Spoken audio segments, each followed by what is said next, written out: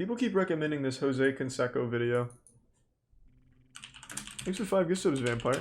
Appreciate it.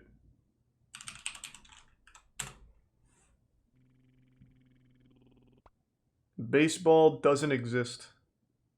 True. At one point, Jose Canseco was the best baseball player on the planet. He's also been the most hated player on the planet. He's had the biggest contract in baseball history, but was also blackballed by the entire league.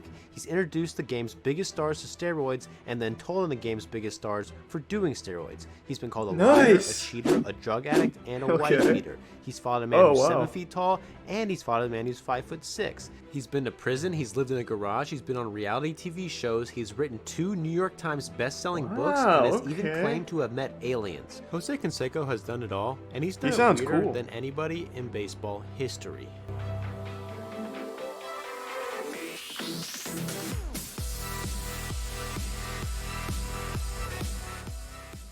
Shortly after Jose Canseco was drafted in the 15th round of the 1982 MLB draft, he admits that he believed he had no chance of becoming a major league player. He played for 5 minor league teams in 2 years, never getting above single A, and his stats were pretty awful.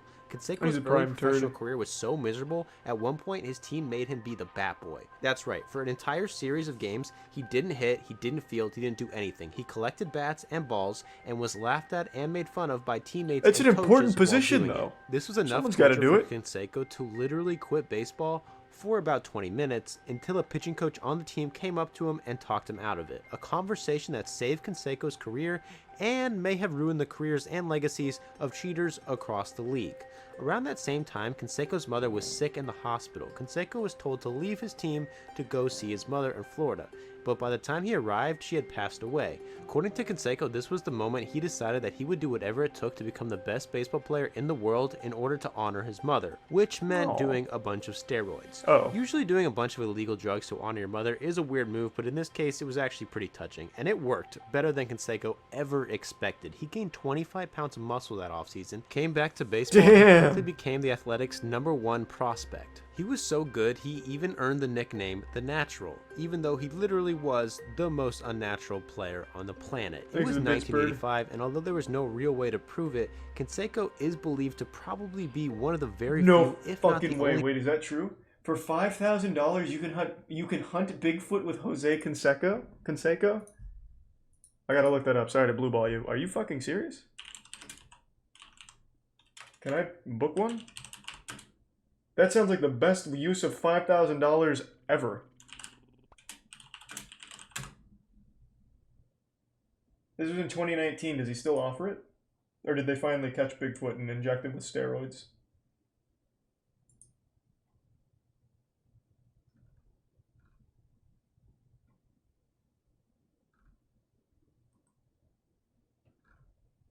I don't see anything recent. Let me see. Booking. I have to contact his management company. Do you think... There can't be that many people paying $5 grand to hunt fucking Sasquatch with Jose Canseco. Do you think if we reached out, we could get him to come hunt the skunk ape instead? Someone's got to catch the skunk ape down here. I think Jose Canseco is the man for it.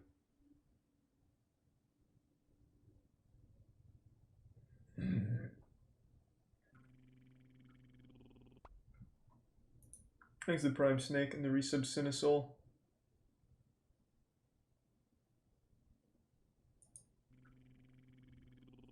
Yeah, I'm gonna keep this open. Reach out to management and see if we can set that up. It sounds great. Thanks to the resub, super awesome username. I'll be right back though. I'm back. Thanks to the gift sub Raven and the Prime Shadow. Player doing steroids at the time, and this shows in his performance. By the time his rookie year was over, he had already hit a home run in every American League ballpark and won Rookie of the Year. He was a beast and he knew it. He told reporters before his 3rd season he would be the first player in history to hit 40 home runs and steal 40 bases in a single season. Everybody called him an arrogant show-off, and then that season, he did it. The first player in history to hit 40 home runs and steal 40 bases. and then everybody just called him an Eric. McGuire won the same award, and together they formed the largest 1-2 punch in baseball history. They were the Bash Brothers. They were huge, they were famous, they hit bombs, and they even created their own handshake. They were also two of the most blatant steroid users in history, but they were the Bash Brothers, and they hit baseballs further than anyone. However, apparently the Bash Brothers weren't as close as the media portrayed them to be, and today McGuire considers Canseco his arch enemy. But they were close enough at the time for Mark to let his Bash brother Jose inject him with steroids in the team bathroom. Over 6 seasons, the two combined for 11 All-Star games, 2 Rookie of the Years, 4 Silver Sluggers, and a World Series championship. By the time he was 24, Canseco had already made baseball history by being the first player to achieve a 40-40 season. He had won a Rookie of the Year award, an MVP, a World Series, and in 1990, the Athletics gave him a 5-year, $23.5 million deal. Not bad. The biggest contract in baseball history up to that point. But Canseco's baseball ability was often overshadowed because during this time he was creating the legacy of Jose Canseco, which is why people still love Jose today. It has nothing to do with baseball, it has a lot more to do with doing a bunch of weird and questionable things. By the time he left Oakland in 1992, he had been arrested several times, once for going 140 miles per hour and leading cops on a 15-mile chase. Wow! Jose has since claimed that he was also caught going 202 miles per hour, but cops let him go because according to him at the time he was the most popular athlete in the world. He was also arrested for having a loaded handgun in his car while on a college campus. His secretary was also arrested for bringing a handgun on an airplane with Jose in 1989. Jose often carried a gun for protection because he is an extremely paranoid person. He once refused a cup of coffee at an autograph session saying, "You're not going to kill me that easy." He was banned from the Mexican Baseball League for testosterone and failed a court-ordered drug test from his probation officer, but he doesn't blame steroid use for these instances. He blames the MLB for conspiring to keep him out of the game. But it is a lot more likely that Jose's lifelong steroid use had a lot more to do with the failed drug test than the MLB did. Anyway, in 1992, he was arrested again for ramming his car into his wife's car during an argument at a gas station. This was the first time. Well, maybe his wife was having an affair with Bigfoot. God damn. How deep does it go, I wonder? Simple accidental fender bender. Some people blame angry situations like this on Jose's steroid use, but before I forget, I have to know, is there footage of that police chase? At one point, that's gotta be fucking great. Jose Canseco going 140 on a goddamn police pursuit. Probably tossing baseballs and Bigfoot food out of the window or something, like bait.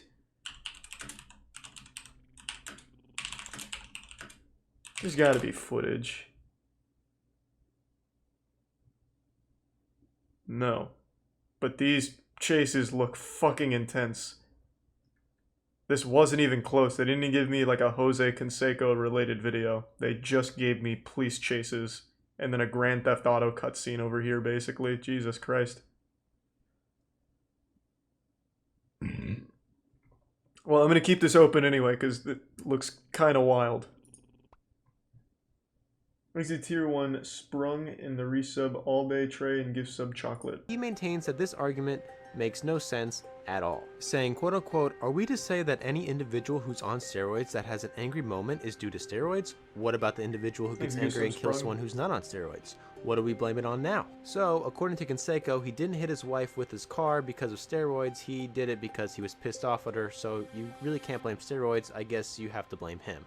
You also can't blame steroids for the time his 20-pound tortoise worth $25,000 escaped his backyard into traffic, forcing a sheriff to save its life in 1991. This is just one instance of one of Jose's strange pets causing a weird fiasco. Recently, Jose had his girlfriend paint his tortoise, which apparently is a very good way to suffocate a tortoise. Jose got a lot of backlash for this one. We hope the tortoise is okay. He was also pulled over with goats in the back of his car in 2013. So he's like Dan Bilzerian, but less rich. But luckily, the goats were wearing diapers. Instances like this have always been part of Jose Canseco's story because although he had an amazing borderline Hall of Fame career on the field, his real talent was being one of the league's weirdest, wildest, and sometimes mindless players off the field. But when he was traded to Texas, his talent shined very bright on the field as well. During this play, he headbutted a baseball over the wall for a home run. A few days later, the Harrisburg Heat, a professional soccer team from Pennsylvania, offered Canseco a contract, but I had to hurt like shit. This may be the most memorable moment of Jose Canseco's time in Texas and perhaps his entire playing career, but there were a lot of significant That events single-handedly that occurred gave while he him an played for the encephalon Rangers. injury. Probably the one with the Holy most shit. impact was teaching Ivan Rodriguez, Rafael Palmeiro, and Juan Gonzalez how to do steroids, which he did in the Texas Rangers bathroom. Jose was also asked to pitch for As a one tier one inning in a coca. blowout loss against the Boston Red Sox. He gave up 2 hits, 3 walks, 3 runs, and injured his elbow, which he had to get season-ending surgery on. This occurred only 3 days after Canseco was hit in the head for a home run, and it's a microcosm of Jose Canseco's entire career. Because although Canseco has done a lot of amazing things on the baseball field, unfortunately for him, his embarrassing moments are a lot more interesting. Canseco would go on to play on 6 teams in his last 7 years. He was frequently injured, and many saw Jose's later years as a major disappointment and blamed his injuries on his obvious and intense steroid use. But Canseco's final years were not as bad as some remember. He hit 46 home runs in 1998, won a Silver Slugger, made the All-Star team in 1999, and throughout Jose's entire 17-year career, he never once batted below league average in OPS. During his final years, he Good was work, also Jose. arrested for hitting his wife, but again, please do not blame this on steroids. Jose says he is not a wife beater and only pulled her hair while they were arguing in a friend's car. His wife would go on to write an entire book about their crazy relationship. Jose has accused her of hooking up with Alex Rodriguez and even says he almost killed himself when he found out she was spending time with tight end Tony Gonzalez. As surprising as this was for Jose, it may not have affected him as much as the end of his career did in 2001. After a short year in Chicago where Jose played around league average, no teams in baseball wanted him. According to him, he was willing to play for league minimum and donate his earnings to charity, but all 30 teams said no. He would even go on to try out for the Los Angeles Dodgers, but Tommy Lasorda said Canseco seemed a little bit out of shape. He responded by calling Lasorda a chubby little fat troll who was the worst Humpty Dumpty pasta-eating moron I've ever seen. Yeah, so yeah, that Jose sounds was not reasonable. taking retirement very well. Get Canseco blasted, believed that he was nerd. being blackballed by MLB. He learned that because on they League knew of that he had Legends. such a huge influence on steroid use across the league. But in 2001, Canseco ran into bigger problems stemming from a brawl that he got into in a Miami nightclub. Jose and his twin brother Ozzy, both dressed up as vampires for Halloween, got into a fight, and since Jose is a black belt in Taekwondo, Kung Fu, and according to him, extremely dangerous with nunchucks, he won the fight pretty badly. Unfortunately, the court saw this as aggravated battery and sentenced him to probation. He violated probation and was sentenced to 2 years of house arrest. During this time, Jose began making money by allowing fans to bid for a chance to spend the day with him at his house while he was on house arrest. Potential activities That's so included hanging out good. by the pool, martial arts lessons, grilling steaks, and taking batting practice. A diehard Hey, I'm fan under won house this arrest. Come contest pay to hang for out with me. $2,500. Canseco would later fail a drug test for steroids and spend a month in jail. Jose blamed this on MLB, saying he had no proof but believed they switched his urine samples to make sure he went to jail so he couldn't play again. When he was released from jail, things got even worse. The people who sent him to jail in the first place were suing him and his brother for beating them up at the nightclub while dressed up as vampires. Jose was going through his second divorce, was on house As the arrest, was prime being nosy. sued, had huge amounts of lawyer fees, no endorsements, and no major league offers. He had made over $45 million playing baseball, but a lot of that money was going fast, and many people believe this is the reason Jose wrote the notorious book Juiced. Jose Canseco is a New York Times Oh, best-selling okay. author. Although Everyone's he a New didn't York actually Times write the best-selling book by author. himself, it Every might book be is. the most impactful book in sports history. Canseco obviously needed money and admittedly wanted to do anything he could to destroy Major League Baseball, so he wrote an entire book basically exposing anybody in baseball that he could, and it was wild. He exposed people for using steroids, cheating on their wives, and even acknowledged what happened to his junk when he went on the juice. No! He claimed Madonna wanted to have a baby with him, but she wasn't attractive enough. He claimed that he regularly Could be beat true, I guess. I Ricky don't know. Henderson in races and ran a 3.9 40-yard dash. He claimed to be the godfather of steroids, said he couldn't live without steroids, and claimed that at the peak of steroids, 85% of MLB players were using them. He admitted to injecting Ivan Rodriguez, Juan Gonzalez, and Rafael Palmeiro with steroids in Texas. He said he taught Miguel Tejado how to use steroids in Oakland. He claimed to have inspired Barry Bonds to do steroids after beating him in a home run contest. He said Jason Jason Giambi was one of steroids' worst abusers, claimed he had no proof but could tell Sammy Sosa was on steroids. He not only said that he injected Mark McGwire with steroids, he also added that McGwire was awkward and couldn't get girls, ran an old lady off the road while racing his car, and called reporters homophobic slurs. Canseco instantly became baseball's #1 enemy, and the public immediately dubbed him a jealous, money-hungry liar. Which kind of makes sense because he did say some ridiculous things like being faster than Ricky Henderson, running a 3.940, and claiming Roger Sorry, pause again. There's something that I need to queue up just in case. Is there footage of Jose Canseco fighting? Oh, yes. How deep does the Jose Canseco lore go? Clemens never cheated on his wife, but when it came to steroids, Canseco told the truth.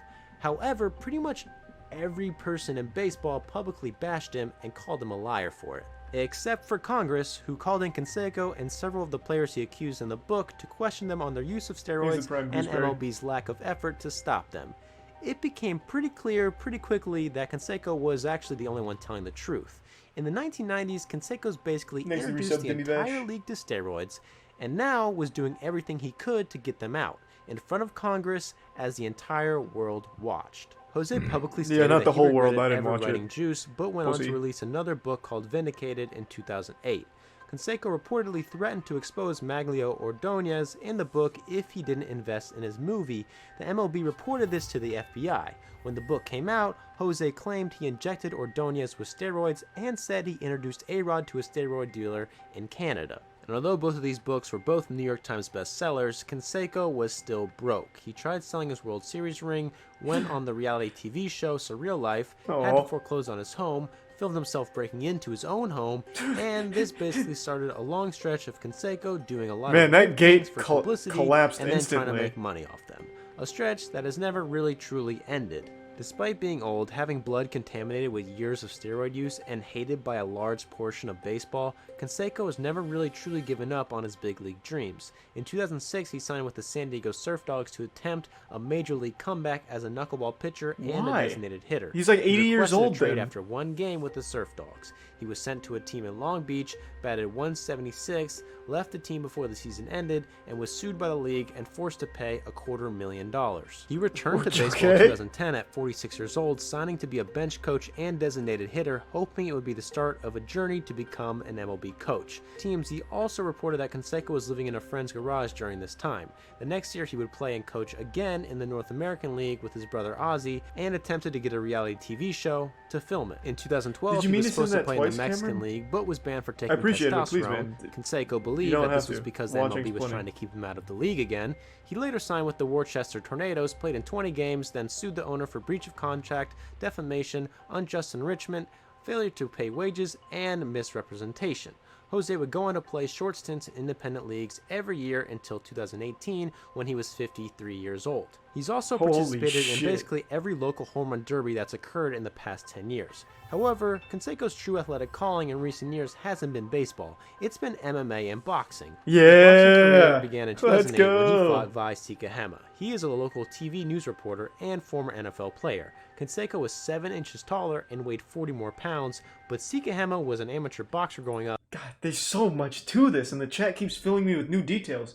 He recently fought an intern at Barstool Sports and took a dive just to get money for the fight because he was broke. What the fuck? To be honest, I was thinking about that the other day. Like, I was pretty disappointed when Ben Askren got fucking blasted by Jake Paul, and it was pretty clear like he didn't care, he just wanted to get out quickly. I was thinking like that. Like, if I got challenged to a fight with one of the Paul brothers, I'd probably just take the check and take a dive instantly. Like, I'd just, like, fall right on the mat and just call it a day. It's like, that's speed running a fat check for doing nothing. Like, now I have nothing against Ben Askren for it now, the more I think about it. So if Jose Canseco pulled a Ben Askren, good for him. Dude's 90 years old. Contaminated with steroids and hunting Bigfoot. Thanks to the resub, Scrub and Defarius. And Jose. He does porn? What, you waited that long to tell me? This isn't on screen, right? No, we're good. Oh! Jose Canseco's got his own category on Pornhub. Well, at least, well, maybe it's not there anymore since they, like, purged every video. Jose Canseco nude leaked pics. I don't really trust those sites.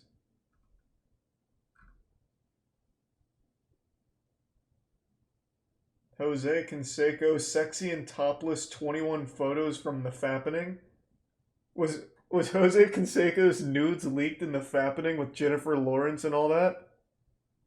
I don't remember that being a big deal. Oh, I also just noticed. This isn't Jose, this is Josie. That might not be the same thing. That might just be a porn star who has a name close to it. No, this one is definitely Jose Canseco.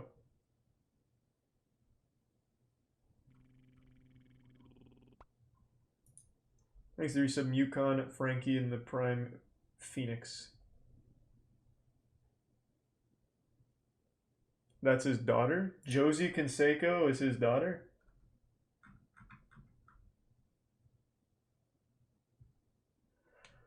This fucking Jose Canseco rabbit hole is it goes deep.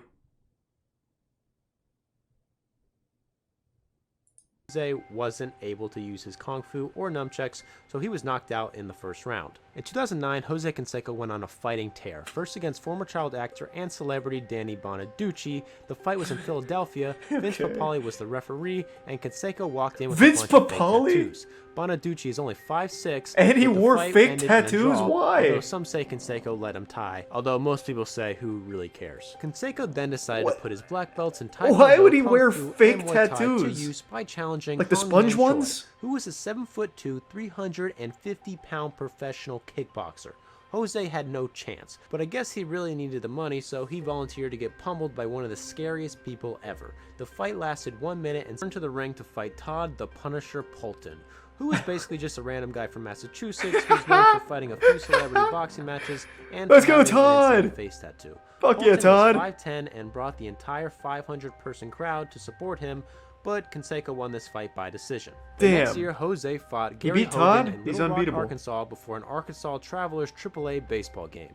Gary Hogan was a 60-year-old man and an ex-baseball coach. He only weighed 191 pounds, but the fight ended in a draw. Again, it seems pretty clear. He just Jose fought went some easy on the man. spectator at the 2011, fucking match. Canseco was scheduled to fight Billy Patton. Which a one of you is the boxing oldest trainer one in here? Florida. But when he took Alright, his get your old shirt ass off in the and was ring. We're gonna preparing to fight. enter the ring, they realized it wasn't Jose. He had sent his twin brother as a doppelganger to fight for him. Although this seems like something out of a movie, What? it really wasn't that abnormal for Jose, who is known for sending his brother to do autograph signings for him. The fighting promoter Damon Feldon sued Thanks to Jose Tier 1 for Bug. $6,500. 5 gift subs, Myzik. However, Thank the you, two would Myzik. team up for another fight in 2016 Appreciate when it. Jose was scheduled to fight Lindsay Lohan's dad, but that never happened. Lindsay Jose was supposed to fight Lohan's Lenny Dykstra dad? in 2011, but Lenny pulled out the last minute and Who's was next? replaced by the Macaulay guy who crashed Culkin's the White butler? House dinner party. From Jose 20 won years that fight ago? after a bunch of women jumped into the ring and forced the referee to stop the match. Jose has since challenged Logan Paul, Jake Paul, Alex Rodriguez, and Shaq to fights. Shaq has said multiple times that he's willing to fight Jose anytime, anywhere, but that seems like it will never happen. Jose is currently scheduled to fight Barstool Sports employee Billy Football on February 21st, and we wish Jose the best of I'm luck. excited to Believe it watch or not, that fighting now. is actually one of the more normal ways Canseco has earned himself Thanks to money Resub Logan. and attention since retirement. He went on the Just put it Celebrity in the chat, Apprentice P-Ducks. in 2011 Don't donate and to left the show suggest early things, because just of put the it in the death chat. of his dad, but did get $25,000 for his charity. Jose has also offered fans the opportunity to go Bigfoot and alien hunting with Yep, him let's for do it. only $5,000. And this actually may be a pretty good deal because Jose does seem to have some insight on aliens. He's claimed that they are on Earth trying to communicate with us the secret. Aliens have been trying to teach us how to time travel, but first we have to change our body composition, which we are not willing to do. We have tried with animals and it has failed. Well, if anyone was close enough to changing their body composition to be on a time travel wavelength with aliens, it's probably Jose Canseco. His body is composed of like 10% water, 5% blood, and 85% steroids. So he's probably like knocking on the door, like on the cusp. I would imagine. I mean, I can't speak for the aliens and their technology, but you know. method to time travel and that he's met an alien himself. Jose has also previously claimed that he was going to sell his finger on eBay for cash. This was a lie, but Jose did accidentally shoot off his finger in 2014 while cleaning one of his guns in his kitchen. Unfortunately, it was never put on sale. All of this went down on Jose's Twitter account, which is notoriously known for being one of the best in the business. He may have the wildest Twitter account that has yet to be banned. At one point, he proposed to his girlfriend on Twitter. She ignored him, so he called her a quote-unquote egotistical and easy lay. He posted... What? This is fucking wild! He proposed to his girlfriend through Twitter, got left on red, and then immediately just went on like the Reddit nice guy shit. You bitch! How dare you! Wow. Posted her phone number, and her mother would later file a restraining order against Jose. Jose would go on to offer speed dating opportunities for his female followers as long as they sent him an email with a picture and bio. Jose has also used Twitter to start a campaign to get the Mets to sign him, but at the time it seemed pretty clear that the MLB wanted nothing to do with Jose. However, in 2014, the Athletics were the first team to give Jose a chance, letting him back into the ballpark for a 1989 World Series reunion ceremony. Mark McGwire refused to show up because Canseco was there, but Jose apologized to McGwire anyway, and things worked out for Canseco. He was hired to be part of the Oakland broadcast team in 2017, but was asked not to return the next season after a series of tweets about sexual assault. And that's basically... What?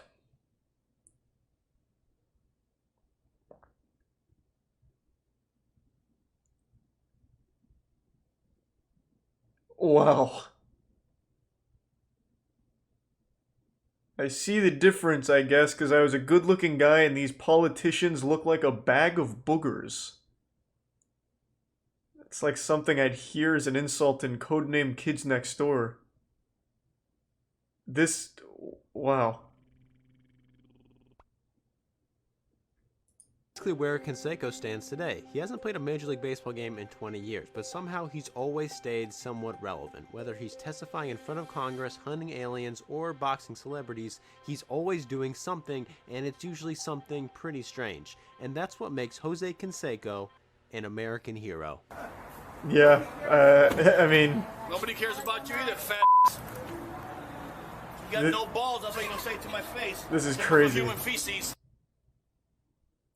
That was a lot more interesting than I thought it would be. This is the second baseball player that has the craziest fucking lore. What was the other guy's name? Paul Hamburger or something super American? What was it? The guy we watched last time?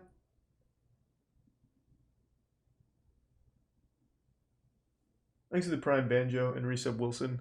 And the fat old Tier 3 Banjo, Jesus. Well, thank you for that. Linny Dijkstra. Type it again, what the fuck was his name? Lenny Dijkstra. Yeah. Lenny. He had a crazy history too. Man, maybe there really is some like fucking gold mines in sports. Alright, let's watch Jose Canseco fight. We'll do this one. Alright, 0-1, but I'm sure he gets it going here. What about when he fought some baseball fan's dad?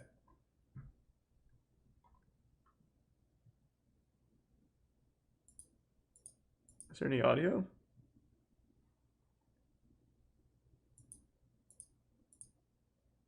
No audio.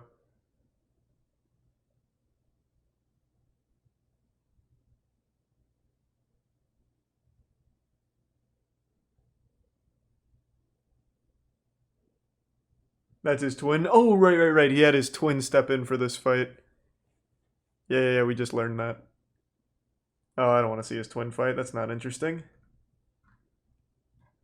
Oh, this is when he fought Todd the Punisher.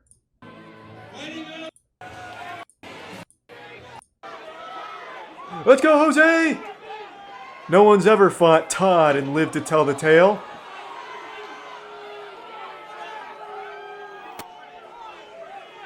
Yeah, we'll do the Barstool one next.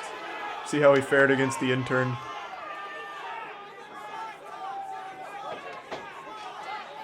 Let's go, Todd! As he gives some shadow.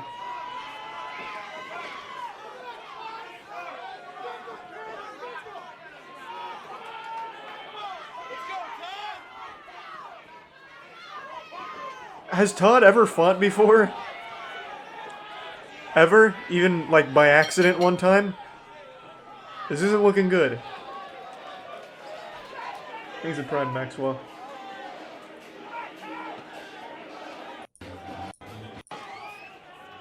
Let's go, Todd! This is where we make our comeback. He's going for the Rhino charge.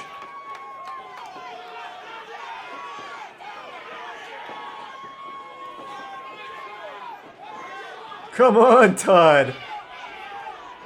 Oh.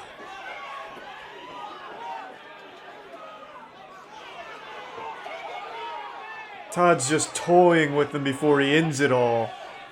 He's about to put this match to bed.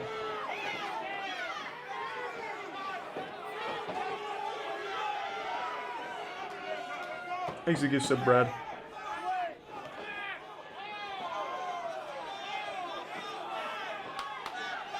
Maybe in a minute, JK.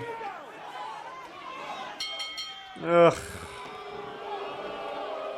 Boo is right. Not very good. And we already know Jose wins that fight. How about the Barstool guy? You got TKO'd by Barstool Sports intern Billy Football. 46 minutes. Don't want to watch 46 minutes of it. How about from this channel, Fittest Gamers? Okay. That's a DMCA waiting to happen. Damn, Billy Football's feeling it.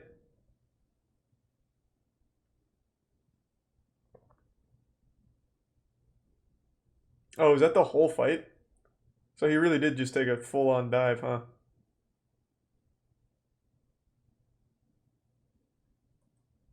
That's a shame. Well, hey, easy money for Jose Canseco, I guess. All the 90s juicer baseball players got into crazy antics. Canseco, Bonds, Sosa, Bagwell, Ivan, and Clemens. I'm going to try and remember those names. I think only one baseball player per Just Chatting night, I would say. Because now Lenny and Jose, I'm convinced these baseball players have got some fucking good meat. Like, there is some content there. Thanks for the resub. Amir from the Prime Murda, Toyota Pinto, or Toyota Sprinter in the Prime Mech, or the resub Mech and Car Loaded. I already watched the whole Cuffy thing, Step Ladder. Thanks to the Prime Lettuce.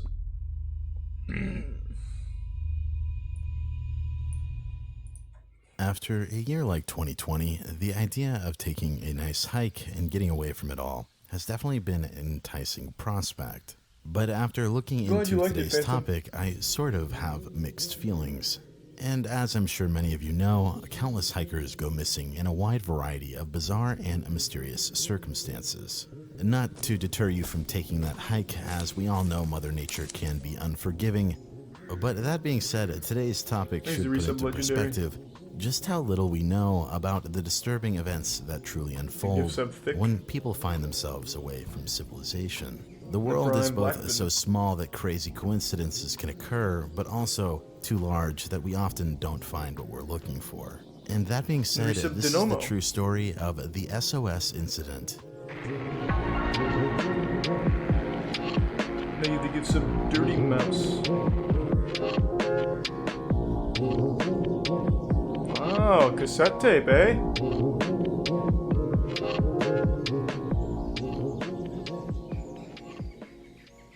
There's another one dirty. On July 24th, 1989, two men had gone missing from Daisetsuan National Park in Japan.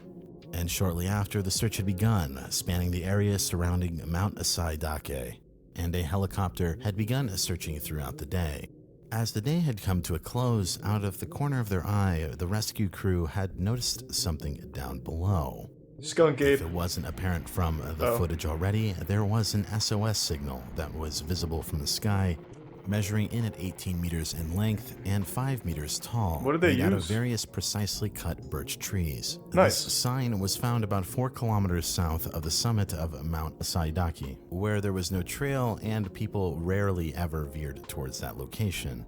Seeing this as a clear call for help, the local police landed and patrolled the area in order to investigate, and as it would turn out, just a kilometer or so north, the hikers ended up walking out of the woods and were rescued. Shortly after, almost everything was back to normal, and when the hikers were debriefed on the situation, they had been told, had it not been for that SOS sign, rescuing them would have been a hell of a lot more difficult. Oh, they didn't place it though. When the hikers were told this, they were puzzled because they had never created any SOS sign. In fact, they had no idea what the police were even talking about, making their initial rescue an insane coincidence that would lead investigators down an entirely separate mystery. Because if they never made that sign, who did? Aliens. Thanks to the recent paradox. The next day, police dispatched a second search. The new efforts yielded some very interesting findings. For one, the most notable finding was an entirely separate human pile of bones. What? And this human skeleton was found 10 to 30 meters around the area of where the SOS sign was. To note some of the condition of the bones there, some of them had gnaw marks on them, likely due to wild animals in the area, and some of the bones were broken as well, indicating that whoever this was may have undergone some major injury. However, this wasn't the only thing found in the second search.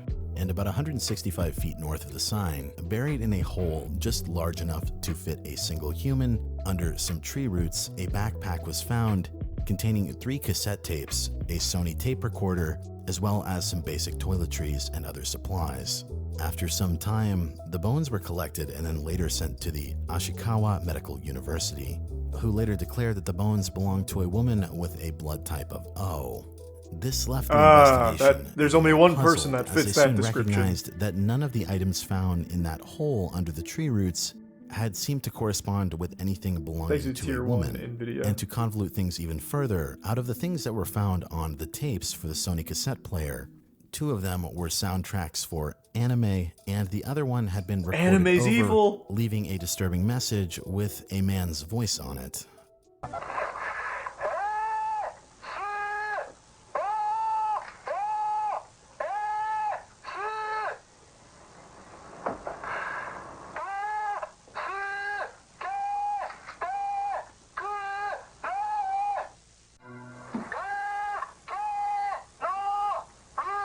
Why would he record that though? It doesn't make much sense. 死者の声から8年、最終鑑定の結果、白骨遺体は男性で、SOS の声と同一人物であることが分かった。 Decker of Shingles?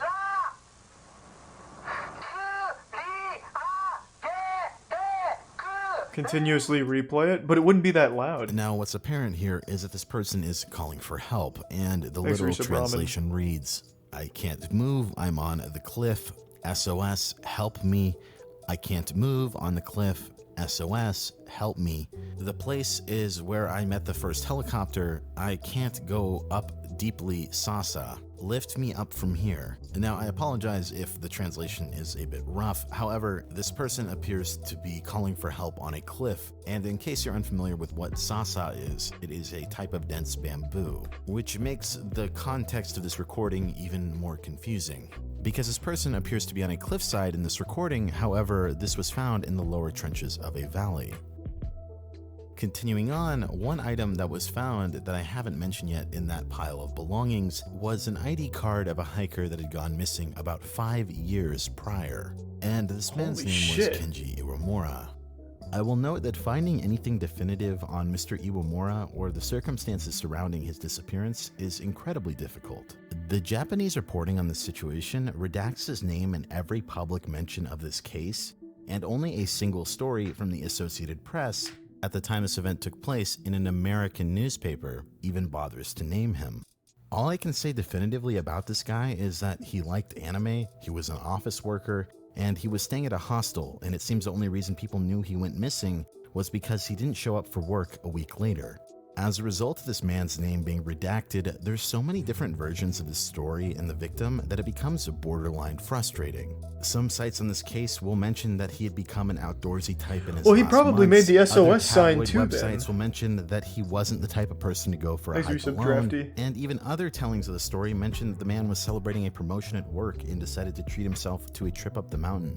But ultimately, if you dig back in newspaper archives, you will get one disturbing detail that is left out everywhere else and only told in the American side of reporting. The Associated Press had reported at the time this occurred that when they had reached out to the family of Iwamura, they confirmed that the backpack was in fact his. But get this, they were not so sure about who the person on the recording was.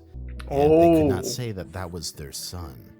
So we have a pile of bones, a missing hiker's maybe that backpack, has to do with the quality a of the recording recording, from another though. person asking for help in that backpack, and an SOS sign made out of birch trees that was somehow made by a person who may or may not have had broken bones at the time of the sign's creation. Not to mention these trees were cut, however, there was no axe or anything of the sort that could be found in the local area. So naturally you have to ask, what the hell happened on this mountainside?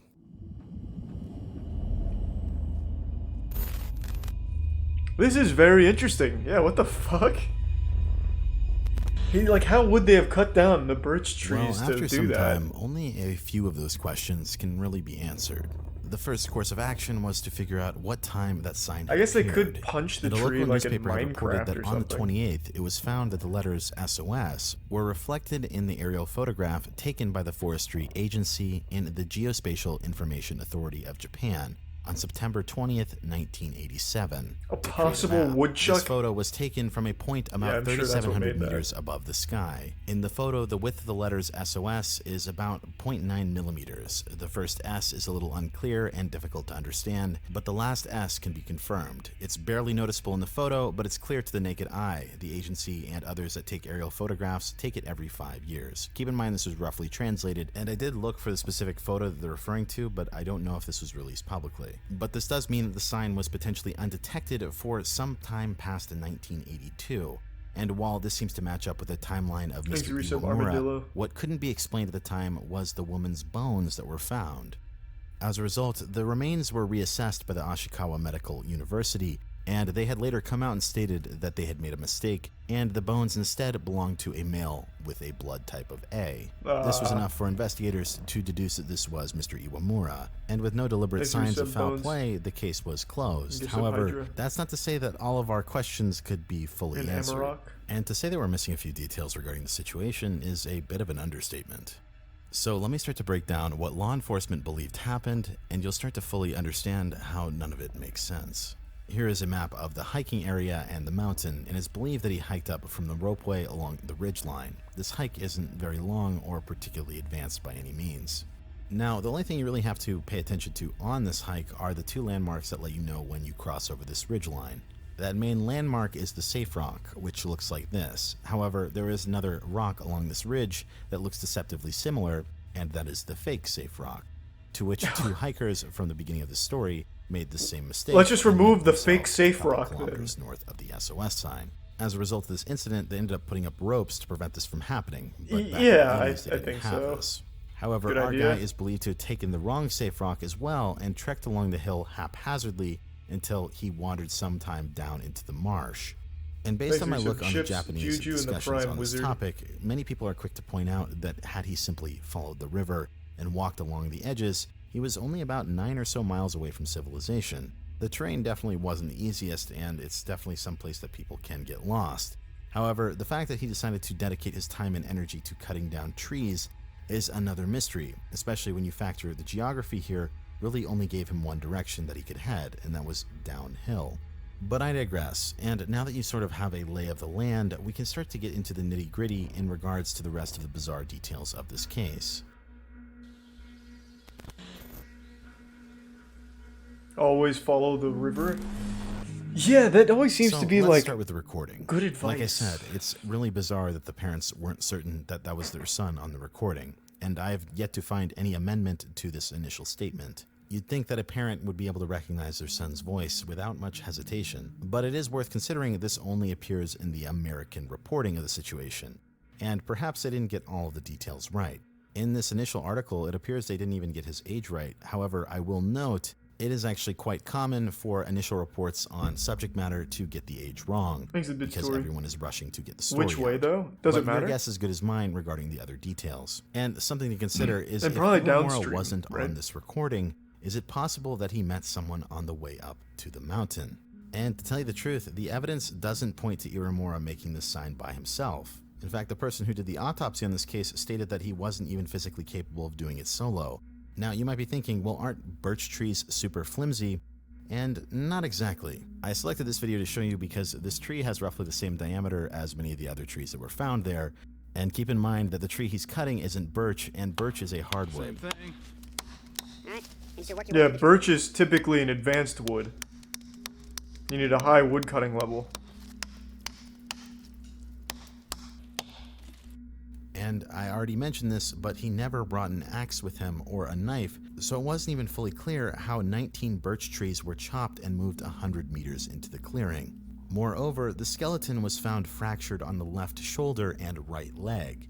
If we are going to argue that he made the SOS signal, we sort of have to make the argument that he got these injuries after animals got to him. And even if he somehow managed to do this while injured, where did the axe come from, what happened to it, and why wasn't it found with his belongings? I will note no other records show he was with anyone during any of his travels, and no other reported persons went missing in the park during this time. But that's not to say something like this couldn't go unreported. And furthermore, you have to ask, if this guy had the strength to build an SOS sign, why wasn't he able to go down the mountain? Like I said, this area isn't super remote. In fact, where he was located basically only gave him the option to follow the river that leads directly to civilization at around 8.5 miles or so. Now, once again, you could say maybe he that just he had liked the broken mountains, bones, so he couldn't go down the river. And while I totally understand that people with their life at risk probably aren't going to be thinking 100% clearly, the fact that police closed this investigation without understanding what happened to the axe is sort of questionable. This mystery has a catch-22 at almost every single theory. And usually when you have situations like that, you're missing some details. And 5+ years of this site being left to the elements doesn't help either. So things can easily go missing. Perhaps there's more to the site that's waiting to be unearthed. Getting back to the recording, however, many people have theorized that the man may have used the cassette player as a way of calling for help if he was out of breath and lost his voice. After all, the battery would outlast you yelling. However, one thing that some of the people on the Japanese side of discussion have pointed out is that there's almost no background noise on the recording.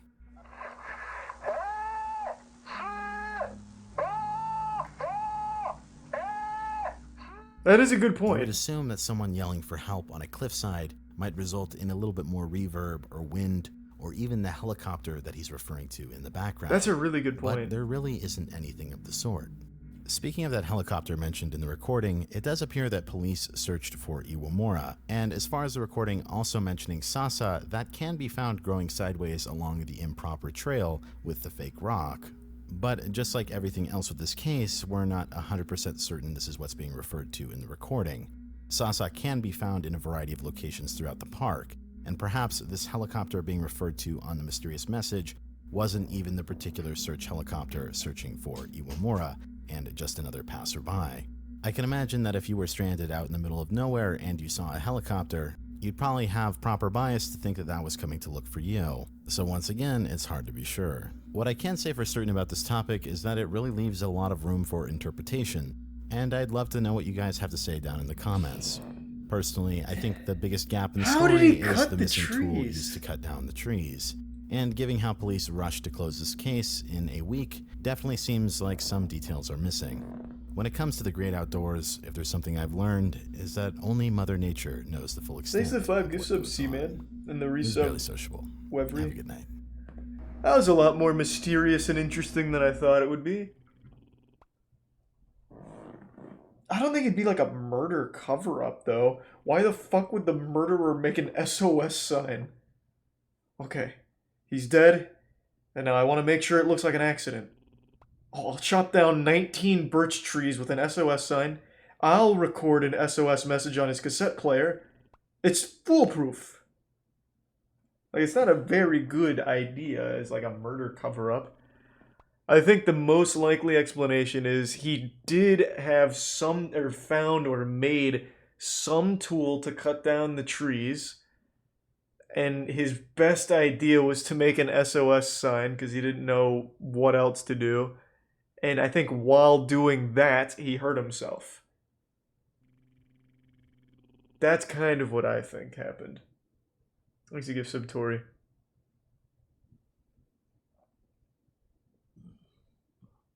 Where's the tool, though? If it's a tool he made, over the course of 5 years, it could have deteriorated, right? Like, if he made it out of, like, a rock and sticks and shit, an animal could have absolutely, like, chewed on the sticks and broken it or something.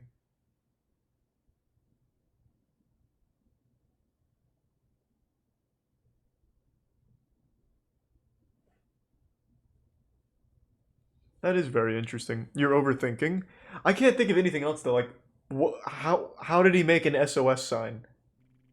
That's the thing I'm hung up on. That is not easy to cut down a tree. I tried cutting through a small log with a massive axe and couldn't get fully through in like 15 swings. And neither could Matt. Like, it takes a lot, and that wasn't even hardwood.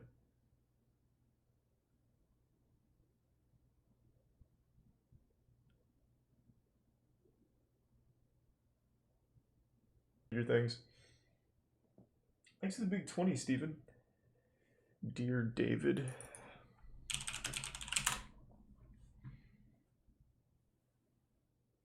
You want me to watch Sniper Wolf's telling of this? It's a spooky ghost story that's unexplained. I'm gonna tell you right now, it's probably explained. I don't think this is an actual ghost. Thanks to the resub Overlord and Tuna and Ninja. And I've already seen that, Sean.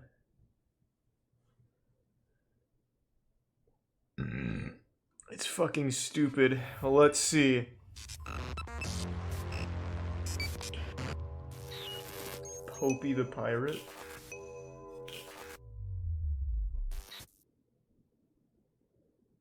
Just over a week ago, the internet became fascinated with something rather strange that was unfolding on Twitter. A writer and illustrator by the name of Adam Ellis. Oh my fucking god, I remember this. By the spirit of a dead child. The following is his story. Oh, Jesus Christ. My apartment is currently being haunted by the ghost of a dead child, and he's trying to kill me. He started appearing in dreams, but I think he's crossed over into the real world now. Thanks to the resub, your boy Circle. The first time I saw him, I was experiencing sleep paralysis and saw a child sitting in the green rocking chair at the foot of my bed. He had a huge, misshapen head that was dented on one side. I did my best to draw it. I'm gonna tell you, the explanation is it's bullshit. He just stared at me, what do you mean? Then he got out of the chair and started shambling towards the bed. I couldn't move because I was paralyzed. I have sleep paralysis fairly often, and it sucks. Right before he reached my bed, I woke up screaming. I had another dream a few nights later where I was in a library and a girl came up to me and said, "You've seen Dear David, haven't you?" I asked, "Who?" And she said, "Dear David." Thanks to the resub that one zone. She continued, "He's dead. He only appears at midnight, and you can ask him 2 questions if you said Dear David first." Then she added, "But never try to ask him a 3rd question, or he'll kill you." Then David came back in another dream. Okay. Same situation. I was in bed, and he was sitting at the rocking chair near the window, staring at me. In the dream, I say, "Dear David, how did you die?" He mumbles, "An accident in a store." Be more specific, asshole. "Dear David, what happened in the store?" Yeah, good question. He groans. "A shelf was pushed on my head." Wow, I'm frozen boy. with fear. I ask, "Who pushed 3 questions! Adam! David doesn't answer. Adam! I realize that I've asked a 3rd question, which I'm not supposed to do. At that point, I wake up, absolutely terrified. Over the next couple days, I googled deaths in the city, but Usually give some Meldrum I can't the find resub anything nanometer. about a kid named David dying in a store. I even tried different names: Daniel, Dylan, Devin. Nothing. A few weeks go by without incident. Sort of randomly, the apartment above mine is vacated, and I have the opportunity to move into it. It's a larger apartment, so I'm thrilled. Another month or two I goes appreciate by, that. Thank you, and Nats. I sort of forget about dear David. Thank you to 25 I gift think subs, he lost track of me Reningaz. because I moved upstairs. Jesus, thank you, Reningaz. But lately something strange is happening. Really appreciate it. For the past 4 nights, my cats gather at the front door at exactly midnight and just stare at it. Oh god. Almost like something is on the other side. Last night, I got a weird feeling and looked out the peephole, and I'm dead certain I saw movement on the other side. When I opened the door and turned on the hall light, nothing was there, but my cat seemed unnerved, bushy tails, etc. And that's where I am right now. Dear David found me, I think. I don't know what to do, but... Well, you already know his weakness. It's shelves. Push a shelf on him. For the 6th night He in a literally row, told you how to beat my him. cat has walked over to the door promptly at midnight and stared at it. What is going on? Thanks, Resub Retro.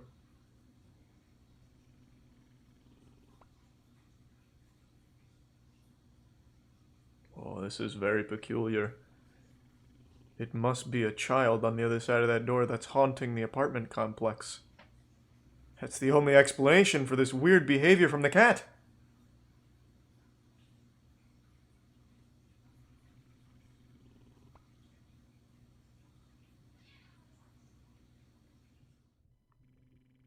Okay, so I took a photo through the peephole because I'm too scared to open the door. Thanks to Tier 1 I Meldrum. feel like I saw something. I couldn't tell, Bright so I insight? mustered up the courage to open the door. Nothing was out there, but I took another photo. Look at this. Is it just me, or is there something in the first photo right where the banister meets the shelves, hiding in the stairs? I wasn't sure if it was a smudge or something like that, so I took a second photo from inside. Oh no. There was something out there. I deadbolted the door and got in bed because I don't know what else to do. Okay, your cat's I got can still laser hear my eyes. cat meowing at the door. That should be the primary I'm concern. pretty scared. This initial thread was posted between August 7th and August 8th, and on the next day, August 9th, Adam posted the following. Good morning. I thought I'd clarify a couple things for new followers. First of all, I am alive. Thanks to Tier Secondly, 1 I've Mista tested the and the apartment for Prime carbon BG. monoxide, so I know I'm not being slowly poisoned. Last, I do have a book coming out next year, but it has nothing to do with Oh, David. that's weird. This isn't viral marketing, it's just a book of funny comics. So I hope that clears things up.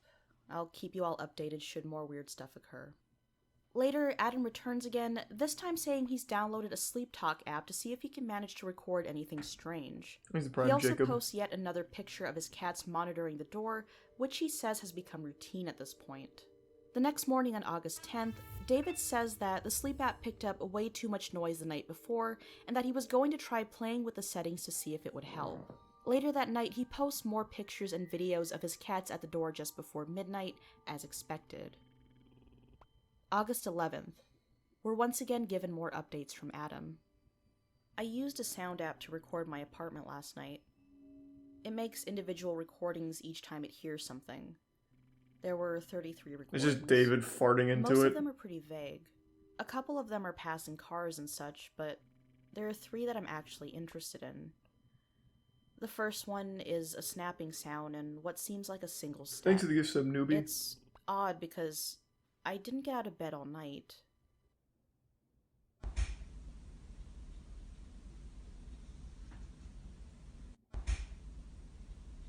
Now, what the fuck is that?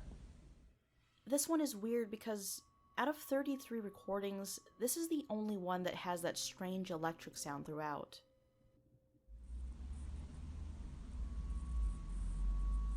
Holy shit. Emperor Palpatine's in his living room shooting lightning.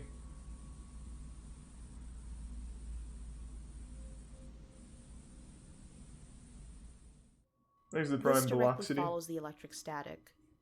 Another snap and then I groan in my sleep.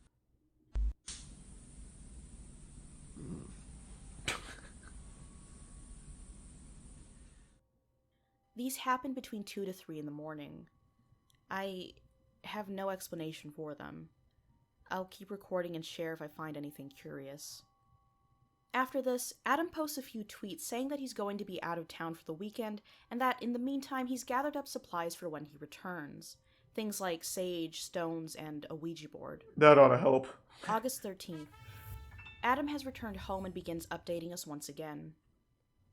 So, a weird thing just happened. Take it with a grain of salt. I bought a Polaroid camera this weekend. Perhaps it was the they're cats. fun and dorky, and I decided to take a few photos around my apartment. Polaroids are stupid and fun and inherently sort of creepy. Exit tier 1 faded. I didn't expect to find anything, and for the most part, That's I so didn't. sweet. I took a couple of my living room. Hope you and my Danielle are bedroom. happy. That's the rocking chair where I first saw David. They're pretty unremarkable. Then I went into the hallway and snapped a photo. The What is this Polaroid developed soundtrack? completely Just black. feet stomping? I even ripped open and destroyed a fresh pack just to see if it was an undeveloped Polaroid, but they start out white. I also thought that maybe I accidentally covered the lens with my finger. Jesus. What the fuck? Why is that background music so loud? It's just stomping. So I took a photo while intentionally covering it. The photo on the left is me covering the lens with my finger. The one on the right is my fully lit hallway taken just after midnight. Okay, so one last thing because I wanted to double check. Here's a couple of videos of me taking the photos. Okay, here's my living room.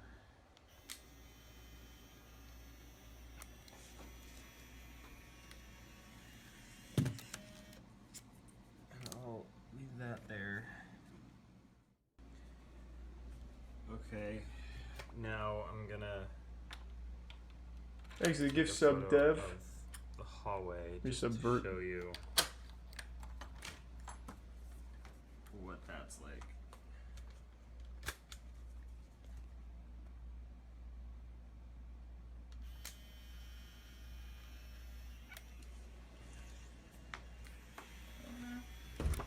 That was a good opportunity to jump scare there, Adam. You fucked up.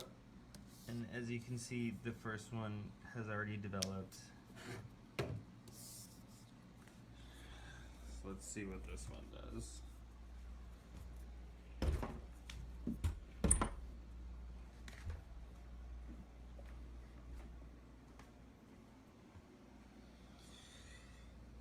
It's gonna take a minute. No rush. No rush.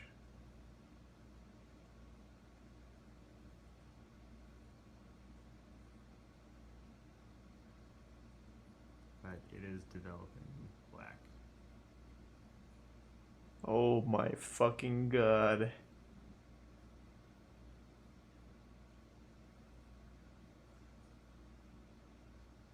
How is that possible? So I don't know. Broken camera? Okay, Jesus Christ. I don't know why I have to explain it. Adam tries taking another Look. picture of the hallway. I'm assuming, I don't know that I'd have to look at the Polaroid. Finger over the lens. It's not deeper than that. It's not a broken camera. It's pretty simple. There, you know what? Where is the lens? Maybe that's not it. Maybe it really is haunted. Ah, nope. Interesting. So it's right here, and his finger's kind of in that area. Probably just a coincidence. I decided to take a few photos around. You can see the first. Let's double check though. Show you. It's about where it would be. Finger bent. It'd be probably just far enough to get over there.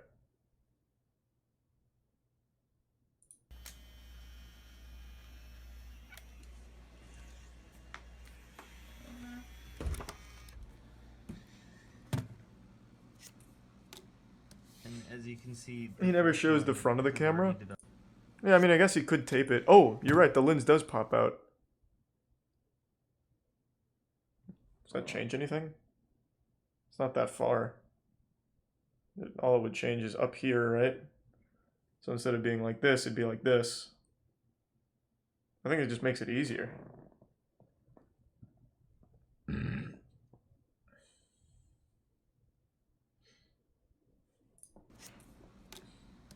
as you can see, the first one has already developed. So let's see what this one does. Thanks to the resub, Akin and Unbolted. The button to take the photos is on the front, though. Jesus, alright. Someone give me the anatomy of the camera. I'll figure it out. This is the button you use to take? Is this it? You press this button to take a photo? Okay.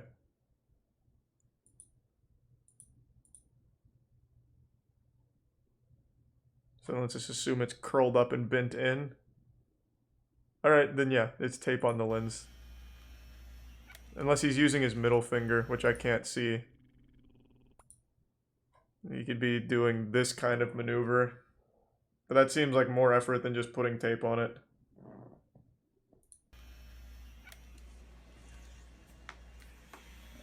I can assure you it's not an actual haunted hallway. Adam tries taking another picture of the hallway just to make sure, and according to him, it came out black yet again. Honestly, I don't know why I'm still fucking around with this camera. There might be a logical explanation. Please resub DX. Someone told me to take photos from farther away, so I tried that. Once with my iPhone and once with the Polaroid. Left is with my phone, right is with Polaroid. The hall light was on both times. Why is it pitch black each time with the Polaroid? Whoa. Mystical properties of the Polaroid. August 14th. Adam posts images of himself using the sage he ordered to cleanse his apartment, making sure not to miss the hallway and rocking chair. He updates us a few more times saying that the sage doesn't seem to help and that he barely slept the night before, and said that he kept waking up feeling like something was wrong. Thanks to resub Oso. August 15th. Sage didn't work. I haven't dreamed about David in a few months, but he appeared again last night. In the dream, my bedroom was filled with hazy smoke, but I could see David sitting on the chair across the room. He was smaller this time, almost shrunken. Oh, he's getting less powerful. Didn't do anything except look at me. Anyway, Thanks to resub Barnum. I feel like it's a bad omen. And Hitori. August 16th. Sub Meldrum. Apparently strange faces have been showing up in some of the photos I take. A couple people have pointed this out, which I don't have a real explanation for. There's also this, which seems less weird, but still odd that it resembles David. Oh my fucking god! Make of it what you will. The second one doesn't alarm me so much, since it seems like it might just be a reflection. But that first one gives me the creeps. It's David! At the time of recording this video, these are the last updates we received from Adam. If you look at everything he's posted, is he dead? much of it can be easily debunked, but maybe that doesn't make it any less eerie. Given the technology we have these days, we're actually able to sit in and view these events as they supposedly unfold. As for what'll happen next, we're just going to have to wait and see. What was his name, goddammit? What was it, like Adam Ellis? I'm still fucking around with Moby Dickhead.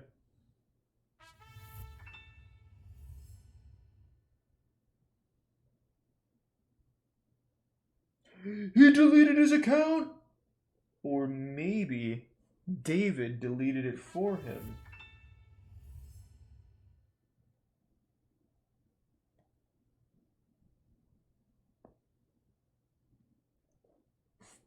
And like I said, probably not on stream, Sean. No, just a coincidence, no. Surely he didn't actually delete his account. No one ever truly does.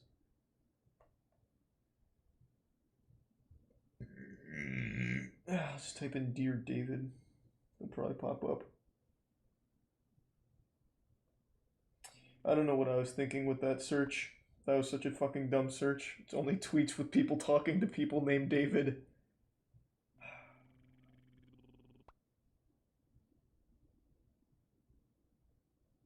Thanks to the resub, Sableye and Twisted Flames. The gift sub footstool.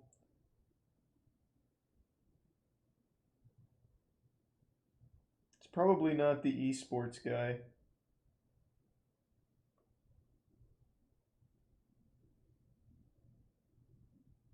Here he is. He lost his check mark. Damn, David stole his check mark and his soul.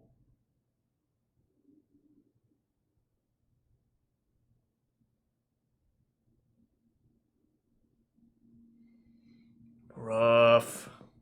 I guess David just worked for Twitter.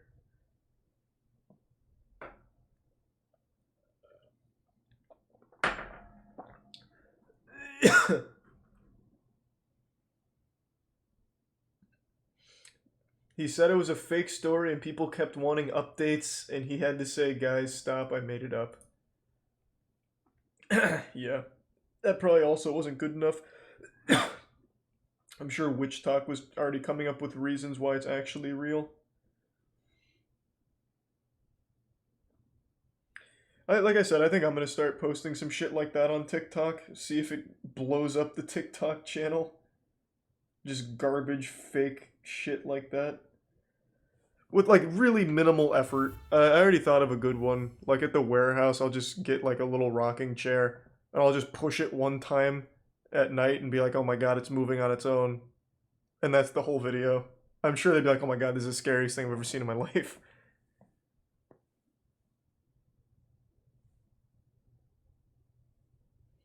I know, bro. Today, Charlie bit my finger gets deleted.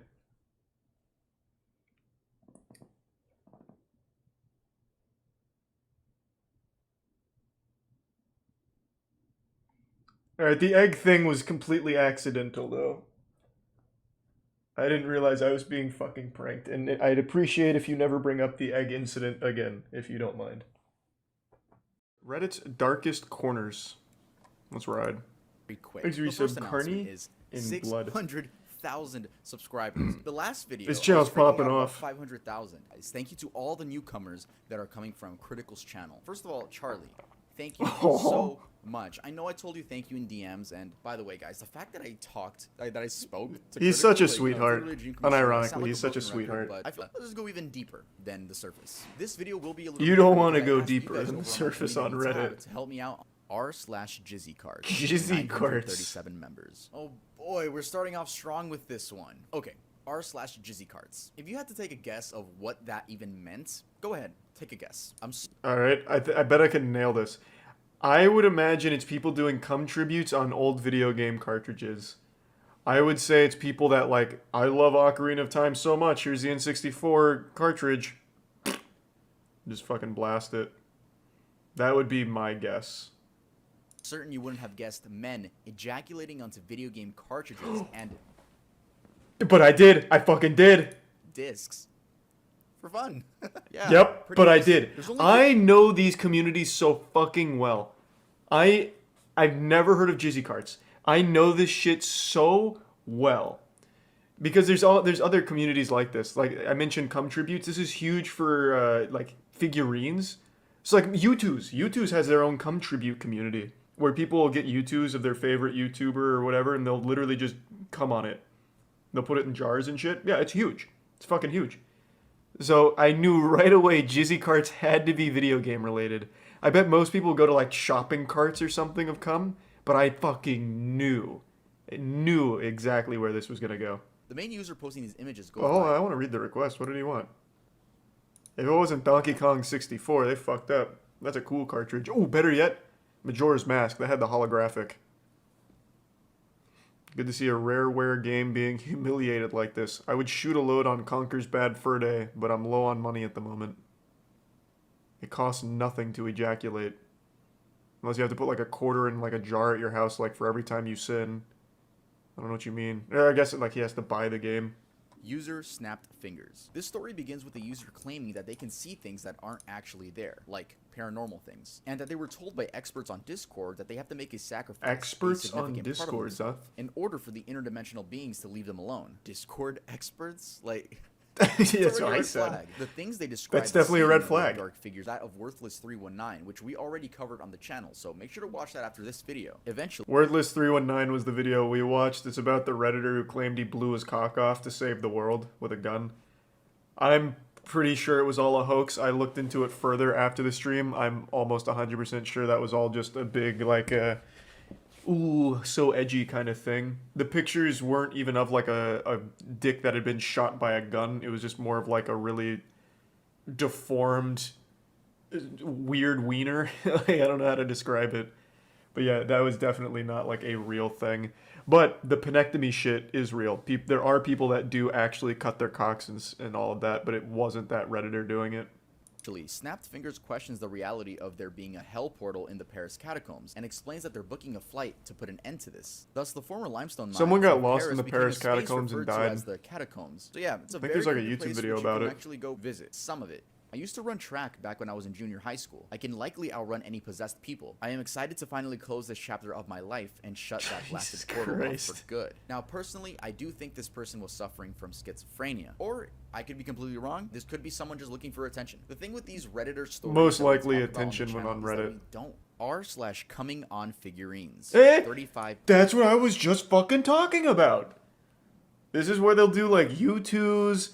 Marvel figurines, all kinds of shit. I was just talking about that. Yeah, this one's kind of popular. They go kind of wild. All right. /cum tagging, 2,000 members. So yeah, this was just the guys splurging on objects. Men splurging on objects. I mean, that's it. There's nothing more to explain to that. We have public trash cans, airport toilet paper holders, campus bathrooms. I actually... Yeah. So, I don't know about cum tagging, but I do know...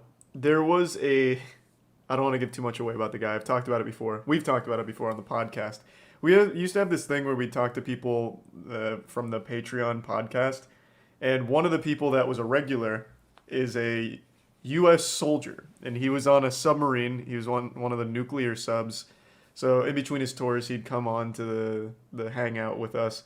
And he'd always tell us the stories about like the people on the subs to pass time will literally just like come on things in the sub. I don't know how real that is or if it was just like his degenerate crew or whatever, but it's apparently like super common, at least on that vessel, because he would talk about it like pretty much every time he came back. Do we have any other like submarine boys in here that can confirm or deny? What episode? No, it was like just hangouts where we just talked to people. It was a while ago. We haven't done that in a couple of years now. I heard living on those is fucking horrible. Oh, it sounds absolutely miserable. Yeah, it sounds true. I can't imagine a worse career than being on a submarine. You can't leave it. You're confined to such tight space, and apparently all your friends are just ejaculating on everything. Sounds terrible. I found a lot of subreddits that are now archived. They don't exist anymore, right? But we have r/beating women. We have r/r-wording women. Jesus Christ. Hate women. We have r/just r-word. I'm not gonna go through what I mean. You guys can imagine. Yeah, I can pretty much take a guess. Look at the suggestions. Oh my god! What the fuck is this? There's a thing on Reddit where like almost every sub has the same moderators. I wonder if they were mods on here. I imagine at least one or two of them were. There's only like 100 mods on all of Reddit, and they happen to mod every other subreddit on that fucking site. Like there's some mods that are literally a power mod of 100 other different subreddits. Was that first one Tub Girl? I didn't read it. Gone wild. 1.2 thousand members. We fuck shit up. This community is for the dedicated sink pissers who want to take their game to the next level. Fuck yeah, finally. 2019. This is a subreddit dedicated to people peeing in sinks. Finally, my kind of people. Is pointless at this point. We're my brethren. Reddit. And I'm sure some of them are gonna watch this. My videos get very popular now, and if I'm offending any of you, I'm sorry. I don't want any of you to fucking pull up to my house and start peeing in my sink. True, you don't want to fuck with the sink pissers. It's not like I have a piss kink or anything. I don't.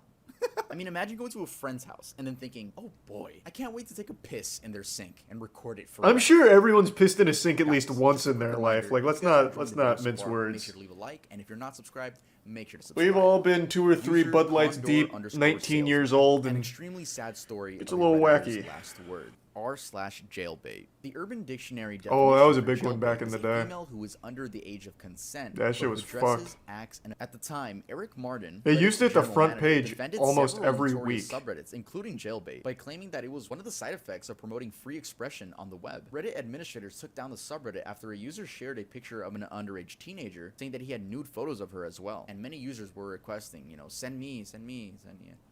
Yeah, it's just pretty disgusting stuff. Yeah, he's underselling how popular that was. Back when I first found Reddit, I would have been, what? a junior in high school, jailbait was usually on the front page. That was a massive fucking subreddit. That would what year would that have been? 2011-ish? It was fucking crazy. Yeah, and that was like, for some reason on Reddit, that like was totally normal. And I remember someone made a big hoopla. I don't remember, it might have been our atheism, to be honest, because that was also huge then. Someone made like a huge hoopla, like, why the fuck are we just allowing like open pedophiles on the site, like super transparent? And they're like, no, jailbait's fine. Jailbait's good for Reddit, actually. And it was like a huge controversy when people were like, we need to get jailbait the fuck out of here. But they fought tooth and nail. That was on there for a long time. Like a really long time, much longer than you would expect. Alright guys, that's gonna be it for this video. Don't click off yet. Don't click off yet. I knew almost all of those. People were saying that he didn't even cover true cells, which is surprising. And I just cover them in a mediocre way. Do you guys remember true cells? That was a little bit before the big incel explosion. Wow, most people don't seem to remember it. True cells was basically they were the progenitor to modern incels. They had a lot of very sad dudes that would post shit like women should be kept on farms and men should be allowed to buy women to fuck them. Like really horrible stuff. Like incel shit before it became mainstream. That one was pretty wild. They had like full websites full of like hundreds of pages where people would like write some real gross shit and their weird view on the world. Oh, that was another one he didn't cover. The sounding subreddit. That actually might still be popping off. I remember the sounding subreddit was pretty wild in its infancy. There was a guy that stuck like a pretty sizable dildo in his cock hole. Of course, it wasn't like full-sized or anything, but it was still like a fucking impressive feat. Yeah, sounding is when you put things in your urethra. And there was a subreddit for it. I'm assuming it's still there. Did it hurt? I don't know, man. I'm not that guy. I would imagine it would. Yeah. I would guess. The first modern Olympic marathon ended here, in Athens' Panathenaic Stadium, an architectural wonder built entirely of marble nearly 2,000 years ago. Marble! The second Olympic marathon began in the Bois de Boulogne and wound through the streets of Paris, the city of light. And the third Olympic marathon happened here, right outside this cheesecake factory. A Dillard's, a Five Guys, and a Nordstrom hold watch over this marathon's path. Its route is drenched in the shadow of a crate and barrel. The 1904 St. Louis Olympic Marathon was a disaster. It was a story of fraud. Damn, he's coming in thievery, hot. Raw eggs, rat poison, food poisoning, liquor, feral dogs, and at least 3 separate incidents of near death. Wow. It was the stupidest sporting event of all time. Bold claim. Very bold claim. Thank you, Prime Artifact, and reset the meat.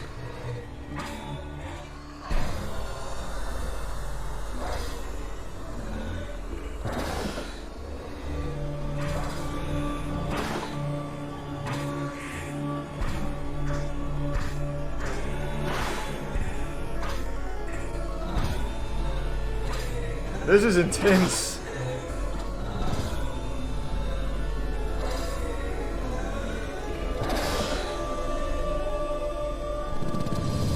Thanks, Reset Max.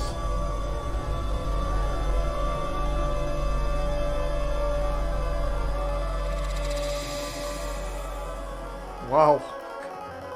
That intro was nutty. Hey, John. Hello. I bought you a present. Thanks, John. Go on, open it. No, I couldn't. Why won't you open it? Oh, right, here. I'm so sorry. I'll do it. Look, it's a board game. Yeah! The 1904 Fuck St. yeah. Louis Marathon. It was very expensive. I bought it at this store. Oh, goodness, that's rude of me. I'm sorry. Would you like to play? Yeah, let's play. I guess that's the board.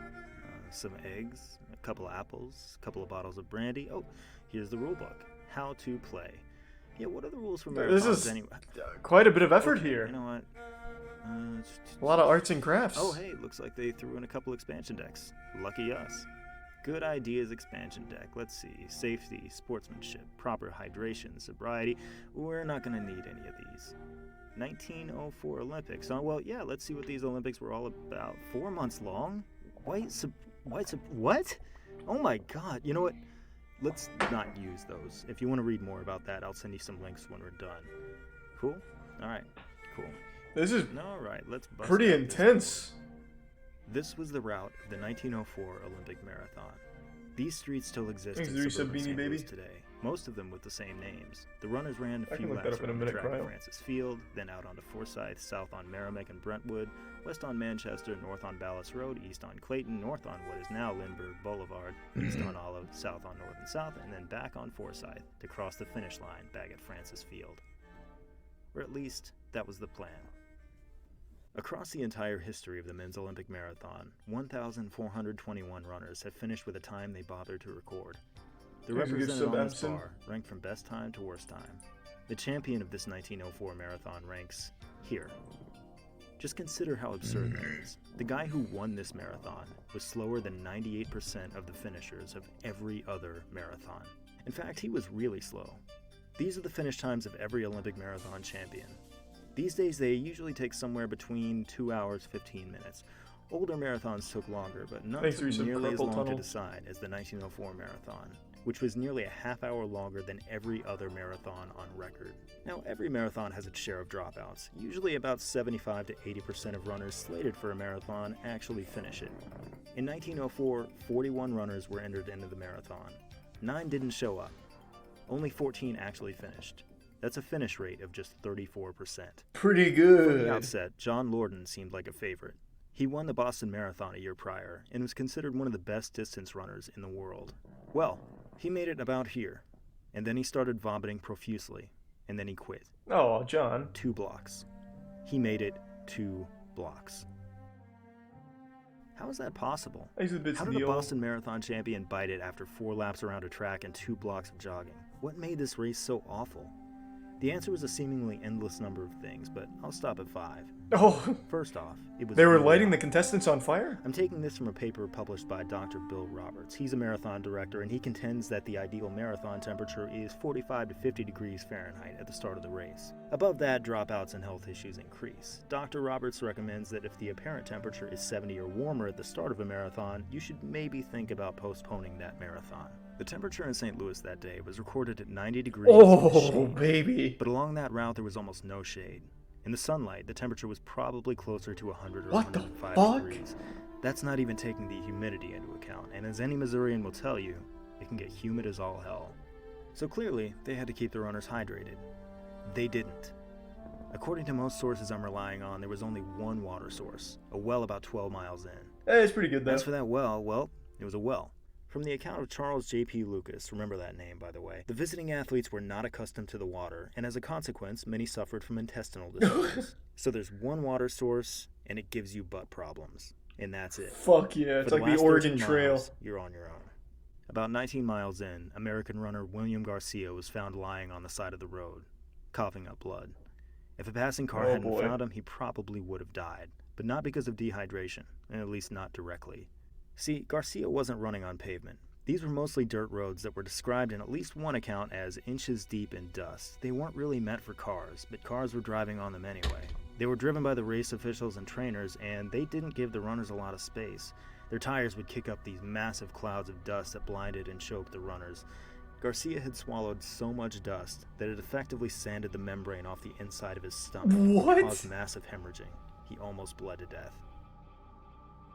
And when the route wasn't covered in dust, it was full of Oregon. rocks. Some parts of the course were just covered in broken, jagged stones for runners to tiptoe through in basic turn-of-the-century footwear. If they even had footwear, which Len Tagnane and John Masciane didn't. These two were the first African competitors in any event in the history of the Olympic Games. They were veterans of the Second Boer War who were only in St. Louis in the first place as war reenactors. Alright, so let's back up just a little bit. Oh the 1904 my Olympics God. were originally awarded to Chicago. The St. Louis World's Fair was scheduled for 1903 to celebrate the 100-year anniversary of the Louisiana Purchase, but they couldn't get it together and they had to push it back to 1904. So that meant 2 international events in the same region at the same time. That competition for spectators was bad news for both events. After a lot of political wrangling, St. Louis effectively stole the Olympics from Chicago and reduced it to a sideshow of the World's Fair, which was itself essentially a giant celebration of imperialism and racism that is beyond the scope of this video. Among the events were reenactments of battles from the Second I've seen the Boer War that Concordia. were put on by 600 actual Thanks, Reese, soldiers Lil who Rain. actually fought on both sides of the actual Boer War, which seems kind of gross to me, but then again, so do most of the things I'm talking about here. Anyway, the St. Louis Olympics were stupid and the rest of the world didn't really care about them. The president of the Olympic Committee didn't even bother showing up. Only 14 countries sent any athletes to America. This marathon really needed participants, so Tagnani and Masciani signed up. They both finished. Tagnani was chased about a mile off course by a couple of wild dogs. He finished 9th. What? So, to recap, 100-degree heat, near complete lack of water, Holy suffocating shit. dust that almost killed a man, terrible terrain, and feral dogs. And let's add one more hazard for Felix Carvajal. He was wearing street clothes. Get ready to meet your new hero. Felix de la Caridad this guy's cool. Isoto All right, was a mailman from Cuba. He had never run a marathon, he had never run competitively, the Cuban Olympic Committee did not invite him, and he didn't have enough money to get himself to the Olympics. This dude That fucks, didn't though. stop Carvajal, who raised money by putting on running exhibitions, which I guess is just running for tips. According to one source, he actually ran the entire 700-mile length of Cuba. And after a while, he raised the money he needed, and he took a boat to New Orleans, where he promptly lost all his money in a craps game. Oh, He was rough. broke. That'll do St. it. Louis was another 700 miles away. Some of the way he hitchhiked or stowed away on a train car, some of the way he just ran. And when he finally showed up at Francis Field that day, he looked like... Well, look how everyone else is dressed. Sleeveless shirts, shorts without belts, athletic shoes, you know, the kind of stuff you'd wear if you were about to run a 100-degree marathon. Yeah, but this guy's looking Felix here is fucking running this awesome. thing in a baggy long-sleeve shirt, street shoes, a belt, a beret, long johns, and heavy shorts. And even those weren't originally shorts. Carvajal actually wore long pants on top of his long johns to the race, but another runner saw him and said, "Hey, nope, you're not running in these." He got some scissors and cut him off at the knees. You ruined his Carvajal wore style, this his stuff 'cause swag. It was all he had. Okay, listen. I'm going to tell you this part of the story even though I don't think it's true, for two reasons. The first being that it's hilarious, and the second being that Smithsonian's website claims that it's true, so did Marathon and Beyond magazine, so did a couple other sources I read. It can't have happened. It's too stupid. The story goes that the peaches Mr. Carvajal stole weren't enough for him, and he was still hungry. At one point, he stumbled upon an apple orchard. He picked a couple apples, and he ate them. Turned out those apples were rotten. He got a stomachache, lied down, and took a nap. After a while, he got up, started running again, and finished in 4th place. To recap, a Boston Marathon champion quits this race after a few blocks. A mailman from Cuba in a beret and long johns who had never run a professional race and wasn't even invited and took a nap in the middle of the marathon finished 4th. He So just there you sounds have like a it. natural That's athlete. The stupidest story of the 1904 St. Louis Olympic Marathon. I thought it was going to be a lot wilder. I'm just kidding, it gets way stupider. Turns out the Fred apples Lewis were was laced first with off the C4. He would later win the 1905 Boston Marathon, but this is the race he's remembered for. Without adequate water supply, lots of the runners are suffering from severe cramps, and Lohr's is one of them. 9 miles in, he throws in the towel, and one of the cars gives him a ride. Coward. Meanwhile, at the Pussy. 16-mile mark, Thomas Hicks has built a considerable lead. Oh, over but the the rest of car pack. blows up, doesn't He's it? beginning to fall apart. He's completely dehydrated. Just behind him, his trainers are trailing him in an automobile. This is Charles J.P. Lucas, one of the trainers in the car. He wrote a book about the race that has proven to be a very valuable account. He was also a giant idiot. Oh, rough. A little over halfway through the course, Hicks is begging Lucas for a drink of water. Lucas won't let him drink any, but he does offer to sponge out his mouth with water for some reason, and he also pours some water over him. What? And then he feeds him some egg white. And then he feeds him rat poison. What? Again from What? his book. And then the author was forced to administer 1/60th grain of sulfate of strychnine.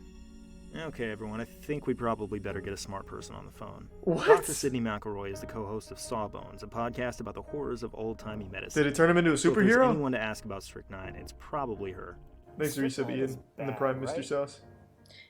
Generally Glad you speaking, liked it, yes. Ranch Boy. I mean, I certainly would not prescribe strychnine to somebody. I mean, if you take too much, it'll kill you. I mean, that's the bad thing about strychnine. It's like a really super-powered bad caffeine. What does it do if you take too much? They had that in So it 1904? blocks glycine receptors, and glycine is kind of what stops things. So once a nerve starts firing for us to move or do something, glycine stops that action. So if you block glycine, you're kind of turning off the off switch, so to speak. So you can't turn off. A little bit of that might make you better at running, say, a marathon. a lot of that would cause the prime very Godspeed. violent, non-stop muscle contractions all over your body. If you've ever seen like classic paintings of people with tetanus in that arched position, it's the same kind of thing, like this awful arched position of your back that you would get stuck in, and then eventually you would stop breathing and die. It would be a horrible way to go. Well, I've never seen that before. I was going okay, to holy like shit. 10 pounds of strychnine. It turns you into I actually don't even think like a footstool looking thing? I think that's the better plan. What the fuck? Meanwhile, Fred Lors, who quit the race due to dehydration, is about 10 miles into his car ride home when the car breaks down. It's hot, and the sun is beating down, and Lors sees no point in just standing around for hours waiting for help. Plus, he's starting to feel better, so he decides to get on his feet and start running again. At the 20-mile mark, Hicks is falling apart. His skin is described as ashen pale. He's given more strychnine, and a couple more eggs. And now Lucas decides to give him brandy, too. That'll In his definitely book, help. Lucas calls brandy a stimulant, which it is definitely not. He's giving his runner rat poison and brandy and raw eggs and sponging his mouth out with water and dumping water on his head, but he won't actually let his marathon runner drink water. Charles J.P. Lucas is the worst coach in the history of the world. I could probably agree with that. Thanks for the fucking 5k bits again, Red. Thank you, man. And of course I've seen that video. That's an old, popular one. Hope you've been doing well, Red. At this point, Hicks is begging Lucas to let him lie down, and Lucas is like, nope, keep going. And then Fred Lors gallops past him, looking almost impossibly good for someone 20 miles into a marathon. Hicks sees him, and his morale is destroyed. It looks like he might quit at any second. Thankfully, they learn that Lors is actually out of the race, so Hicks puts his chin back up and he starts to jog again. Hicks is still in the lead with 1 mile to go, again from Lucas. His eyes were dull, lusterless, the ashen color of his face and skin had deepened. His arms appeared as weights well tied down. He could scarcely lift his legs, while his knees were almost stiff. In addition to 2 doses of strychnine, Hicks has now finished his entire canteen of brandy, so a friendly bystander gives him more brandy. Oh my god! He's losing it, even though he's only 1 mile What from the the finish line. fuck? Hicks keeps hallucinating that he's still 20 miles out. He won't stop asking for food, and he's still begging for water. The answer from his trainers is still no. It's a miracle he's even standing. At this point, Lucas and another They're caretaker, weakened at Steve Bernieing Grant, him. are helping him around, half carrying him. Hicks finally staggers down the last hill and into the stadium, just in time to see officials prepare to present the trophy to Fred Lors. No, Fred! You son of a bitch! See, a marathon is a particularly weird thing to Thanks, officiate and Resub Frizz. spectate prior to the advent of radio. Thank you for the TV, anonymous or 50. I reliable really cars. appreciate it. These people in the stadium saw a bunch of dudes run away, and then they sat around for 3.5 hours, and then they saw one of the dudes run back in. That dude was Fred Lors, and the crowd went nuts for him. He could have mentioned to somebody that he actually quit the race and rode half the course in a car, but he didn't. He just kind of let everyone think he won. When Hicks' team pitched a fit, Lors readily admitted, "No, yeah, I cheated. I was just messing with everybody. I just thought the whole thing was funny." Lors accepted his disqualification and a lifetime ban that was rescinded a few months later. And that enabled Olympic officials to rightly present the winner's trophy to an almost dead, drunk, rat-poisoned man who probably had no idea what was going on. The second Hicks crossed the finish line, he literally fell into the arms of his manager. He was too weak to accept the trophy. They loaded him into a car and took him straight to the hospital. He looks good! Over the course of a 3-hour, 28-minute, kind of like a 53-second marathon run, Thomas Hicks had lost 8 pounds. So, you know how there was only one source of There's water? the prime gulp. Do you want to know why there was only one source of water? Okay, I'm going to read this off the screen. I want to make sure I get it exactly right. James Edward Sullivan Grievous, was an and yes, Olympic I've seen official. He was later named the secretary of the U.S. Olympic Committee, and today he's in the National Track and Field Hall of Fame. That's James Sullivan. I'm going to read you a slight paraphrase from a book titled The 1904 Anthropology Days and Olympic Games. To test his more radical ideas, Sullivan and several personal trainers chose the marathon. The marathon thus serves as an excellent and infamous example of Sullivan's combination of flawed science and dubious comparisons. Sullivan provided only one official water stop to minimize fluid intake to test how far purposeful dehydration could be taken. Wow, He used the what a Olympic hero. marathon as an experiment. He Exit denied tier one, marathon Caden. runners water and subjected them to life-threatening conditions because he wanted to see what would happen. I'm so fucking pissed off. Well, you were didn't lab run rats it. in his big, cool You don't need to be experiment. mad. He's just a They didn't even know. mad scientist. What an asshole. What a stupid asshole. Thomas Hicks gave every scrap of effort his body could muster in the service of the world's stupidest sporting event. It didn't deserve his sacrifice, or Carvajal's, or Garcia's, or anyone else's. This was only the third modern Olympics, long before the Olympiad became the behemoth it is today. The prize they gave everything for was to have your name printed in small type in a table on a page of a dusty old book that sits Fuck yeah. closed in the dark and perhaps opened out of curiosity long after you're gone. All these people are gone. Everyone who saw them is I gone. appreciate it. The Thank you, wretched earth they Colossus. ran on is gone. It's all asphalt. I grew up in suburbs like this one, in Kansas, Georgia, Kentucky. Places so ordinary that ghosts don't even live Maybe there. I'll do it again, dude. Streets so normal, Thanks so for the 10. full of TJ Maxx's and Starbucks that they play this trick on you, like nothing of any real importance could ever have happened there. That's a running shoe store. Missouri Running Company, Google tells me. You can't make that up. Nice, we should do Right there Rose. on the marathon route. Lynn Tagnane and John Masciani and Felix Carvajal really could have used this back then. I wonder if these people have any idea. Probably not. It's over 100 years ago.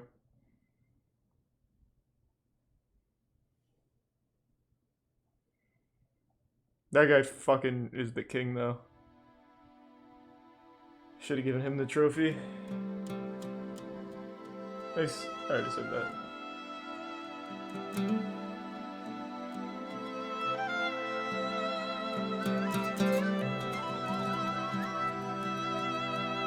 We did very well in vaulted glass.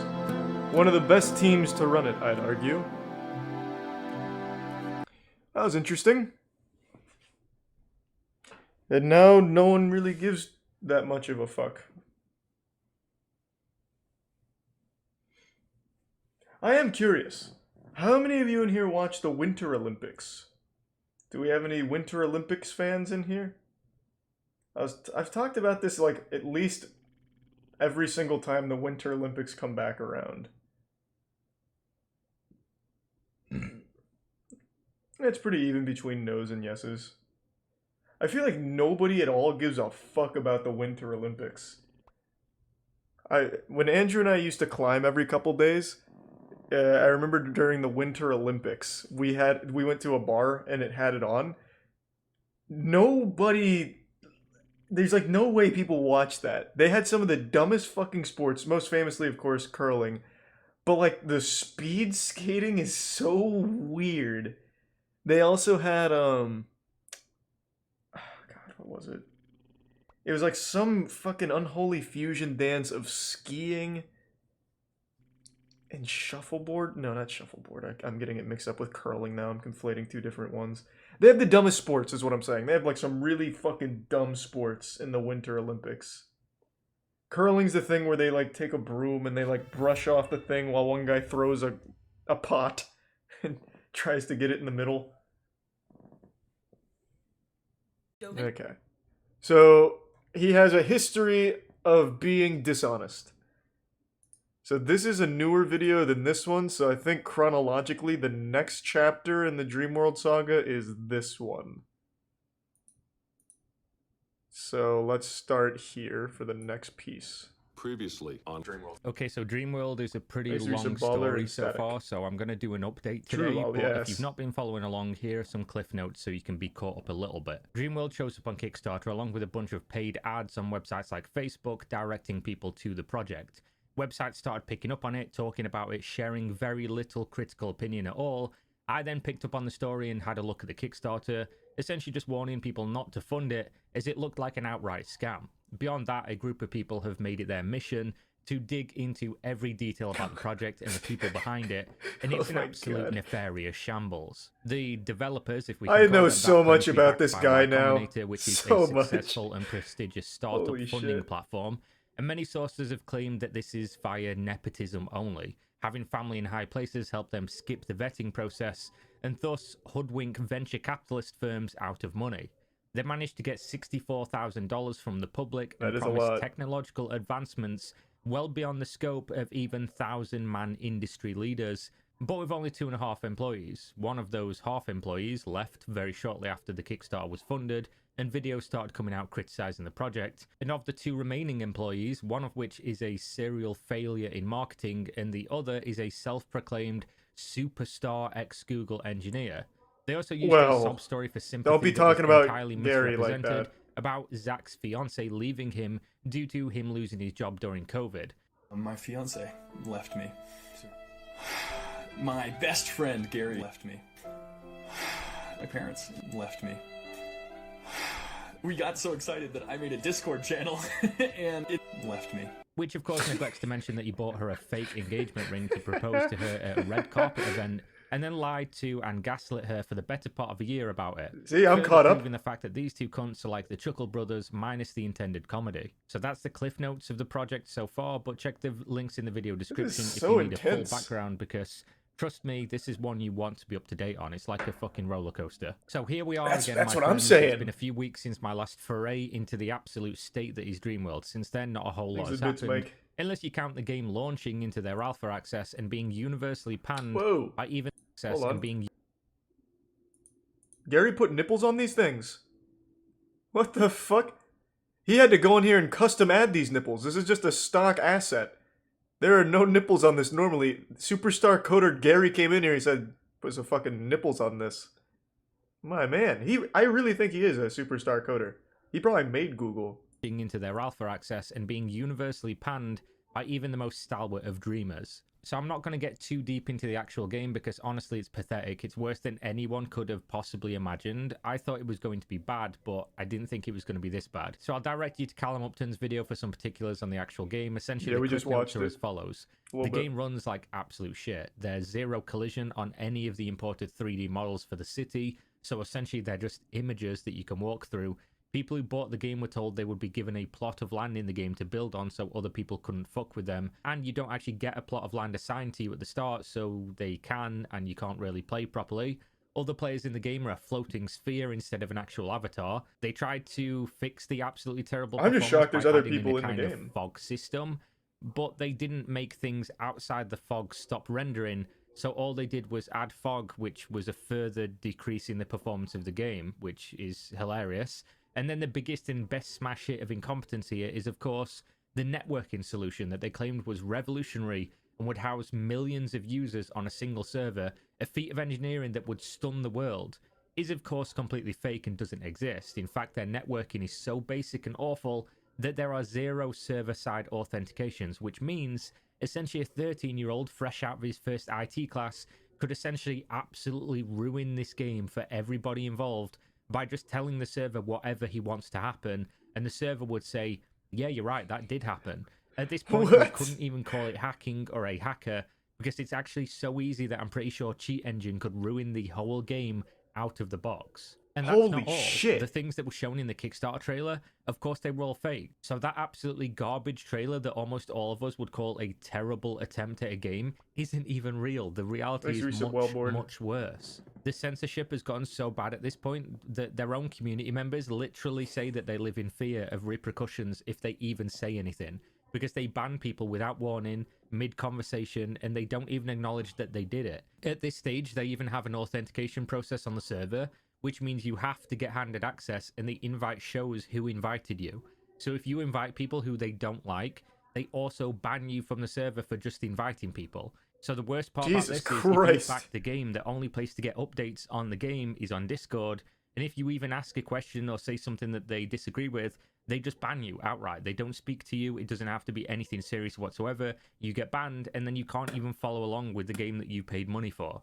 If you followed along, there was a certain individual who streams and make YouTube videos who had backed the game heavily, and did the only ever interview with Zach and Gary, asking them softball questions and Why would you essentially do being that? there as a prop to let them spew their nonsense to the world.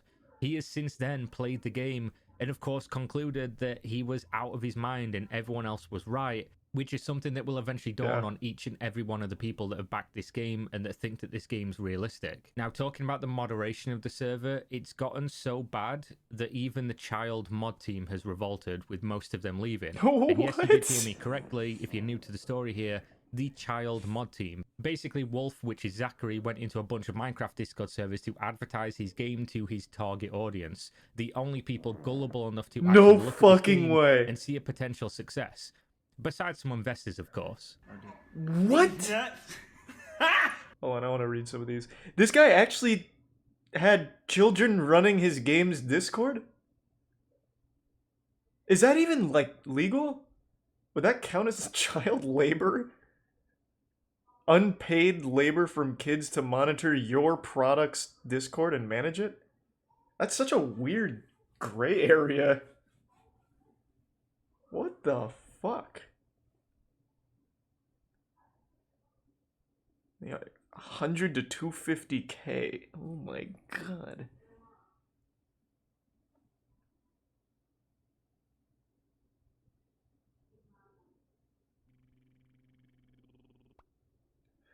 Thanks to the Prime McChicken fan and the Resub Rex. Got him! Got him! Well, that mod team, which consisted of a 14-year-old boy, a 16-year-old girl, and a 20-something-year-old, basically have all up and quit or gone on extended breaks. There's a bunch of screenshots floating around of mods and community members. You know, the handful of people who, for whatever reason, thought this game was the real deal, saying they're scared to even speak in the Discord anymore because they're just watching people be banned for literally no reason. At this stage, Gary and Zach just see names that they recognize from YouTube comments and ban the people. I've got people on my own Discord in my own community who have joined the server just to keep an eye on what's going on, just to read things. And I don't know how, but they either know they're from my community or they've maybe seen them on a YouTube comment or something, and they've just been banned. They've never spoken in the Discord server. So real quick, the story about me getting banned from the server is kind of funny, and it also shows that the people running the game are actual reprehensible human beings. So when I was banned for just asking a question in the server, Wolf, which is Zachary, essentially went around for multiple days claiming he didn't know who banned me and why I was banned, but he would look into it. I've since then had ex-mods of the server confirm that they were in voice chat talking when Wolf banned me, and he confirmed that I was banned by Wolf. And then instead of owning up to it and saying, yeah, I banned him because, you know, he made videos that I disagree with and that are, you know, talking bad about our game, which is a perfectly valid thing to do, by the way. If he wanted to ban me for making videos about the game that he disagrees with, entirely within his rights. But instead of just saying that, he instead said, oh, I don't know who banned anyone, I'll have to look into it. He didn't want a beef. Put He a didn't bunch want of flack on these children that they'd put in places like their barrier between them and the community. Because people thought that these children, because they're children, were just banning people for no reason. When in actual fact, it was Wolf and Gary. So not only did they recruit these kids, well, let's not. We under don't the know guise about of Gary. giving them We a don't know if job it was eventually, which is obviously never going to happen. But they then also put the kids in the front line and let them get shit on for no reason when it's things that they themselves did. 64K is pennies compared to some Kickstarter scams. These YouTubers are milking this for their own content. What? So just because in comparison to some of the other bigger Kickstarter scams, this is no longer an issue because it's only 64K? Disagreed entirely. It's not the biggest Kickstarter scam in history, but it's 64K that came out of people's pockets, that they believed in a project that didn't exist. Just because it's not a ton of money comparatively to other projects doesn't mean it's no longer important and shouldn't be talked about. And, to the second point, it is good content at that. Okay, so on that note, let's take a little look through the keyhole of Zachary's career. Since I had some time recently to do a little bit of digging, Big Bill I got and inspired. Architect in the Prime. This is the guy Basic. who calls himself a serial entrepreneur, which to sounds me pretty cool, reads Rocco. I'll as a check it out. serial Thank you. failure. If you call yourself a serial anything without actually ever having success in doing it, then you're basically just saying I'm really good at thinking of ideas and then failing to execute them. And while I do think failure is a required ingredient in the path to success, I don't think I'm delusional enough to brag about being a serial failure on my LinkedIn.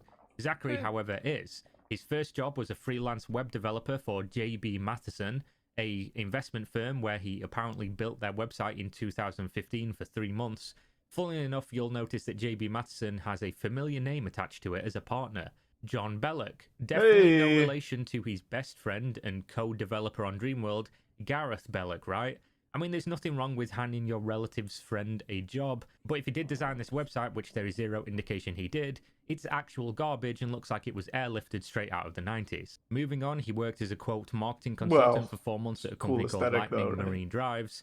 You almost can't find any information about this company online besides the registration and a Facebook page with 0 likes on any of their posts and a single Google review.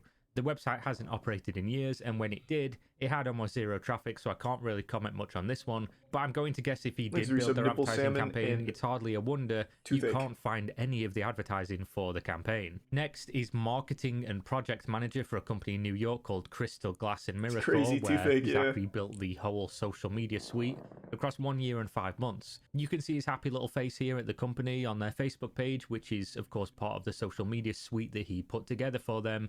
And it has 0 interaction, very little followers, and no other online presence as far as I can find aside from a website. So he did a pretty good job here for 1 year and 5 months, growing the social media of the business. Amazing job again, Zachary.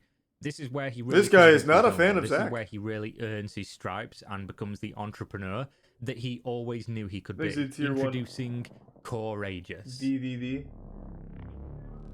So and thanks to the bits lame, or lamented and lukewarm.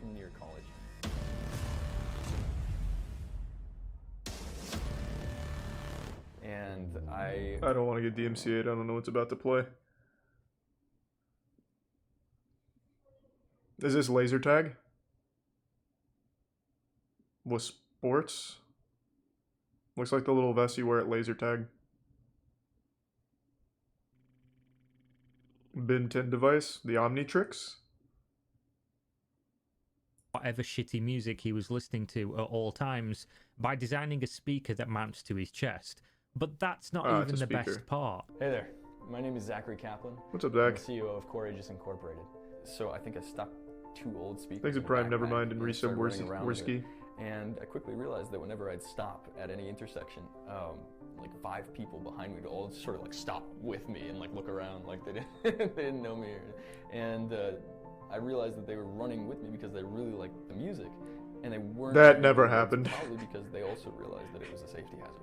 So obviously, as never soon as everybody noticed him noticing them, they all stopped and clapped, and somebody handed him $100 bill. But of course, this idea is so revolutionary, and it would take the world by storm. So what of the success? 8 years and 4 months later, 113 Twitter followers, and the peak of his product's popularity was sending a unsolicited gift package full of toys, including a letter and a Courageous, to a popular YouTuber called Cr1tikal. Since then, of course, it's all been downhill. No engagement, no followers, no sales of the products, just pure disappointment. He did, of course, run a Kickstarter for his product at one point. He is very good at running Kickstarters, apparently, which got funded. Oh, and then, of course, mysteriously got cancelled. Almost as if his friends and family put money into it, and then when no one else funded, he cancelled the project so that they didn't incur any fees. 8 years so far, and this product hasn't shipped, and the website still lists them as being unavailable. Funnily enough, this isn't even the worst business that this fucking Melvin's tried to start. Let's take a look at the absolute straight fire clothing brand that he started. March 2018, introducing Baron Brand, another business to add to the pile. As you can see, some absolutely fantastic designs here. I mean, if I was 13 again and just saw my first episode of Naruto, I'd probably be super into this. Naruto. Perhaps if they sold it in like a button-up shirt instead of a tee, I could then wear it and ask my friends to exclusively call me by my new name, Fireball. Honestly, though, it looks like something a middle schooler would sketch up as an idea, but this is by a full-grown man, and this is his best attempt at a business venture. He also, of course, designed it doesn't look good, which is serviceable, per but by the se. standards of most people would seem completely amateurish. And then, of course, we get to present day, where he has graduated to taking money from children and people without the faculties to realise that this is a scam. What's actually really weird and or funny is that right after the Kickstarter ended, right after they took that $64,000 from people, Zach went on holiday for quite a while. I think it was around 10 days. And, of course, he had to get that post-Kickstarter success vacation in there, right? But he did reply to Discord frequently while away. And then starting on May 13th, he just went absolutely radio silent for about 9 days. He didn't post a single message on Discord. The only people posting at that time with a couple of remaining child moderators, who have, of course, left by now, and Gareth, who was just straight banning everyone he could. And then, of course, May 21st, Zach or Wolf is back. Unfortunately, at this stage, most of the mods had up and quit, and they'd started leaking screenshots of the creepy things that go on in the Discord.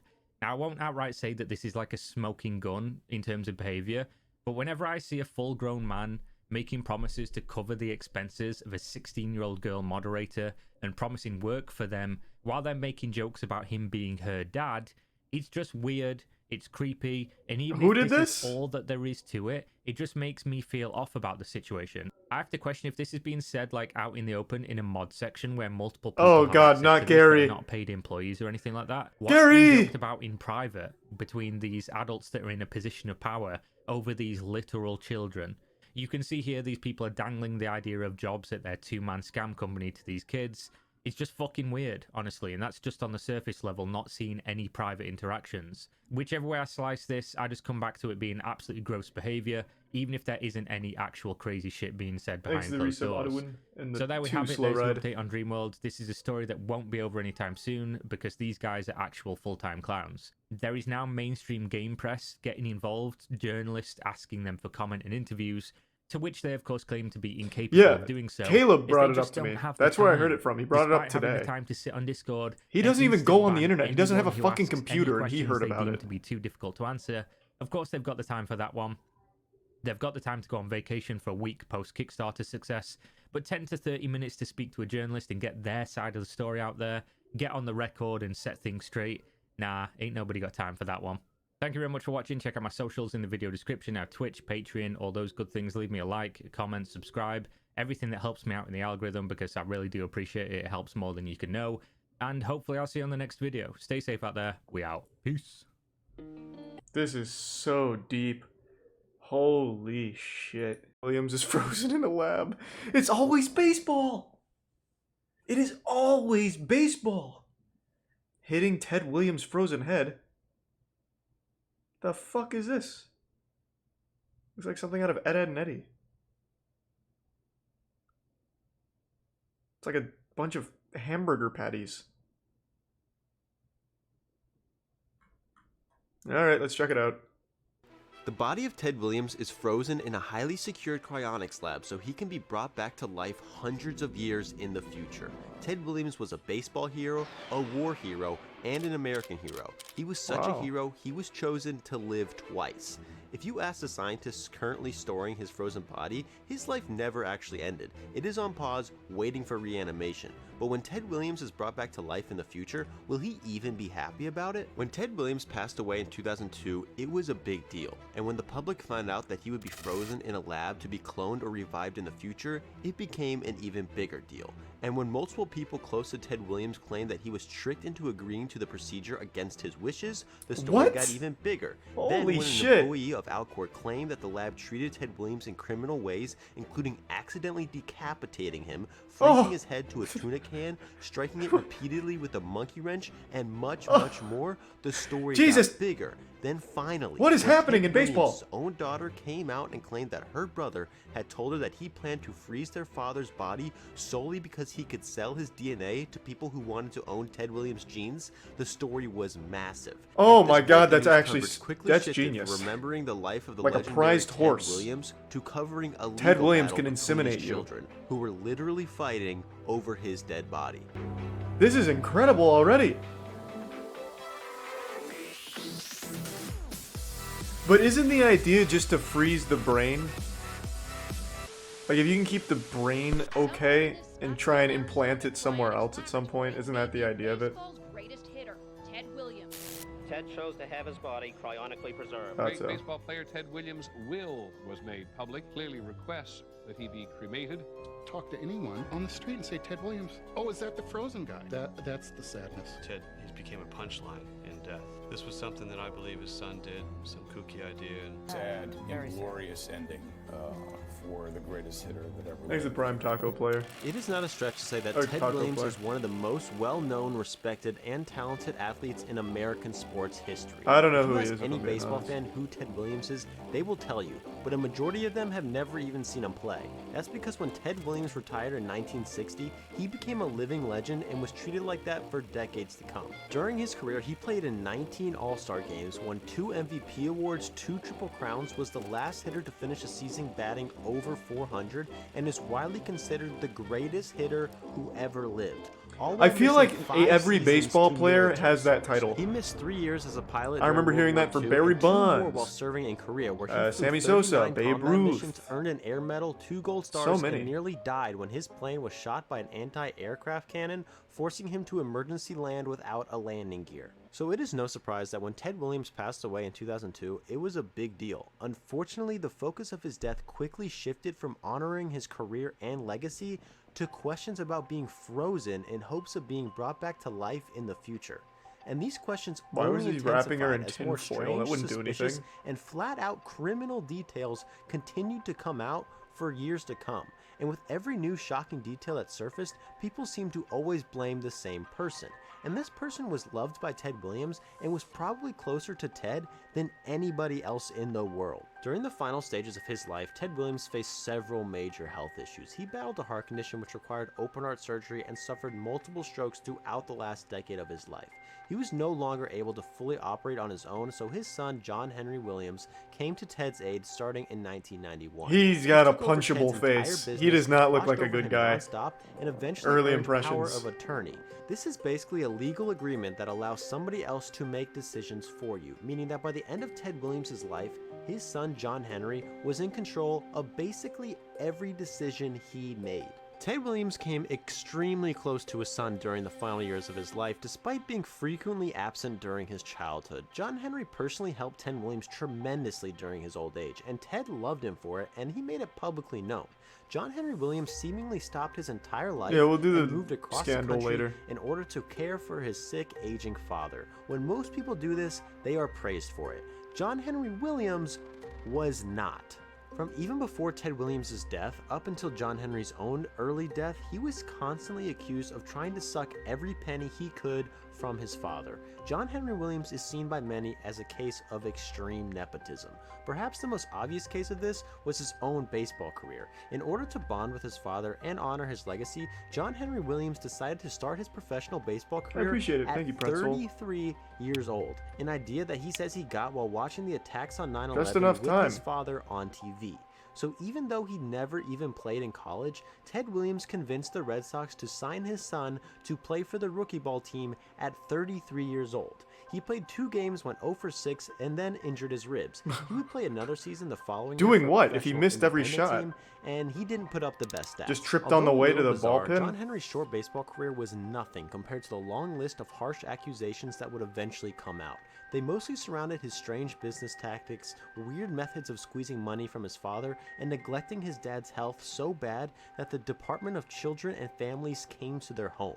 The details of these accusations would eventually all come out via tell-all books, newspaper articles, and court documents that all stem from one decision: having his father's body frozen. According to John Henry and his sister Claudia, they convinced their father to agree to cryonics in the last years of his life, even though his official will says he wanted to be cremated.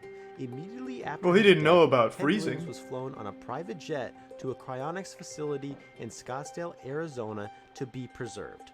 Alcor is the name of this lab, and for good and very bad reasons, they are likely the most well-known cryonics lab in the world. As of Whoa. 2019, they had 168 patients and 90 pets, including dogs, cats, turtles, and even chinchillas, frozen in large steel containers like this. What? Patients pay up to $200,000 depending on if Holy they want to shit. freeze just their heads or their entire bodies, all in hopes that one day in the future, Thanks, you said science granny. will evolve enough to bring their bodies back to life. Mainstream scientists have not hesitated to constantly point out how bizarre and how unlikely this practice will ever be possible. To simplify the science behind this process, one scientist said it is like taking ground beef and turning it into a cow. The most common thought amongst most scientists is Well, that even if future science is able to take the cells of a dead person and reanimate them, the possibility that a company like Alcor could store the body well enough for that long of a time is extremely unlikely at best. However, this has not stopped some extremely respected scientists. yeah, from it seems more like a becoming involved scam. with Alcor and co-signing 200 grand studies and they just surrounding put you in an cryonics, ice and most of their bath. members revolve back to the same logic. Even That's if kind of what I'm chances of getting. revival are low, it's better than being buried and having no chances at all. And this is what attracts a lot of members of the cryonics community. Make a large monetary Prime investment to a Springtime and company resub like that one guy. Alcor for the unlikely chance that one day you will become immortal. Alcor itself has been involved in several controversies and many lawsuits that have accused them of storing bodies without proper approval from patients, using unsafe and Cr1tikal. unsanitary medical practices, and several Alcor members were even arrested in 1994 when a courier ruled that they had murdered a patient via injection in order to speed up the freezing process. However, a judge later ruled that there was no foul play in this death, and Alcor successfully sued for false arrest. And to be fair to Alcor, when you're in the business of taking bodies of people immediately after their death, often transporting them across the country to freeze and store their bodies with hope of bringing them back to life in the future, it doesn't matter what you do, you're probably going to be involved in some scandals. And Alcor definitely has been.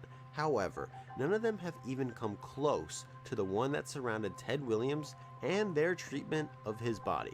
The chief of operation at Alcor, Larry Johnson, had only worked there for less than a year, but according to him, what he learned during that time made him feel so guilty, he had no choice but to become a whistleblower. He would go on to accuse Alcor of dumping contaminated blood down sewer drains, conducting harmful experiments on dogs, and even killing multiple patients prematurely in order to speed up the freezing process. What? But This these is like accusations are actual only Resident minor Evil compared to shit. the ones that Larry Johnson would later expose in a tell-all book, which wasn't even released until after the trial concluded. Within days of his death, Ted Williams' first daughter, Bobby Jo, had already started the process of trying to get her father out of the cryonics lab and cremated, as she says were his final wishes. She entered a legal battle against her two half-siblings, John Henry and Claudia, who supported cryonics and were members themselves. According to Bobby Jo, John Henry had called her about a year before Ted Williams' death and told her that he planned to sign her dad up for cryonics. When Bobby Jo rejected this idea, he responded by saying, quote-unquote, "But wouldn't it be neat to sell Dad's DNA? There's lots of people who would pay big bucks to have little Ted Williamses running around." It seems absolutely ridiculous. Ruthless that John Henry businessman would actually freeze right his there. father for the sole reason to sell his DNA. But when that this would be a alleged lot of all money. He became would have been public, fucking along with the rich. reports of missing DNA in the Alcor lab, people's minds began to go in some very dark places. What followed was a massive backlash. Sports fans against would John eat Henry that by shit up. fans, Literally, they would eat reporters, Ted Williams people close cum. to Ted Williams, No and doubt. even his own family. Since They taking would pay over a the lot Ted for Williams it. business, John Henry had had several businesses fail, including a Ted Williams museum, a Ted Williams store located inside a mall, a marketing company, and a web hosting company called Header.net, which was highly criticized when Ted Williams was seen shamelessly plugging the company while being honored at the 1999 All-Star Game. There were rumors that John Henry had forcefully taken off Ted Williams' Red Sox cap and replaced it with a Hitter.net cap right before he stepped That's into the field. fucked. And baseball purists around Oh, the country God. were furious. Although this probably never happened, 80-year-old Ted Williams wasn't exactly the typical internet user, so promoting his son's web hosting company seemed pretty ingenuous at the time. It seems like the only sustainable business John Henry had was selling his father's autograph, and he made a lot of enemies while doing this. Ted Williams' signature is known for being heavily counterfeited, and John Henry had no problem accusing people for selling fake autographs. Often, these signatures may have actually been real. He would only acknowledge Ted Williams' autographs that were authenticated by him, and many people in the industry had problems What a with this. douchebag. And they had problems with John Henry in general. Holy he was shit. even accused of bragging about being able to flawlessly copy his father's signature, and one store owner said he would bet his own life that John Henry had sold Ted Williams' autographs that he had signed himself. But as we'll later find out, signed memorabilia is not the worst thing that John Henry was accused of faking signatures on. One of Ted Williams' business associates claimed that Ted told him that he felt like a prisoner in his last years. A woman who worked in the household claimed that John Henry would force Ted to do autographs for hours, all just for money. Another family aide accused John Henry of underfeeding his father, forcing him to sign autographs, and not letting him leave the house, causing the Florida what Department the of Children fuck? and Families to investigate the matter.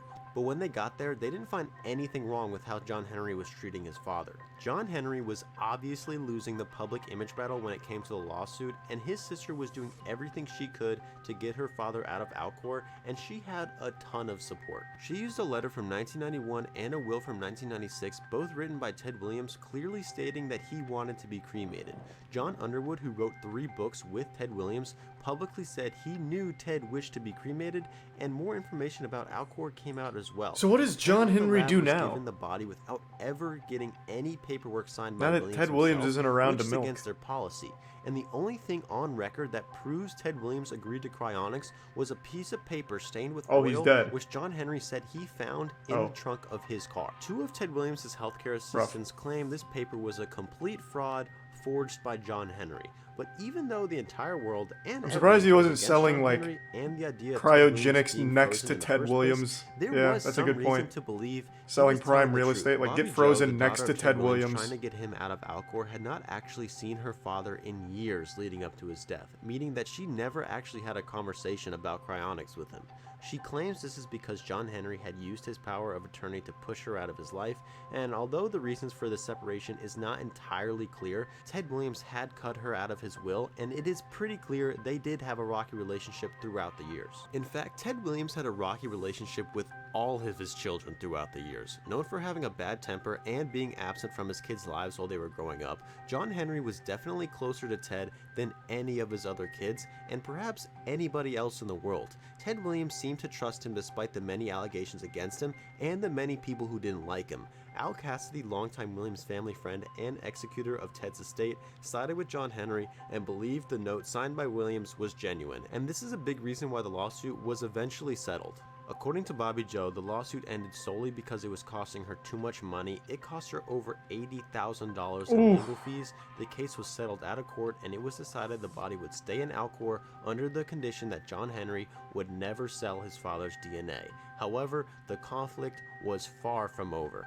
In 2004, John Henry Williams unexpectedly passed away from leukemia. His sister's husband spoke on her behalf, saying, quote unquote, "He's a liar, a thief, a cheat.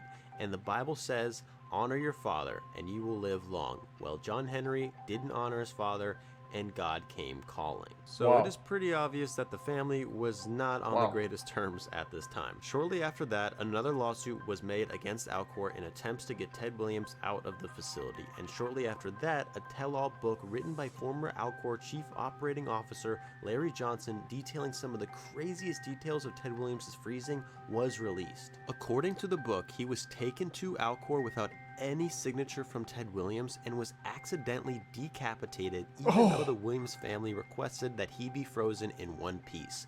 Dozens of people came accidentally to the facility to decapitated take pictures with Ted Williams. They brought in a and see the Redditor with a procedure. katana. His head was frozen to a tuna can, and while trying to transport the head to a new storage unit, an employee struck the head twice with a wrench trying to dislodge the tuna can. Many samples of Williams' DNA went missing, and Alcor employees even joked about putting the DNA on ePay or sending it in a package to the Williams family because they hadn't paid their full bill yet. And the second lawsuit was also dismissed from court because of the agreements made during the first lawsuit prohibiting Bobby Jo from raising the issue again. So whether you like it or not, that's where Ted Williams is today, frozen in a steel cylinder, waiting to be reanimated so he can once again play baseball for the Boston Red Sox. Imagine it works though. Like 10 years from now, it's extremely quick, but 10 years from now they just bring Ted Williams back. He's got like superpowers, like Dr. Manhattan, but only with baseball. Just starts fucking deatomizing the other team. That was wild. Baseball has the craziest fucking stories, man.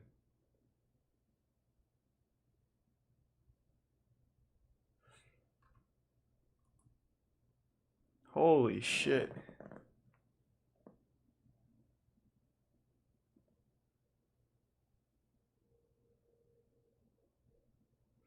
Wouldn't he still be old? No, they could just take his old head and glue it onto a young body. No one said he needs to be, like, consistent, right? It'd be fine. And maybe the young body, like, stem cells will start to, like, de-age his old head.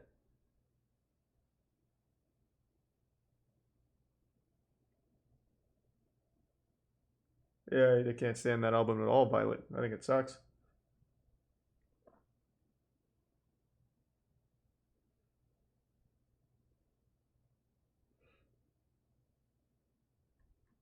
Alcor is still operating and will freeze you for $6,000 or $25 a month. $25 a month? That's extremely cheap for cryogenics, it sounds like. Didn't they say 200 grand? Life Extension Foundation.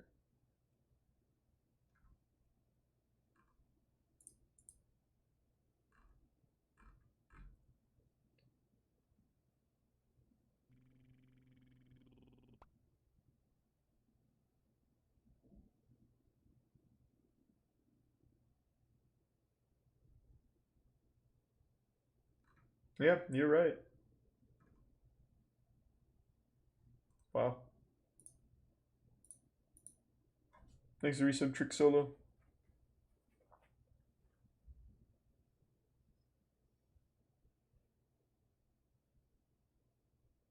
Have you seen Marriage Proposal Gone Wrong at Surlier? Thanks for resub Yogurt. Flops. Everyone fucking flops. Let me... Where's the one from the other night? I think it's gonna be here, right? Yeah, right here. A complete embellishment. So good. There's actually never been any team that I've played on in my 20 years where we've been a flopping team. Is LeBron the king of flopping, or is this whole thing overblown? Check out LeBron James here as Paul George gingerly touches the tip of his chest. I'm calling flop here. This one, however, is controversial on the free throw miss. Watch Chris Paul step in and box out. LeBron hits the ground. This one, though, was from actually just a couple nights ago. It's so good. No.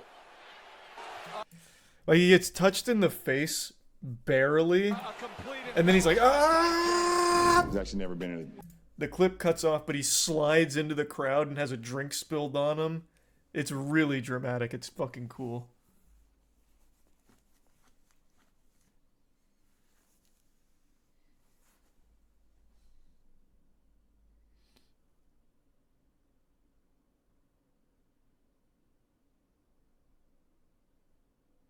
Find the full clip.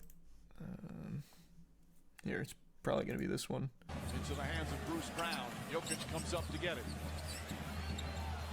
Deflected by James. An offensive foul called on Jokic. A complete embellishment by James. Oh yeah, I forgot. He says thanks to the guy for the towel. I honestly thought he was about to like shed some tears here to really sell it, because he looks like he's, you know, starting to swell up a little bit for it. But then he doesn't pull the trigger on it. He's not ready to unleash his full Space Jam 2 acting abilities. Didn't need to. They already called it.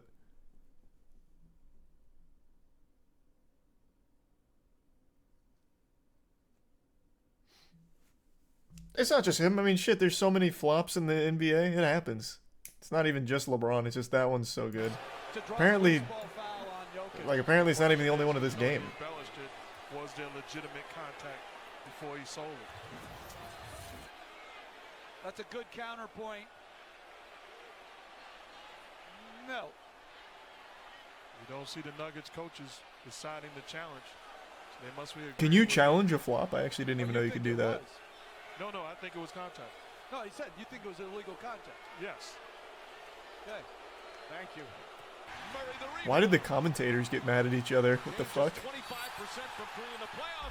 Let me give some Charlie. And a whistle. And he embellished to get that call as well.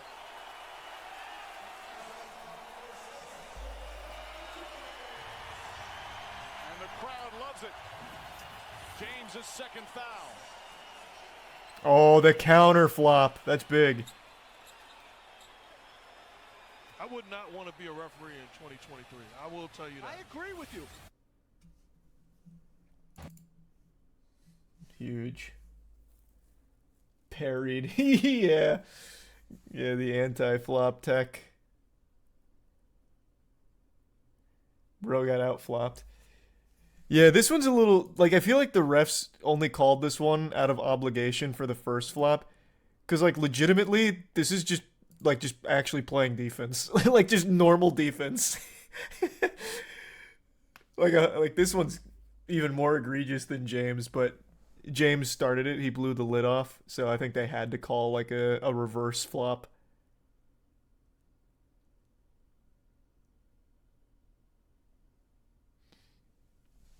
Thanks the resub Ghost, J, and Tattoo.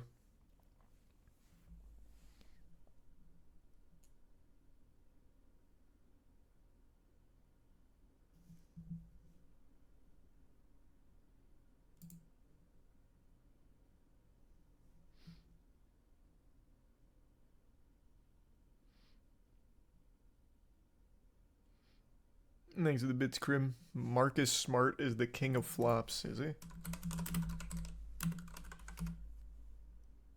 Marcus Smart is the flop god. I'm the chosen one of ball. In the air. Lynn off the bounce. Hangs in the air. Offensive foul.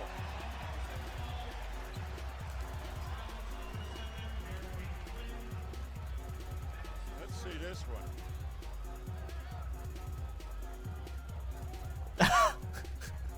Cool.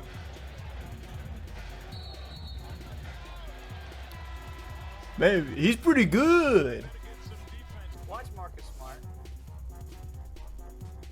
You can't. Okay, with some contact there, right? Yeah. Or was there? You tell me. I mean, there's a little bit there. What's even the point of flopping that position? I actually don't understand. You already have full possession there. Unless he just like actually lost his bounce, he's like, fuck it, I'll flop and sell it. I mean, there's a little bit there. He does like to flop. That's kind of like Just to draw the foul there? Yeah, but that's kind of a useless one there, right? I guess I don't know what the situation was with like where they were in fouls. Maybe it was worth it. That just seems like a useless one. I mean, for what they're calling today, you would think that they would call.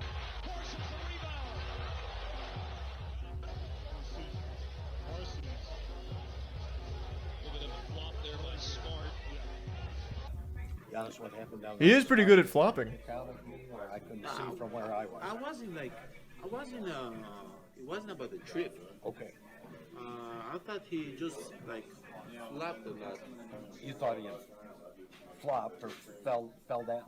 Yeah, he's I think yeah.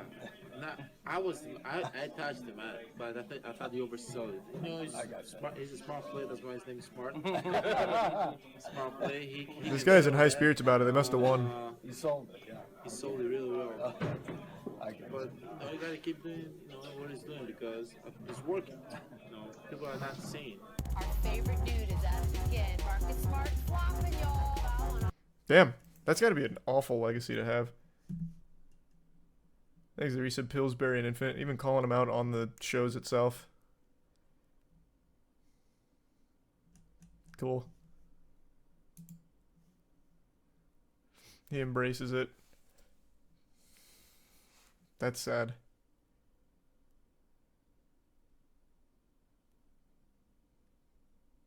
Why are we in the flop rabbit hole? Oh, we were talking about LeBron flop from the other night.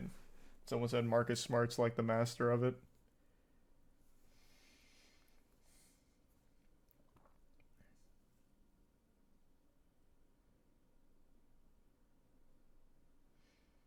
Thanks, resub Froggy.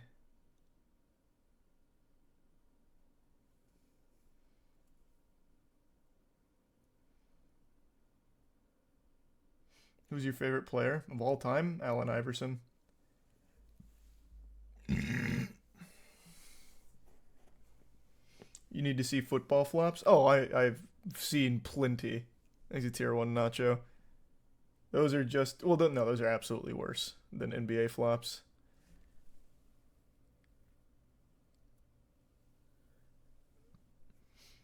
Thanks to resub Sneak.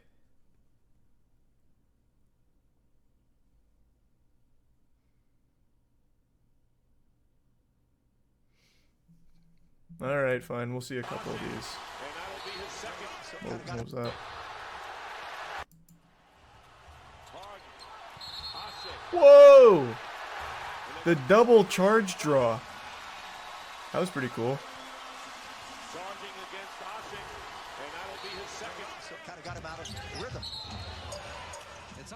get bumped. He slapped himself in the mouth. And Stevenson slapped himself with his left hand. Complimentary pieces that are out there above the three-point line. Good call. Oh man. To shoot the ball, No. stretch the defense out.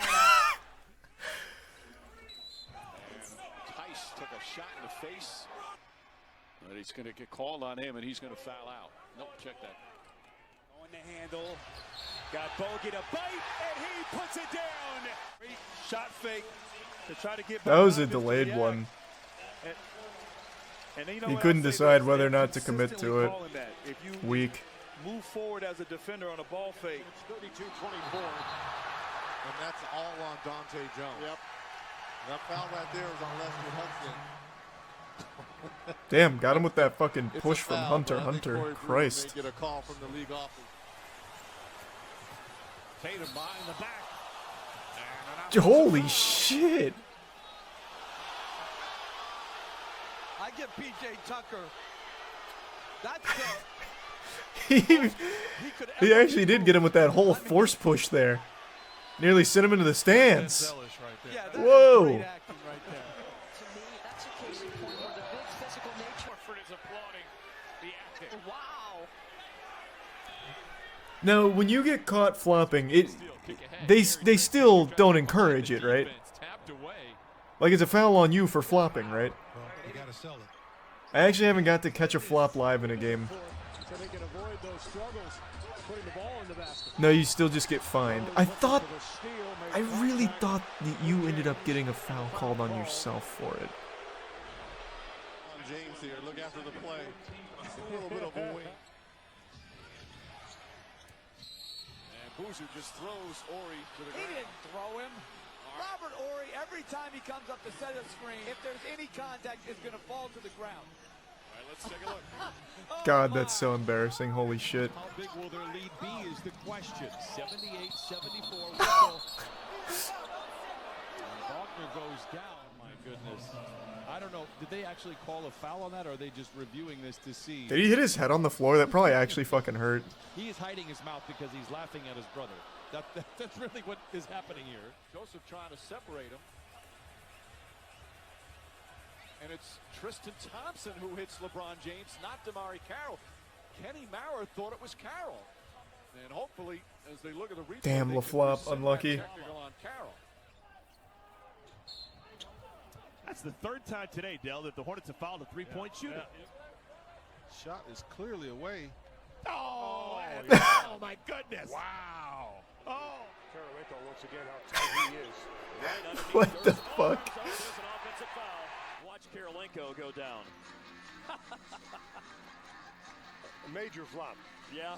Capital F. These are some pretty impressive flops. I am impressed. It's not so much that his confidence is I wouldn't say that they're getting increasingly more dramatic, though. They're kind of just staying the same level of dramatic. just a whisker. Draymond. He's got Academy Award. Herbert goes crashing to the floor. And then a foul on Stevenson on the block. Oh, he's dead! He killed him! Oh, shit! I mean, born actor. Come on. And when you look at the turnovers forced today,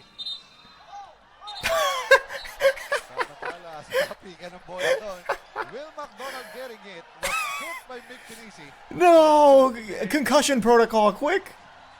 Pero tinatawag na masama lang yung signal. Nahuli lang. Oh. Oh my, what happened? Well, that's Olenek and Oh, he's still going! The aftershock! Boozer and Bosch. I don't even think he hit him. This is all about selling it, Kel. Sometimes you I always love that. That one's the classic flop. That's just actually textbook where it looks like you just got like headshot. This is all about selling it, Kel. That one is iconic. You've got to sell it. He did with his right elbow. They sell like Triple H in the WWE. Yeah. The Academy Awards coming up. No. And Smart went Oh, flying Jesus underneath Christ, the Smart. Bruised his ribs in game 2. Landed hard there. 13. Man, this guy... You can say all you want about Smart and his flops, but one thing you can never be mad at him for is how hard he'll go for the flop. He doesn't even cushion his fall. That's a lot of pressure on the tailbone right there. That shit definitely hurt. That absolutely hurt like a bitch. Bro did the silly salamander. True. 3-pointer flop. Yeah, absolutely. That's good. If you're gonna flop, at least hurt yourself doing it. Ended hard there. 13. Foul going on Brooks, who flops to the deck.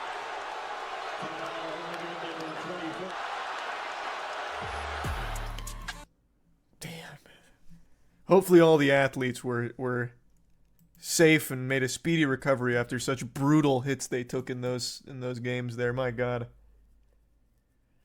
Love these IRL ragdoll physics. Yeah.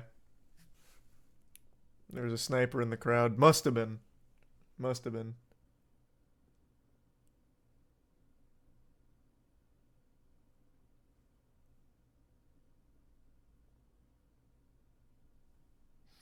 Do they practice their flops? No, one thing you actually do practice, though, is taking a charge, which is why you see in all of these flops, almost every single time, it's like a similar cushioning. So when you take a charge, it's here, you fall back, and then, like, right when you hit the ground, you, like, push yourself off to kind of, I don't know, take some of the sting out of the fall. So it's the same for flops. That's why you see them do kind of the similar thing. But I doubt they practice flopping.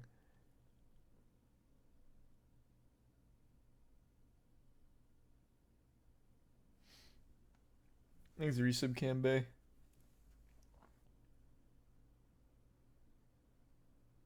Do other sports have flops? I think the only other one that's notorious for flops is soccer. I don't think there's any other sports that have flops like that.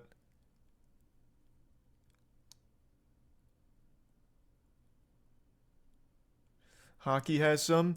I'll tell you right now, I've only recently, over the last like year or so, gotten into hockey in a bigger way.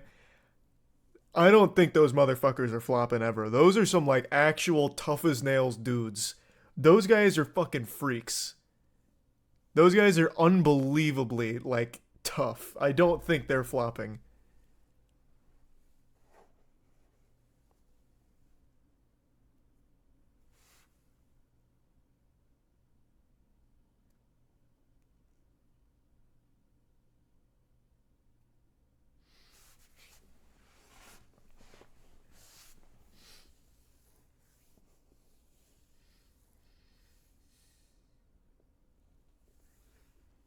There's a penalty for diving. In hockey, is there? I didn't know that.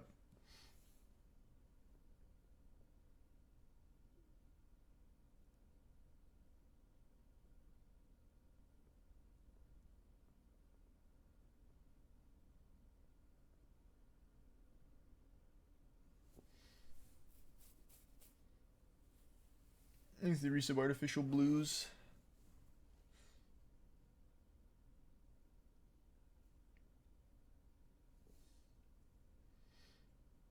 Yeah, soccer flops are great. I mean, you have this one, I'm sure all of you have seen.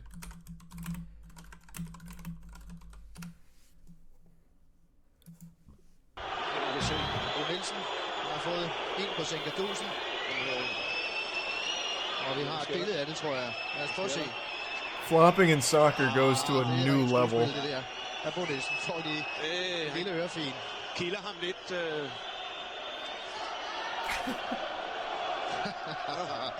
Der sker det, at det er tur mig, vi har haft et par gode slagsmål op foran. Og så ved jeg ikke, hvorfor en kurs. It's an art. It is. It's like an actual integral part of the game. Look at the Neymar rolls. True, he has some crazy flops.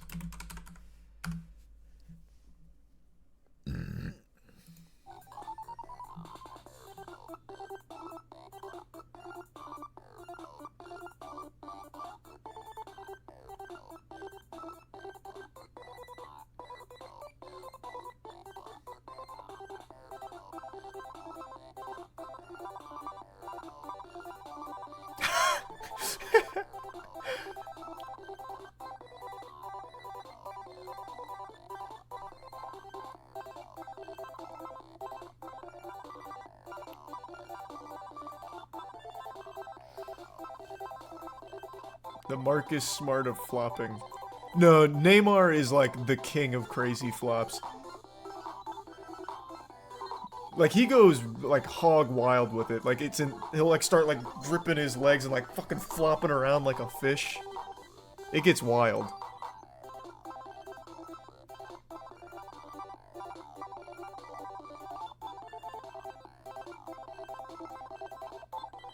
The song here is going kind of crazy, too, actually.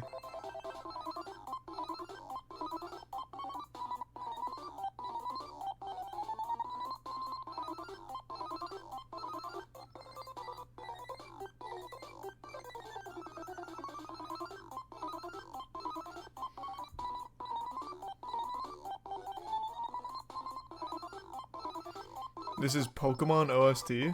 Is this from Pokemon?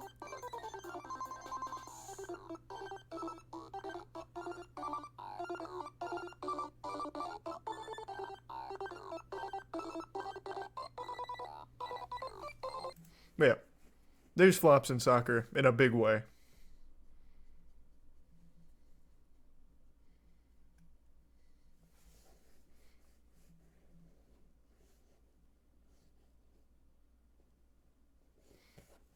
In this year's NFL playoffs, Morgan Barron took a skate blade to his face, got 75 stitches, and came back to finish the game. Yeah, I remember that. We talked about that on stream. Thanks, Resub. Kimbus and Raging Blast.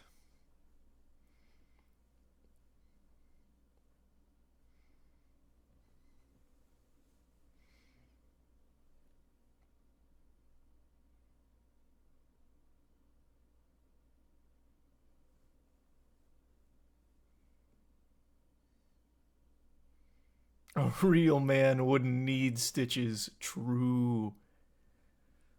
A real man's wound would have closed up if he just got a handful of dirt on it. Darkest TikTok iceberg. Why do people keep asking for that? Oh, I actually remember this story. I haven't seen his video on it, but I remember this was on Reddit. There was a random TikTok that was taken, well, at least this story, I guess the whole thing might not be connected. A random TikTok taken of a girl with like a black eye and shit. And then Redditors actually were the ones that maybe potentially connected her to a missing persons case. I don't remember the result. I don't know if it actually turned out to be true or not, but yeah, I guess we'll check it out, sure.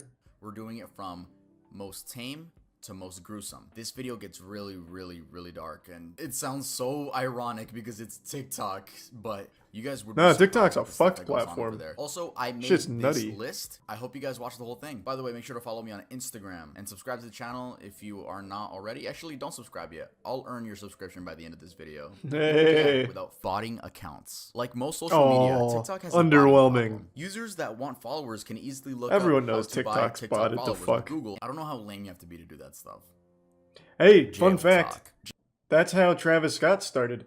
Travis Scott bought all of his followers on SoundCloud when he started. His manager came out and said that Travis Scott, paid him to set up a bot farm for his SoundCloud engagements, and then he was able to pitch that manufactured success to a record label. So yeah, that shit really works. Fetishization of murderers. TikTok True is a crime. place for anyone with any interest. That was big It's on no doubt Tumblr. Some people are push the boundary a little when they begin romanticizing these murderers. Take Cameron Herron, for example. Oh, in Jesus, April of this yeah. year, this Fuck. 21-year-old man was sentenced to a total of 24 years in Actually prison forgot for about that. killing a 24-year-old mom and her baby during an illegal street race. Yet people on TikTok were begging for his freedom because he is quote-unquote cute. With dedicated fan edits, comments like, chances should be given and he deserves it. And he is innocent. Please let him go, or justice for him. They I think it's still safe to exist. say I see 'em that on the Twitter all the teenagers that are time. writing these comments have no real All the sense of time. murder. And it's not only male murderers that are Exit simped tier for, one though. chaotic There's also people. the case of Resub Isabella kitten. Guzman, who in 2013 was the age 18 and stabbed her mother 151 times, killing her. TikTok Holy teens shit. began requesting for her freedom because 1, they just thought she was cool, and 2, people said that the only reason she killed her mom was due to being abused, though that was never proven, so people were just going off word of mouth. Jesus Fetishization of Christ. school shooters. Just like young teens simp for murderers, they also simp for school shooters. Most notably, Devin Erickson, which we actually What? talked about on this channel back in March. Who the fuck is It's that? exactly what you'd expect. Fan edits, comments saying he's hot, and I wouldn't doubt some asking for his freedom. Speaking of romanticizing school shooters, I remember FTP made a couple Wait, shirts referencing who the fuck was that? I've never heard of that guy. He was a school shooter? Dude straight up had like cotton candy hair. I guess that's good that I have no idea that dude's name. But yeah, no, I had no clue. I've never seen that guy before in my fucking life. I don't know who started this trend of thinking school shooters are people you should idolize, because they're not. They're shit humans that took away lives of innocent people. The Surface. Faking disabilities. There was an instance this was week big, where this girl still on TikTok big. did some detective work and found out that the account at Adopted and Disabled Child was actually a guy pretending to be disabled. For what?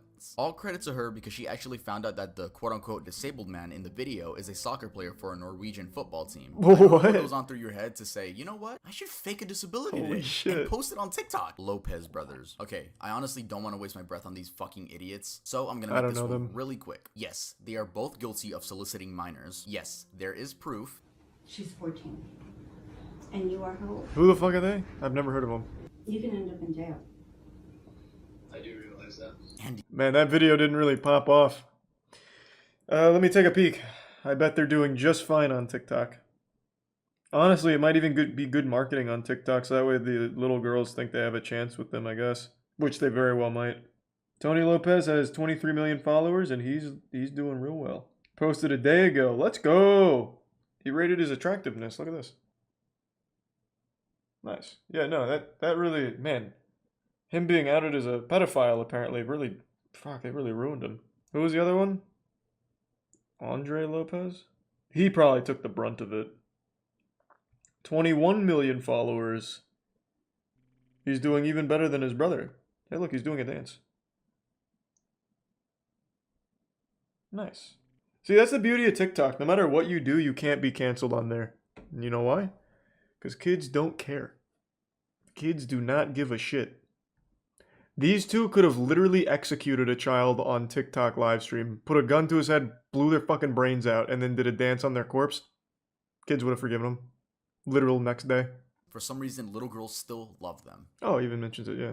His TikToks would get millions of views, and I'm sure you've seen them on your For You page at some point. Well, last month, multiple minors came out explaining that Jerob had groomed I guess them. Tori. One of them, the one that got the most views, was a boy by the name of DYLG16. Joe would send him and his minor friends online BDSM tests and would ask to see their scores so Jesus he could see what Christ. their kinks were. He even offered to buy him alcohol, and if that wasn't damning enough, Jerob ended up deleting his account shortly after these allegations came out. Bro, if there's one thing I don't like, it's fucking groomers, bro. Get the fuck out of here. You're weird. You're weird. You're weird. Cartel TikTok. To be fair, that dude probably wouldn't have recovered. I think you're probably right. The people that are fine and uncancelable on TikTok are like the dudes that are decent looking. This guy stood no chance. This guy was fucked the second he got outed as a child groomer.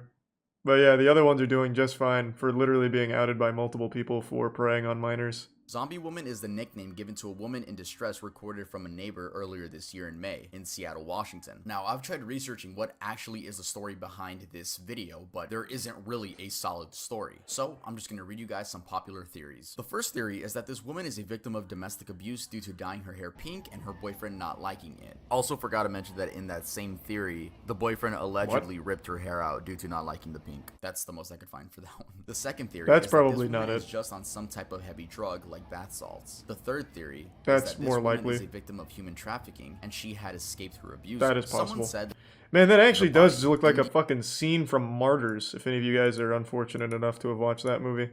That movie's disturbing. This actually does look like a scene from that. So this was real? This wasn't like some theater promotion thing or something? Like some kids doing high school theater? Because the cops are actually here, so I'm guessing this was a real person. Damn, that is fucking sad. Martyrs isn't that bad? Bro, that movie hits hard. That movie, like, not just like the gore shit they show. That movie, like, even its message is disturbing. The whole movie is about torturing women so they can get as close to death as possible, so hopefully they'd have an out-of-body experience and see what's on the other side. And to accomplish that, they torture the women, like, by literally, like, peeling all of their skin off, like, degloving their whole body. Like, that movie's nutty. That movie is, like, really nutty. Holocaust challenge. Yo, I can't Oh, I even remember believe some this of the one. stuff I'm saying right I now. remember that one. This is real stuff that happened on TikTok. In August of 2020, a new trend began emerging in US TikTok. In this trend, teenagers would pretend to be Jews that had died during the Holocaust. Yeah, that one was pretty fucking crazy. Diane Saltzman, the director. One thing I always found pretty interesting about this Is like, what is the thought process here? Like, so they died at Auschwitz and they went to heaven, and yet they're still like covered in dirt and like hurt and stuff, even while in heaven. Like, that's gotta suck. You go to heaven in the same state you left the world. Like, if you get hit by a fucking train or something, you just go to heaven in pieces. That'd be terrible. What a horrible, like, entrance. Is offensive to survivors Is and it tier 1 trivializes macaroni the and history. cheese? I don't know how fucking stupid you have to be to do this shit, bro. That's just weird and disrespectful. Ronnie McNutt video. In This one, 2020, I remember this normal one TikToks too. would be posted onto the app. Fuck, Well, this that's one what was we heavy. thought. Until the TikTok would then cut to a clip of a man shooting himself in the head with a rifle. Well, he actually shoots himself in the face, not like right here. I'm sure you guys have probably seen the video. These TikToks were disguised as your Yeah, that average one was dancing wild. videos. That was a memes, fucked up K-pop trend. fan cam confirmed that the rumor of Ronnie doing this, quote, because his girlfriend broke up with him, is entirely false. He explains that Ronnie did this due to suffering from PTSD and depression. Oh, yeah, that one was super TikTok sad. beheading video. In the summer of That this one was year, really the fucking video sad. began Cassie Compton. In January of 2021, This one I remember a from video Reddit. posted on TikTok went viral due to showing a woman sitting in the backseat of a car. People compared this woman to Cassie Compton, a 15-year-old who disappeared from her home in Stuttgart, Arkansas on September 14th of 2014. Though, these were later found out to be two completely different people, and Oh, the it woman wasn't in the right? video was confirmed by family to be Haley Grace Phillips. She had been reported missing by a family member Oh, who saw the well, video. it was but right, though. on her own account, had just left home due to a falling out with her father. So, Oh. you know, she didn't think she was missing. She just like left home. And when asked about the black eyes, she explains that she had been jumped and robbed by two women when leaving the store. And the men in the car were friends of hers helping her track down the attackers. Many were still skeptical to if she was telling the truth or if her abusers were telling her. So the Reddit truth. was almost right, Though we kind have no of. idea what the Austin 13. Austin Morosky was a TikToker with many followers who was accused of raping his 5-year-old sister. Yep, you heard that right. Jesus So basically, Christ. there is no hard evidence that I could find to this case. It's all just word of mouth from people that went to high school with him. That if you happen to get in the same scenario like myself, don't beat yourself up. Let this be a lesson to my followers and whoever's watching, that words will and can affect someone's life along with the cyberbullying. Which, by the way, is one of the worst apology videos I've seen. What? It's right up there with James Charles and David Dobrik. You'd expect them to be like, no, I did not rape my sister, or yes, guys, I did. Holy but shit. He just dodges the question. He acknowledges nothing. What the Lady fuck? Cat Killer. Wait, what the fuck? That was actually like his response? I imagine he's doing just fine on TikTok. He probably didn't even need to do that for his TikTok followers. They don't give a fuck. What was his name? Austin13? He does not have a TikTok anymore. That's a first. Yeah, I typed it in right. The AWS. Yeah, I typed it in right. Oh, 316. Oh. Okay, hold on. No, still not. And it was Austin13. Man, fuck you guys making me think I was wrong. On July 28th in San Antonio, Texas, this girl and her friend saw someone hanging from the railing of a drainage ditch. The 25-year-old man had just committed suicide, and instead of calling the police, well, one of the teens filmed the other one stealing his necklace. Yes, removing it from his lifeless body. To make matters even worse, they filmed it and posted it on Full-blown Snapchat. Logan I have Paul. no idea how stupid you have to be to film yourself committing a crime. I mean, because if you think about it, they could have gotten away with it, and I'm not condoning them getting away with it. But seriously, how stupid, like, just don't film Holy it? Again, shit. I'm not condoning what they did. Good that they got caught. I'm glad they were idiots and filmed it. When asked by the police why she stole the necklace, she says that it matched her fashion style. Honestly, I didn't. That's I a didn't good. expect any better. That's a reasoning good from this point, girl. actually. The police, the How are they doing on TikTok? What was her name? What was it? Bethany? What? Yeah, I'm sure if I type in how many people are actually fucking named Bethany in 2022, I'm sure it'll come up. Bethany 3160. I'm not falling for it twice. No, it looks like she has also been banned. Man, maybe TikTok actually does sometimes take action. Then why not for the other like predators? Yeah, it looks like she is also off. Her name was Bethany Martin. Zachary Lathan. Her account still exists. Often It's at dubbed 50K. The TikToker who killed his neighbor for clout. Thanks for some Zachary Dell Lathan stars. did just that. Eventually, the family's son and father confront Zach by going to his house, and meanwhile, Zach's wife is recording everything. Yeah, the dude had a wife at the age of 18. Anyway, Zach ends up going ape mode and stabs William in the armpit, puncturing his lung, killing him. People say this was an attempt to gain TikTok clout since the wife was recording, but I personally think it's just a man with mental and anger issues not knowing limits. Also, Jesus. the argument, the people came up to his side, and I'm not defending, again, that kid's a fucking idiot. But yeah, rest in peace to that man. Rest in peace. Joseph Jimenez. I'm assuming Another that recent TikTok event from guy's this in list jail is now. this, when explaining why he did it, he says that voices were telling him that by killing both of those two teenagers, he would be saving the world. Fuck, maybe, Jesus Christ, maybe that Reddit commenter really was real then. Fuck me, oh my god. What? Jesus Christ. Yeah, going out in public's scary, man. What's the name of that old song from Under Oath? It's dangerous business going out of your front door or something? The shit is super true. And it really feels like more and more people are becoming unhinged.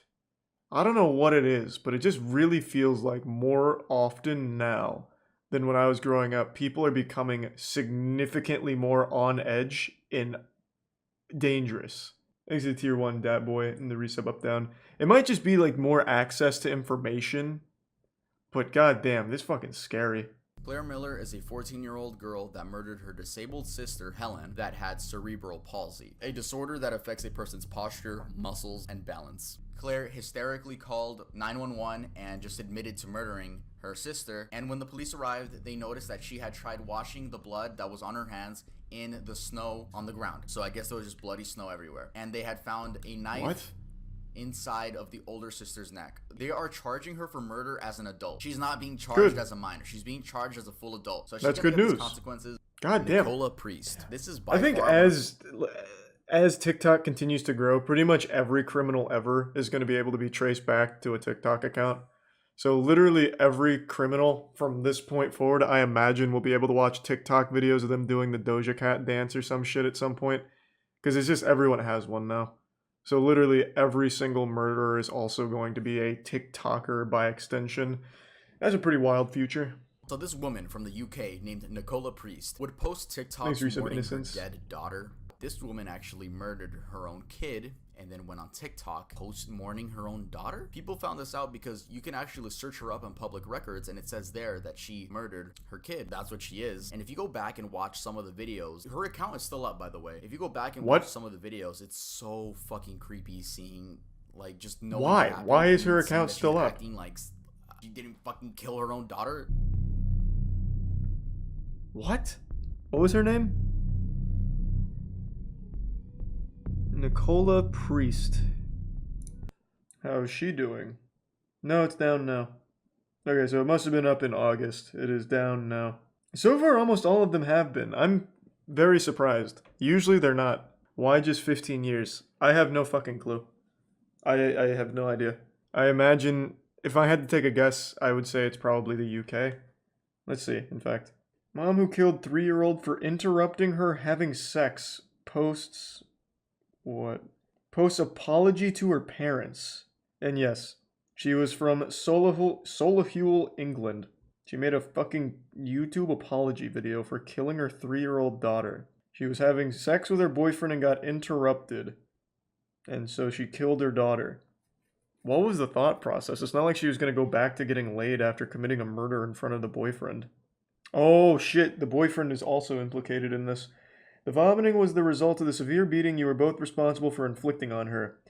No doubt you irritated by her crying, asking to be let out. It interrupted the two of you when you wanted to have sex. You lost your temper and you were joint participants in the assault. Holy shit. And they got 15 years. It's a fucking joke, man.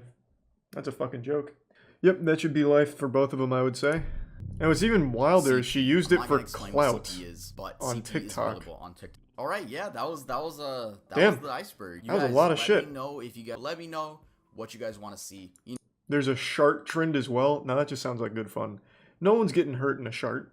Damn. Yeah, that was a lot of shit I'd never even heard of. Alright, let's do the darkest TikToks part 2. Part 1 had a ton of shit I'd never even heard of before. Confused_me too. Also, I really want this in the iceberg because I want to let you guys know to not believe everything you see on TikTok. The account only has 2 posts. One of them shows someone squirming around in a garbage bag, and the other shows a river. I mean, come on, it just looks so staged. It's like some teenagers just wanted to prank the TikTok community. And also, if you it's very easy to do that. First of all, you wouldn't upload it. I wanted to include this on this list on the tip because, guys, don't believe everything you see on TikTok. And imagine, like, I'm still gonna believe everything.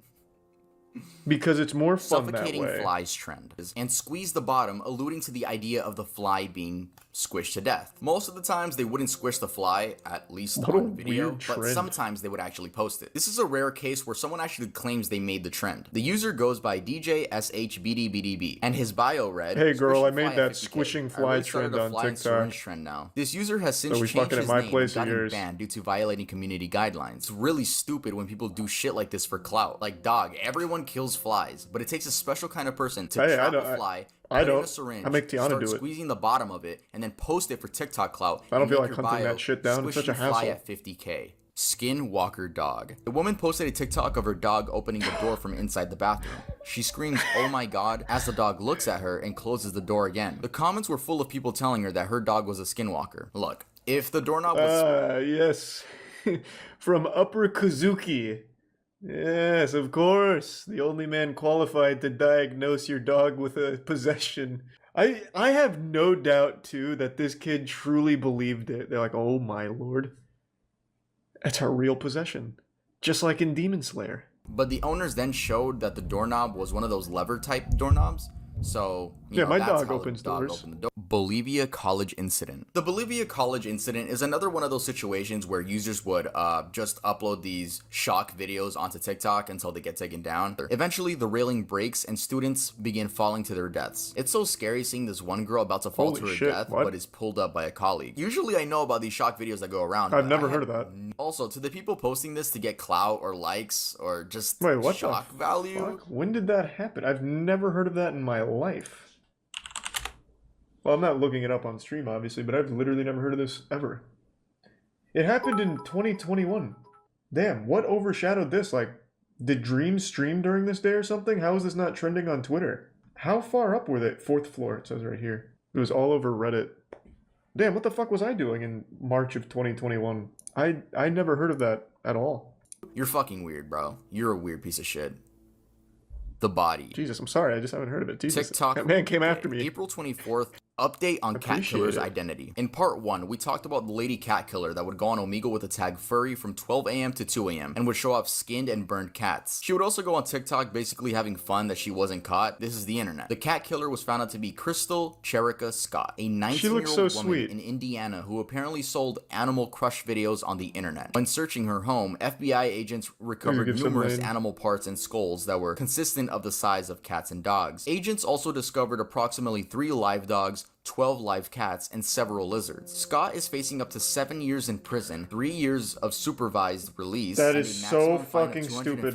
$250,000. That is so dumb that they are not more strict on that. It is fucking shocking. Even if, let's say you don't even like animals. Let's say you're a person that just fucking hates animals. At the very least, there is so much documentation to prove that people that harm animals or torture animals on camera for views or to sell the videos are literally the most likely to be serial killers. So even if you fucking hate animals, there is no argument where this person should ever be free again. For this long, this many tortured and killed animals on camera, there is no world where this person should be allowed back in general population. Fucking crazy. 7 years maximum with 3 years of supervised release. Good lord. Foreigner challenge. So this was a trend that started in April of 2020, where people would post compilations so of little infuriating, fan edits man. of themselves, basically, with Pop Smoke's song Foreigner playing in the background. Rest in peace, Pop Smoke. You cannot say pop and forget the smoke. Except the people in these edits would put their into these edits. Yeah, exactly. The animal harm is often a precursor to murder. Like almost every single murderer, like Richard Kuklinski, the Iceman, claimed to have killed over 200 people when he was working as a hitman for the mafia.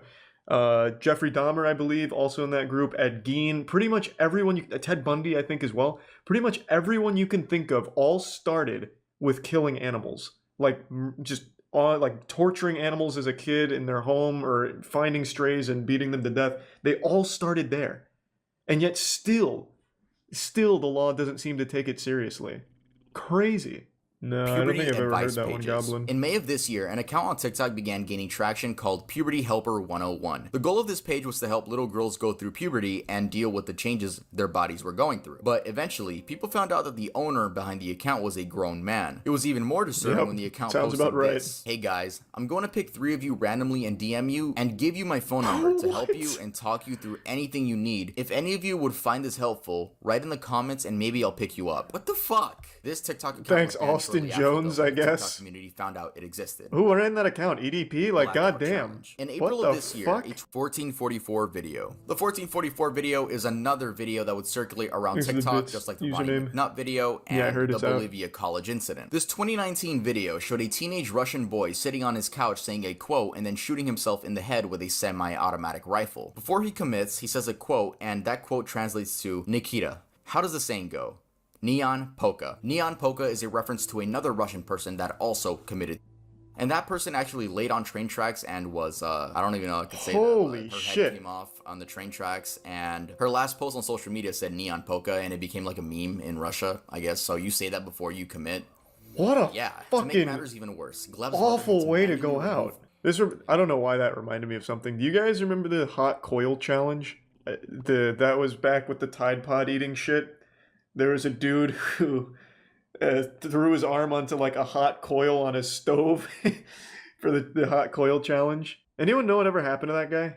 And then he just like burnt the shit out of his arm, like probably a permanent branding. And then he was about to do it again before his friends stopped him. It never caught on or anything. But I was just wondering, does anyone have a follow-up to that? He's got nice scars. No, he's got stupid scars because it was literally just a hot coil. So his scar is just gonna look like a pile of dog shit on his arm. It's not even like a cool scar or anything. London resub zombie. I guess no one knows what happened to the guy. These 2 teenagers ended up murdering Sierra's father due to him not approving of them being together. The creepy part is that they posted this TikTok acting like it was a normal thing to do. I don't know what to say. Welcome back to our YouTube channel. Day 3 after murdering somebody. Whoa, what a way to start a vlog. The Hey, father had been stabbed to death and his body was set Jesus. on fire. His body was found in his own garage. The teens have been Vandara, charged with resub murder, Casca. but haven't entered a plea. If convicted, Guerrero could face the death penalty. Because she is a minor, Sierra faces life in prison. That's good at CP least. slash I can't imagine there's too much more that he hasn't covered because he's doing really broad topics instead of like specific instances, or at least in this that he did. So yeah, we can finish it. Joining me today is the amazing True Danny Crime Cam. I You thought it was guys gonna may be have Danny seen her DeVito. TikToks on your For You page. Plaque, that's so amazing. When we started this series, I was at 85,000. Now we're nearing 200,000. Isn't he close to like subscribers. So thank you guys 500K so much now? for sticking Oh, around. he's over. with me, and be God sure to damn, he's grab a popping drink, off. Grab a snack. Let's get started with the video. Jesus. I feel like he was at Jonathan G. 500K like Now, a day Jonathan ago, G or whenever we watched the is first part. Jonathan G. You guys most likely have heard of this, but let's keep talking about it. Jonathan G was a TikTok account that appeared No, I in have no idea who 2020, this is. but the original account has since been banned. To understand exactly who and what Jonathan G is, Looks first familiar, though. we have to go back to 2016 and inform ourselves about the Blue Whale Challenge. It is believed that Rina Palenkova was the first victim of this horrible game. We spoke briefly about her in part 2. This I happened again in doubt it. 2019 with the infamous Momo picture, which I can't show or else this video would get demonetized. Where was the first sighting? Apparently, the first sighting of any of these accounts was on TikTok, going under the username @Jonathan. I remember the Momo thing. Eventually, if you're wondering how these anonymous people were able to convince these young teens into doing these horrible actions, I don't think they it's because did. they would threaten to dox, which means find your address, kill your entire family, and do other disgusting things. All the other versions of it have resulted in a lot of kids committing. Well, read this one about I don't think so. If I remember correctly, I haven't done research on this, but I do remember that Momo thing. I don't remember Goofy, whatever that is. I remember that guy's face, but I don't remember that being anything like further than that. But the whole Momo thing was all just a complete hoax. It was all completely fake. No one actually like hurt themselves or anything like that. I don't even know what I type in to find it. Momo related deaths, maybe? Yeah, the Momo challenge hoax. I don't think there was an actual case of somebody, you know, killing themselves from it. Who Momo is? I don't know why you asked that so awfully, but it's this thing. It's a picture from some old horror skit or something. This thing. Yeah, I'm pretty sure no one ever actually hurt themselves. It was just people making it up, and then places like Mirror ran with it. So like, here's Mirror's headline: Momo challenge victims revealed, kids as young as 12 killed by twisted craze. But I don't think any of it was ever actually real. I'd have to look more into it, but yeah, I do remember it all being outed as like all those stories that were reported weren't actually true. And that... Okay, people keep saying blue whale. I don't even know what that is. That is foreign to me. I know blue waffle, I've never heard of blue whale before, so I don't even know what to look up here. Blue whale death? Well, I just got videos of blue whales dying, okay, so probably not. What do I look up? Blue whale challenge? The piece, so there was initially an article that came out linking multiple children's suicides to the blue whale challenge, and then it is critiqued by saying the piece was later criticized for attempting to make a casual link where none existed. None of the suicides were found to be a direct result of the group activities. Claims of suicides connected to the game have been reported worldwide, but none have been confirmed. That's what he's talking about. Well, I know, I'm just saying, like, I've never heard of the blue whale one, but none of this was ever, like, actually confirmed, ever. John told Mashable this in an email referring to his business. Quote, "These pieces are not decoration. They are teaching tools and serve a very important purpose." This is a very hypocritical statement considering John has dressed up these human remains and let his cats play with them like toys. Oh. I was gonna say, like, that's a pretty reasonable response. How to tell? We drove to buy a real human skeleton. Another thing about the question of where do I get them from? I bet the people would be happy to see their bones being so enjoyed. It doesn't matter to like 99% of you. I first want to point out that John is not an osteologist, which is a trained professional who critically analyzes and evaluates how does he get the remains bones? to determine. John buys his remains from old medical collections or bone traffickers, then sells them back to the public under the guise of making the study of bones and human anatomy accessible. Anyone could buy these human remains and do whatever they want with them. You could close out this YouTube video right now and go buy some human bones. That is it. Give me just 1 second. Is that true? I had no idea. I know you can buy, like, I remember in college some classes had human bones to teach. I didn't realize that was just something I could get on Amazon. Let me see. Bone trafficking? Looted skulls and human remains are being sold in the black market. And do I get to know whose bones they were? Like, do I get, like, a picture of what they looked like before death? And it's like, hey, it's belonged to fucking Paul Cheeseburger. These are his bones. They're like an NFT. I mean, unironically, you get more value out of human bones than an NFT. Yeah, this guy seems like a real maniac. At one point, John listed for sale the skull of a Sami person. The description of the skull also included a slur in reference to the group. Quote, "Black, indigenous, and other ethnic bodies are not props for art.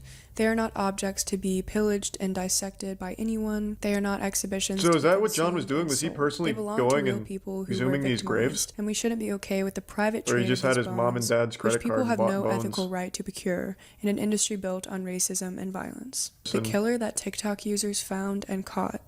So, on February 23rd of this year, Daisy De La O was fatally stabbed outside of her family's California home by her ex-boyfriend, 25-year-old Victor Sosa. Tier 1 Victor was a suspect Asian immediately after guy. her death, but he had already fled the country. They posted videos and images of Daisy, shared her story, as well as images of Victor calling for people to share and find him.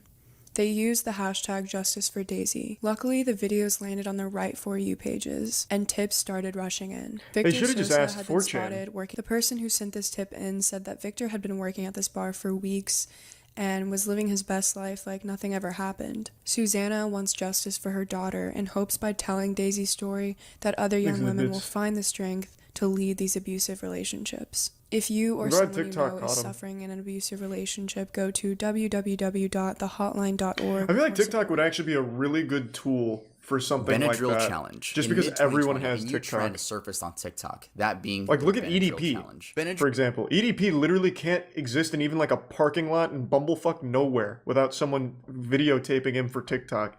That man can't go anywhere. So actually, maybe using TikTok as a resource for catching people would be pretty effective, just because there is so many people on TikTok. The TikTok challenge that dares people to Prime strangle Ryan. themselves and escape. This challenge has been referred to as the blackout, Yeah, the blackout challenge, challenge. the game of choking, and just did this speed one. dreaming. Even though this is public information, because this Speed child is so dreaming? young, I found out there was some type of video on TikTok letting kids know how to strangle yourself. But he's 7 years old, so how is he going to get out of it? A spokesperson from TikTok has since said that the challenge has been banned from the platform. Junior's family encouraged parents to block various social media sites and educate themselves about what could be lurking behind their kid's screen. The effect of I mean, as a TikTok's parent, you have to blackout know challenge TikTok's not reached going to be far great for beyond them. the United States. In Shit's January trash. of this year, and this really begs the question, what dangerous TikTok challenge is going to trend next? And is TikTok even going to stop it in time, or is it No. going to take the lives of more kids? Yes. Zombie Woman is You want to know not how you solve Marilyn it? Unironically, YouTube had the solution. You have YouTube Kids, where you literally can't have anything but shit for kids. Then you have normal YouTube. And then they fucked it by just still allowing kids on normal YouTube anyway. So that's how you solve it. You have TikTok for kids, and you have a TikTok that kids cannot access. And the two never collide. That's how you also get rid of all your child predators. Easy. But then again, it's hard to well, you wouldn't know people's ages on TikTok for kids, I guess. I don't know how you'd enforce it. Right? We're prototyping right now in the lab. I'm still coming up with the solutions. Require an ID to sign up? Yeah, but kids don't have an ID. What are they gonna give me? Their fucking Roblox username? Yeah, it'd be tough. How would you enforce it? A biometric scan? I don't know what the fuck you'd do. Social Security?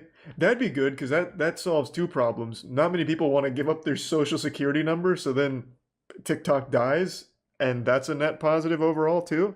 So, yeah, I mean, I guess you could do SSN. In part 1, we spoke about a woman in Seattle, Washington who was Thanks, clearly Mr. in Caitlin. distress. Many of you were telling me in the comments that the woman in the video is a woman by the name of Marilyn Stanley. At first, Thanks, I thought so Ruffin. too, but after more research, these two cases are actually completely prime separate. popper. These are not the same people. The story goes that this woman was in an abusive relationship with her then boyfriend, named Zachary. Throughout the relationship, he would beat her, and she didn't leave because he threatened to kill her if she tried. Eventually, she was over at his house, and out of nowhere, he punched her repeatedly in the face. He dragged her to his bedroom and continued beating her. Then his pit bull came and bit half of Marilyn's ear off. She blacked out and woke up to Zachary smirking, and he said, "Look at you. You're bald. Now nobody's gonna want you.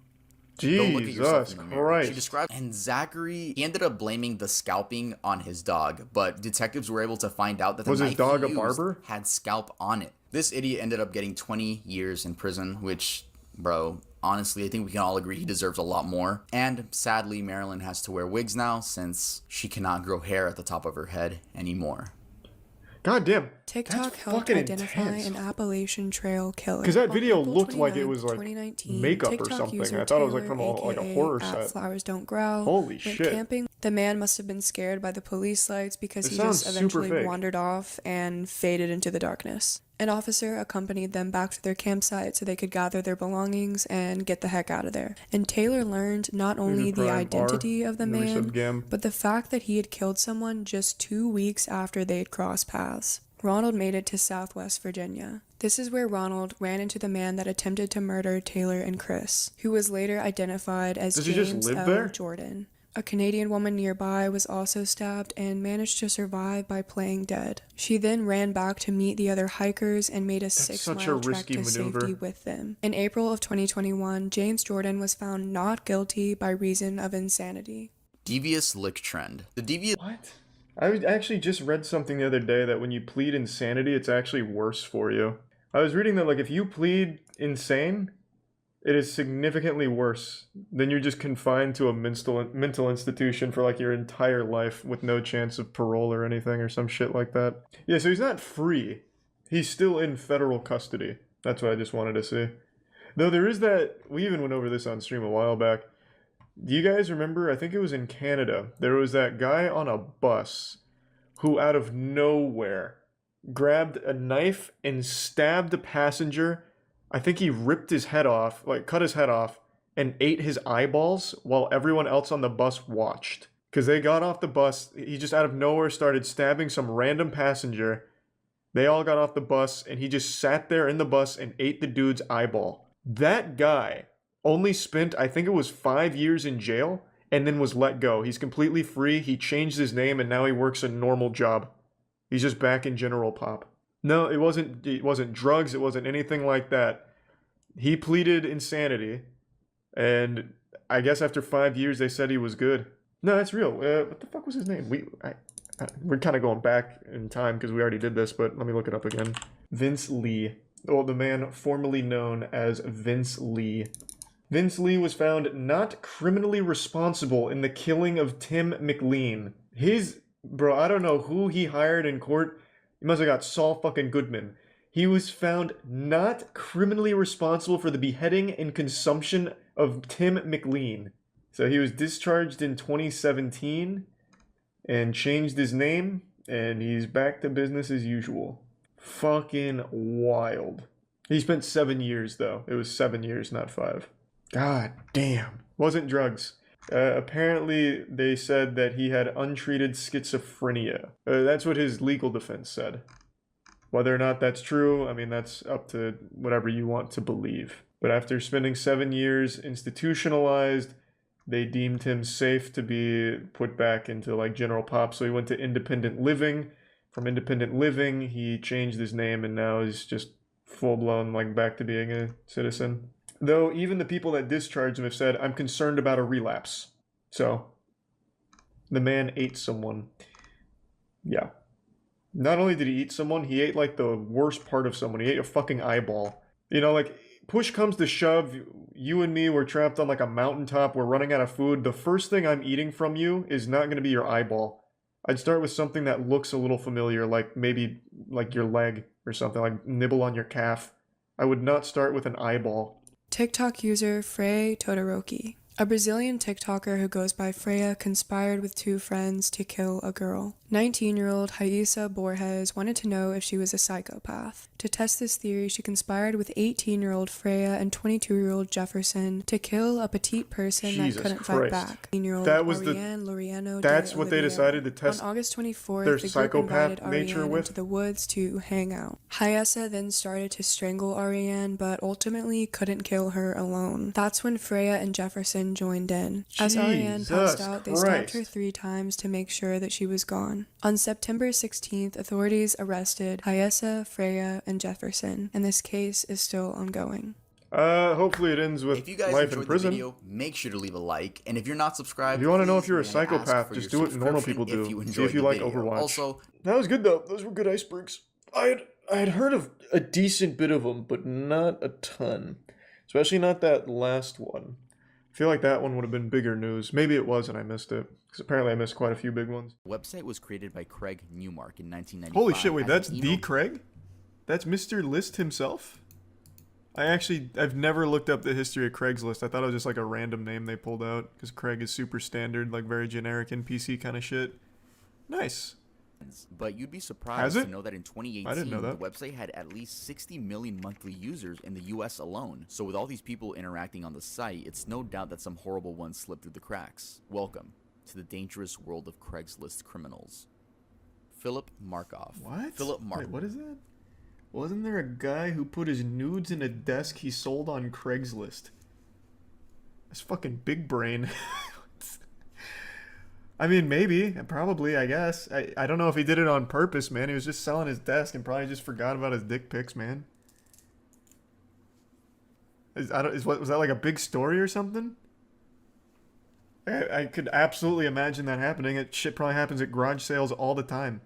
Though if we know anything about murderers, it's that they look average. He was a big Not 6'3" always. white male that was Sometimes known by they his look friends for exactly being a like what goofy, you'd think smart they would. guy. Not only was he goofy, but he was incredibly smart when it came to schooling, as he was in the National Honor Society. Though he wasn't as smart when it came to hiding evidence. Let me explain. Hey, fun This fact, man would I was go on also in the National Craigslist, Honor go under Society. the erotic Just services saying. section, set up dates with But I girls don't really who were use Craigslist. advertising themselves in the Boston area, escorts, and robbed them at gunpoint. Though one sadly ended up being killed, which There's a was Prime Weston Silver, Copley Recent Place. Cairo. Once he entered, he pointed a pistol at her, handcuffed her with zip ties, and robbed her. Keep in mind, this dumbass wasn't wearing a mask. Not only that, but he was wearing black gloves to cover his fingerprints, but was persistent on removing his phone number from Trisha's phone, and I guess the gloves are too thick so he couldn't really type, so he removed the gloves to type, and the fingerprints were on the phone. It's like, you dumb mother... He then tied her to the doorknob from All the right. inside, taped her mouth shut What a while leaving strat. fingerprints on the roll of tape. He also took a knife out of his pocket and cut the hotel phone lines. He stole $800 in cash and her credit cards. He also picked up some of her underwear that was on the floor, put it in his pocket, and left. 4 days Oh, later, a little April car 14th, freshener. 2009, Huffing the Julissa Brisman, fumes. age 25, became Markov's second victim. She was an aspiring model from New York City and was described as an extremely happy party girl who liked having fun. Just like Trisha, she also advertised herself in the erotic services section on Craigslist. Police believe that he immediately pulled the gun on her once he entered the room, got at least one plastic tie on her wrist. She fought back and things escalated quickly. He pistol whipped her on the head and then shot her 4 times. Police say he Jesus didn't have to kill her. Christ. She had no weapons. Getting caught. One of Julissa's Thanks friends for 5 found gift the subs, emails Rochi. that Philip Thank you, and man. Julissa had Resub exchanged and sarcasms. contacted authorities, explained that she had his IP address. Detectives traced the IP to an apartment belonging to Philip Markov, a 23-year-old med student at Boston University. He had a fiance at the time who knew nothing about what he was up to on Craigslist. He was arrested shortly after. During trial, he pleaded not guilty, which was dumb because detectives found the gun he used to murder Julissa in his room with his fingerprints on it. His trial was extended, circumstantial and in the meantime, evidence. was in prison. On August 15th, 2010, 1 year and 1 day after his wedding would have taken place, Markov was found dead in his cell. He had used a knife made from a pen and a piece of metal to cut arteries in his ankles, legs, and neck. He had also swallowed toilet paper and tightened a plastic bag over his head with gauze. Additionally, This dude he had did written his 8 former different fiance's suicides. name and their pet. This dude killed himself in the jail, which would have been a happy ending, but sadly he had to kill a girl, right? Let's move on to the next one. God damn. So that's like 8 different ways of killing himself. My God, he used every ounce of that med student knowledge. Jesus. How long ago was that? What year did he say? I imagine this had to be during like the height of Craigslist. Because I remember like they're all 2009. Is that what it was? Okay. I remember back in, God, it must have been high school. When was the big Craigslist killer that got a lot of press? I think it was high school for me. And when that happened, everyone was like, yeah, it sounds about right for Craigslist. Do people still use it for services and shit? Like, do people still advertise this kind of shit on there? Because like I said, I haven't used it in a while. Yeah, they do? God, this got to be the riskiest shit ever. Why? Bro, just fucking like pass out flyers at a gas station or something. You're a lot better off. Because even in high school, all of us were like, yeah, I mean, that's pretty much what you'd expect from Craigslist services. Just a bunch of fucking psychopaths. I don't know why you would trust that. It's terrible. It's scary. I use it for cars. Well, yeah, you can buy shit from Craigslist, man. I don't think you're going to run into a guy who's going to, like, fuck your shit up over a beat-up bug or anything. Like, you could probably buy cars if you want. I'm talking about the services category. Anne-Marie Linscott. In November 2007, Why does that name 3 sound so California familiar? residents were searching Craigslist for job opportunities. During the email exchange, Linscott, who was a Michigan resident, asked each of the 3 individuals responding to her advertisement to quote-unquote eradicate a woman living in Oroville, California. the Yes, fuck? she put up a hitman ad on Craigslist. She provided What a additional information on big the intended word for that, victim to include a eradicate. description of the victim, That's not just her like age, kill and her or employment address. Linscott beat. offered a hefty payment That's upon completion big. of the quote-unquote. In April of 2007, things began getting extremely scary. A Molotov cocktail with a fuse was found under the bed of the man's wife, named Carol. Thankfully, What it didn't the go off. Then the fuck? Craigslist ad we were talking about was A made. She was Molotov looking for, cocktail quote-unquote, time silent bomb? assassins to eradicate a 56-year-old woman from Oroville named Carol. The price? $5,000. An extremely popular public website. Anne-Marie, you should watch these videos right here in case you really want to hire a hitman. I made videos talking about it. That was a joke. True, he does give, You like, should go watch tutorials, those I videos guess. And also watch The Dangerous World of 4chan Criminals. So those 3 people that engaged in the As you ad said, called the Pika authorities, and and then the Kopi? authorities got the FBI involved. Anne-Marie Linscott was sentenced to 151 months in prison, aka 12 and a half years. That means she was released last year in 2021. So Wow. Anne-Marie, if you're watching this, let me tell you right now, Craigslist isn't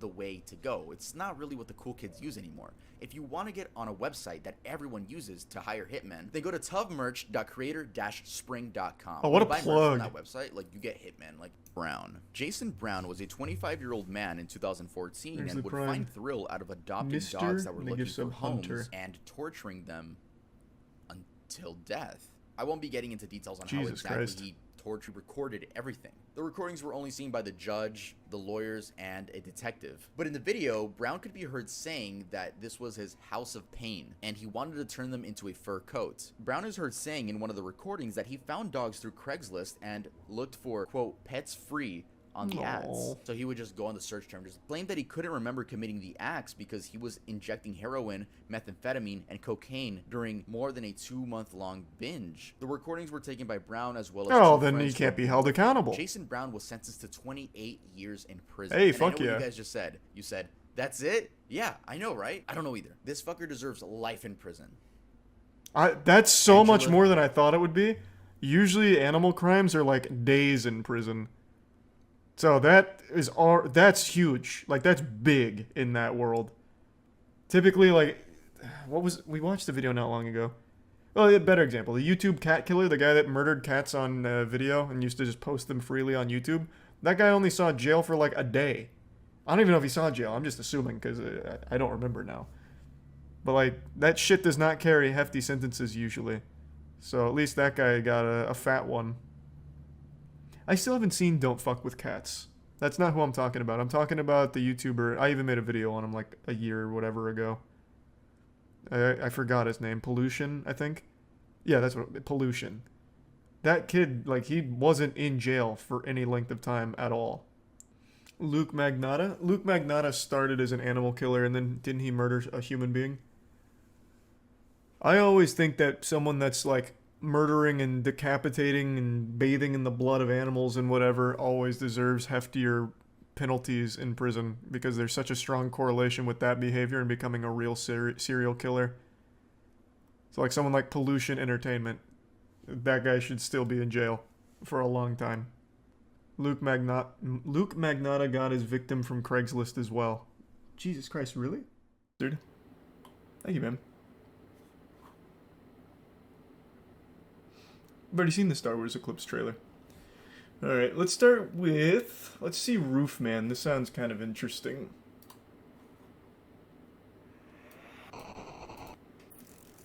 I do love criminals that hide Hey in everyone, attics and shit. Nigel and Luke here, and welcome to Crime Zone. He's a tier 1. Oculus. At around 5:30 a.m. on May 20th, 2000, employees at the Main Street McDonald's location in Belmont, North Carolina, were following their usual Saturday morning routine. It was just before sunrise, and they were preparing to open the fast food restaurant for the normal weekend breakfast rush. However, unbeknownst Quick to question, is there still a massive breakfast rush for McDonald's? I remember when I was a kid that was the shit, but I feel like McDonald's has just such steep competition these days for the breakfast slot. Do we have any other like big McDonald's breakfast enthusiasts here? Cuz near me it's kind of just like no one cares anymore. Overwhelmingly yes. Wow. Why though? I feel like the other breakfast options are much better. I think it really fell off. The McSkillet? Bro, just go to like Dunkin' or something at that point if you're just looking for something like a McSkillet. Chat's kind of split. It was overwhelmingly yes in the beginning, but now everyone's arguing the competitors, which is what I was fucking talking about.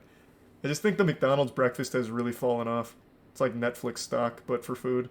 the employees, at the same time as they were busy working to get ready for their first customers of the day, another person was in the midst of a different kind of routine. One that involved stealing as much money from the restaurant's cash register and safe as possible. In safety. After cutting a small hole in the roof of the McDonald's, the masked robber dropped down through the ceiling, taking all of the employees by surprise. Some Mission Impossible shit. Though he was armed with a rifle, he didn't try to threaten anyone. Instead, he was calm and cordial, asking the employees to please get down on the ground, while he just steals all their one of them hash browns to the restaurant safe to open it for him so that he could take the money inside. Once he had the cash, the masked robber walked all of the employees into the cooler where they were locked inside. It seems kind of nice. Before they were asked if they wanted to grab their coats to stay warm while they waited for help to arrive. They have a police sketch and it's just a Hamburglar. Fled. While the employees didn't know it at the time, they would soon learn that they had come face to face with one of the country's most notorious fast food robbers. A man whose criminal exploits would eventually become so strange and unbelievable, they would seem ridiculous even by the standards of a Hollywood movie. That's such an interesting specialty, a fast food robber. Reminds me of Better Call Saul, where he specializes in, like, elderly law. Thank you for the 10 gift subs, Mustard. I just saw that, man. Thank you for the generosity. And there's some Saltex, Fobsy, Visored, and Mossbutt. Is there any other fast food bandits? Like the wet bandits? Thanks, Risa, Bird, and Chrono. Because I'd like to see who he competes with. Yeah, I'm on season 2 of Better Call Saul. I've been blasting through it on this trip. Show is so good. Plankton. Okay. Alright. So it's just Roofman and Plankton.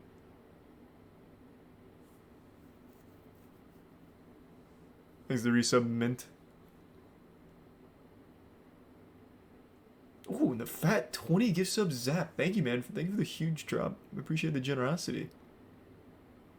I saw a video of 2 women stealing everyone's food inside a restaurant. Don't remember where, though. Probably McDonald's. Actually, I take that back. Probably Waffle House. Waffle House is a restaurant you go to and you're just looking for fights. And maybe, like, a waffle or two. Thanks to Prime Sun City. So this is basically the only fast food specialized robber is what I'm getting. This is the story of Jeffrey Allen Manchester, the so-called Roofman, or Rooftop Robber. Cool title. Before we get to the main part of today's story, we'd like to ask that if you enjoy our videos, to please remember to like and subscribe to Crime Zone for more true crime content like this. It really helps us to continue building the channel, and if you've watched a few of our videos already, you might not even realize that you're not subscribed. While you're there, don't forget to hit the notification bell as well, in order to stay up to date with our latest releases. Okay, with that out of the way, back to the video. While little is known about why Jeffrey Allen Manchester chose to turn to a life of crime, what we do know the better question is why that turn to a before he life of became the crime for notorious fast robber food? known as Roofman, he lived what appeared to be a normal life. After graduating from Cordova High School in Rancho Cordova, California in 1991, Manchester became a sergeant in the Army Reserves and reportedly trained in a number of different areas. He received airborne training at Fort Bragg in North Carolina and air assault training at Fort Campbell in Kentucky, SEAL and was further trained as an artillery specialist. Some reports we came across also stated that he took several courses involving the operation of military vehicles, including a 6-week course to become a watercraft operator at Fort Eustis in Virginia. Wow. Though during this time, Manchester married and had 2 children, the marriage didn't last. And by the end of 1998, he and his wife were in the process of getting divorced, and he no longer lived with her or the kids. Now alone, it was at this point that he apparently decided to put his military training to a different kind of use. In November of 1998... Do you really need military training to rob a McDonald's? I feel like you could just go in and be like, I just want the money in the register, and like, make like a finger gun in your jacket and be like, yeah, just take it. Like, I don't think you really needed all like the special ops training just to become like a fucking Filet-O-Fish fondler. Felon. Damn, that would have been better instead of fucking fondler. That doesn't even make sense. But man, this guy, those McDonald's employees, they didn't know who they were fucking with when he busted through their ceiling. I'm just reading this excerpt real quick. 1 second, they're just serving up a quarter pounder. Next second, they got goddamn Jason Bourne coming through the top turnbuckle. Manchester began a 1.5-year-long crime spree that would allegedly see him rob more than 40 businesses in 9 different states across the continental U.S. Though he would hit the occasional video rental store, grocery store, or other retail business, his specialty became robbing McDonald's locations. Police would later estimate just McDonald's, that these no crimes Arby's or anything? comprised roughly 2/3 of all the robberies Manchester committed between 1998 and 2000. A representative from the fast food company would even once jokingly refer to Manchester as being, quote, brand loyal. While the bulk of Manchester's robberies were committed in California, he would eventually hit McDonald's locations in Nevada, Oregon, Minnesota, Massachusetts, Maryland, Virginia, and both of the Carolinas, making off with an estimated $100,000. Nearly all of the robberies. All of that work went for like this. $1,000? Manchester would use tools to cut a hole in the roof of the location, dropping down anywhere from 10 to 15 feet. I'm so confused. I guess I haven't paid enough attention to 100,000, sorry. I guess I'm super confused on why he'd bring tools to cut a hole in the ceiling. Aren't they drop tiles? I don't know, I heard 1,000. Doesn't McDonald's use drop tiles?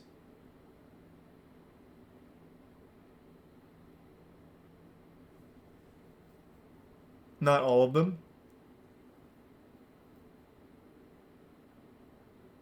Oh, to get to the outside roof. Okay. So he didn't... Okay, I see what he did then. This man literally cut through the top of the outside roof. I thought... What I would have expected is he'd go to the roof and take like a service exit, like a service hatch, and then bust in through the drop tiles. I see. Okay. So he was a step ahead.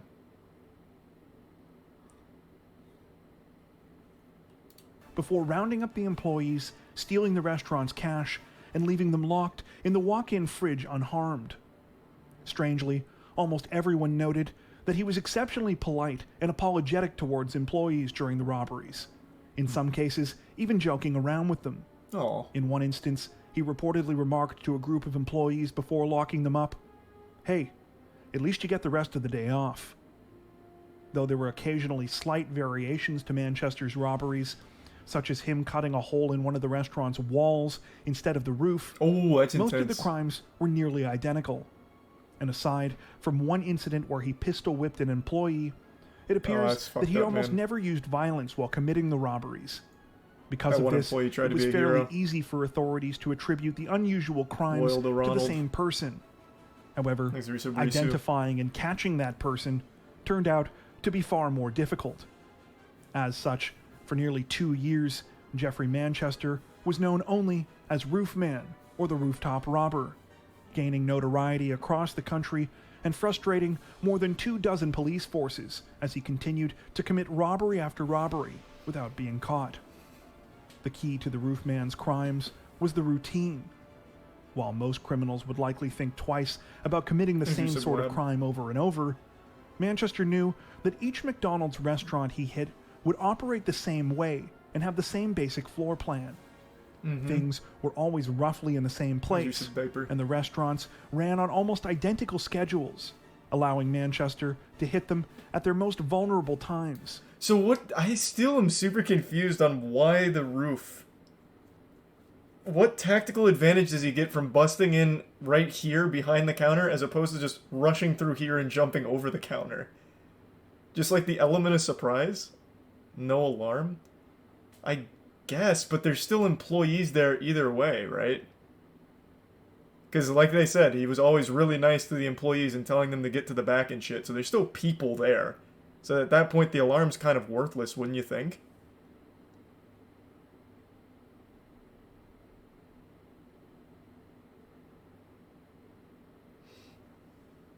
Because of no surveillance? I guess if he exits through the roof too, yeah. I don't think... Well, I imagine they'd have cameras inside, right? Maybe not. Either while they were closing up for the night, or while they were opening up first thing in the morning. That being said, not all of the Roofman's crimes were perfect. During his very first attempt at robbing a McDonald's in Folsom, California, he cut a hole in the roof and dropped inside, only to discover that the restaurant was closed for the Thanksgiving holiday. Oof. Sometimes, police would find tool marks on the exterior of locations where the Roofman had obviously started a robbery, but had needed to abandon his attempt for one reason or another. There were also a fair number of close calls with police. In one instance, Manchester needed to fire his gun at a door to make a last-second escape. In another, he reportedly jumped off a roof and over a fence before managing to get away on foot. The Roofman would finally be identified and caught on May 20th, 2000, shortly after committing the early morning robbery at the Main Street McDonald's in Belmont, North Carolina, that we described at the beginning of the video. It turned out that Manchester had made 2 crucial mistakes. The first mistake was the result of hubris. The Main Street McDonald's was actually the second one that he had robbed that day. Just a few hours earlier, Manchester had robbed another McDonald's just 10 miles away in Gastonia as they were closing for That's the night. plenty of distance, I'd Because say. authorities were more than familiar with the roofman's MO by this point, there was still a heavy police presence in the area at the time of the second robbery. Manchester's second mistake was not properly securing the cooler at the Belmont robbery. As a result, the employees managed to get out much quicker than he had anticipated and alerted police to the second crime. Exhibits them. After being spotted heading towards a getaway car in a I think we nearby watched that church one. parking Thanks for lot, some doo-doo and police Riku. chased Manchester into the woods. When they caught up to him a short time later, he was still carrying his rifle, as well as a nylon bag containing drills, pry tools, hammers, and all of the cash he had stolen from the two McDonald's locations. True to his reputation, Manchester didn't put up a fight when cornered by officers, instead telling them, quote, "You guys did a really good job today." With Manchester's arrest what a came a flurry sweetheart. of news articles announcing that the notorious roofman had been identified and caught. According to these reports, investigators were eventually able to link him to crimes beyond just the two robberies in North Carolina by looking at his travel records with the military. It turned out that many of the roofman's robberies had stopped in certain states when he left, only to start in others just as he arrived for military assignments or training exercises. Though it's unclear just how many of these robberies Manchester was convicted of, he was ultimately sentenced to 45 years in prison on charges ranging from robbery with a dangerous weapon to kidnapping, possession of burglary tools, and breaking and entering. Yeah, I While guess this it makes initially sense. appeared to be the end of the roofman, little did anyone know that his story was far from over. Really? He busted a hole out of the Following prison his cell? conviction at the end of 2000, Went out the Jeffrey roof? Manchester was sent to the Brown Creek Correctional Institution, a medium-security prison Zuzub, located Pav, in Anson Reichel, County, North Rain, Carolina. Rush, Creep, For nearly the next 4 years, CJ. Manchester played the part of a model prisoner. A search of his inmate records lists 0 infractions during this time, and his good behavior earned him a position in the prison's metal shop. However, as much as the roofman gave the appearance of quietly serving his time, he had no intention of completing his full sentence. Instead, he had been using the same skills of observation that he had used to commit his robberies to find blind spots in the prison security. This included familiarizing himself with the comings and goings of prisoners, the shifts and schedules of guards, and any vehicles that made their way in and out of the prison grounds. Finally, in the summer of 2004, he was ready to make his escape. 2004 was The key to crazy Manchester's year. plan was his job in the prison metal shop. Every day, a delivery truck would come inside the shop area to pick up the beds, lockers, and stainless steel kitchen items that were manufactured there before leaving the prison grounds. The truck arrived on the same set schedule every time, and Manchester decided that this was his way out. After obtaining some measurements of the metal frame rails that ran underneath the delivery truck, Manchester cut a length of plywood so that it would fit snugly between the rails, creating a platform where he could lie. The idea was to ride on the vehicle as a hidden passenger until he was outside the prison walls. Pretty good at plan. which point he could go on the run.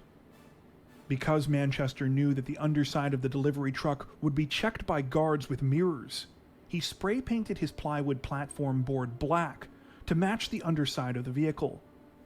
Some reports we came across also bad. state that he completed the illusion with a couple of additional pieces of spray painted cardboard so that his head and feet couldn't be seen at either end.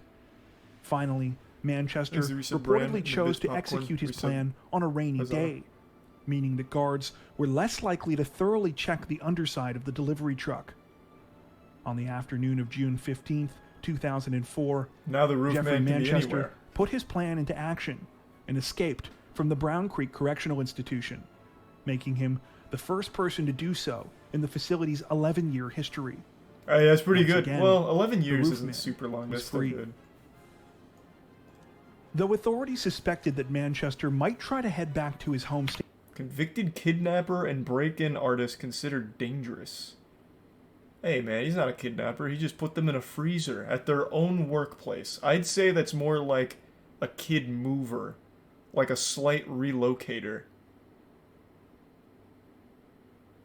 This is a big article, though. I was going to read most of it, but I thought it was just a blurb. This is kind of like a full write-up. This man really was at large. Hold on, give me 1 second, though. Let me send a quick text message.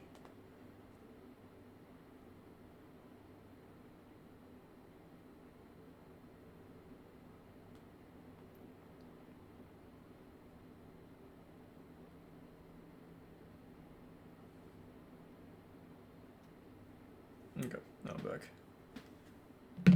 State of California and possibly As we make said, Ernie, contact with his family Zodiac, there. Waffle, He and the instead Bits Just. traveled just 40 miles northwest to the city of Charlotte. It was here, at an unassuming retail plaza, that he would set up a living space that would baffle and amuse both the public and law enforcement oh my god, he opened his own for years to McDonald's. come. A For his new franchise owner. home, the roofman chose a Toys R Us store located in a complex called the Triangle Shopping Center, just off of Monroe Road. He hid out How in a fitting. small cubbyhole area he made for himself behind a bike rack in the store.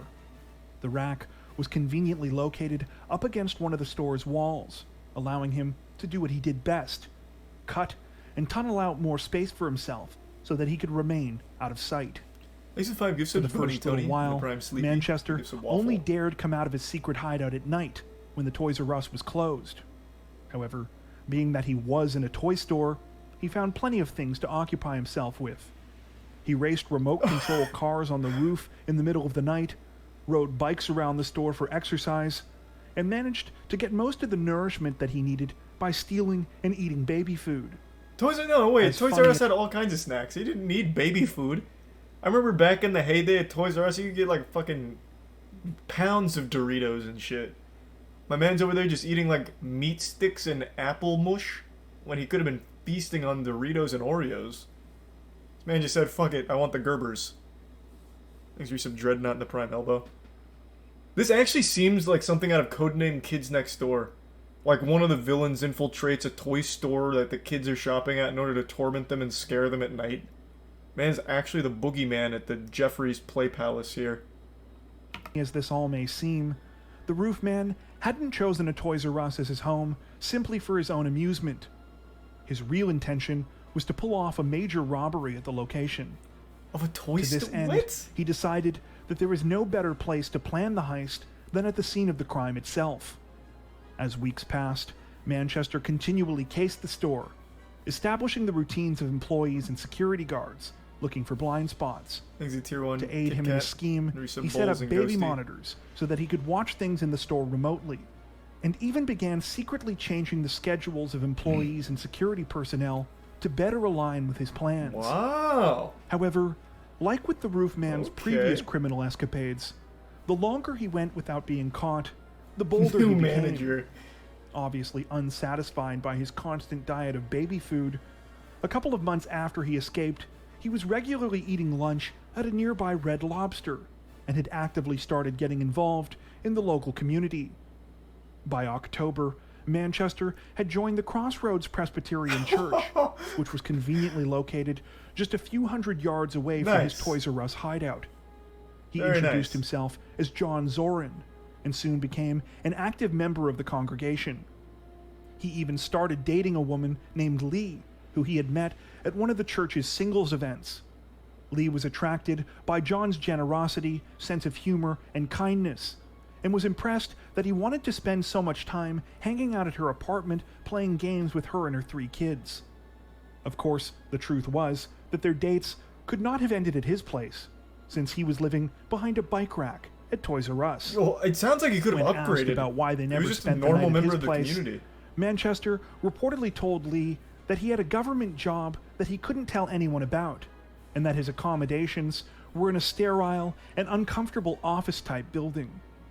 Smart. Though many might consider Lee gullible for believing this, I'm a secret it's agent, important babe. to point out that Manchester told this same story to everyone else that he came in contact with, and no one, especially those at the church, had any suspicions that John Zorin was anyone other than who he said he was. For his part, Manchester tried his best not to give them any reason to. He seldom He's a tier failed one to Astro attend with Wednesday Prime night Bible Jablinski. study. He volunteered There's to a get fart involved in the and church's drag. charitable work, and when the holiday season rolled around, no one donated more to the congregation's toy drive than he did. Of course, these toys were actually all stolen from the store where the roof man was hiding Who's out. gonna miss the toys though, huh? Speaking of the holiday season, as the Toys R Us store became increasingly more busy in the lead up to Christmas, Manchester decided to make improvements to his living quarters in order to remain undetected. It was during this time that he realized he could tunnel directly through the store's wall into the adjacent unit, which just so happened to be an abandoned Circuit City. This time, maybe this guy is responsible for Toys R Us and Circuit City going under. After they found out that this man was living in their walls for... It's been almost a year, I think, now. They just got so fucking paranoid that the business started sinking. God damn. What a cool setup, though. That is like the most early 2000s shit imaginable. Like, that is your early 2000s shopping starting kit. Toys R Us, Circuit City, and Radio Shack. The only thing he's missing is a Blockbuster. Then he tunnels underground and goes right to Blockbuster or some shit. the roof man truly went all out on his new home. In a hidden area under a stairwell, just on the other side of the wall inside the Circuit City, he created what can only be described as an 11-year-old boy's paradise. Though unfortunately, there are no pictures of Manchester's hideout that we can find. Why wouldn't there be? News reports describe it as a 4 by 10 foot sort of closet that had been painted to blend in with the wall. Inside, he decorated the space with posters, put up a mini basketball hoop, and brought in a DVD player. He also added more baby monitors to add to his makeshift surveillance system, and even installed a smoke detector and piped in water from the Toys R Us next door. Wait, how would nobody ever hear that? He piped in his own water line? How would he be able to successfully do that? It's not the hardest thing in the world to do that, I guess, if you tee off of an already existing line, but still, I feel like you'd absolutely hear that, because you have to like drill into the walls and shit, and you have to tee off that pipe. That's kind of crazy. Yeah, I mean, I guess just doing it like in the dead of night without anyone being around, you'd probably never notice.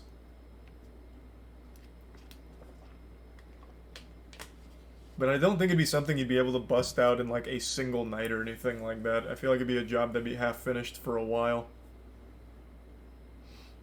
Thanks to the resub Frog, Genghis Khan in the Prime, Random, and Rorothy in the resub Dog. Would later amusingly point out that Manchester appeared to have something of an obsession with Spider-Man. Several Spider-Man posters were found on the walls of his hideout. A Spider-Man 2 DVD was found along with the DVD player, and Manchester was even sleeping on Spider-Man sheets. That's so Nevertheless, by all accounts, this new hideout seems to have been much better than the first one behind the bike rack. In order to continue to travel between the Toys R Us and the Circuit City as he pleased, Manchester left the tunnel between the two units intact. I bet so many kids saw him behind the bike rack and just got scared and didn't say anything. In with the walls on both sides. As cunning as Manchester had been, however, at some point he must have become aware that he couldn't continue living like this forever. Employees at the Toys R Us were definitely aware that things were going missing, and Manchester had a couple of close calls when police were called to the store to investigate. On December 26th, he decided it was time to pull off the big robbery that he had been planning.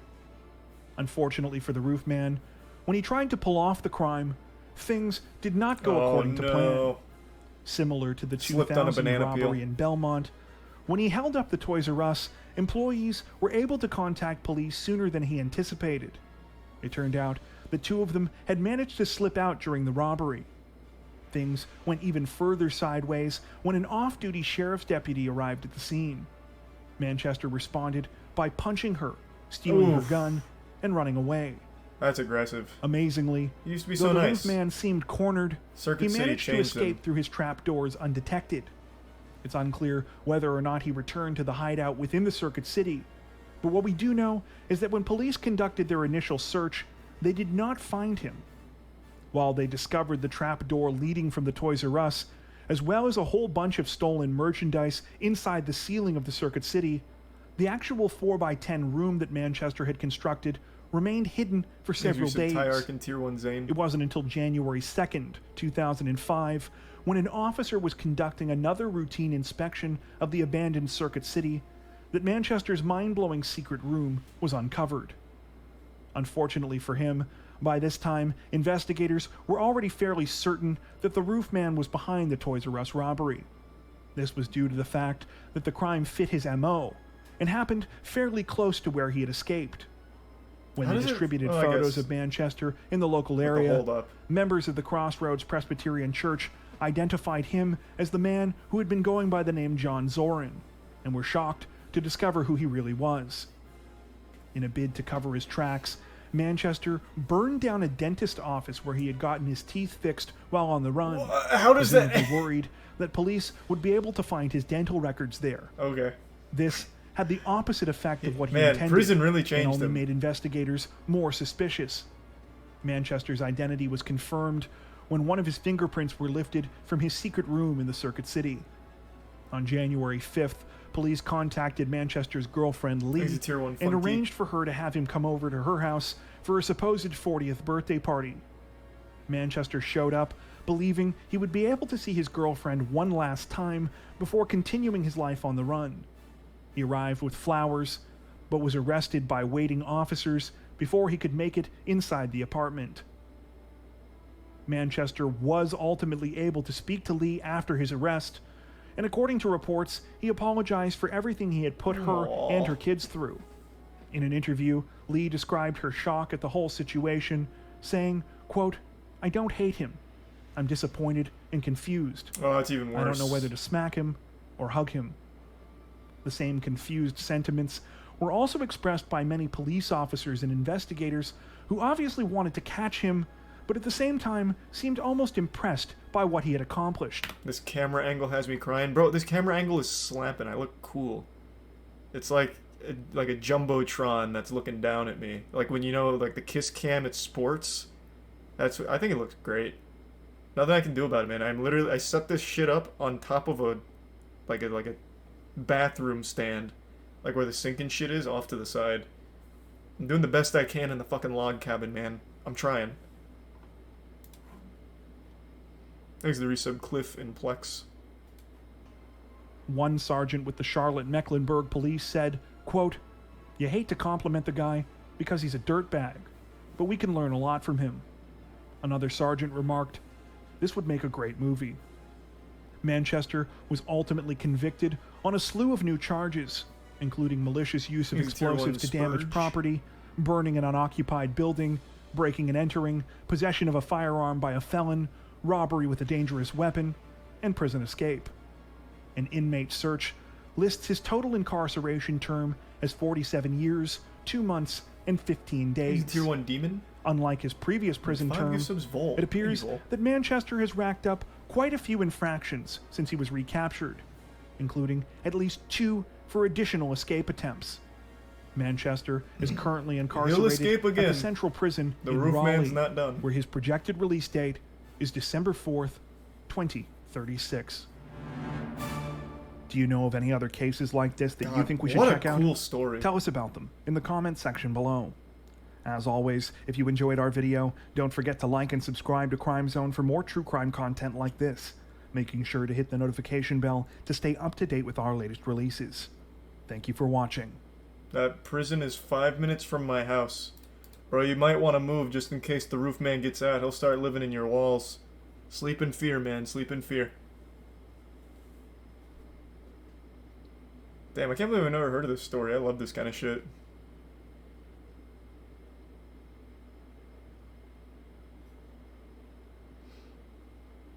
Nice.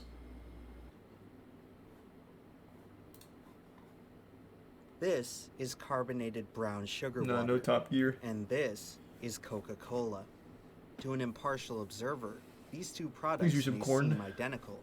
But in the world of business, this little red can makes all the difference. I've never had just brown sugar water so before. Gargantuan that even mentioning it feels redundant. Their logo is about as recognizable as the sun, the moon, and the stars. Across the history of human commerce, no other company even comes close to their longevity and scope. Their product is available in so many markets that it's far easier to list the places that don't sell it. The Coke empire has penetrated all corners of the earth, and even a little bit beyond that.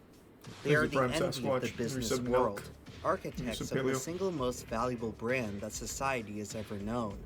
When running a company, it's easy to believe that branding is everything.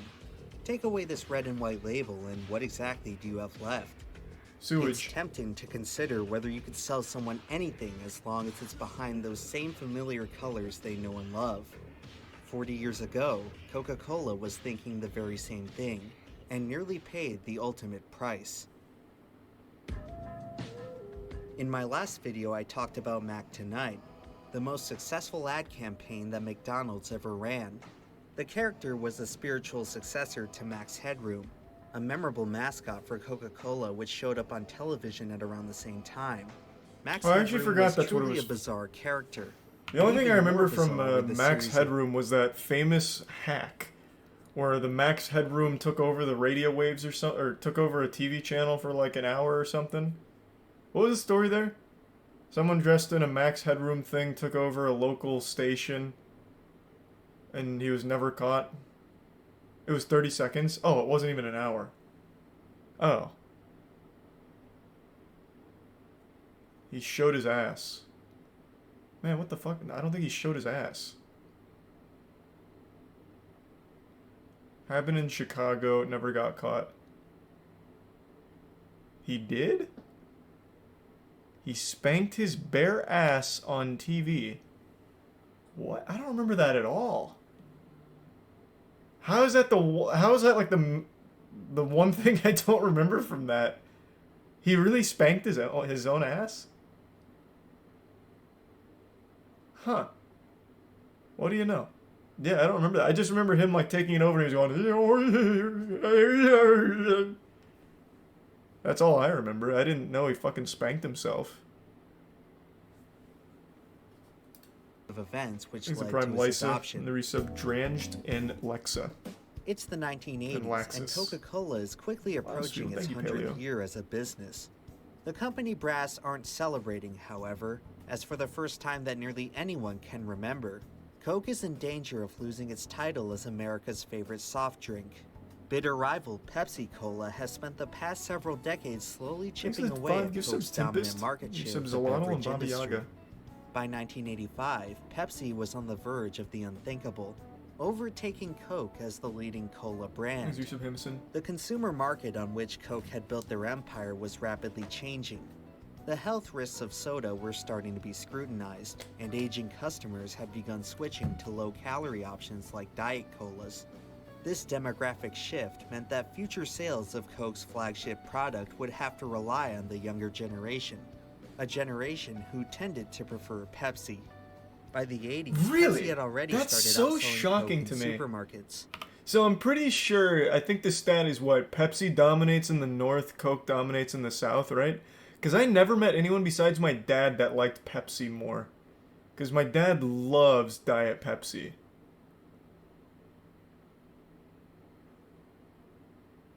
If you preferred Pepsi, you're literally not human. I get the appeal. Pepsi is a less flavorful Coke. It's like a more watered down Coke. So it's for people that don't really like the intensity of Coke, I would guess. But they taste pretty incredibly close. It's just a matter of like how strong you want it, if you ask me. Like when you drink them back to back, you can really taste the difference. We did it on a tier list like a year ago.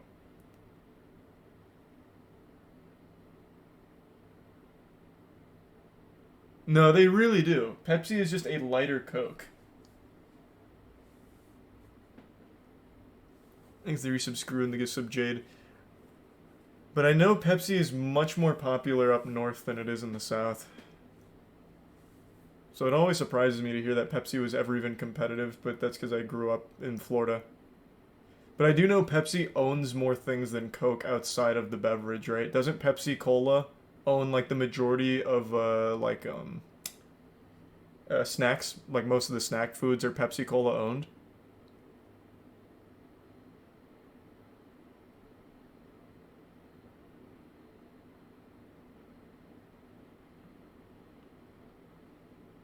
Yeah, I thought so. I'm pretty sure Pepsi Cola owns... You know, I'll just look it up right now. I mean, I'm on the fucking computer. I'm pretty sure Pepsi Cola owns, like, almost as much as Nestle does in terms of those kinds of companies. Like, they're huge with how much they own.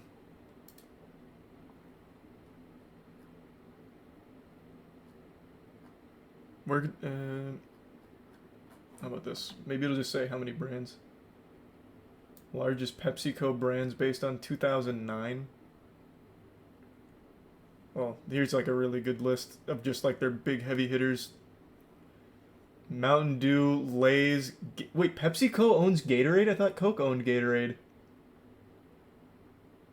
Doritos, Lipton, Cheetos, all the Quaker foods. So that's all of your bars and shit. Ruffles. I didn't know Ruffles were that popular. Coke owns Power. Who the fuck drinks Powerade? Is Powerade still around? Does that still exist?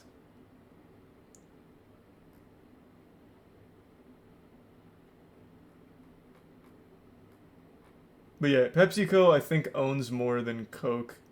I still think Coke brings in more money though.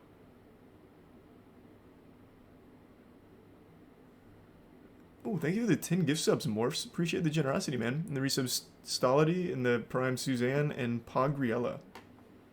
Powerade ain't that bad, you cucks. But why get a power? Just get like a fucking Gatorade or something if you're like that desperate. What? Like, why choose Powerade? That's like walking by every water brand and choosing Aquafina or Dasani. It's like, doesn't compute. Here, how about this? Pepsi Cola versus Coke. Owned assets, maybe?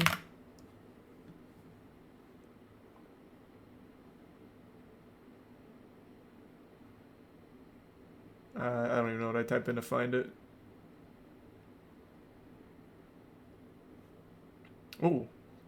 In 2018, Coca-Cola net worth and Pepsi net worth 69.6 and 99 billion.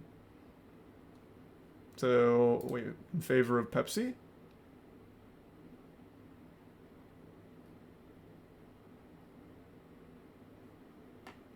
Yeah, I guess so.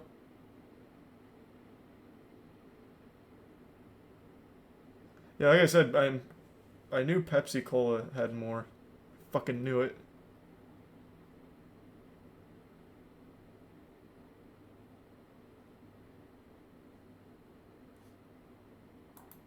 Nice. With Coke hanging on Thanks, to Reese, the of overall kibbles and lead through mayonnaise, restaurants and vending Yeri machines, and the Prime if Demon. the market trends continued, that lead wouldn't last much longer. However, Yeah, I was as wrong the about old who brought in masters more of the money. I thought industry, Coke still brought in Coke more money. wasn't going down without a fight. That fight would come from their new chairman, Roberto Goizueta. Although he took Thanks, over they the get so company grippy. reins at a very troublesome time, the Cuban-born magnate was no stranger to trouble.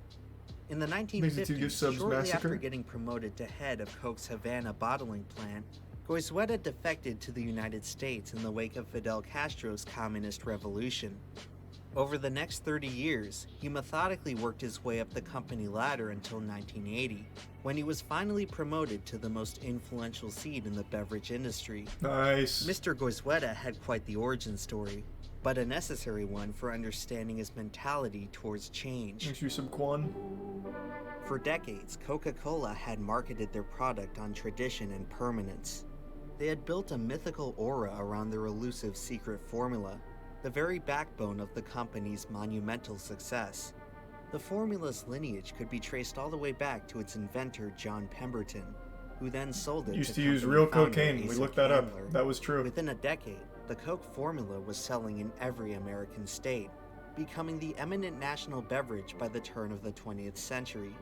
Not long afterward, company president Robert Woodruff would extend the taste of Coke to the rest of the world, ushering in the most dominant period in company history. By 1948, Coke controlled an estimated... Oh, here we go. So I did a little research and Max Headroom didn't spank his ass. It was the TV signal hack that had a look-alike spank his ass. Oh, man, that's what we're talking about. We're talking about the hack. I didn't remember him ever spanking his ass. Obviously, like, the actual Max Headroom didn't, like, go on TV and spank his ass. It was the guy that hacked it as Max Headroom. That's what we were talking about. Thank you for the 10 gift subs, Astral. I appreciate it, man.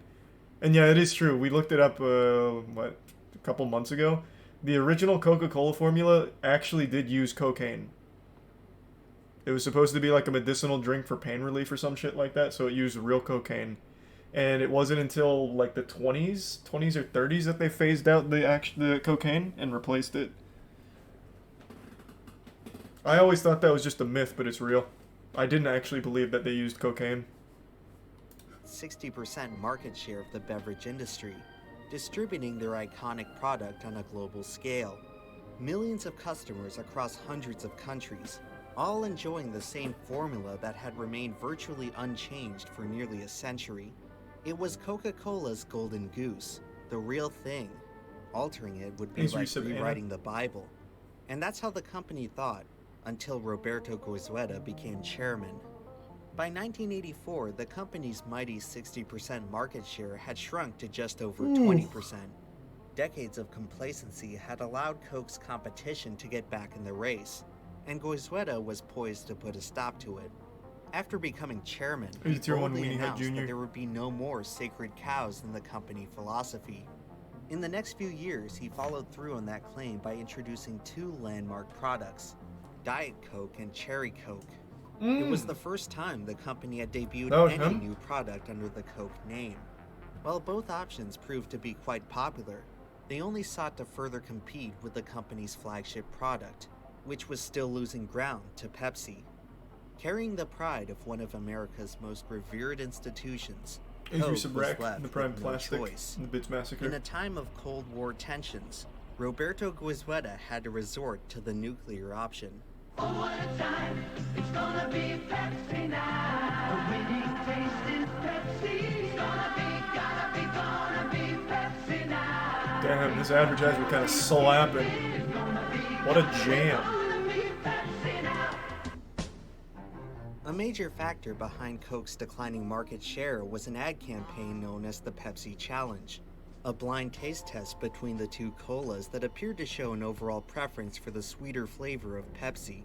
While not exactly scientific, the campaign was undoubtedly successful at persuading many consumers to switch to the blue brand. This led Coke to conclude that the only way to stop Pepsi was to beat them at their own game. It was then when Coke's senior executives commissioned a secret assignment known as Project Kansas, where company scientists were tasked with concocting a superior Manhattan formula. Project. Soon enough, they had synthesized the ultimate flavor, one that could consistently beat both Pepsi and the original Coke in a taste test. With a potential new juggernaut on their hands, the company was now faced with a tough decision.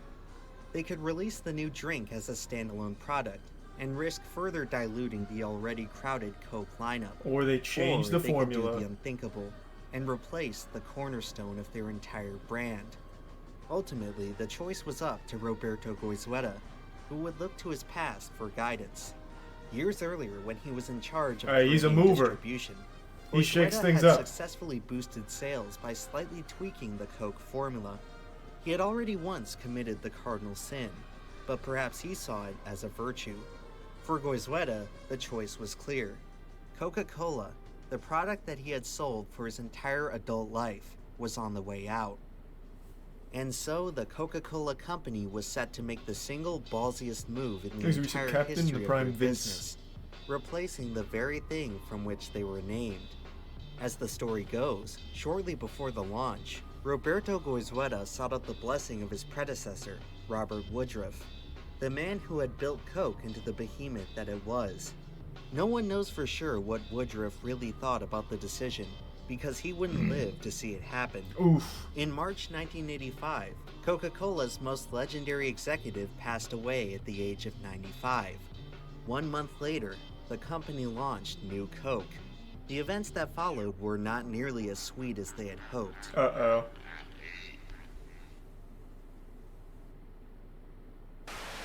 Coca-Cola is a pretty big J. company. Jonah Jameson? Buying one of their products really isn't gonna matter one way or the other.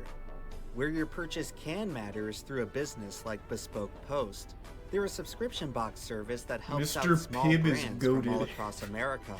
Mr. Each Pibb's month, they offer a fine, variety I of guess. premium goods ranging from outdoor, homeware, clothing, and more. Just fill out the online quiz and Text, give me discover 1 which sec. of these exciting new products may be right for you. Previously, they've helped me accomplish my dream of climbing the tallest mountain in Florida. Thanks to the spacious comfort of the Weekender travel bag, I was able to conquer the entire 15 feet of elevation. Now, they've agreed to sponsor my new dream of dominating the beverage industry. Luckily for me, Bespoke offers a variety of liquid refreshment options, and unlike other subscription services, you don't have to worry Root about beer your surprise. order I fucking hate falling root flat. beer.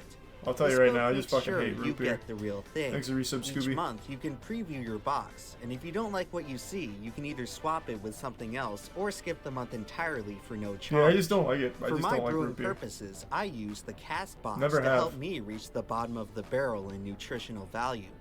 Now it's just a matter of adding my proprietary secret ingredients, and voila! It's my sugary addictive drink of the future. I think I'll call it Amp Energy. So visit bespokepost.com/emplemon and use code emplemon at checkout for 20% off your first Thanks, box. Prime Mr. Steele. And get started on creating your own secret formula. Oh, and no need to worry about Amp Energy. I'm sure that this fan favorite flavor isn't going away anytime soon. Thanks for resub, CTR. Simply stated, my friends, we have a new formula for Coke. Yeah! Whee! Well, the Oh my real god, wait, this thing was is in- 1985? Wait, that wasn't that long ago, like, relatively speaking. I thought this was gonna be, like, much earlier. I guess that didn't hit me till right now. 1985 is kind of, like, late into the game to change the For a formula. real change these days, Coca-Cola is altering its 99-year-old Thanks, give secret some recipe.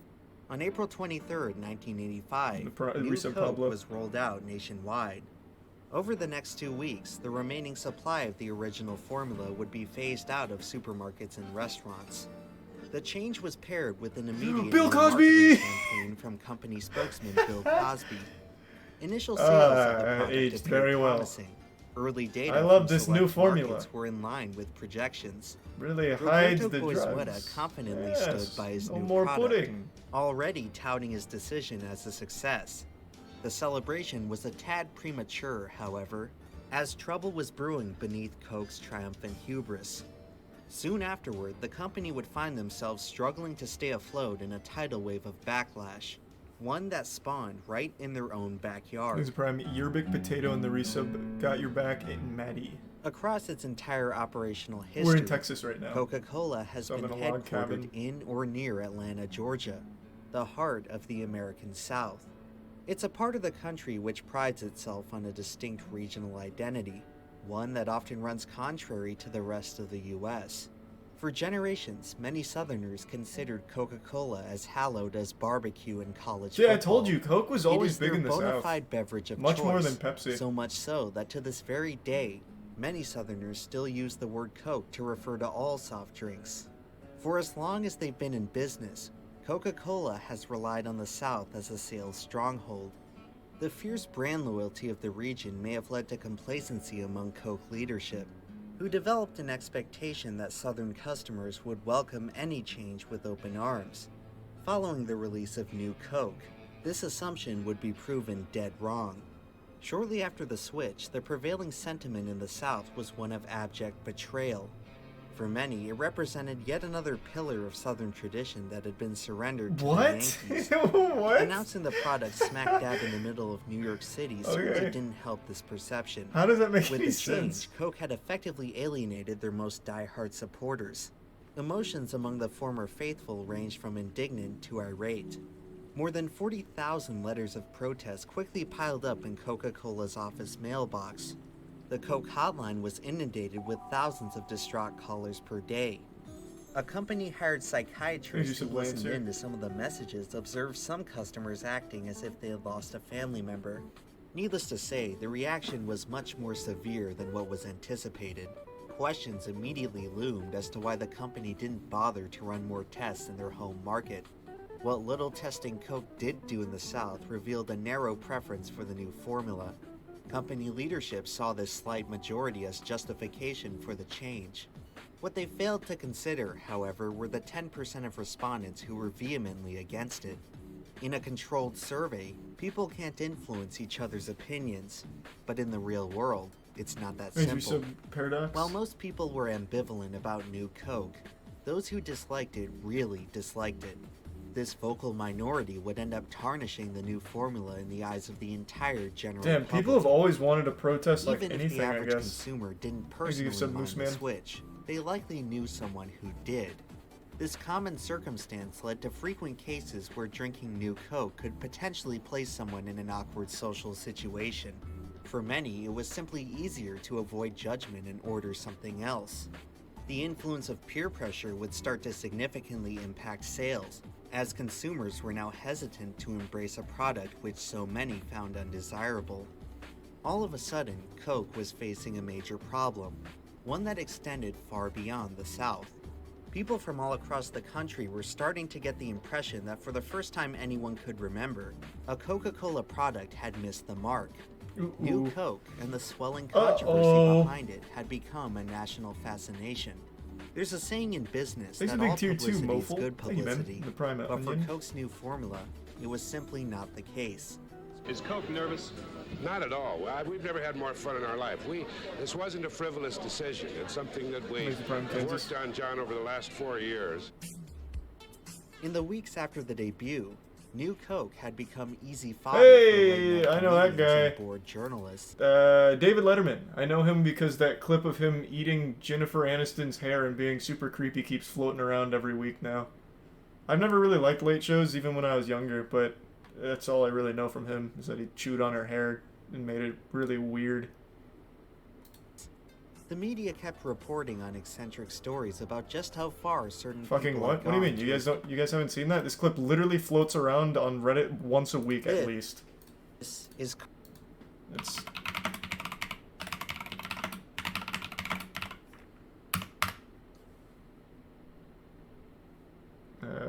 where's just like the highlight? I think it's this. Yeah. Now when you go out, you're probably swarmed by people, overwhelmed by people wanting to come up and visit with you and be with you and take your picture and stuff. Yeah, once in a while that happens. Not, you know, it's not as bad as I think people assume it is. But you know, there's always those odd. You need help. Those odd encounters. Thanks, you know, there actually I had one kind of recently where I was at my gym in the steam room. Really? And then two young women come in and.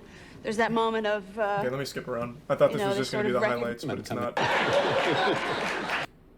All of me, and then, you know, and they asked. Then somehow. This is rude. Somehow they whipped a camera out. And I don't know where the hell they were hiding They got a camera.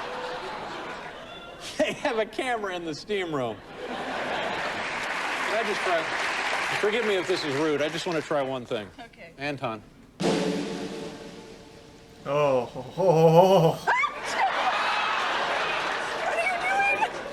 Oh yeah! Come on, David!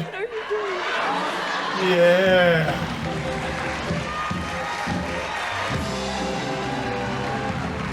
Attaboy!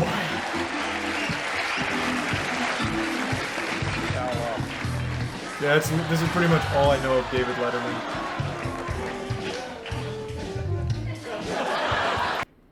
There was like a whole, I don't know where it is, but there's like a whole supercut of him being super creepy around women. At least I think it was women. It might have just been Jennifer Aniston, I couldn't tell you. That's all I think of anytime he ever pops up on anything now. Expressed their displeasure towards the switch.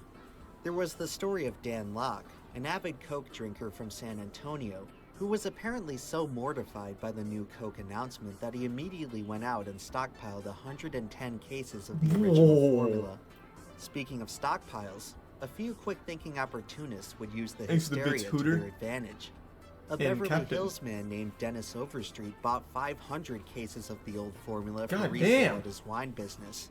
After 1 month, he had customers lining up around the block trying to scoop up the last of his supply. Overstreet You're so fucking dumb, that's the only thing that comes to mind when you think of David Letterman? Yeah, I don't like late night hosts.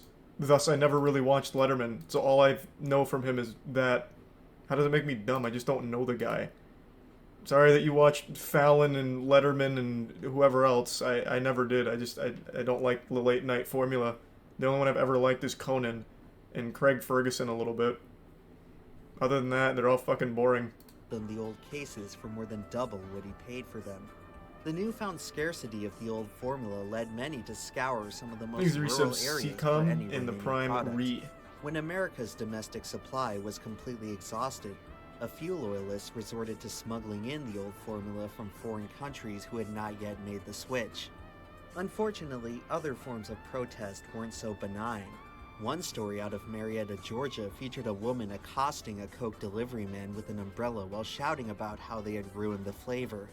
But by far, yeah, the delivery king of driver made the Coke formula himself, hostility actually. was a Seattle man by the name of Gay Mullins, who would use $100,000 of his own money to found a new organization for enemies of the new formula. What? Under Mullins' What does that leadership, mean? The old cola drinkers of America would declare war against New Coke. He made his own militia? Battle tactics included selling anti-New Coke merchandise, spamming the hotline with complaints, and organizing mass protests which dumped gallons of New Coke into the local sewer. At one point, Mullins even attempted to file a class action lawsuit against the soda giant. God, what a worthless existence. The constant hijinks would attract a ton of media attention to the movement, helping to grow Mullins' army to as much as 100,000 strong.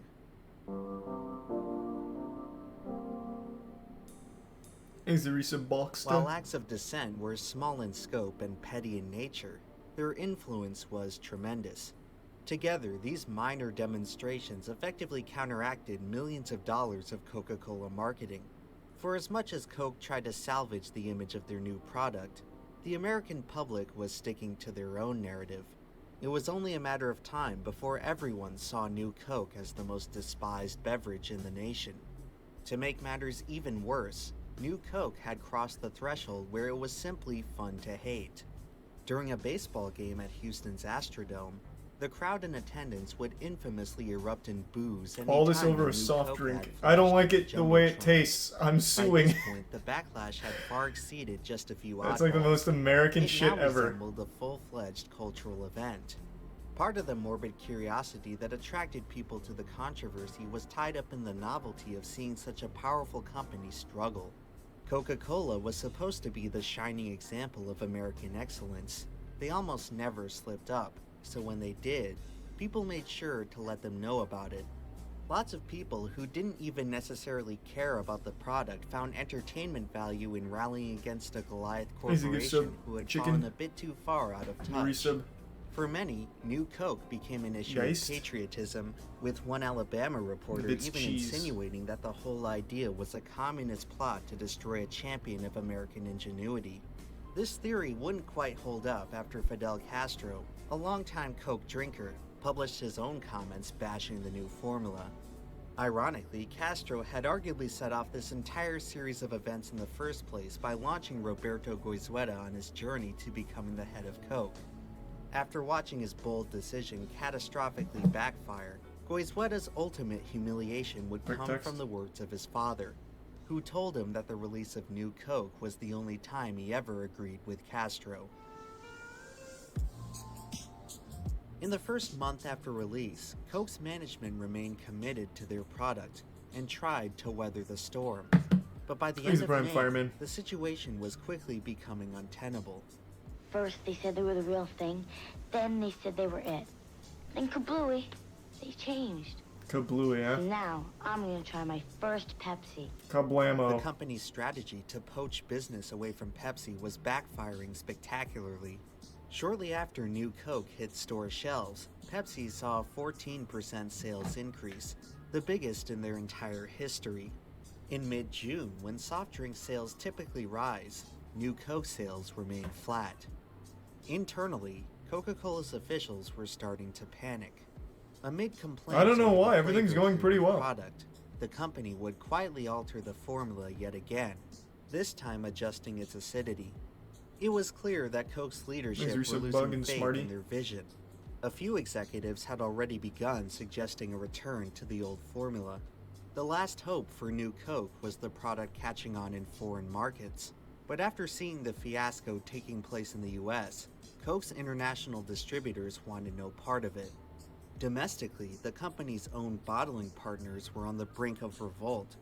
New Coke was now threatening to dismantle the very structure of their business, Damn. With no other options, the company swallowed their That shit pride must have tasted and like submitted ass. to the will of the people. But one of us looked at the other and said, "What are we doing? what are we doing here?" In the latest battle of the Cola Wars, Coke says it's bringing back its old formula. Within the next several weeks, the original taste, which many people in the country apparently missed, will be available again. Well, we read. I wonder, can you still get new Coke? I want to taste it. I can't imagine it tasted that different. Like, it was probably just like a marketing ploy from the start.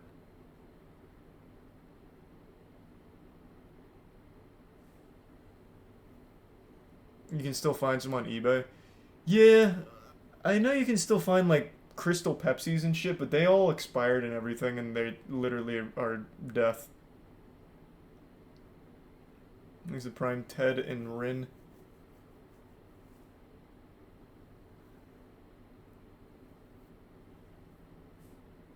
I was just wondering if there was, like, anyone that somehow got the new Coke formula and remade it. Because that'd be the only way to be able to do it.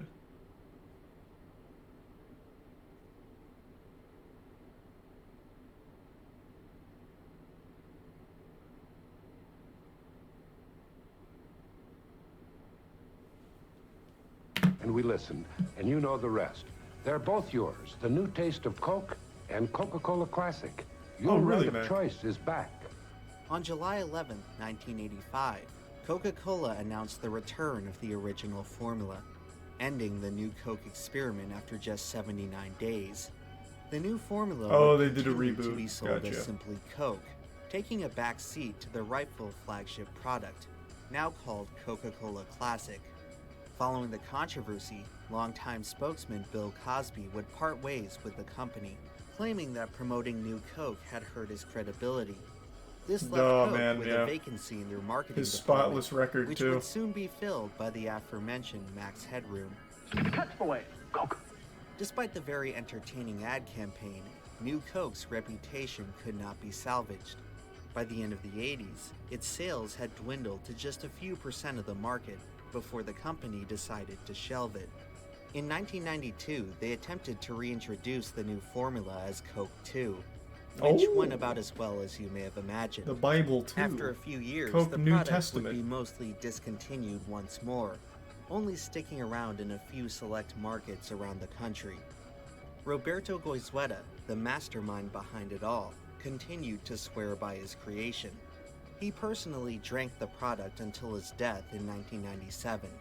Although he oversaw one of the biggest blunders in company history, his tenure was still considered a success.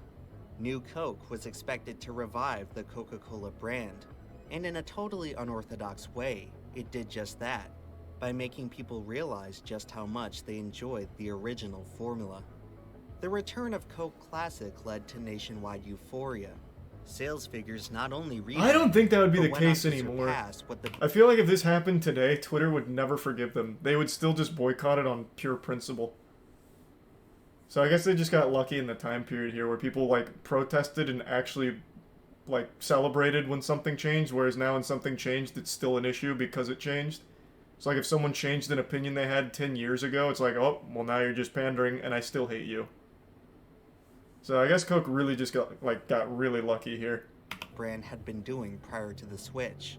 In just 6 months, Coca-Cola was selling more than twice as fast as Pepsi, solidifying their place as the top soda company in the world, a position they continue to hold to this day. Somehow, the biggest failure in industry history had directly contributed to its biggest success. A story so perfect that it led many to wonder whether it was planned all along. The incident sparked a variety of other conspiracies as to the company's true intentions with the new formula.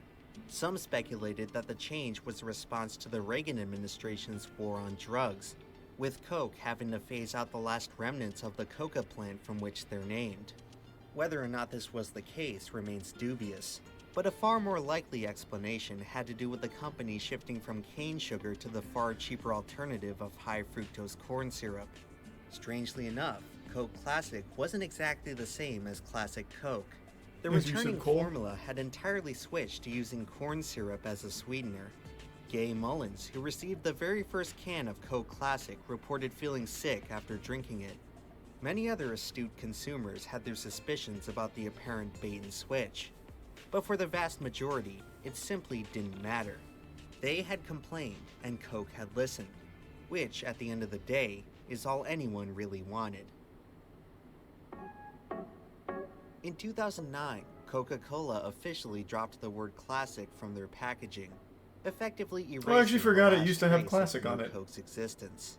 The company was surely eager to I forgot move all on about from that such shit. an embarrassing chapter of their history. Since then, the debacle has mostly faded away into a There's some distant garbage memory. ass. I was born far too late to experience the summer of New Coke. The stories I heard felt like something of an urban legend. A forbidden elixir which caused so much heartache that it was practically banished from public consumption. An artifact so unwanted that it became unobtainable. I've spent the past month trying to study it, and after examining just about every aspect of the stuff, I was still missing one crucial detail. For as much research I've done, the literature, the footage, and the data don't tell the full story. Cane sugar cola is After 100 dedicating or so 10 much billion effort times trying better. to understand New Yeah, I Coke, agree. the only thing left to do Cane was sugar is taste just it. better. How do you even drink that? Because it's delicious. What? In 2019, New Coke experienced a brief revival after being featured on the hit Netflix series Stranger Things. As part of a promotional stunt, Coca-Cola would release a limited run of the 1985 formula. Only 500,000 cans were distributed, with a few winding up for resale on eBay. So I Crazy picked how up the big case, Coke is. and for the first time in my life, tried the flavor that whipped an entire nation into a frenzy.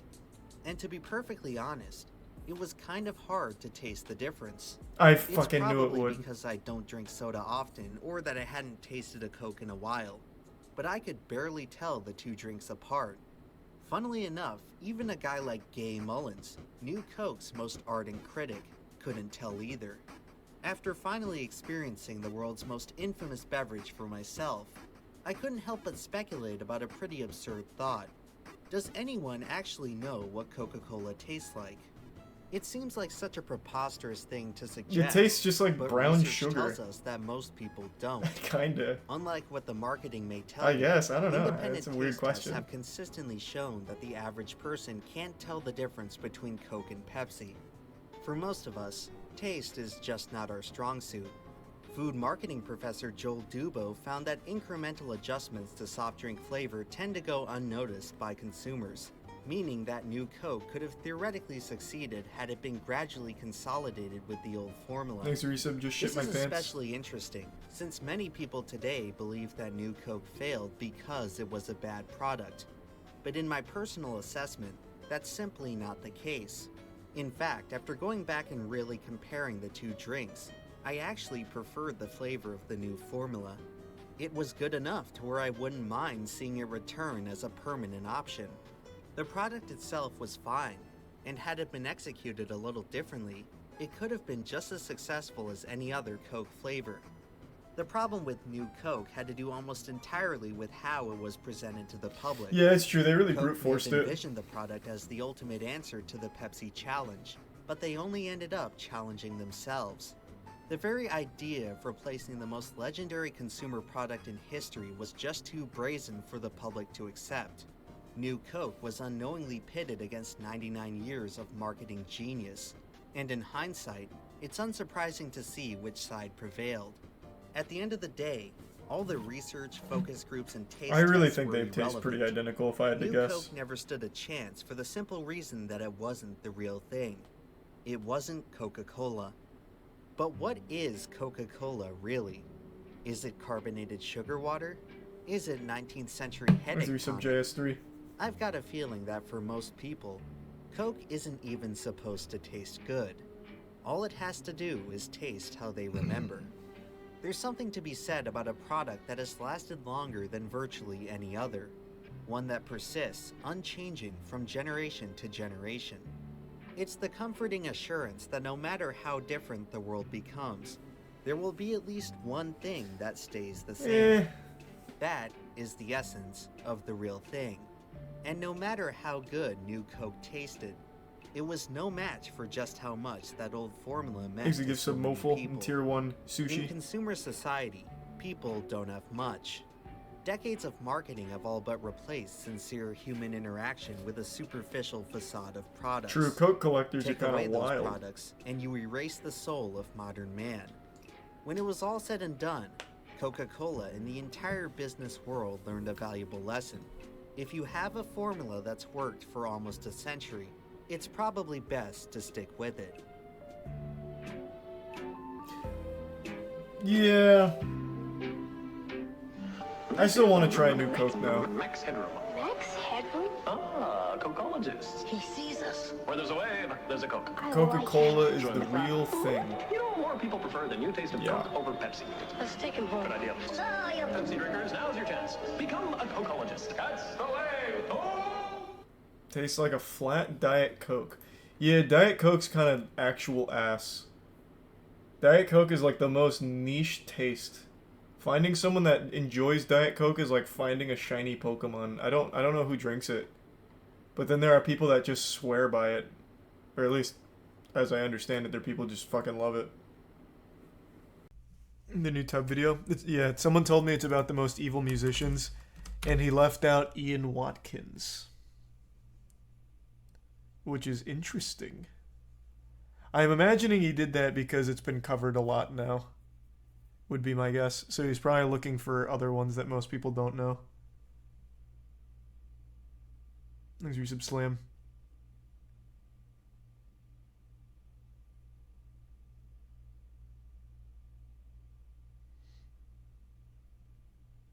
Thanks for resub garden. Hey guys, welcome back to another video. Today I'll check we're them gonna be out. talking about I'll see what musicians musicians who made the committed cut. crimes. There is in fact no Danny DeVito in the back. Not forever. Just for this video and maybe the next one. But yeah, we got a Christmas tree. Woo, festive. Also, my album Ear Candy comes out next month. We're getting closer. We're getting Mob closer. Psycho's Finally great. gonna give you guys a package. You guys don't have to Great listen to Cherry Soda conclusion. on repeat anymore. But yeah, like I've said before, there will be an Ear Candy album movie here on this channel. It'll premiere live. And the album cover is officially released. Drum roll, please. Thanks for Prime Princess.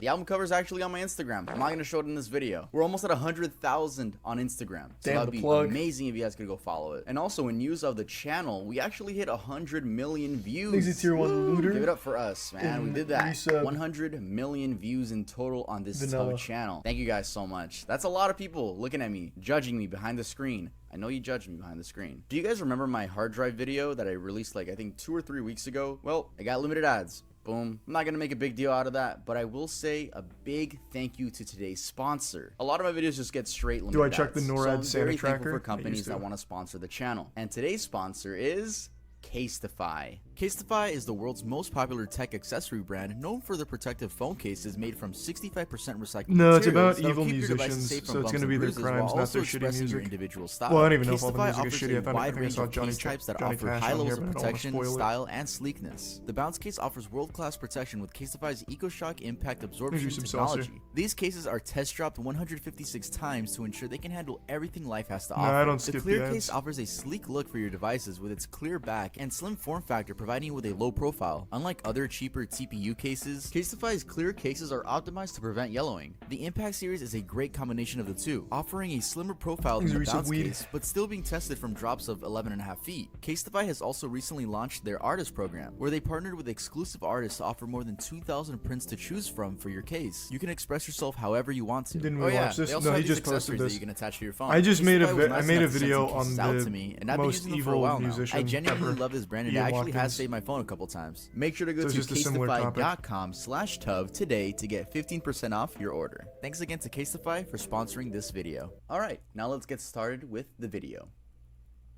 Sid Vicious. John Simon Ritchie, better known by his stage name Sid Vicious, was an English musician, best known as the bassist for punk rock band Sex Pistols. Despite dying in 1979 at age 21, he remains an icon to some of the punk subculture. To say John had a troubled childhood would be an understatement. He was raised by a single mother who sold marijuana to get by. She later remarried and John now had a stepdad, but sadly, that man passed away 6 months later due to kidney failure. By the time John was 15, his mother's life was consumed by a heroin and opiate addiction, causing him to feel lonelier than ever. While attending Kingsway College of Further Education, which was a school for students with difficulties, John admitted to a counselor that he had thoughts of and that he would torture and kill cats in his free time. That same year, Richie met fellow Kingsway student John Ladon, who introduced him to his friends John Gray and John Wardle. All four, who became known locally as the Four Johns, quit school and began squatting in various dismal locations. Three of the Four Johns would then take nicknames. Liddon gave Richie the nickname Sid Vicious after Richie was bitten by Liddon's hamster, Sid. 2 years later in 1975, Glenn Matlock and Paul Cook joined the band, now rebranded to Sex Pistols. Though Richie still wasn't a part of the band, it wasn't until 1977 that tensions started rising between member Matlock and their manager Malcolm McLaren, which led to Matlock being kicked from their band for, quote, liking the Beatles. The work environment was pretty toxic, with Matlock revealing that their manager purposely made them pick fights with each other because he thought generating chaos between the band was a creative mechanism. Anyway, this is when John Ritchie, aka Sid Vicious, would finally join Sex Pistols and become their new bassist. Just a year later, on October 11th, 1978,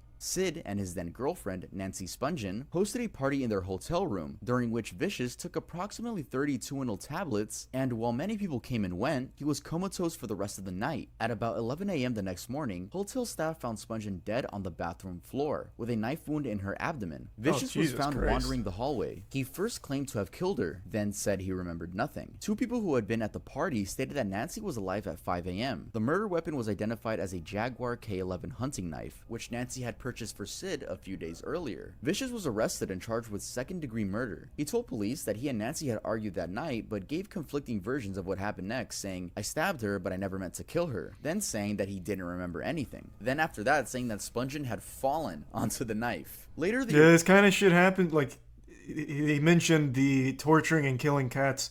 That's where it always starts for a murderer, or I guess like a full-blown like psychopath fucking maniac.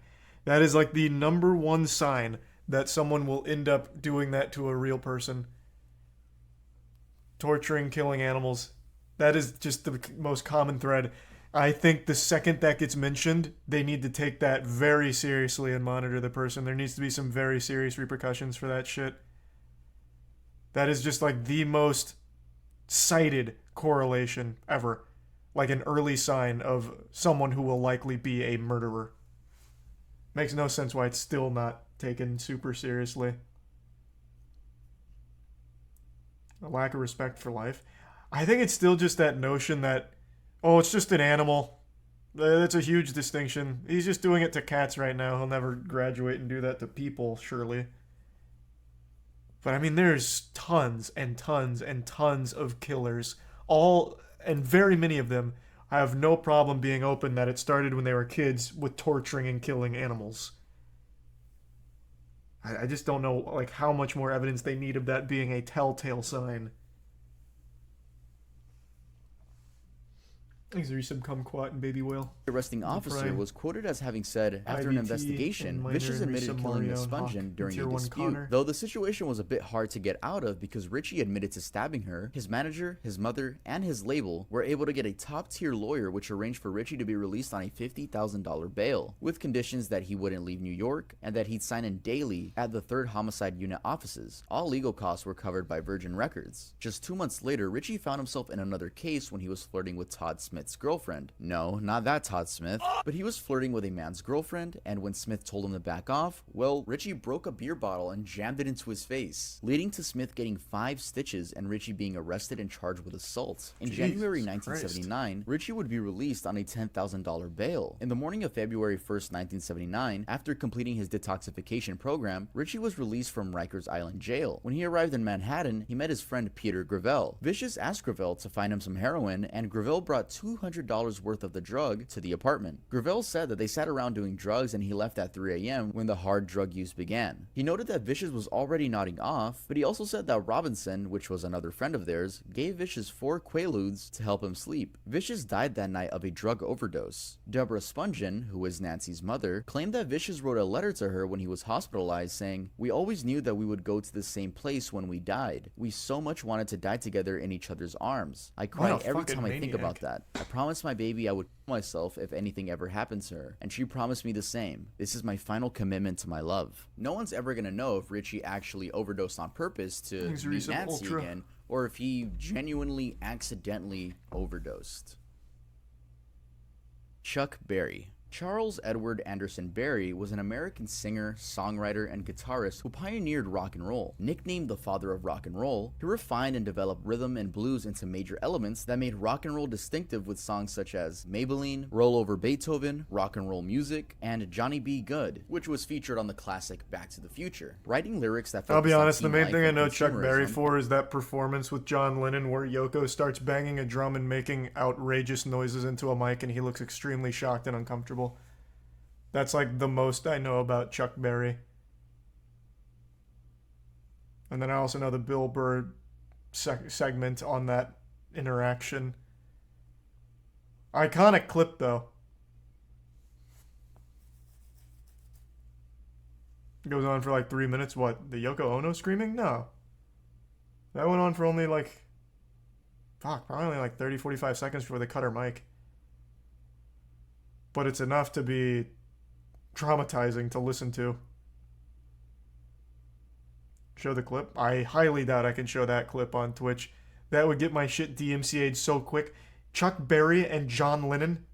Are you serious?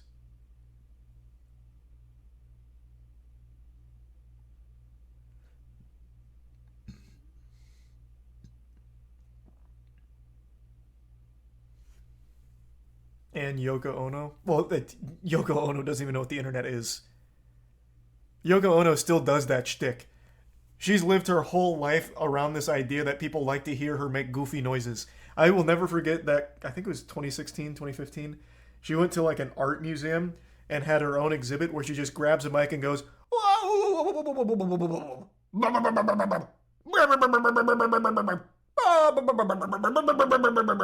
for like 5 minutes. Yoko doesn't know what the fuck the internet is.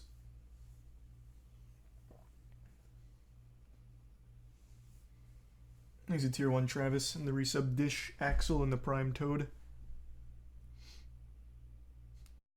Hey guys, welcome back.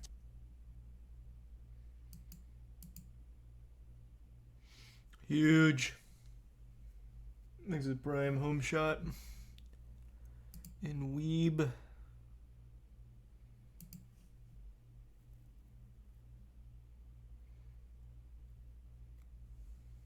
Ugh, God, Jesus. Thanks to the resub Void. Hope you're doing well. Merry Christmas. Oh, I'm so tired of this fucking PC crashing. Oh, it's getting so frustrating. Oh, now the border's all fucked up again. Oh, goddamn. Maybe the 10 gift subs, Morgoth. Appreciate it, Morgoth. Thanks to resub Wolf. Thanks for resub Brew. What? No, this is an old Artesian I'm still on. I've just been riding it out.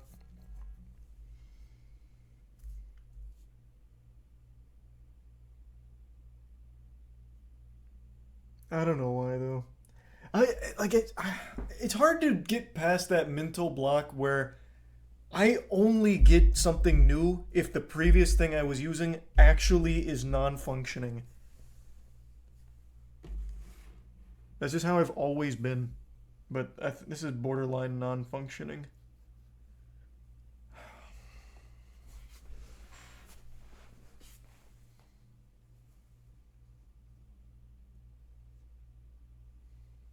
There's a resub jank.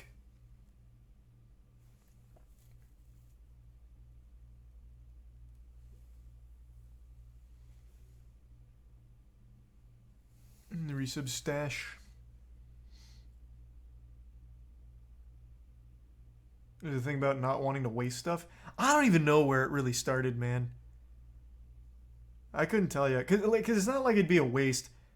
This old computer still works, albeit with crashes pretty often. But like, it's not unusable. So even if I do just finally upgrade, I could just put this one like at the warehouse as like a last resort kind of computer. So it wouldn't even be like waste.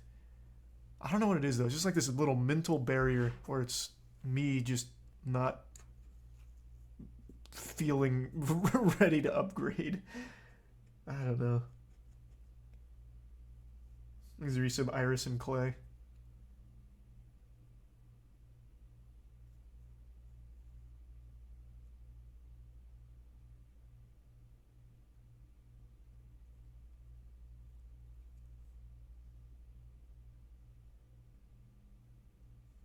Resub Kiritsugu. Alright, hold on, let me open my other shit real quick. I don't think it'll take me as long to set my shit up.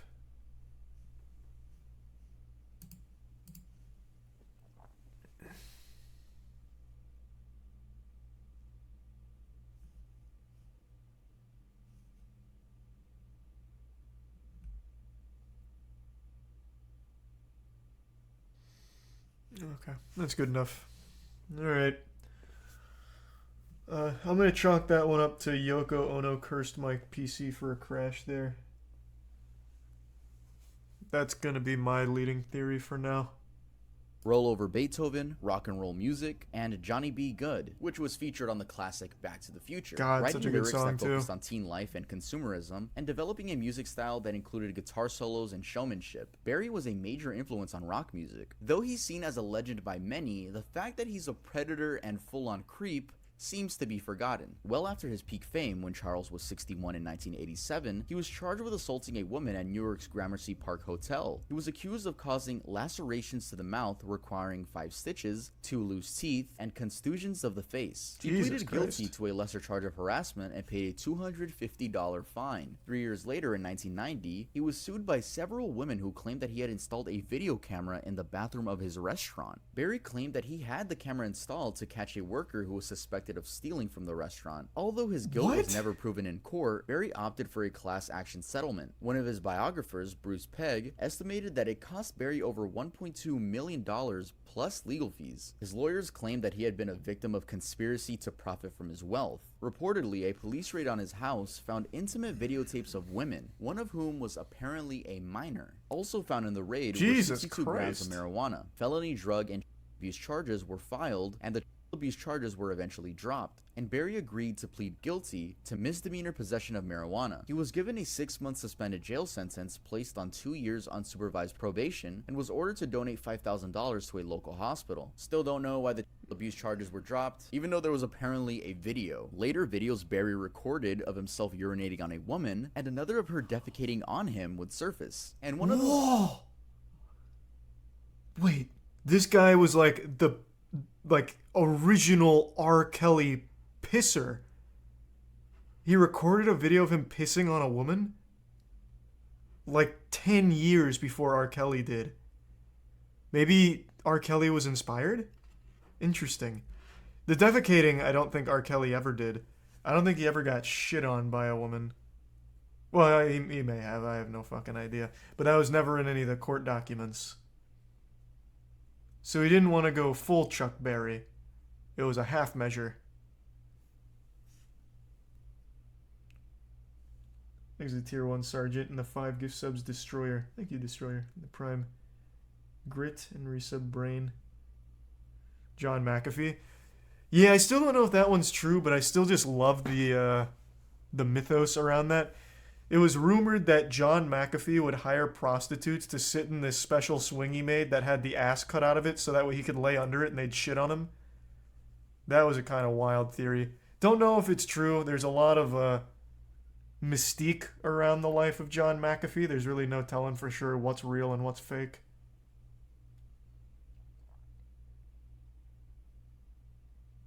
I don't remember if we asked him that on the podcast or not. I don't think so. This is old lore. Yeah. Someone just brought up John McAfee. So I was just explaining why. Exit Tier 1 Destroyer. Thanks, Resub Stinky.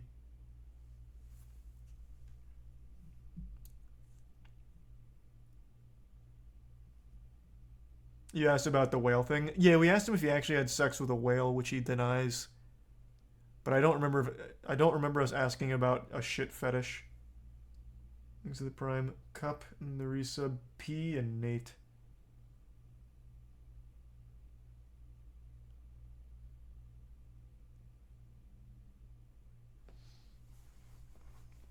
What is it with celebrities and shit piss fetishes? I don't fucking know, man. I'm not their sex therapist. I have no clue. If you want me to take like an uneducated stab at it, I'd say it's probably because they reach this level of wealth and fame where they have everything. So the only thing left to give them some kind of thrill is the most deplorable shit. I don't know. Thanks, Risa Foxy and the Prime Dirty. Videos is it's on Reddit. Doesn't show that much, but you can hear a Chuck Berry fart and then ask, did I fart in your face? Not gonna play the audio, but what? It's pretty odd and wild stuff. Nonetheless, the you can't tease me with that, Tub. What? Say that again. Face on Reddit doesn't show a woman, and another of her defecating on him would surface. And one of those videos is it's on Reddit. Doesn't show that much, but you can hear a Chuck Berry fart and then ask, did I fart in your face? Not gonna play the audio, but it's pretty odd and wild stuff. Nonetheless, the dude was a fucking okay, hold on. Just pulling that up.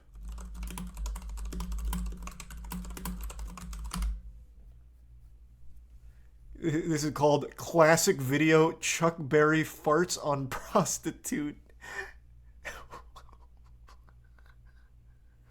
Okay, I don't know how crude the audio is, so I'm going to mute for a second and listen to this.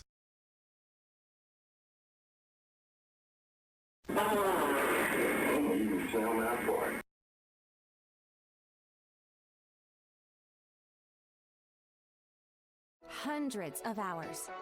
Yes. Yep. So.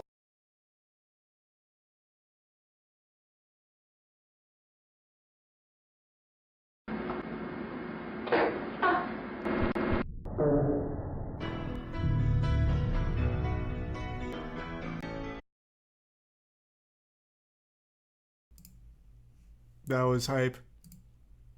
That was a lot cooler than I thought it was going to be, too. It's not muted. Well, you're welcome then. How about that? That was hype. The video had like his legs over his head. It was like the fart was aimed at her face.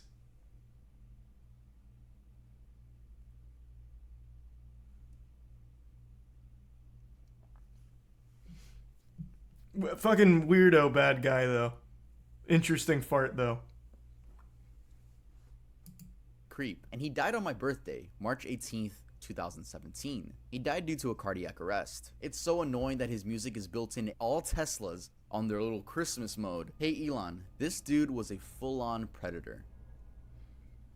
It does seem that way. Goldvik Ethan, aka Faust, is a Norwegian drummer known primarily for his work with the black metal band Emperor. In 1993, he was sentenced to 14 years in prison for, get this, murder. He's been out of prison since 2003, but according to Ethan, while walking home from a pub through the Olympic Park, a well-known gay cruising spot, a man named Andresen drunkenly approached him and solicited him for sex. Ethan agreed to go with him to the nearby woods, and there he stabbed Andresen 37 times. Ethan claimed that he felt no remorse at the time. Ihsan, his bandmate in Emperor, said that Ethan, quote, had been very fascinated by serial killers for a long time, and I guess he wanted to know what it's like to kill a person. The media has linked the murder to black metal, and speculated that Ethan was motivated by Satanism, fascism, or homophobia. In a 1993 interview, he stated, "I am not a Satanist, but I praise the evil." In an interview for the book Lords of Chaos, he explained that he had been interested in Satanism, but there are other things as well. Basically, I don't give a shit. In a 2008 interview... Which one's the one that's, what is it, the Church of Satan? I don't remember. One of those that's called Satanism or something to do with Satan is actually just kind of about, like, loving yourself or some shit. I don't think it's this one. Whatever this guy's talking about. But which one is that? Oh, the Satanic Temple. Ah, okay. The Satanic Temple. Yeah, because that one is apparently just all about, like, self-love and not worrying about, like, greater powers. Something like that. Thanks to resub Milky and Pupil. Ethan said, "I was never a Satanist or a fascist in any way." In a 2012 interview, he said, "I never had any racist or homophobic views." Gal, who was an openly gay member of the Norwegian black metal scene, said that Ethan was the first person to send him a message of support when he came out. Police initially had no suspects, and Ethan remained free for about a year. However, he told Oystein Euronymous Arseth, Varg Vikernes, and a few others what he had done. Damn, those After names are crazy. Vikernes' Oystein murder in 1993, which we will talk about next, Ethan was arrested and confessed to killing Andresen. In 1994, he was sentenced to 14 years imprisonment, but was released due to good behavior in 2003 after serving 9 years and 4 months. Isn't that wild? Murder is still something that you can just serve your time and come back from. I guess maybe there was some level of rehab at that particular prison. That'd have to be some fucking crazy rehab. Guy just randomly murders someone. I don't really know how you solve that problem. But then there's people that have marijuana charges that will never see the light of day again. Apparently marijuana is something you can never rehab out of. Isn't that fucking crazy? Yeah, true. I guess maybe it's just something with the prison system over there that's different here. I don't know. Still, though, I just find that to just be very sad.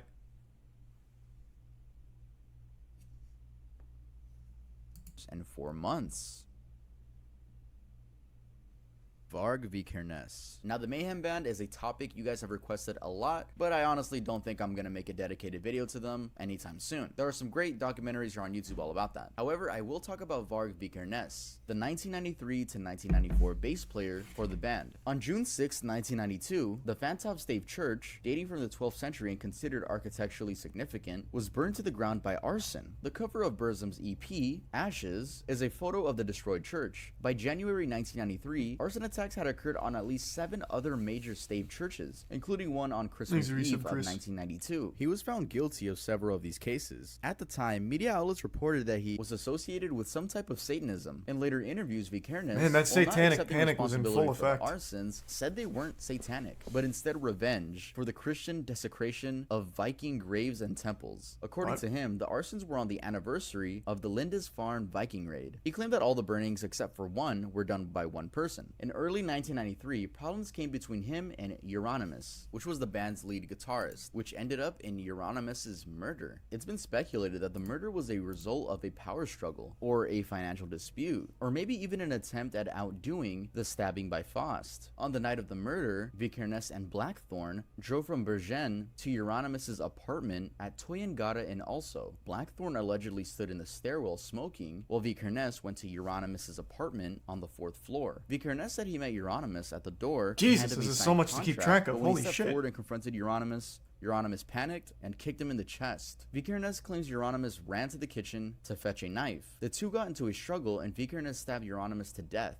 His body was found in the stairwell on the 1st floor with 23 stab wounds, 2 to the head, 5 to the sounds neck, like self-defense to me. To the back. After the murder, Vikernes and Blackthorn drove back to Bergen. On the way, they stopped at a lake where Vikernes disposed of his blood-stained clothes. Vikernes was arrested on August 19, 1993 in Bergen. The police found 150 kilograms of explosives and 3,000 rounds of ammunition in his home. On May 16, 1994, Vikernes was sentenced to 21 years in prison, Norway's maximum penalty. The murder of Euronymous, the arson of 3 churches, the attempted arson of a 4th church, and for the theft and storage of 150 kilograms of explosives. Though Vikernes only confessed to the theft and storage of the explosives, 2 churches were set on fire the day he was sentenced. Vikernes continued with his band Burzum, which included one other member, Samath, after his release. He released 3 further black metal albums, Bellis in 2010, Fallen in 2011, and Skiptar in 2012, and a compilation of re-recorded songs. In the years following his release from prison, Vikernes became an active video blogger on his YouTube channel, which was called Thulian Perspective, but YouTube removed his channel from the platform in June 2019. But by that point, the channel had 250,000 subscribers. So there's a chance if he redeemed the 100,000 subscriber play button, that YouTube gave a murderer a play button. I'm talking about a murderer that already killed someone, not like a YouTuber that ended up killing someone. Like they rewarded a murderer with a 100K play button. Varg Vikernes, født 11.2.73, dømmes til en straff av fengsel i 21 år. Well, that's Johnny 2 Cash. people here that are now out after murdering somebody. Huge. Wow.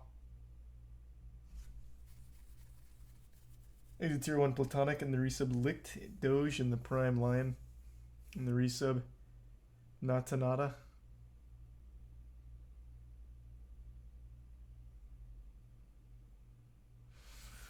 Yeah, they must have been real lax on that.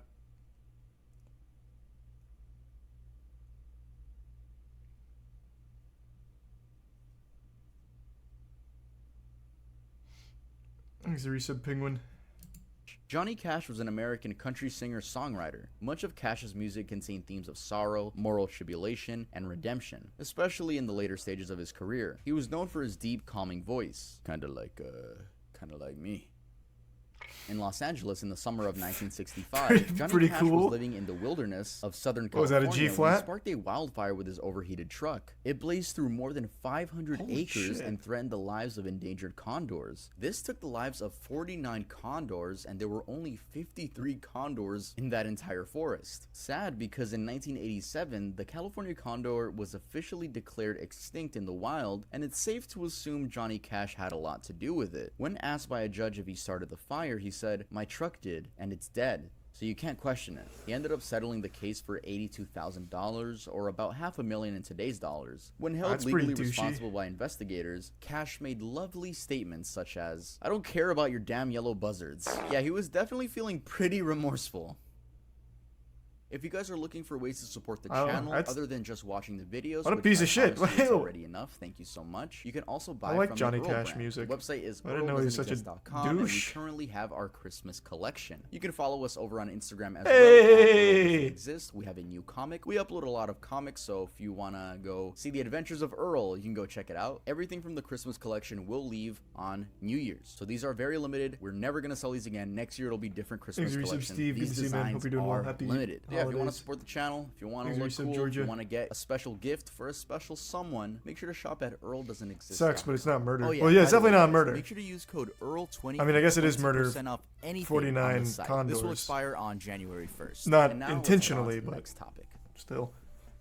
Ozzy Osbourne. John Michael Ozzy Osbourne is an English singer, songwriter, and television personality. He rose to prominence during the 1970s as the lead vocalist of the heavy metal band Black Sabbath. On February 19th, 1982, Bit the head off a Osbourne had a bat. few too many drinks and ended up stumbling on the street in nothing but his girlfriend's dress. He was in a dress because she hid all his clothing in order so that he wouldn't go out anymore, but Ozzy being Ozzy, he just put on her dress and left. He ended up taking a leak and thought nothing of it, and it was later revealed that Ozzy peed within the Alamo Plaza, not the Alamo itself. But still pretty disrespectful, as it's quite literally nicknamed. I actually remember this. It holds this status because it remember represents this the story. Battle of Alamo, which was a pivotal event in the Texas Revolution following a 13-day battle where Mexican troops reclaimed the mission, killing most of the occupants inside. Police arrested Ozzy, who spent part of the afternoon in a local jail on charges of public intoxication. He was later freed that evening on a $40 bond and performed at the city's Hemisphere Arena Convention Center. This also led to him being banned from playing in San Antonio, Texas for 10 years. Once those 10 years were up, a sober Ozzy came back and gave a proper apology. What? Are they speaking through a waterfall? What is that? DMX. On July 1st, 2004 at 8 p.m., DMX, whose real name was Earl Simmons, and his friend were at the JFK airport, specifically in the parking lot for terminals 1, 2, and 3. Allegedly in a hurry, DMX and his accomplice were becoming irritated with the speed of the car in front of them, so DMX turned on the siren lights of his Ford Expedition. Why he had siren lights? I don't even know. DMX pulled That's the so rental car hype, over, though. and keep in mind, the dude was with his wife and his daughter. DMX told the guy that he and his friend were FBI agents and attempted to drag him out of his own car. After failing to do so, How do you DMX get returned to his sirens as a vehicle civilian? and crashed through a gate, where he was then arrested by Port Authority police and found with multiple rocks of crack cocaine. DMX and his friend, whose name is Jackie Hudgens, were charged with cocaine possession, criminal impersonation, criminal possession of a weapon, criminal mischief, driving under the influence of drugs or alcohol. Also for claiming being a federal agent and attempting to carjack a vehicle. The victim was originally seeking compensation in the amount of $4 million from DMX. DMX's attorney, Rich Cord, spoke on behalf of his client, explaining that the rapper felt he was justified in pulling the victim over and making a citizen's arrest. He went on to say, his vehicle looked like it was a police vehicle, and he believed the victim should have gotten out of the way. When the victim didn't get out of his way, he decided he should pull him over. He read. What the fuck? This is the... There's no way this works. It's... First of all, it's illegal to impersonate a police vehicle. You can't even have sirens. What do you mean? Like, that's already a crime. Like, a literal crime. I do love the excuse, though, that he actually wasn't trying to, like, steal their car. It was a citizen's arrest. I like that. That's an interesting angle.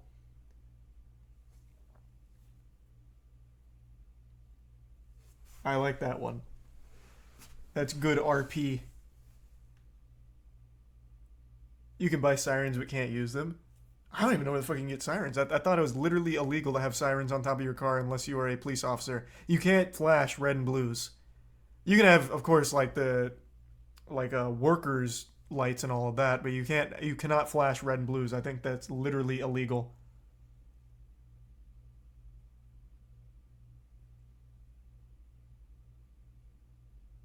Amazon. Well, yeah, I guess you can get like toy ones and slap them up there. Thanks to the resub, Cobra Molnir and Champ.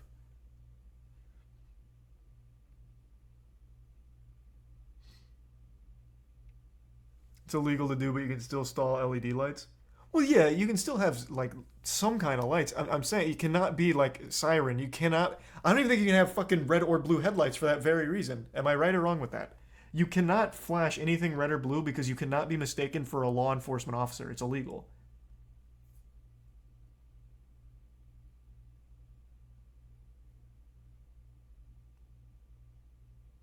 Jeremy DeWitt alert. True. Classic Jeremy. Thanks to resub, Bora. Fucking hype, though, that for some reason he had law enforcement sirens for his vehicle. That's cool, I guess. DMX was just above the law. He was the law. But he flew a little too close to the sun with all the crack and then trying to arrest someone. Oh, that's not what he was trying to do.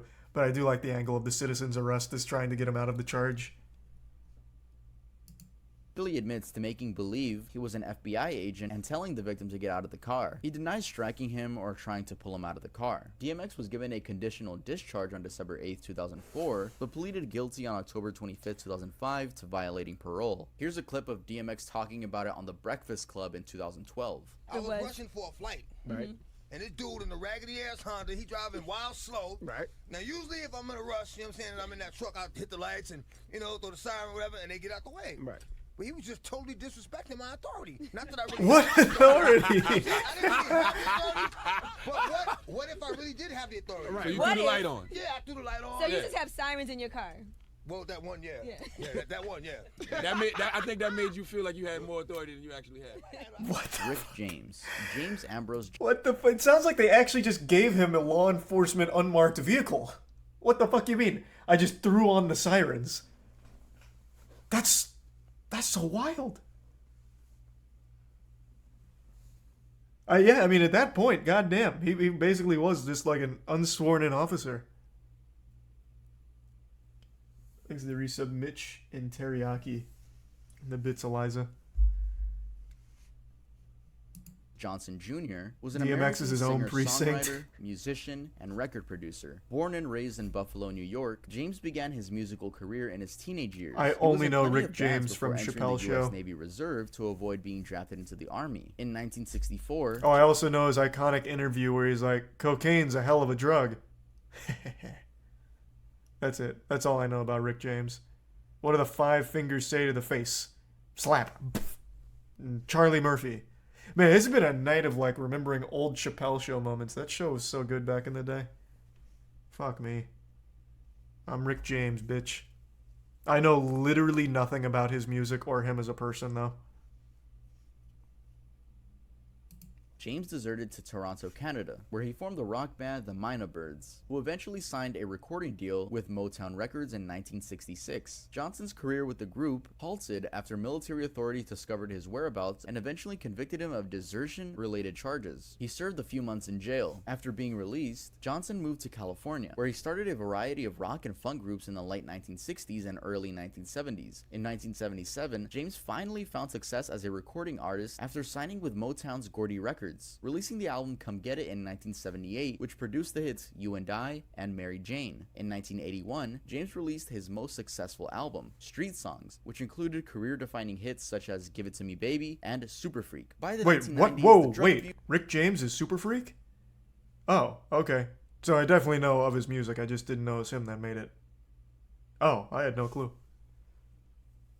I love that song. That song went so hard. Thanks, Reese. Karsten, Drag, Mitch, and the Bit Smoky.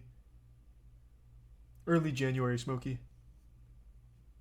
Use was public knowledge. He was heavily addicted to cocaine and later admitted to spending $7,000 a week on cocaine for 5 years straight. Cocaine's on a hell of a August 2nd, drug. 1991, James and his girlfriend Tanya Hijazi were arrested on charges of holding 24-year-old Frances Ali hostage for up to 6 days, tying her up, forcing her to perform sexual acts, and burning her legs and abdomen with the hot end of a crack cocaine pipe. All of this during a week-long cocaine binge. Ultimately, James untied the victim and she fled his house, eventually checking into Cedars-Sinai Medical Center in Los Angeles, where her injuries were brought to the attention of police, and her story unfolded from there. Sadly, many of the allegations made by Ali were not upheld. Due to his strong legal defense team, James managed to avoid life imprisonment after being cleared of the torture charge. You see, this is only one of the many stories when it comes to Rick James being a horrible person. And it didn't seem like Rick James was apologetic, as when another one of his victims was recounting what she went through with him, he was seen audibly snoring in the courthouse. Other stories include minors, which I'd rather not talk about. This is another one of those things that people just seem to not talk about.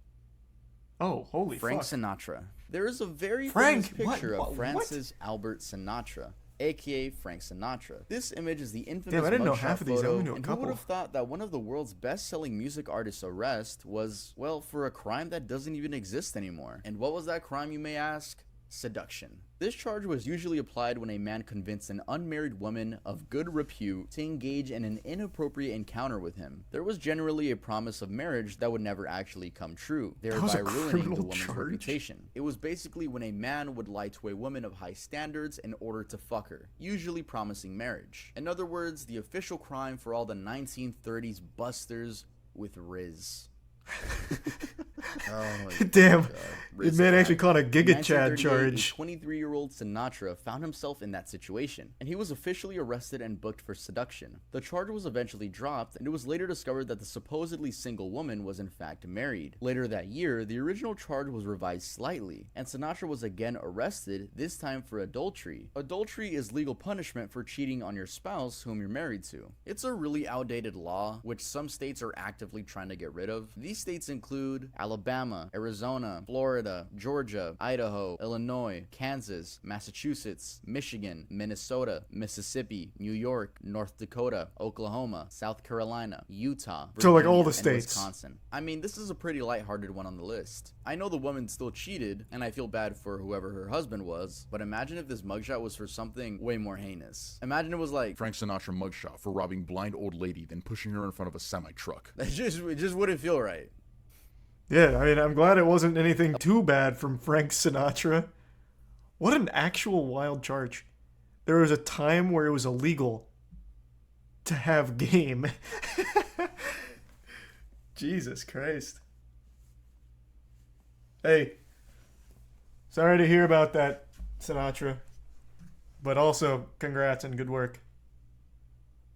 Elvis Presley. Elvis Aaron Presley was an American singer and actor, dubbed the King of Rock and Roll. He's regarded as one of the most significant cultural figures of the 20th century. His energized interpretations of songs and sexually provocative performance style led him to both great success and initial controversy. He became insanely famous with Heartbreak Hotel, which was his first #1 hit, being released in January 1956, and he quickly became a star. In Joel Williamson's book, Elvis Presley, A Southern Life, he writes about Elvis's life on the road, including his time spent with teenagers. Williamson wrote that while on tour, Elvis preyed on a group of 3 14-year-old girls who would pillow fight, Jesus tickle, Christ. wrestle, and kiss Elvis, who was 22 at the time. He also met his wife when he was 24.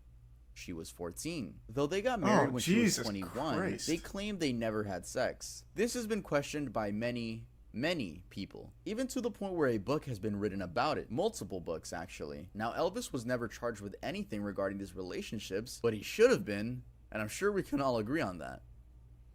I never heard Thank that. you guys God so damn. much for What watching the the fuck? video. If you liked it, make sure to leave a like, and if you're new to the channel, make sure to subscribe. Also, go follow me on Instagram. We're almost at 100,000 followers. some And make eggnog sure to and go Fry buy some Lord, and amazing it's clothing Jacob at and T-Chan. worlddoesn't.com. Oh Merry yeah, Christmas, and ear T. candy is out next month. Merry Christmas, Happy Hanukkah, Happy Kwanzaa, and all the other holidays, and Happy New Year, in case this is my last video of the year. I hope it's not, but in case it is. And I'll see you guys next time I upload. Nice. Yeah, I didn't know most of those. I am surprised he didn't put in Ian Watkins.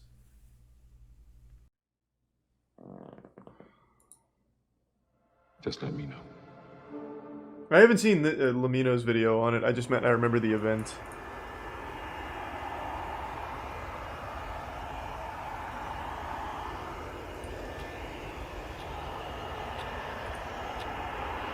Did they solve it?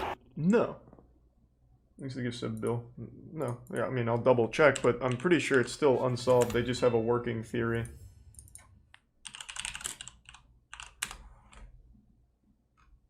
Yeah, no, it's still not solved. It's just working theories.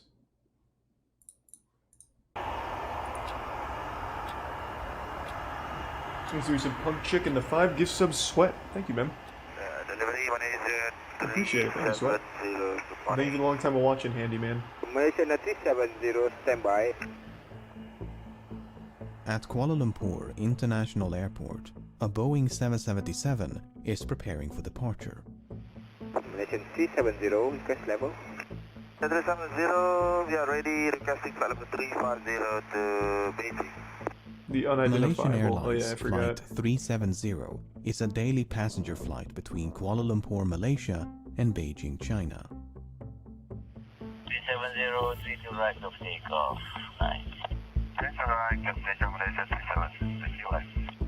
42 minutes past midnight, Flight 370 is given clearance to depart.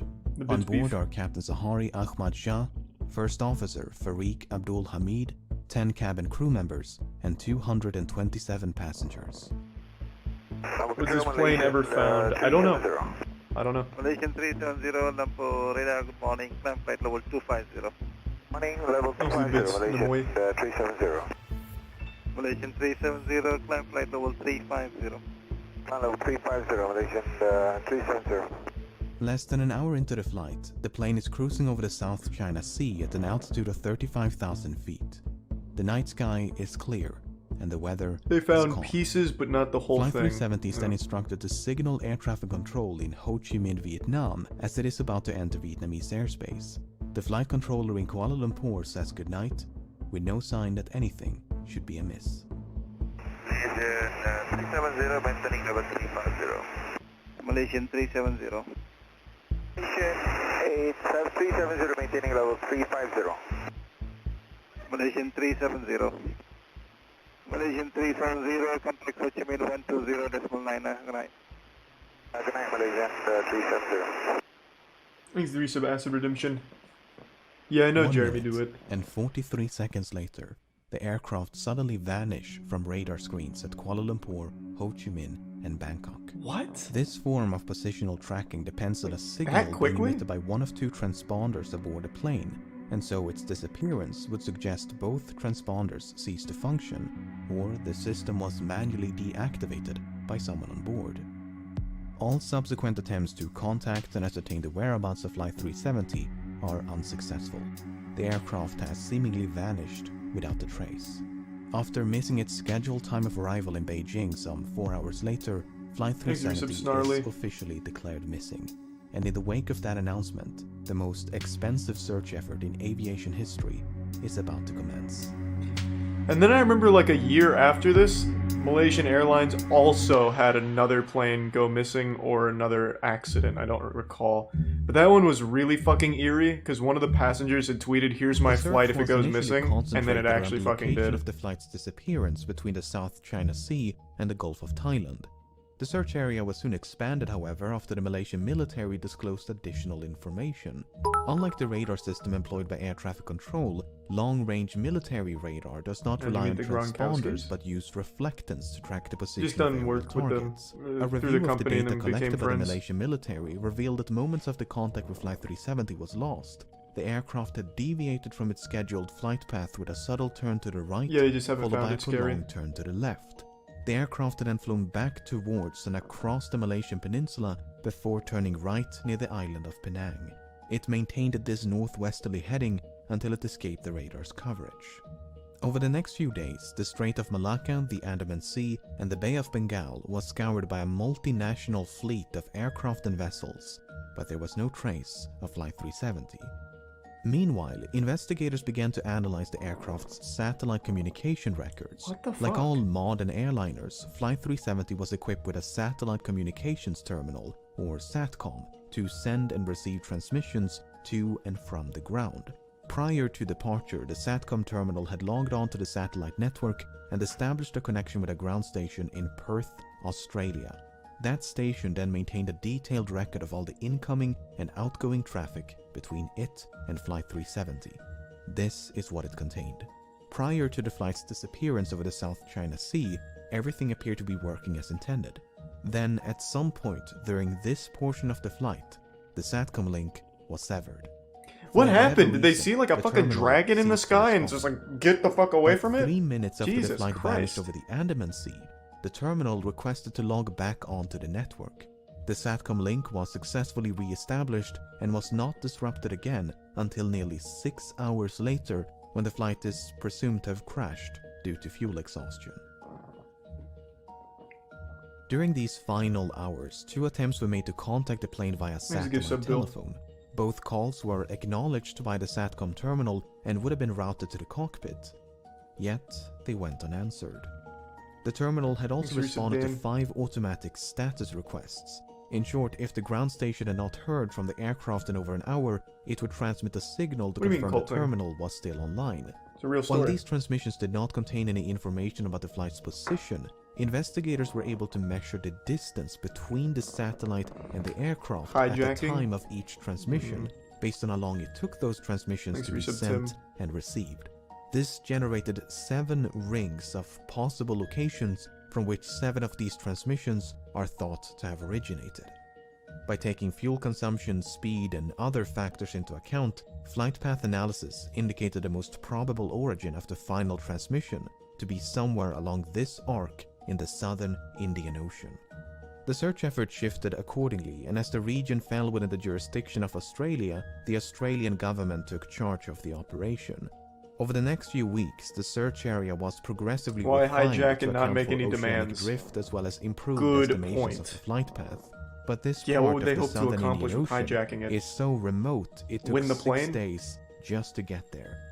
A new fleet of aircraft and vessels gradually covered more than 4.5 million square kilometers of ocean, but Flight 370 was nowhere to be found.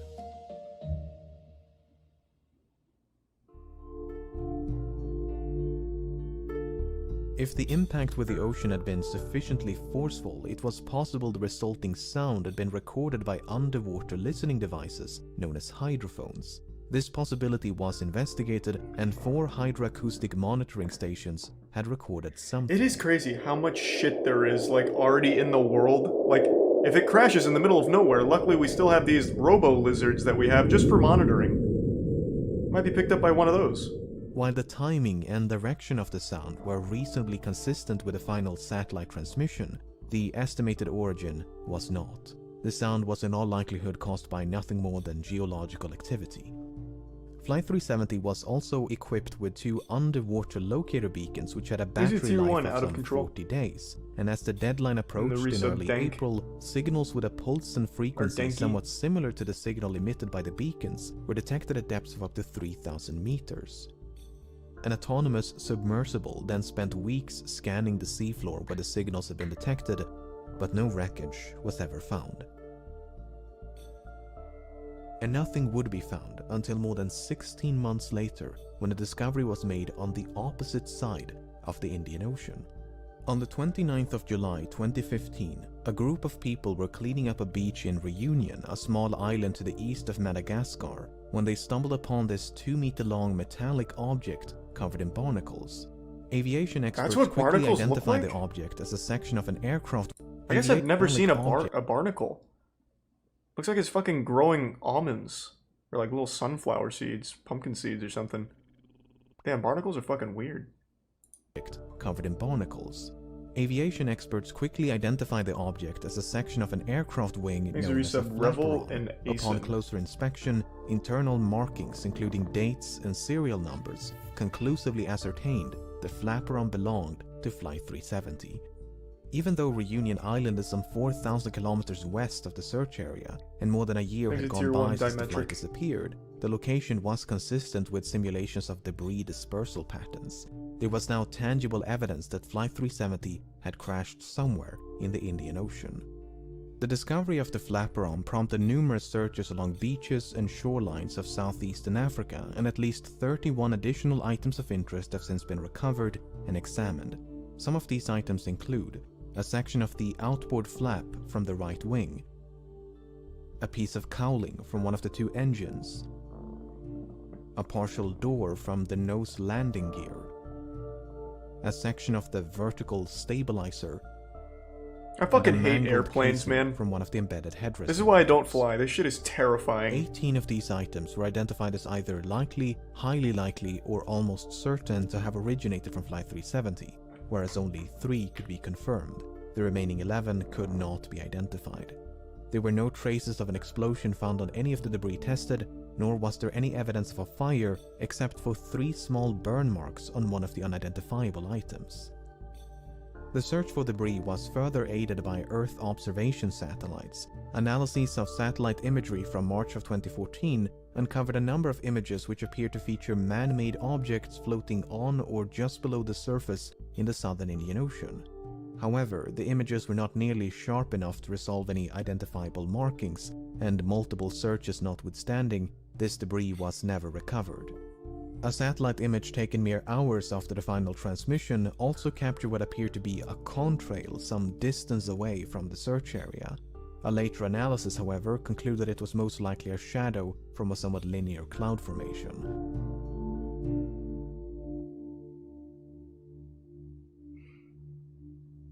The underwater portion of the search continued for months and eventually years before it was finally suspended in early 2017, by which point some 120,000 square kilometers of seabed had been scrutinized. The search effort was then resumed by an American salvage company known as Ocean Infinity, but after more than a year of searching, how would they have done that, Ryan? Empty-handed. Unless the final resting place of Flight 370 can be located, it may be impossible to determine exactly why it crashed. Nevertheless, there have been no shortage of theories.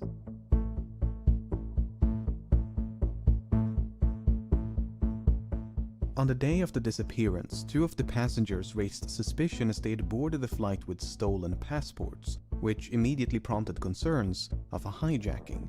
But investigators weren't able to link the 2 men to any terrorist organizations, and soon determined they had traveled under false identities because they were seeking asylum, not due to any nefarious intent. Yeah, like hijacking wouldn't make any sense. They didn't make any demands. Passengers were identified as a flight engineer who might have possessed the necessary expertise to take control of a Boeing 777.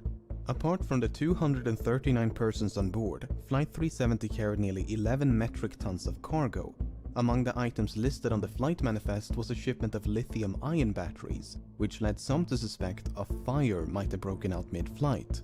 For instance, the crash of Why do we UPS still Airlines use lithium batteries? In September of 2010 Nothing good comes was from the that result shit. of a fire that was ignited by a pallet of lithium-ion batteries. Another potential source of ignition would be an electrical malfunction.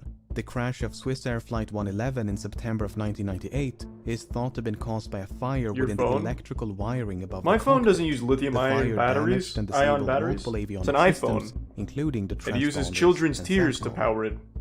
In the case of Flight 370, the sudden loss of communication and subsequent deviation from its Tier 1, scheduled hello there. flight path might have been a direct response to a fire. The 2 pilots may have turned back towards Malaysia to attempt an emergency landing at the nearest suitable airport. But no such attempt was ever made. Instead, Flight 370 kept going and remained aloft for another 6 hours. Some have theorized the crew might have been incapacitated by a sudden or gradual loss of cabin pressure. For instance, when Helios Airways Flight 522 failed to pressurize in August of 2005, the pilots quickly fell unconscious. Yet the aircraft continued to fly on autopilot for more than 2 hours until it ran out of fuel. Airline pilots are of course trained for such an event. Wait, what In the event of cabin depressurization, fell unconscious. Wait, did it crash or did it land itself? What the fuck? We have the capability for the plane to just completely fly itself on the pattern? I thought you still needed the pilot present to guide it. I thought it was just kind of like activating cruise control in your car. Hold on a second. Did it crash or did it like just have a successful landing all autonomously?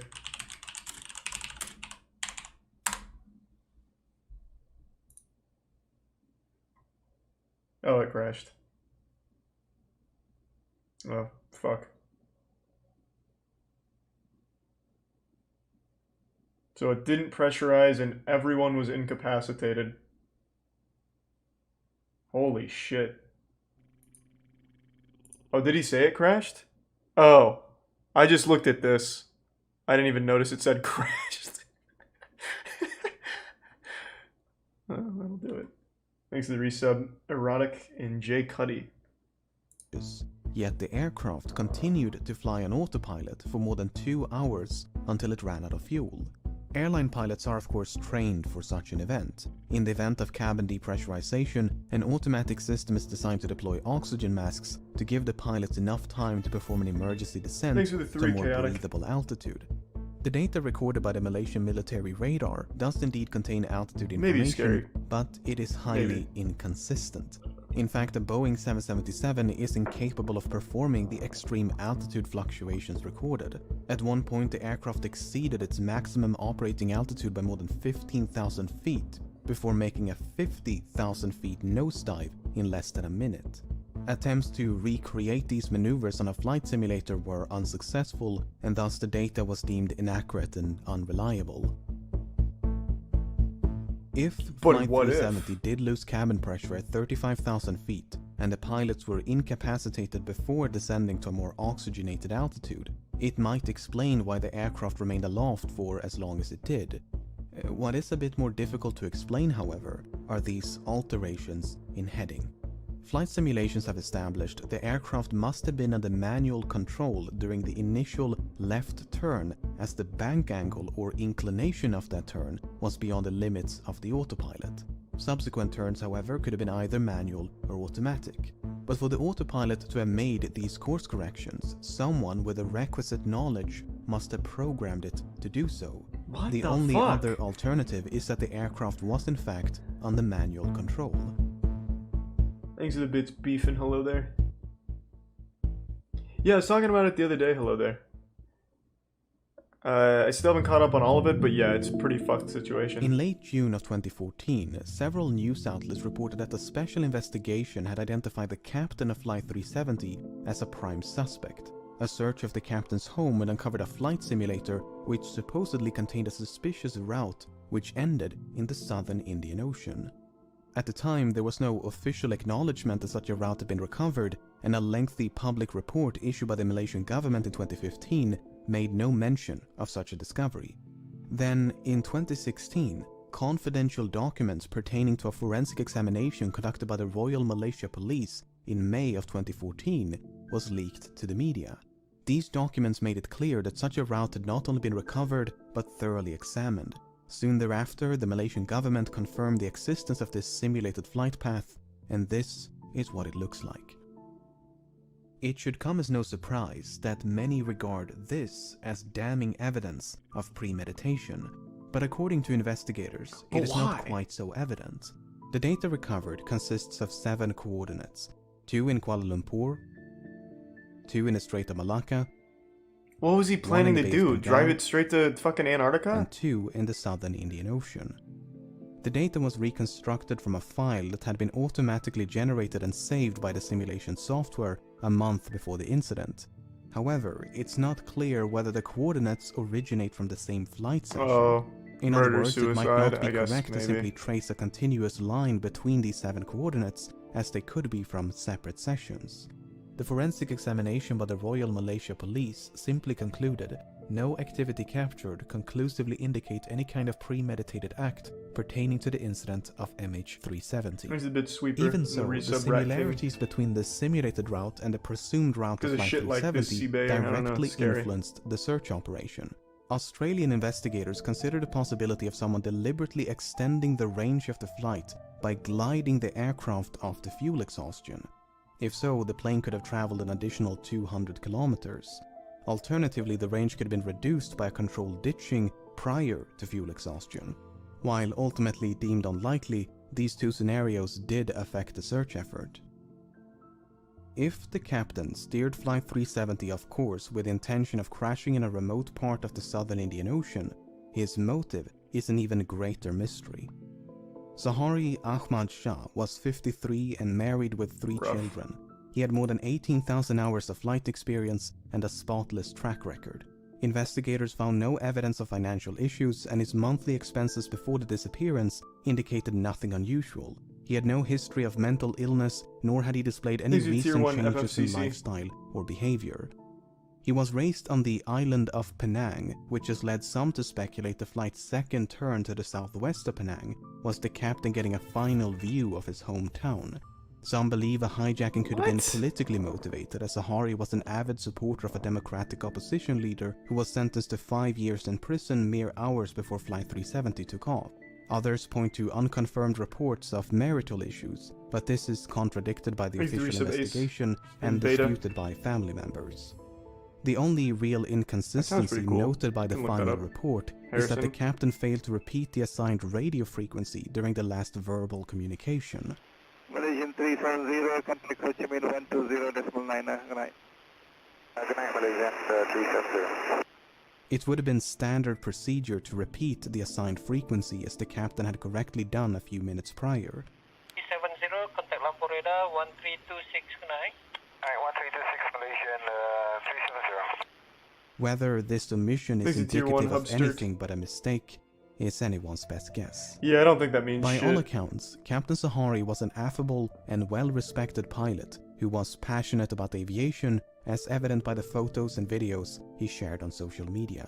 Hi everyone, this is a YouTube video that I made.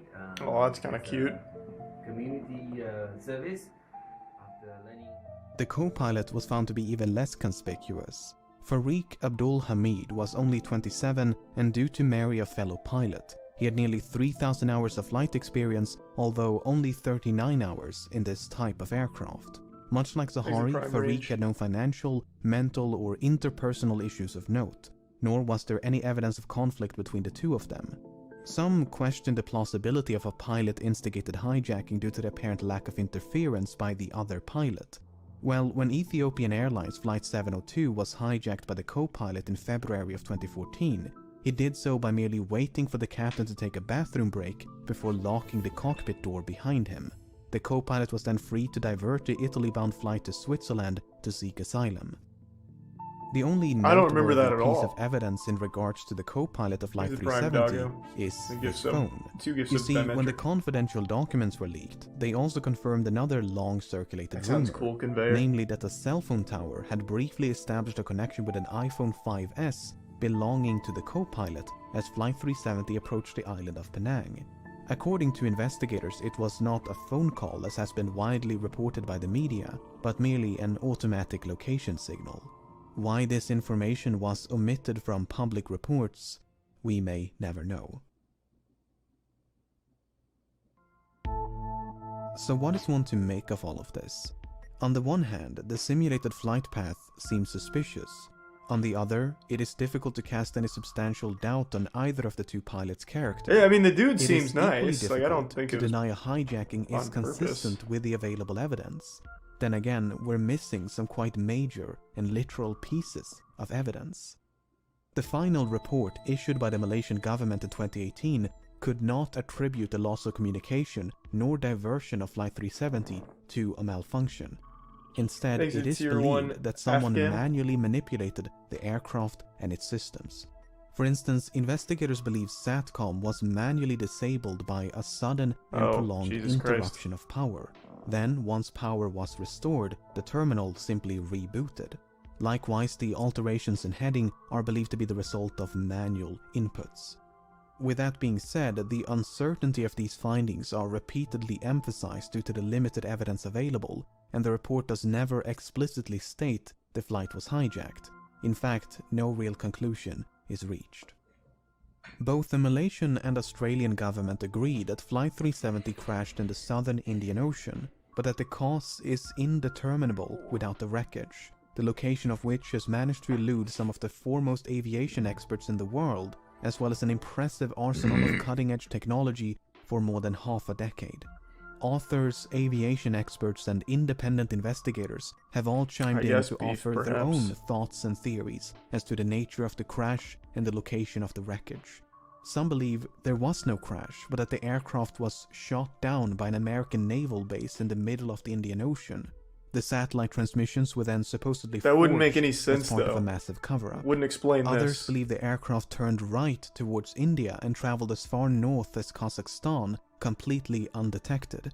Debris was then supposedly planted along shorelines of southeastern Africa as part of a massive cover-up. Makes sense, I guess. Another theory suggests the aircraft was remotely hijacked and controlled by someone on the ground. Thanks to Prime While Greg. Boeing and other companies have experimented with technology that would allow for an aircraft to be remotely controlled, no commercial airliner is known to be outfitted with such a system.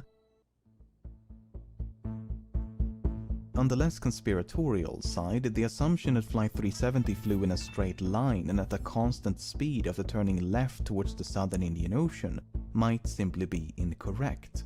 In early 2018, a French team of independent investigators proposed an alternate flight path, whereby an attempted landing on Christmas Island led to a crash site much further north than the region identified by the Christmas official Island, investigation. huh? While a surface search of this area was conducted about a week after the disappearance, What are the odds? the underwater phase never reached this far north. Thanks to the resub, Jimmy. As of the making of this video, the search operation I have has no idea been when suspended, but there have been talks of potentially resuming the search. For now, it seems, the vanishing of Flight 370 will remain a mystery. I had no idea it was that deep. From what I remember, I thought it was just pretty well understood that it crashed. And I thought it was just like a straight line and then something happened, they didn't know what. I had no idea there was this whole like turn, all this shit. I had no clue. That is so fucking weird. So the first turn had to be manual. They had to manually turn off the systems like shit. Why do people keep saying shot down? That wouldn't make any sense. That doesn't explain this at all. And also why the systems would be turned off.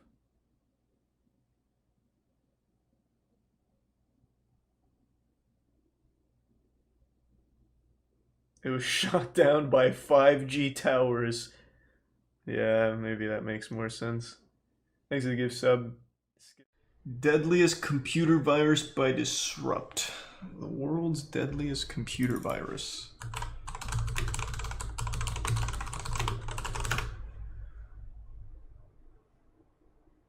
Alright.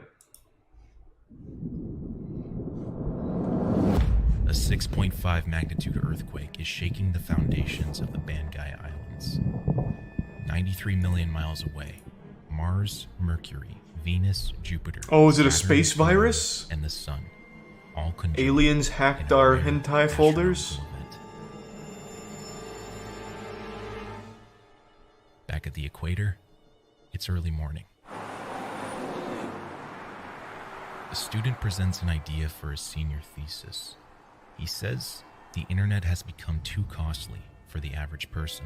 Damn, this is really well made. Holy shit. He can create a program that would retrieve the account logins of other individuals, hijack their internet. Thanks for resub, Tim Tom. Obviously, he wouldn't release the bug. He just wants to show he can do it before graduation. The dean's response?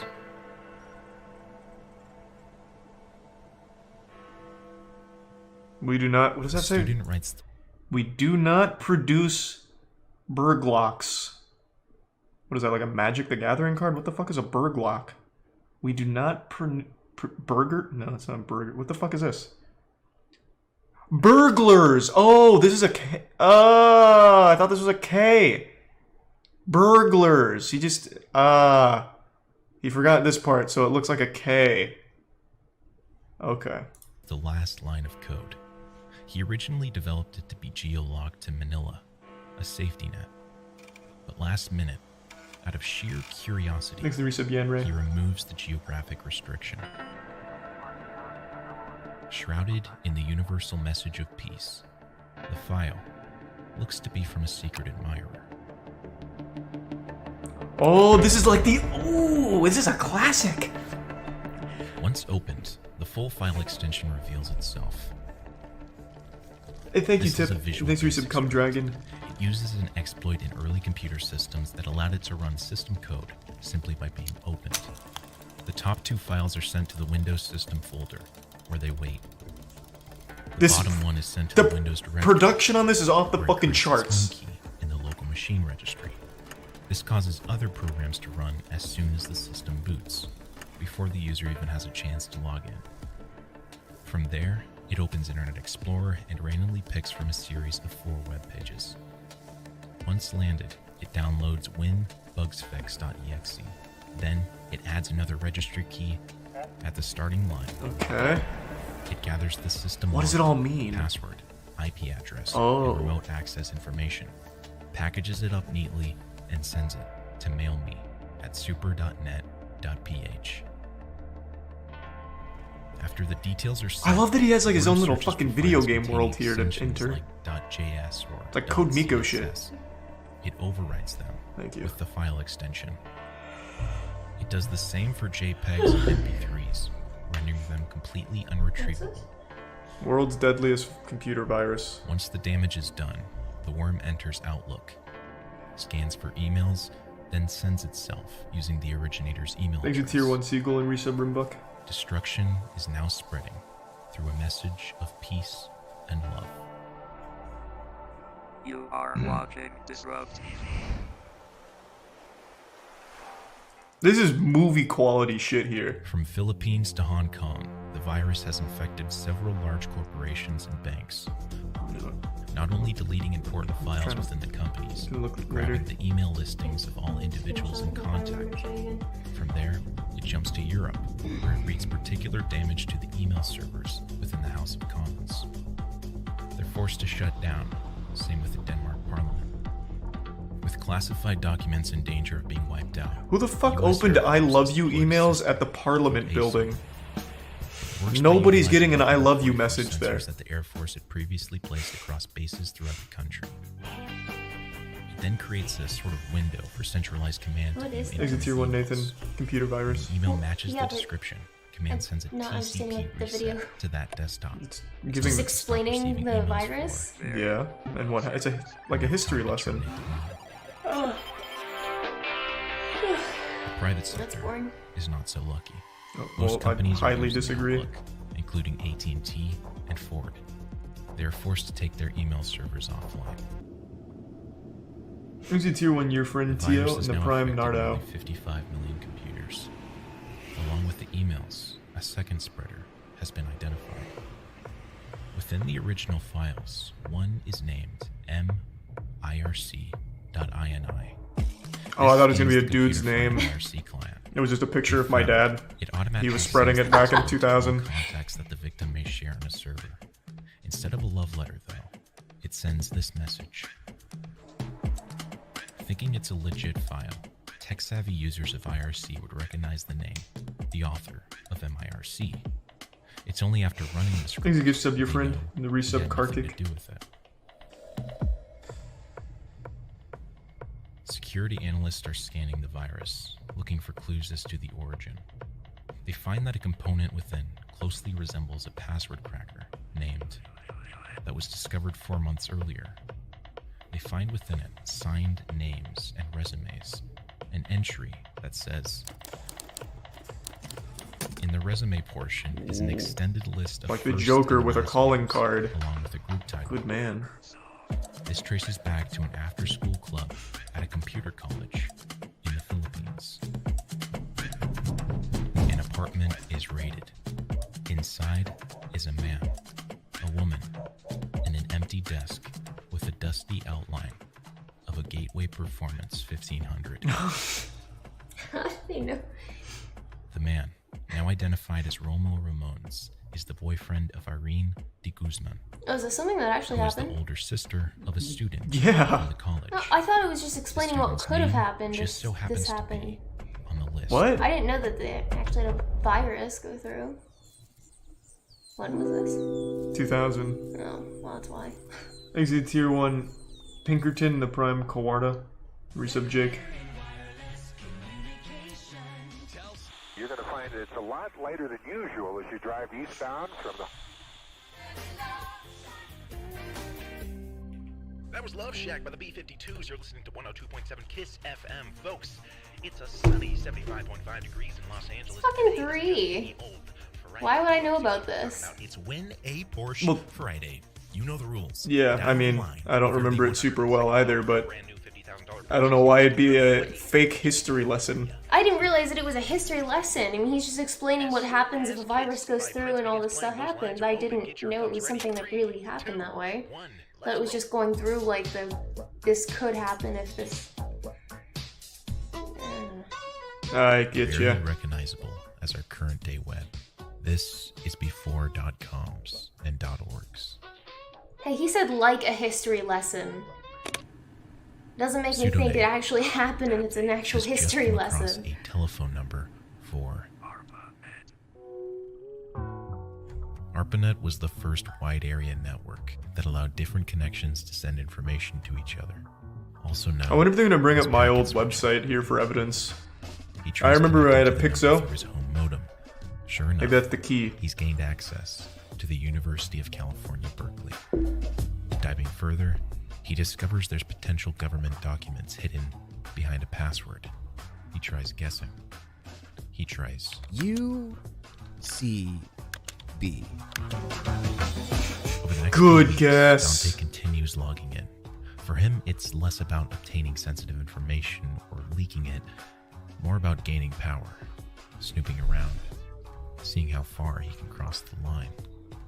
On one of his deep dives, he makes a fatal error. He forgets to mask his login name. Why even make the login name your name? Miles away. Make it like Dick Hard Thundercock or something. Who cares? He continues. The kid answers the door. He's greeted by the Los Angeles DA. They seize his computer, but since he's underage, he isn't charged. Now he works for NSA. In the back reaches Tier 1 of sentient Menlo salt Park and the resub storage Moshe facility, and the two 2 give subs workers are linen. clearing out unpaid storage units. Already It's a seen that routine seagull. job. It's like a Break 300 open million lock, view video. Clear out the belongings, auction off what they can. But in this particular unit, they find something. The Stanford Research Institute, one of the centers impacted by the previous escapades, Is it reaches Prime Rye? out to Kevin, proposing that he works for them, securing their network. The 18-year-old is hired. Hey, congrats, Kevin! Fuck He's yeah! gone to a few blocks from the main entrance. Big of pickup. SRI. He spends his days working on encryption algorithms for secure military communications. He's successfully gone from an underground black hat hacker to a white hat hacker with a paycheck. Detective James Neal of the Menlo Park PD thinks he's looking at a standard case of stolen property. The storage bill is assigned to Thanks to the anonymous gift sub. John Anderson. A quick search finds this name to be a fake. Upon further inspection of the unit, the detective finds blank IDs and a document containing an unpublished number of the Soviet embassy. Oh boy, Another document we've been infiltrated. containing the name. Thanks to the 5 gift subs, Shuby, and the Prime Urinal Goblin, and Dad Kisser. Cool name. The National Bureau of Investigation issues a mandatory court appearance for 2 students, Onel de Guzman, who originally proposed the thesis, and Michael Buen, who is suspected to have helped write the structure of the worm. This is his trial date still pending 21 years later. One day we'll ask him about it. The worm continues its spread, though the effects are beginning to weaken. A press conference is called. The guest of honor, Onel de Guzman. When asked if he is the one who unleashed the virus, Onel states, and when questioned if he feels anything Oh come about the on, damage go caused, hard with the he looks supervillain down, shit. mumbles nothing, then covers his ears. Being the first large-scale computer crime out of the Philippines, Thanks to the resub, Jeff. authorities have trouble charging Onel And with Drop anything. Bears. Over the subsequent months, Been alright, man. Hope you had a good Philippine day. Congress passed legislation dealing with computer-related crimes. But seeing as this was made official after Onel's stunt, he can't be charged. Ultimately, the case against him boils down to credit card fraud. Nell never admits Please to if I give creating some the sticky virus, keys and resub only that plant. he may have inadvertently released the program. All charges against him are dropped. In total, the estimated damages are said to exceed $7.8 billion in wipe files. Wow, not bad. For cleanup. Fuck yeah, 2 years Onel de later, Guzman. He Congrats. finally admits to creating the virus and releasing it. He said he did it alone. But why? What did he want? The madman. ABS files have been written. And nope, it's been overwritten. It will not boot. Exit Prime, Narfles, and A resub cybersecurity specialist Lyricity. is deep in an organization's Yeah, we'll do infrastructure. Darkman in a bit. He's well equipped to face any situation that may arise, but he started at the fundamentals. Is offering computer science courses at a fraction of the cost of traditional university rates. Wait, this is absolutely an Whether you're looking ad. to become a network engineer, cybersecurity Yeah, specialist, oh, it was still so well produced, I thought it was part of the hack. Shit, they almost had me.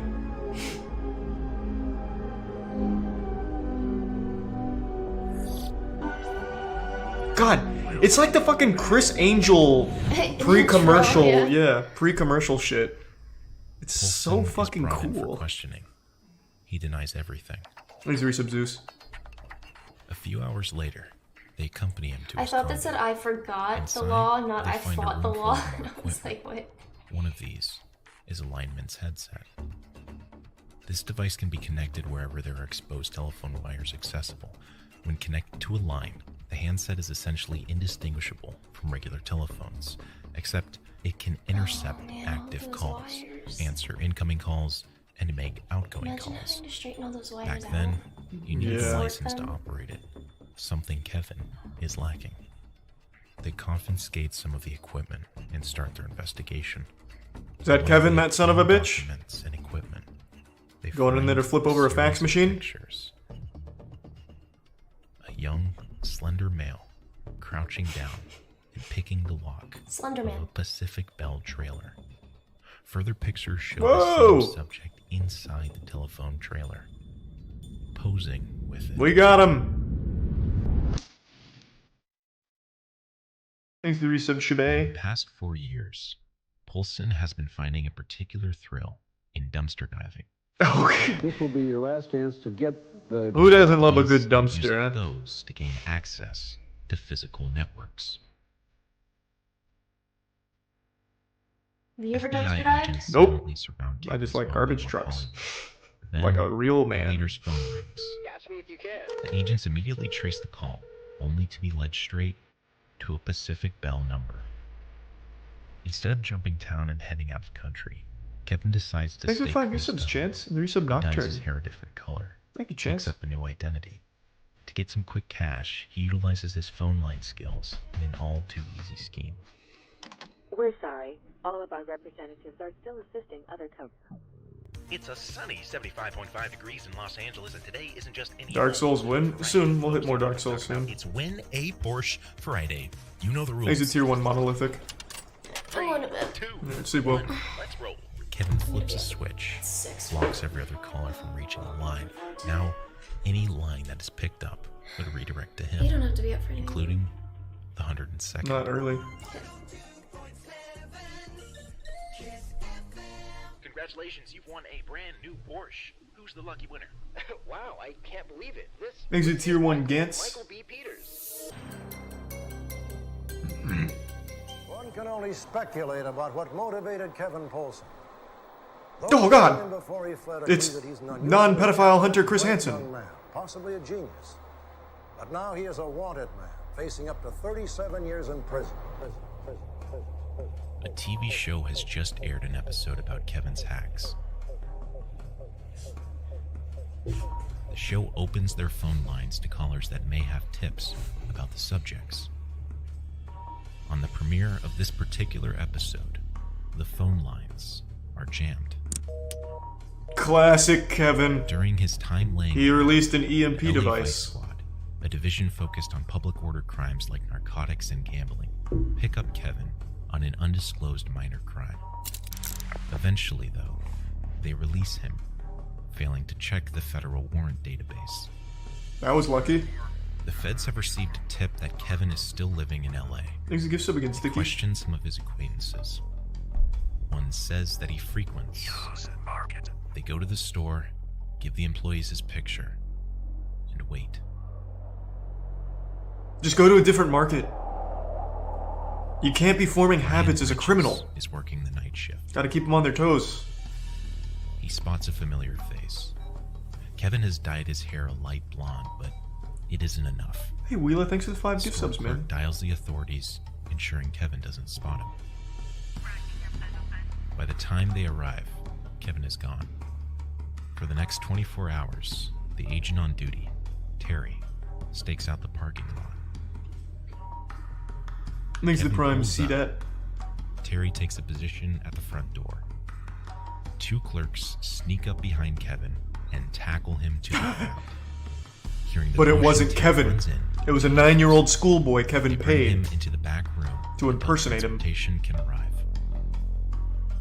As if on cue, Kevin begins complaining that his eyes are watering.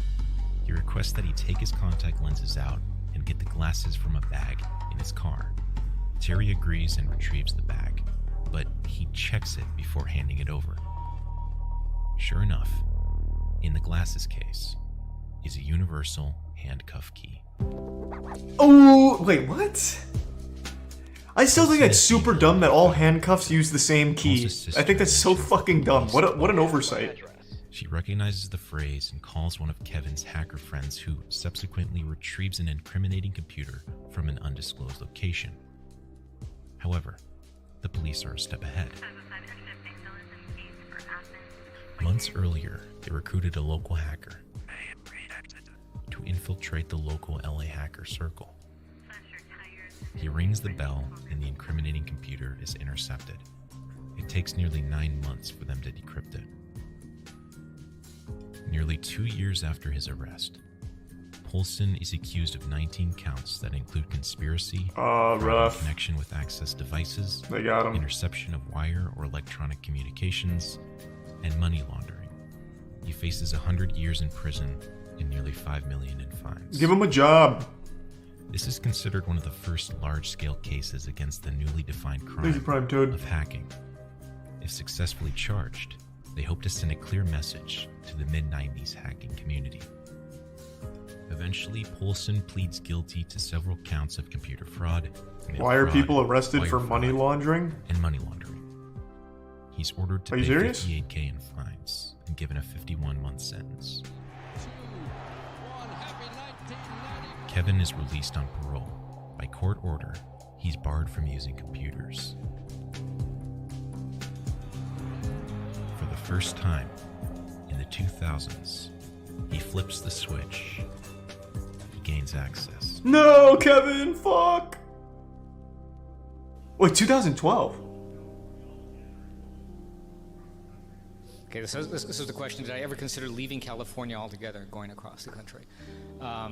I did consider that, but... And I think don't this- think I'm this gonna might watch be part CS:GO of the Rage. hacker It doesn't mindset. sound very I fun. wanted to solve the problem, not run away from it.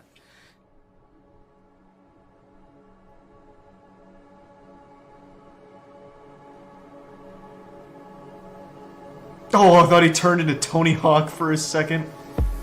He gave up hacking and now he just skateboards. Hey, so I was just thinking about how everyone in the world has their own conscience, their own lives, everything. Everyone alive is living. So then I thought about how much computer processing power it would Pretty take to impressive. simulate, everybody's Not conscience. bad. I'm not saying that our universe is simulated. I don't actually believe in that theory. Oh, okay. All I'm okay. saying is that... Is this Kevin? Just stop for a moment and think about how much processor power would be required to simulate everybody's conscience. Another thing... Okay. We don't need to get too deep into the weeds of simulated universe, I suppose. Cult in a dead MMO?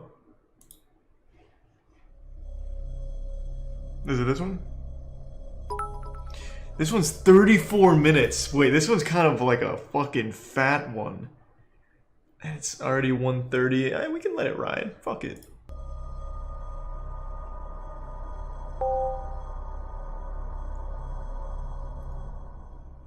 Thanks to the resub Mamalona. Maybe Soul Eater. And thanks to the Prime Lux.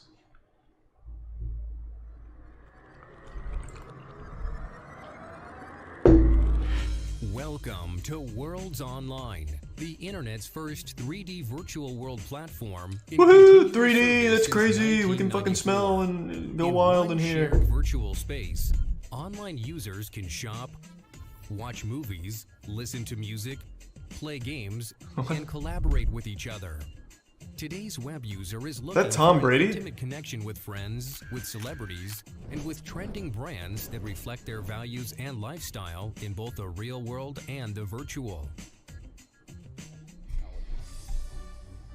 By investing in Worlds, you are investing in the future. Worlds.com. All good, Raiders. Just ask him out. Together.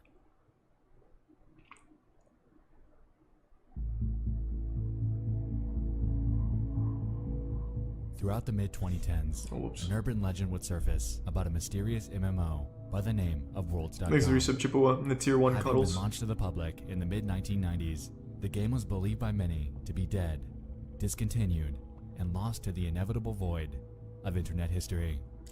Where? Unbeknownst to most, How do this people even couldn't have been find further that? from the truth, as Worlds.com was very much still running. But there was a catch. Venturing into the game today presents you with This the looks barren cool. wasteland of nothingness, a relic that What was the once fuck? bustling with life, and You get to play as a duck or a penguin? to life supports.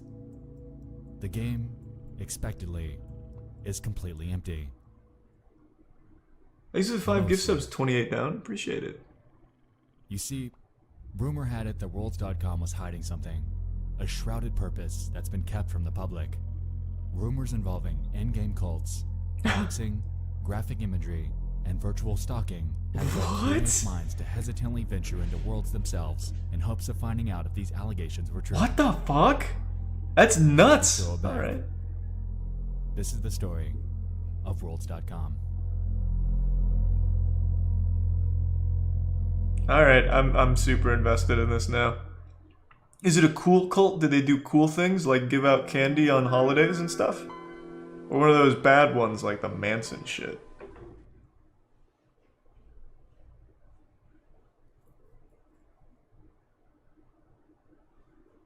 An aside. The 1990s were a magical time in the world of entertainment and the advancement of society. Being what I can only describe as the calm before the imminent mid-2000s technological storm, we were living in an era that brought us some unforgettable treasures in the realms of video gaming, movies, Yeah, and television. blockbuster, classic, fuck In the yeah. gaming world, for instance, new and unforgettable IPs such as Mario Kart, Yeah, agreed, Soul Eater. Banjo-Kazooie, Fallout, Resident Evil, and Silent Hill were born.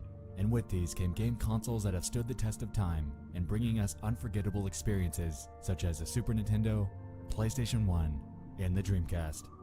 God, the Dreamcast was so good, the most underrated console in history, Power Stone. We need a third Power Stone, please? So good. Sugoi! Fuck, it was so good. That predated the modern interconnected society that we live in today.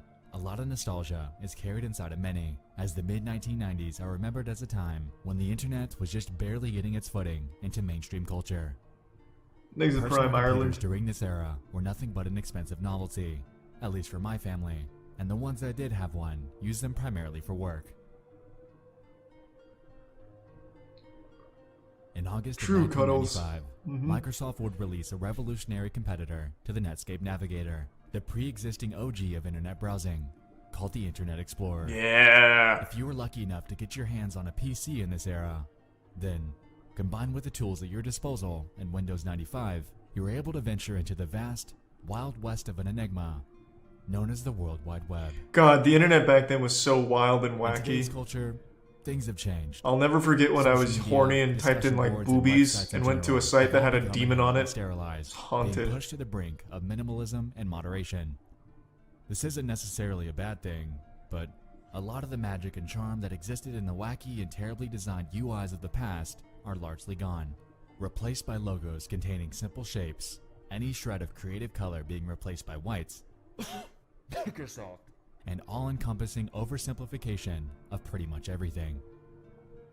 As you've heard in my incessant rambling so far, the era was magical, and a lot of newfound creative mediums were on the rise.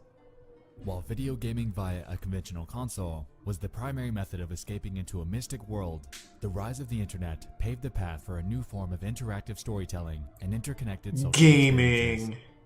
And those were a little For something we now gamers. know as MMOs. Oh, or massive kinda. multiplayer online video games.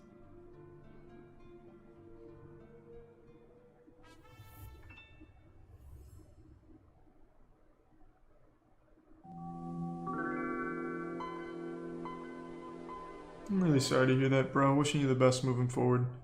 It's awful. Of the many websites that were available to early adopters of the internet, one would be launched in April of 1995. Oh, I'm sorry, I didn't see with the that, name of dog. Worlds.com. My bad, man. The website was created by a Thank company you. simply named Worlds Inc. and housed a public 3D chat room that players could enter and explore to their heart's content. According to the website, the minimum configuration is a 90 MHz or faster processor with 32 megabytes of memory. The recommended platform is a Pentium-class processor. Okay, real quick, is it just me, or on his voice, is there like a really low voice layered into it? Is it just my headphones, or am I hearing like a fucking MMO demon in there? Yeah? Okay, cool. So it's not just me. I didn't know if my headphones were dying, or if Satan was communicating through Lil Nas's music and infiltrating or something like that. Fucking weirding me out. No one else mentioned it in the chat. 133 megahertz or faster with 48 megabytes of memory. Windows 95, 98, 2000, or NT. A whopping 80 megabytes of Thanks, free Risa, hard Red drive Rider, space and Marksman. and an active internet connection. The game was a big success, mostly attributed to the novelty of virtual online chat rooms at the time, and garnered the attention of various big names, including David Bowie, Steven Spielberg, and a digital artist by the name of Tamiko Thiel.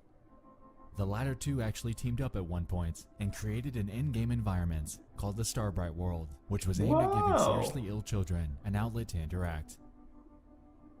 The gameplay is mostly what you'd expect from something out of the mid-1990s.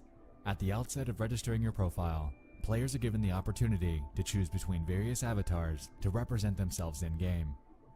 Among them are a human, a penguin, a monster, a kangaroo, and a clown. Good selections. Advertising Not on bad. websites are various realms. Oh, that and are you can be on the available for you to Yankees? Explore at your leisure.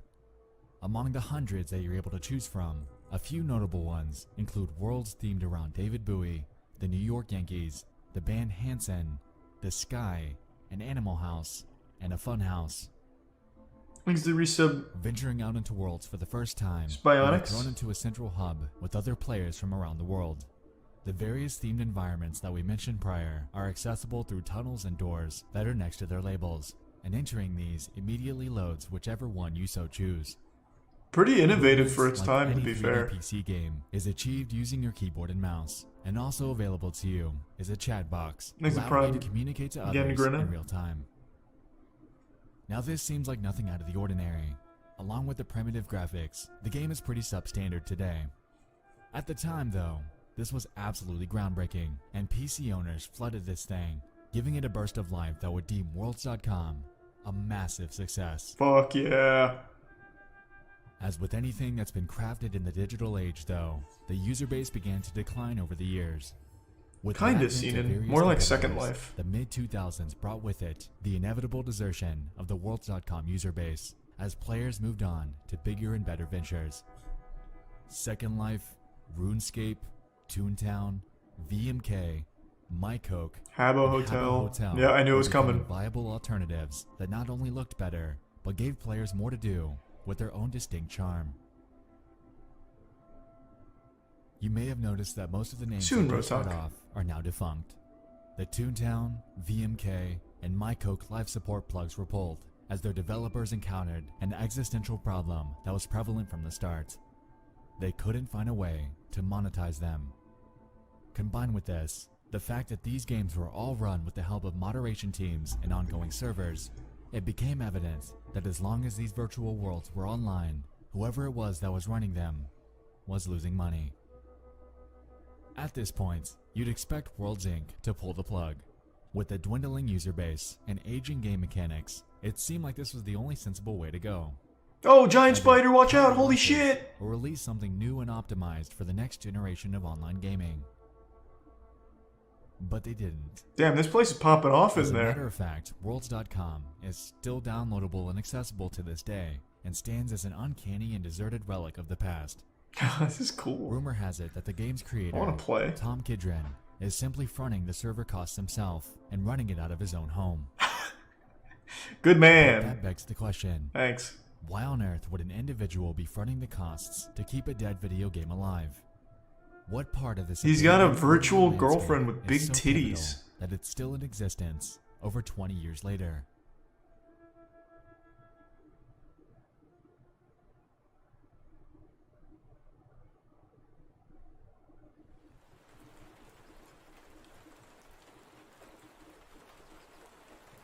This looks so cool. Look at this. In the short span of time that I've been here, it suddenly dawned on me that I'm visibly the new guy. Everyone here seems to know it. Uh-oh. I'm not a regular. They think he's a cop. They think he's the feds. Comfortable. Down the rabbit hole. Run! Get out of there! Engage, no clip.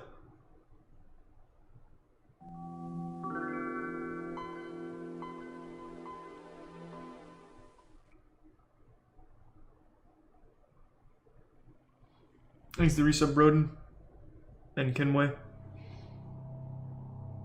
Yeah, someone is still running the servers, he just said that. Rumors began to spread about the game, thanks to certain anons from 4chan's V&X boards.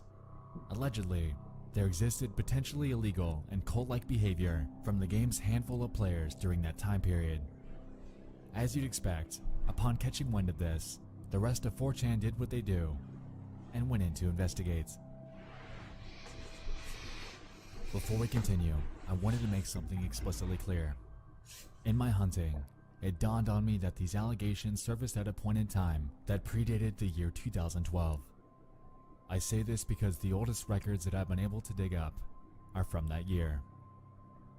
Unfortunately, most of the archives, images, and audio files that we're going to get into have been lost to time. What? However, there are some that allow us to piece together a cohesive storyline as to what actually went on in Worlds.com.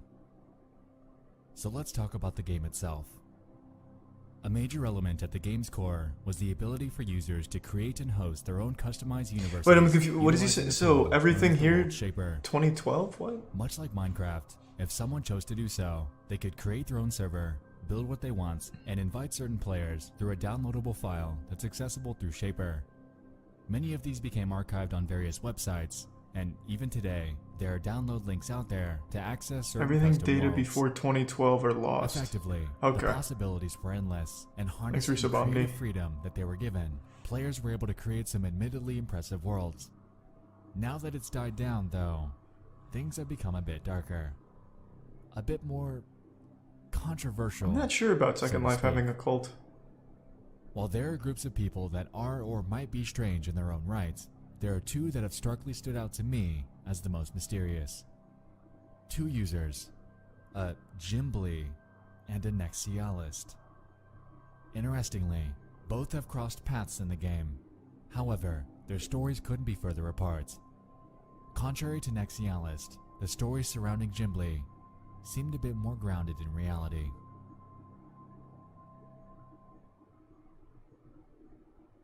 But we'll get to it. So what are this? Are those like the two raid bosses or something in here? The two different big groups?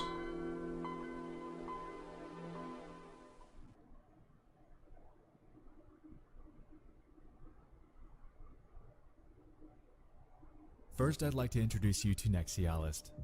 According to an early 2012 blog by the name of ForgottenWorlds.com, the profile piece on him states the following. Nexialist is a regular at Worlds.com that has been trying to pull in the V&X boards to play this game. Nexialist is a successful user that's been able to get a cult following in the game, which is hard to do. He constantly reaches out to dedicated players to join him, as he seems to be called the key bearer. Key bearer. Around the game without Okay. chatting. This isn't even close to covering entirely who this guy is rumored to be, so allow me to pick up where they left off. According to 4chan and various message boards, Nexialist is abstruse, a shred of indecipherable mystery that's lurked worlds.com for what some believe to be as long as the early 2000s. Encountering Oh, this is wacky. And it's been rumored that you don't actually find him, he finds you. Upon discovering you, he'll approach you without words, standing as what appears to be a lifeless corpse as you begin to quietly panic at his disturbing avatar. After the initial shock dies down, you're told to follow him, and as a result, you embark on a journey through hellish customized corridors that bear satanic symbolism and graphic imagery. Who is this guy? Can we get an update on the guy playing Professor Utonium? Where does he fit into this grand scheme? After your tour, Nexialist will begin sending you disturbing audio files. Audio files that I wasn't able to find archives for, but if we go by descriptions from 4chaners, it's safe to assume that these sound like the distorted deaths of dying animals. Once you're scared to your wits' end and you leave the game, he already knows that you're going to go to 4chan to talk about it, because that's what he wants you to do. Spread the word, get people talking, and the next sucker that grows a sliver of curiosity and decides to check it out is his next victim. Unfortunately, this all reads like an urban legend. People have been able to capture screenshots and video of Nexialist over the years, but not much, aside from very few outliers, have been found that outlines what I'm describing. Because of that, I'd like to put a pin in this arcane figure and circle back on him later. This is the game Vinesauce played, Vinny? I'd like to bring you into. Is it? Someone I saw on one of those threads. And he didn't encounter Nexialist? The Hidden Worlds website that I mentioned earlier serves as a diary of the experiences that a man named George Costanza had witnessed when he first played Worlds. According to his blog, he found a bizarre network that this Jimbly guy seems to be running, and the entries on his website outline a considerable amount of information that I'd like to dive into and unpack. The very first post on the website was made on January 5th, 2012. It reads as follows. Well, I started playing this game called Worlds.com. Seemed innocent, but according to V, it has some fucked up things from the past. Everything's forgotten here, and in a group we explored the game. In the coming days we'll share our stories and pictures here. Further on that day, another post was made outlining Jimbly's supposed network and its inner workings. The game started as interesting, Soul Eater. We had gags while we explored the worlds, skeletons popping out, and finding Pegasus. Things a person could expect from playing Roblox or other games where your creations are welcome. But things turned bizarre. Our friend Grad, as we called him, was showing us these rooms that I mentioned, and eventually we ended up in a lobby filled with brown doors with text on them. These doors had the creator's name and a description of the level or world. This guy, Bilbo99, had messed up levels with Easter eggs everywhere, and we praised him for his creepiness. And then I noticed at the right corner of my window said erotic and Hey, Jimbly! This map was Jimbly's creation. Fuck yeah, look at him. He's having fun. Starbucks. However, things would take a turn. You see, there was a person that contacted me named Megalic. Her or his avatar Thanks, was Resub Crabs. a bird or an angel. She claimed that she was new in the world, as I was, but she'd been playing this game for a week and already gotten dirty and knew what this shit was really about. To act new is a common trick to bait new players. Anyway, Jimbly had a network that was serious. How serious? To enter his network, Whoa! you need to provide mugshots. For example, here's Bilbo99. There were a total Hey, of 3 Bilbo. rooms filled with different mugshots of users, but room 2 was dedicated to Jimbly. Hold on. Let me go to the bathroom real quick. Give me 2 seconds. Sorry to blue ball you. Alright, I'm fucking back. Ended up taking a shit. Jump scared myself with my own fart. Pretty wild series of events. Let's go.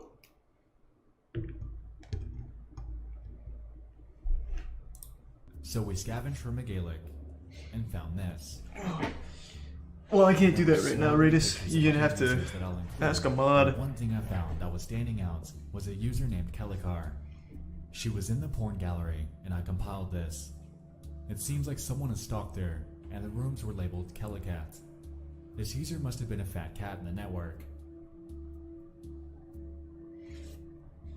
As you can see, Calicat's written there, so what Jimly does now is retrieving nude pictures of regulars that are still left. Megalic was the proof that we needed, since she'd only been playing for a week tops. Wow, Jesus, Jimbly. Below this, George displays the various screen caps that he was able to take of the various mugshots of different users. Of the bunch, he was even able to grab a few of Jimbly himself. Intrigued by this atypical finding, he decided that him and his group of friends wanted to investigate a bit on their new friend. I don't think I've Megalic. seen that, Cumgar. As it turns out, there was a bit more going on with them than they initially thought. And yet another post from the same day, titled Megalic, a man or a woman, he describes the following. Megalic's nudes that could be found in the other post seemed too good to be true. Her head was cropped out and with the body of a young woman, while her mugshot shows an older woman in her 40s, and that picture's really old. What does that leave us with? She could have faked them because she doesn't want So to how is this a show cult? I'm a little confused. Could be a man playing as a female. Seems like a Reddit mod using his power to get Discovered a pictures. real email, although it's linked to a man by the name of John. John's in his 50s, seems to enjoy MMOs. Thanks to while Tier his 1 wife Biscuit doesn't Boy. show any interest of games, and has her only Facebook activity labeled as kids. So yes, Megalic might be or is the man posing as a fragile woman while baiting for pictures. Those pictures up there, except for his profile picture, is a year old. The pictures are from 2009, and then he used a picture of his wife to verify himself, and thought how cool it would be to send a fake picture of a pair of tits to make him look like a god in the game. Okay. Classic As we're beginning to see, John, I Jim's guess. network encompasses some extremely odd people. People that are impersonating others and using real-world mugshots to gain access to whatever it is that he's running. One might go as far to say that Nexialist isn't the cult leader here, but rather, it's Jimbly, as most of the rumors about the former seem to relate to what we found with the latter. In a third post I'd like to focus on, titled Jimbly's Inner Circle, sweet. Well, thank you, George Spooky. proceeds to explain the following. The last post was about this weird map, about a man going by the name Jimbly that was trying to get naked pictures from regulars, or old players that were still active. So we stalked him. He hung out at a beach, but once we arrived, they'd all scatter and disappear. Thankfully, though, the friend tool and a broken avatar tool could let us teleport to them while being Wow, invisible. good shit. But that was for later. Meanwhile, we scavenged the net for Jimbly. We found his website, jimblyworlds.com. Whoa, and stored his Jimbly. pictures, jimblyworlds.com/pics, only to show a black screen with red typed text that said darkness. Pretty cool website. George reveals publicly accessible information about Jimbly, including an email address, before closing his post with the revelation that also, Jimbly's into traps. This can be found in his porn gallery. With this in the back of our mind, you know I couldn't just let this go. I had to get in. I had to find out if this was real. There's no way it'd still be I up. emailed Jimbly and began my hunt. What would it be, Under 7 the years guise of later? a Jeremy Erickson, I start a message and write the following. Good evening, Jimbly. I've recently started playing Worlds and was interested in joining your in-game network to congregate with yourself and other players. Upon consulting with a few anons from X, I was told to reach out. I've downloaded a few worlds from your websites and am currently trying to get them working. Just let me know what I need to do when I'm in. Thanks, Jeremy.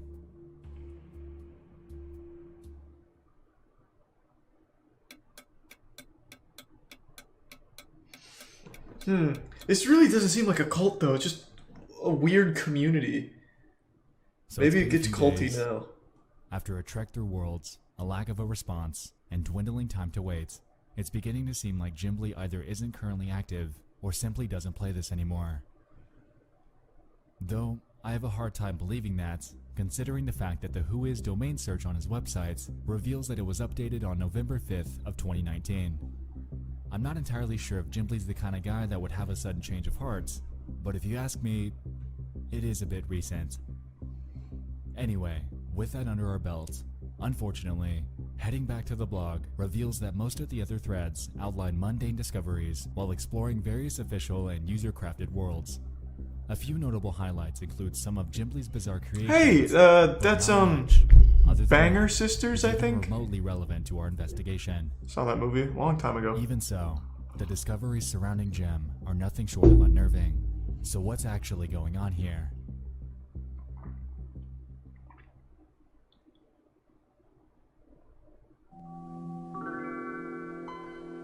He's the Prime Purple Elite.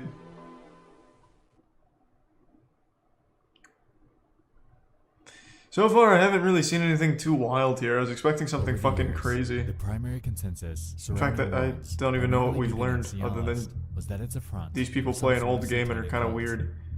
Rumors are powerful things. I won't deny that, but there are a few points here that I'd like to unpack.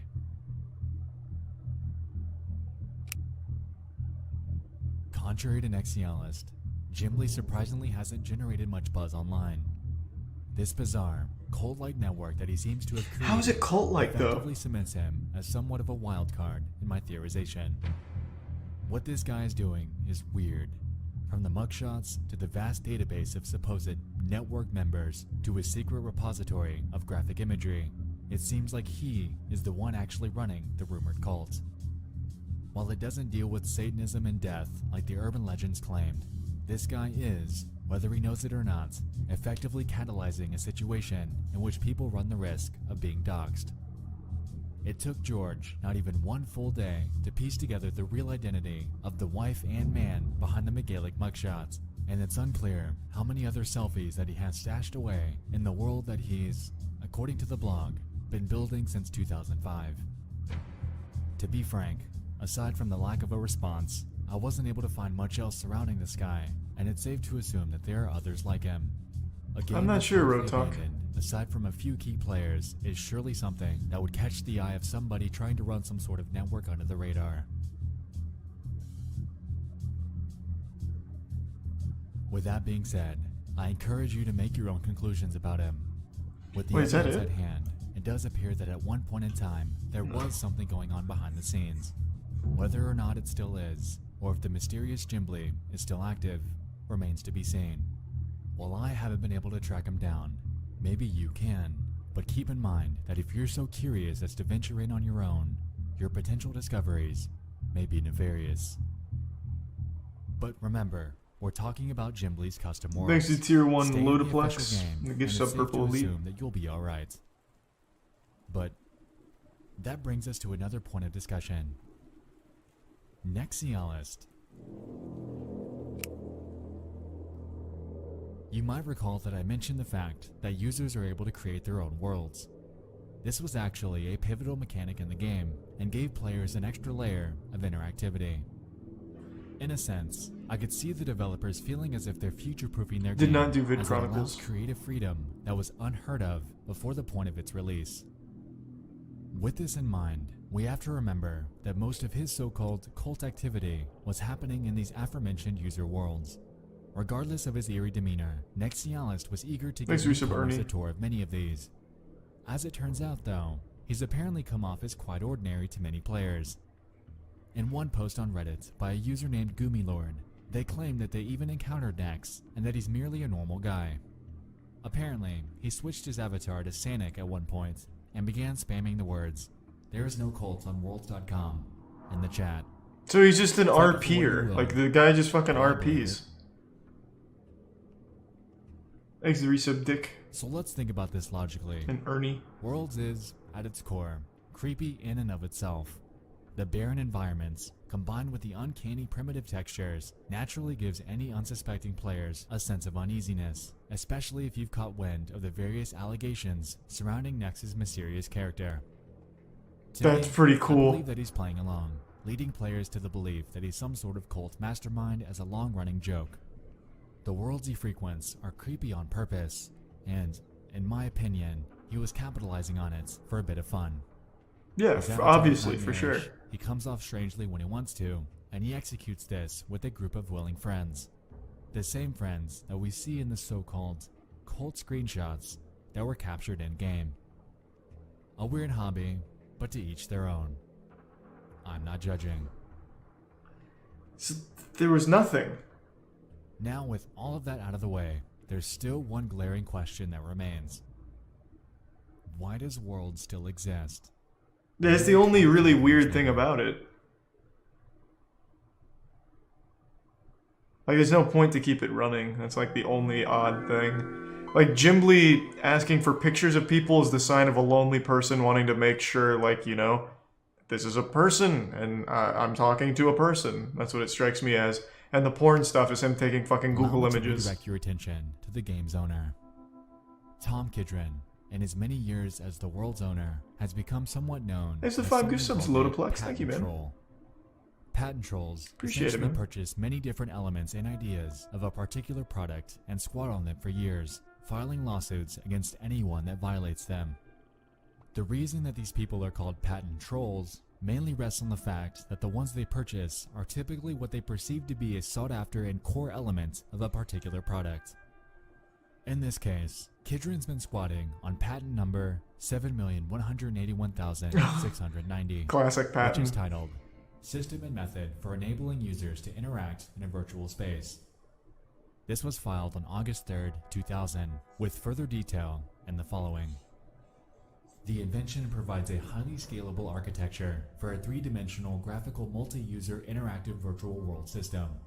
In a preferred embodiment, a plurality of users interact in a three-dimensional, computer-generated graphical space where each user executes a... Yeah, he probably process sues to everyone view that the makes one of virtual these kind of world games. from the perspective of that user. Sounds broad, doesn't it? That was on purpose. Andy's used it.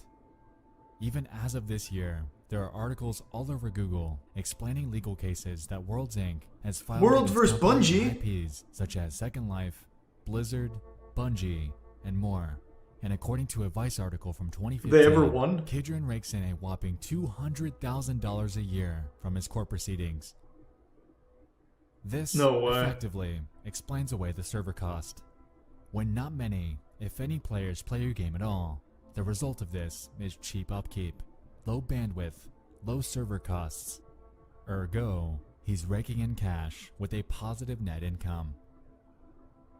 In the US, the typical patent lifespan is 20 years, so at the time of writing this, we have just short of 9 months before Kidron would either have to renew or simply let it expire. As a result of I'm this, sure he renewed. if he so chooses, he could let it run its course and retire from his relentless court proceedings.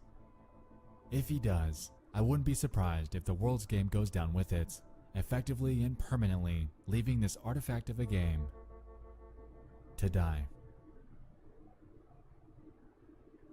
Someone do it for me. Did he renew it or did... Well, I already know he fucking renewed it. So, all in all, as it turns out, Jimbly is the real enigma here.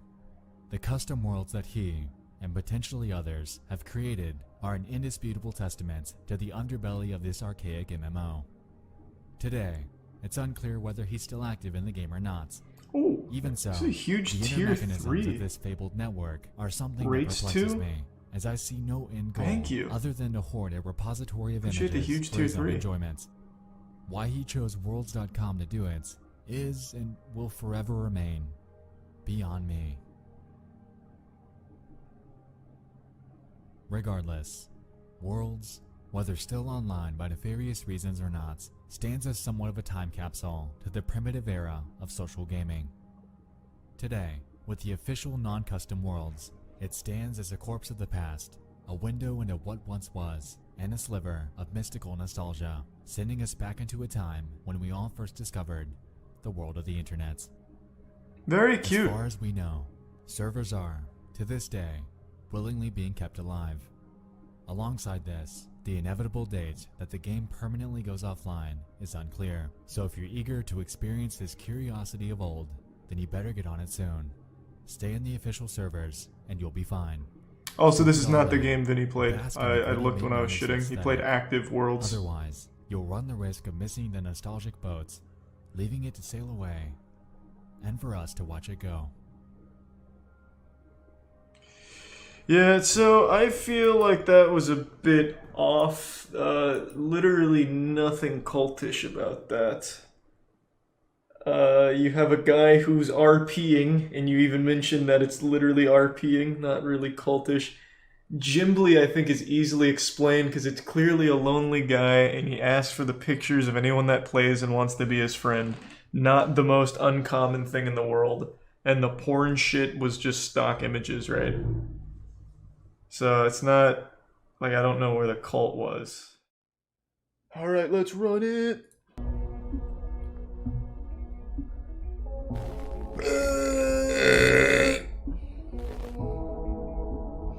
There's the Prime Krigi.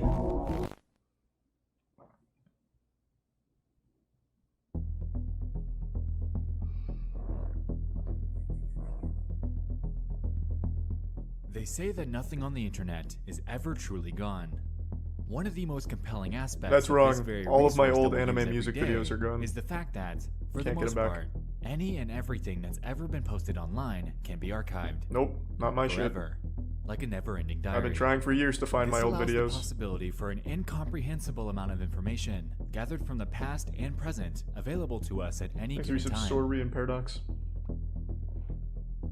Over on Reddit, a lot of strange, disturbing, and even depressing things have played out over the Hey, years. thank you, Canada leaving Matt. us Appreciate with the 5 tons gift of subs. stories and events to dig through. Within this vast sea of archives, though, is one that really hit home for me back when it happened, as it, in real time, merged the realms of the internet and reality, ultimately leaving people absolutely baffled at the resolution.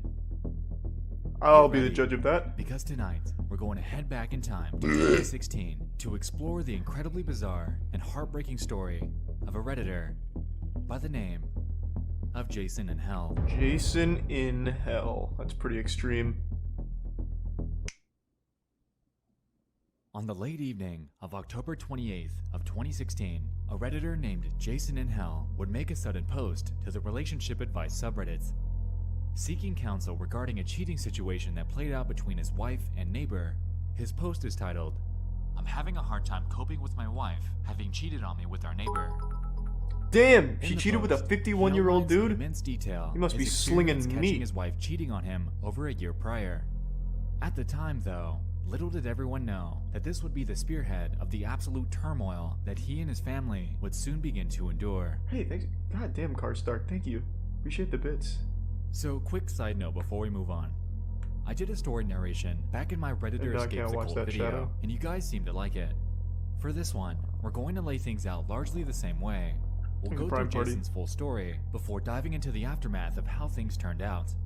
The original post is about an 8-minute read, so if you'd like to grab a snack or drink before we get into it, Oh, Jesus, now would okay. be the time. I was hoping for just the cliff notes, but that's okay. Fuck it, we're already here. I'll let it ride. I'm having a hard time coping with my wife having cheated on me with her neighbor. It has been 476 days since I confronted her about it. How do I know? Because every time I catch myself thinking about it, I tell myself, it's only been X days. Maybe you won't think about it tomorrow. That sounds highly unlikely. So He's to go not an back to the anime beginning, character. I had No one just does taken on that. a new project and new responsibilities at work. I was working a lot of hours, 60 plus per week, and was noticeably stressed. It was in May of 2015 that I noticed that she had a password on her phone. When confronted about it, she told me it was just because she was planning my Father's Day present and didn't want me to ruin the surprise. Ah. About a week later, she came Good to me plan. and told me that she felt guilty keeping a big secret from me and told me that she was having our neighbor, a contractor, build a home office for me as my present. It struck me as odd, as in our 6 years together she's never said she felt guilty about anything and always insists that she never regrets anything in her life. Time goes on, her phone is still Thanks for password resub Eevee and protected, the Prime and Squish. things don't feel right. I see her using her phone and smiling to herself more and more often, but when I ask her what she's doing, she says nothing and puts her phone away. So one morning, I wait for her to get in the shower, and I grab her phone before it requires the password. I go through her messages and find that she's texting the neighbor. I'm all covered in frosting. What? You want to lick it off? What is this, porn? Like, what are you talking? There's no fucking way this is real. What? Why is everyone saying this is real? Who? So was she actually covered in frosting? Like, what the fuck are you talking about? Raided a kid's birthday party and fell and flopped around in the cake? I highly doubt this is real. The guy starts by saying, it's been 476 days since I found this. I know because I've counted every day. Telling myself I'll forget about it tomorrow or whatever. That does not sound real at all. I'll let it ride, but this is very fishy at best. There were no other messages to the neighbor, but I found out later that was because she had set up her phone to delete messages after a certain amount of time. I felt uncomfortable with it, but I knew she had a perverted sense of humor, and I thought she would never do anything to hurt me. More time goes by, and the neighbor is spending more and more time at our house, but the office is being completed slower and slower. I can't help but worry that something isn't right, so I start checking her location using Google Timeline. It was at this point that I realized that there are large gaps in her GPS history because she was turning off her phone's GPS. Jesus. Fast forward to July. So this guy's At basically a point, stalker. The paranoia is driving me nuts, so I tell her that I need to install a new antivirus on her phone. While she has it unlocked for me, I install an anti-theft software so I can remotely turn the GPS back on and set up AT&T message backup and restore so I can read all of her text messages. Does a program like that even exist? That sounds like a convenient tool in like a bad CW movie. My 2 kids, so my wife for people that don't understand technology. technology. The day to herself. I watch my wife's activity from work as she spends the day trying to meet up with a neighbor. That exists? But is unsuccessful because he's busy with another job site. That night, we get the kids back from my mom's house and we go to dinner with a neighbor, his girlfriend, and his son. My wife and his girlfriend are having a good time, drinking, laughing, and just joking around. His girlfriend mentions that she'd like to see Magic Mike. I say it's a good idea and I'll watch the kids so my wife and her can go. So my wife and her go, and the neighbor and I go back to my house so the kids can play video games together. Oh shit, he beats his ass. The kids are back in my son's room playing games, and the neighbor's sitting across from me on the other couch. It's at this point that my wife starts texting him. She's describing sex acts that she would like to perform with him, and he's reciprocating. She tells him to check his Snapchat, and at the same time, I get a Snapchat from her too, and it's her fingering herself in a bathroom stall. They keep Is he talking, married trying to figure out when they can meet fucking up and have sex. Susie Squirts a They decide lot? on Like Monday morning after I go to who work. does that? So in my head, What? I already planned to pretend to leave and circle back to catch them. But then they tell each other they love each other, and it's all I can do not to leap off the couch and knock him out. But I contain myself and continue reading This the seems so conversation goddamn unfolding fake. in front of me. Then he tells her, "You're my girl now," to which she replies, "Always have been," ending with him writing, "and always will be." This is fanfic. This is literally fucking fanfic. Holy shit. My wife and the neighbor's I've been girlfriend duped. return from the movie, and I ask them politely to sit down. I then ask the kids to stay in my son's room and shut the door. I return to the living room and confront my Damn, wife Red. and the neighbor. I say, "So you two love each other, Really huh?" appreciate the huge And bits, my and I'm wife glad goes you into had fun full-blown tonight. denial mode, and Thank the you, neighbor's Red. girlfriend starts smacking him. I ask my wife if she's been texting him. She says no, so I show her the text messages. She admits to it but says it was the first time that it went that far. I ask my wife if she sent him pictures. She says no, so I show her the picture, and she admits it but says it was the first time. I ask her if she's having sex with him, and she says no. Because I didn't want to catch them Thanks for having your sex sub, together, Limp I Listen didn't have and evidence Ray. to prove her Give wrong, sub Ray. so that one stayed unresolved. I tell her that I'm leaving her, and she tells me that she'll make sure that I never see my kids again if I do. She planned on using the fact that I had attempted suicide in high school to prove me unfit to have children. She continues to say that it was my fault for being so busy with work and stressed out that she just wanted someone she could talk to. Then she gives me an ultimatum to decide what I'm going to do, or she'll decide for me. The neighbor's girlfriend starts defending the two of them, saying that it couldn't have been that What? serious if they weren't having sex, and that my wife and I are too perfect together to let this break us up. The neighbors go home, and my wife and I Okay, argue yeah, for that the rest sounds of the like night something about normal what that we're gonna happens. do. We go to bed separately, having not resolved anything. We keep going back and forth on the subject all weekend, and finally settle on we were going to separate temporarily while we figure out what we want. I was going to stay in the house, and she was going to take the kids and go to her mom's house. That Monday I go to work, and I get a text from her in the middle of a meeting with my bosses, stating that she had explained things to our kids, but they were upset, and I needed to explain things to them also. I get home from work to find my kids crying. She had told them that mommy had to move out because dad was mad at her.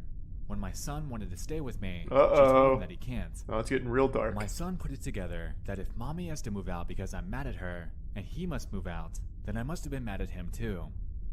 My daughter was crying because my son was, but I don't think that she was old enough to understand what was happening. It was at this moment I realized that she was going to drag the kids through hell if I left her, so I swallowed my feelings and begged her to stay. She agreed and insisted that I apologize to our neighbor since we were still going to need to hang out with him because our sons are good friends. Thanks for some water. I hate it, but I do it anyway. We still hang out with them from time to time, and they come to our various birthday and holiday parties, but I'd do anything for my kids, and I behave civil every time. Things died down for a while. I still think about it constantly. I worry how I can keep from making her so unhappy that she cheats on me again. Then, almost a year after the original incident, around Father's Day again, she sends him pictures again. She claims that it was an accident and that she meant to send them to me instead. I don't fully believe her, but I move on anyway. Thanks for resub, Prater. Things have been quiet on that front for about 4 months now, but I still think about it constantly. In this is going to video, sound Dion? stupid, but I feel like I have a part of my brain that I can't shut off. That's always thinking. I used to use that to solve programming problems, and it made me very good at my job, but ever since this incident, the only thing it thinks about is her and him, and if I did the right thing. My job performance has suffered, and I feel like I haven't gotten sleep in months. I'm afraid that after this much time, and the fact that I begged her back, that to say that I want a divorce now would only make her more vindictive towards my kids and I just feel like I put myself so deep in a hole that I could never get back out. I haven't really talked to anyone about this. I didn't want to talk to my mom about it because I felt like she would treat my wife differently, and I didn't need the two fighting. Alright, now I'm all caught up on the lore. I tried talking to one friend about it, but his advice was to put my trust in God, but that was not much solace for me as I'm an atheist. That sounds So I like a have no clue Redditor what to for do with sure. my feelings, or how to move on from this. And then I also spit in my friend's face and said wubba lubba dub dub. In response to Jason, users chimed in with a mixed bag of emotions. To get the full picture on all the flack that he was getting for this, here are a few examples. I cannot believe you stayed with her. I cannot believe you begged I don't her really to stay. care about I the cannot Redditor believe you response, I just apologized want to your know neighbor. where the story goes, to be honest. Smack the shit out of that old man. Go to an attorney and talk about ways to get custody of your kids. Your wife's a twat. Staying in a marriage for the sake of the kids never works out. She obviously was sleeping with him and then got you to apologize to him. She denied it all. She will put you through the ringer when you divorce her, but you should do it. Chances are, now she has a second phone and an email address to talk to him. A detective, Your wife good, is vicious finally. and toxic, and you have to decide if you divorce her now or when your kids have moved out. The sooner the better. So this all would be a lot for anyone to handle. Taking some of the serious, grounded advice that a few people had thrown in there was pivotal for him to begin moving on from this. And so we did. 4 nights later, on November 1st, Jason would return to the relationship advice subreddit and make a follow-up post. Okay, where we at, Jason? I'm taking your advice. He explains his next move. Instead of trying to fix something that she doesn't want to fix, I'm going to get myself and my kids out. I meet with an attorney next week. Thank you everyone for helping me see how far I had my head up my ass. In Very response nice, to very this nice. one, Reddit wished him luck in his endeavors, reinforcing the idea that he's making the right move. But then something strange would happen. Uh-oh, aliens? What happened? Going through the comments a bit Galactic deeper fight? reveals something a little odd. Like we said, yes, people were commending him on his decision, but about a week later, people began jumping back into the post, What? linking a news article that seemed to align with this situation with striking accuracy.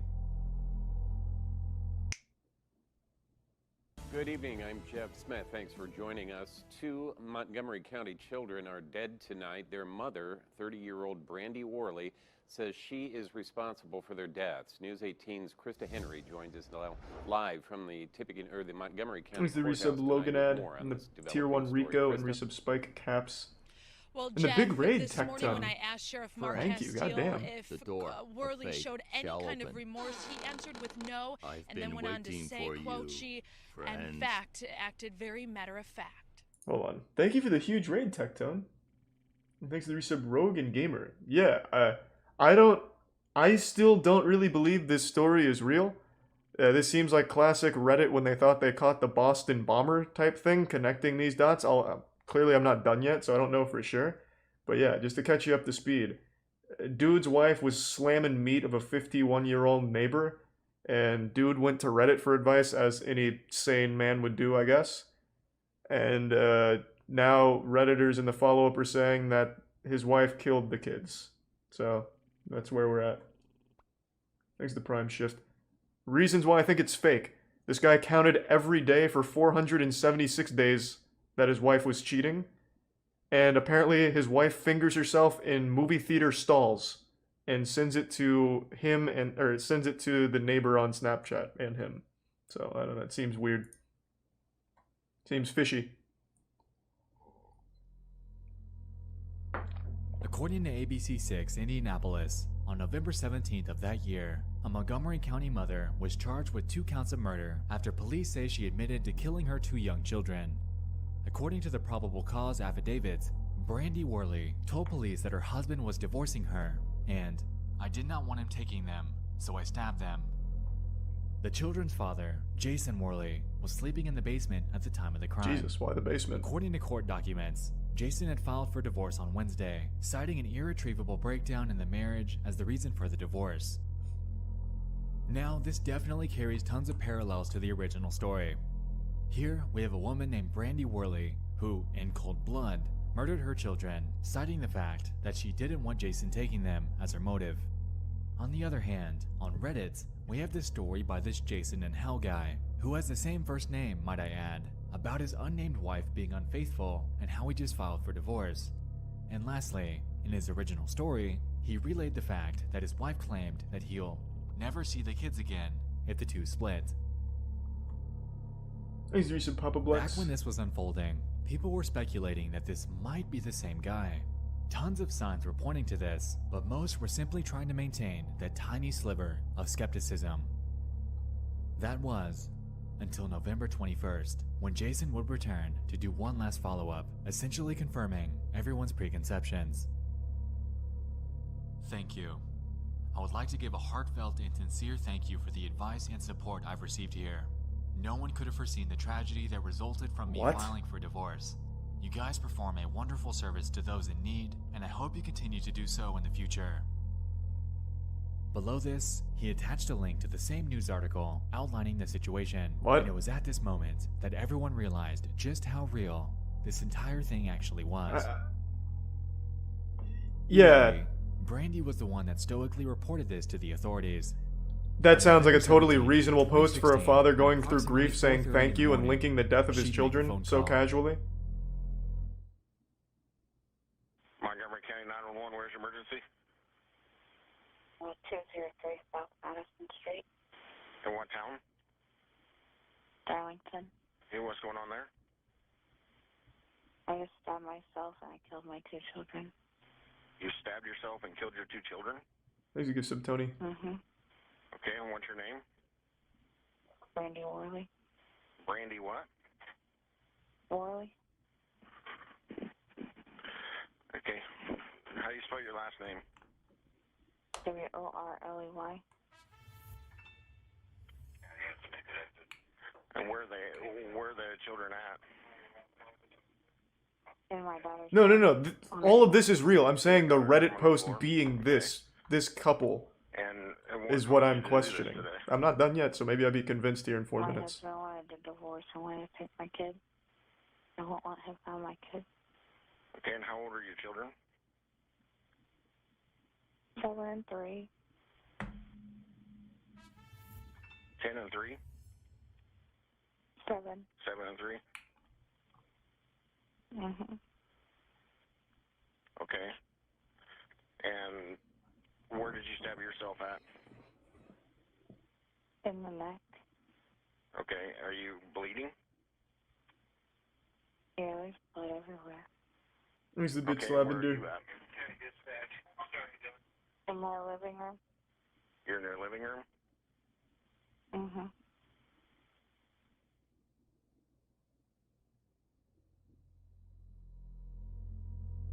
According to court documents, the 2 children, Tyler and Charlie Worley, were stabbed, resulting in deep lacerations on both of their necks. Brandy had stabbed herself in the same place as well, but this surprisingly didn't end up killing her. Shortly after this, Brandy was treated at the hospital for her stab wound, and about a week later was admitted Jesus to jail, Christ. where she sat for 476 days up until her final sentencing. In 2018, she was convicted of 2 counts of murder, totaling at 120 years in prison. According to Fox 59, Brandy was expected to claim the insanity defense, but ended up settling for a guilty plea. She appeared to be just as unremorseful as she did in the 911 call. In the Prime. She spoke in a very matter-of-fact manner when Senior. describing her crime. It was heart-wrenching to hear her speak as she did. All I want, and have ever wanted, was to have her out of sight and mind so I could move forward from this horror.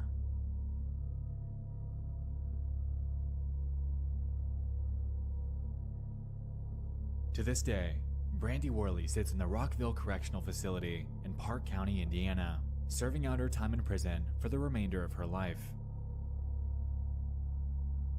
As for Jason, he's made a return to Reddit under the nickname Jason in Code, giving everyone a much requested update on how he's coping.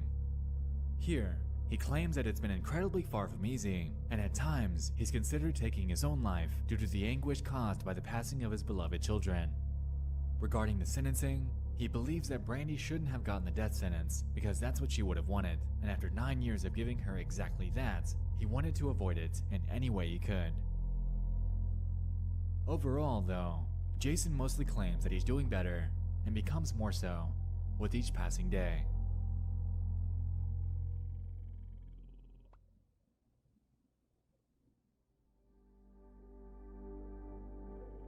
If I can impart you on something that I have learned through all of this, it's that you should always take the time to be with the ones you love. It doesn't matter if they're asking you to read The Pokey Little Puppy for the millionth time, or asking you to play Smash Bros, even though you know that they'll wipe the floor with you every time.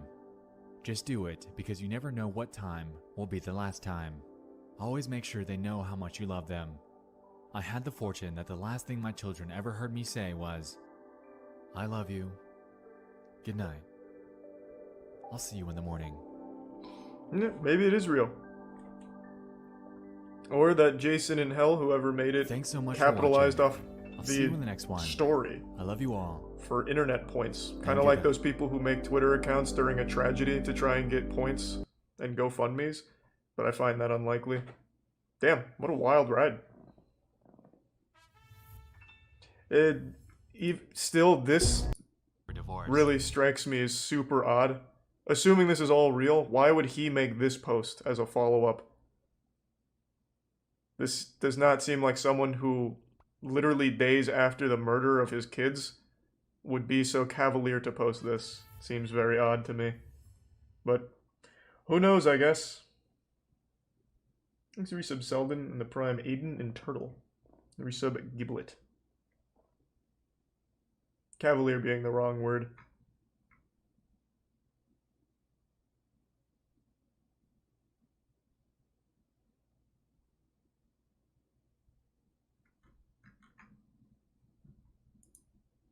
Yeah, could be fake, probably real though.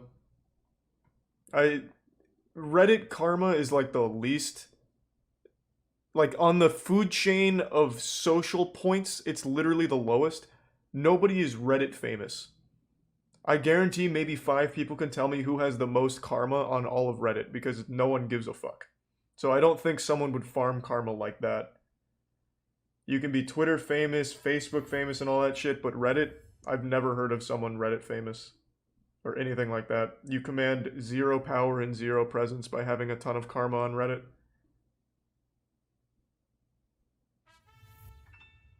Seen that one actually, Wicked. And thanks to the resub Super. So it's probably real then. Fucking wild story. Deep fucking Value isn't famous for Reddit. He's famous for that entire GME movement, which started on Reddit, I suppose, so you could argue it, but it's not like he was just a Reddit commenter. Like he wasn't a Reddit karma farmer. He was a Redditor who did something fucking crazy, which caught on and blew up.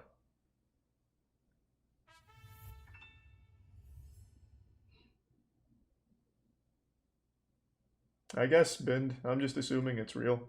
It seems very, very wild if that was all an elaborate fake from that Reddit account. Alright, I'll take chat's word for it. We'll watch the new Expo vid. I do like the channel. Wayne Kernican was stuck at home during an excruciatingly long winter.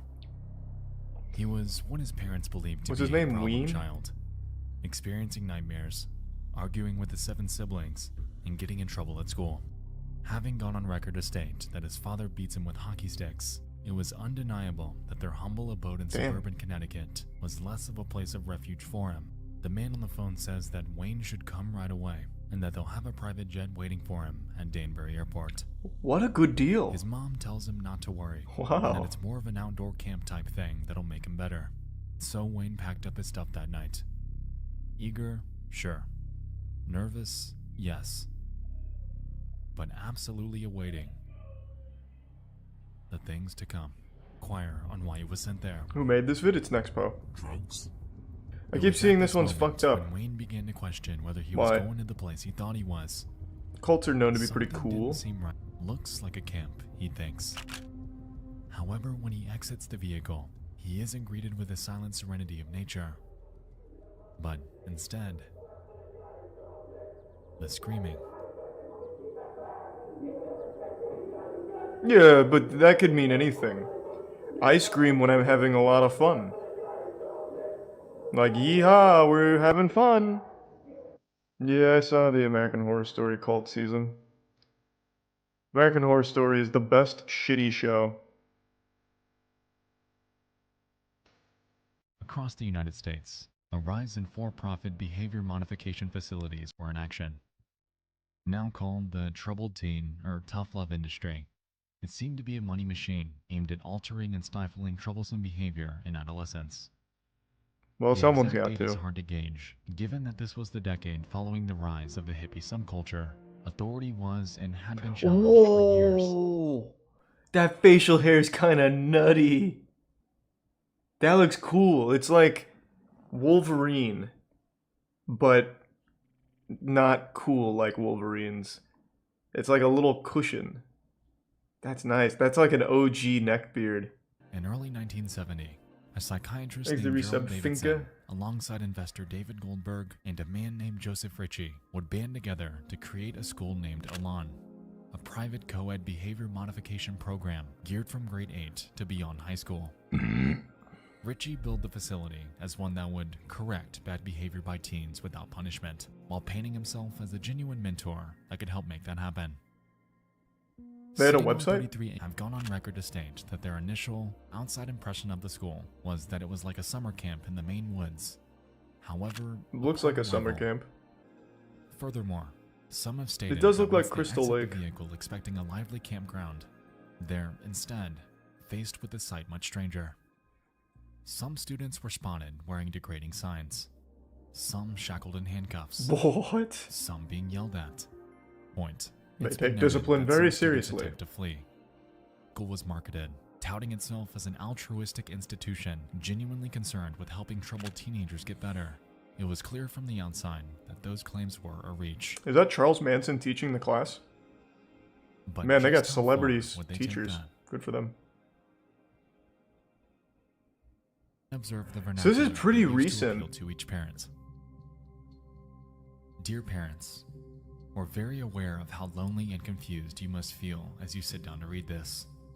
If you're like the parents of most of our students, you're faced with an adolescent whose behavior is out of control, and you don't know why. A youngster who's been given everything and is throwing it all away is difficult to understand, but you can see that this process is progressive. The most saddening part is knowing that your offspring is ruining his or her future.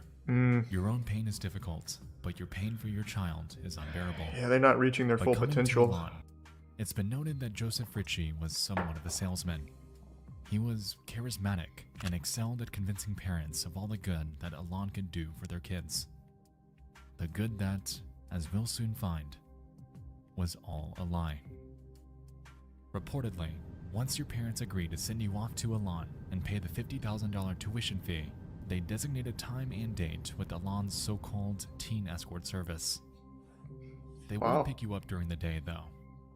Instead, in the middle of the night when you're Why, fast though? asleep, they would bust through your door and kidnap you. Why? In years past, Elan staff have stated that since the child has no say in attending, their capture hinges on the element of surprise. Okay. According to a blog, two So are men these breaking just into the teen's stories? bedroom, What? physically subduing Are them. these just stories this guy makes up? What? No, what?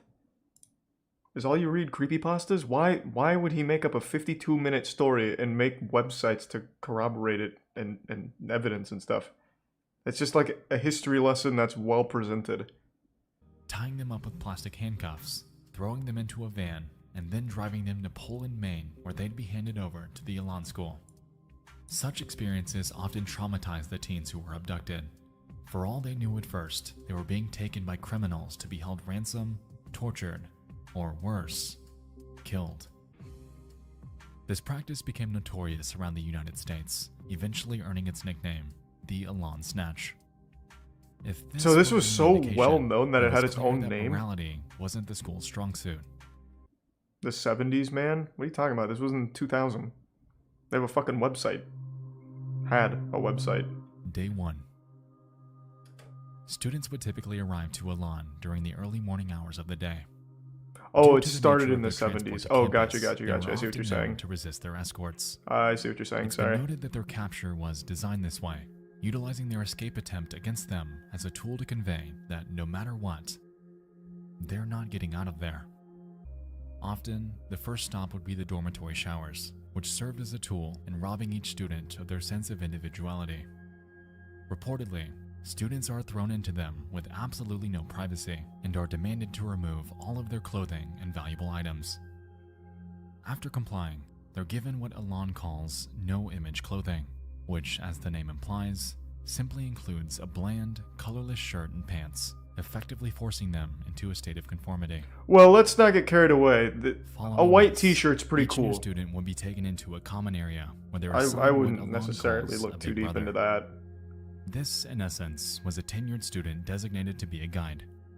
On paper, they were told to help their students adjust to their new life on campus, somewhat like a peer, while educating them on how great and effective the program is. As we've seen in studies like the Stanford Prison Experiment, I'm sure you can see why this would be a bad idea. I don't know that experiment. Oftentimes, big brother figures, much like staff, would take great pleasure in exerting their superiority over the newer students. Looks like the house from Promised Neverland. If you want to act like a baby, you get screamed at. If you want to act as more like a mature adolescent, you get talked to.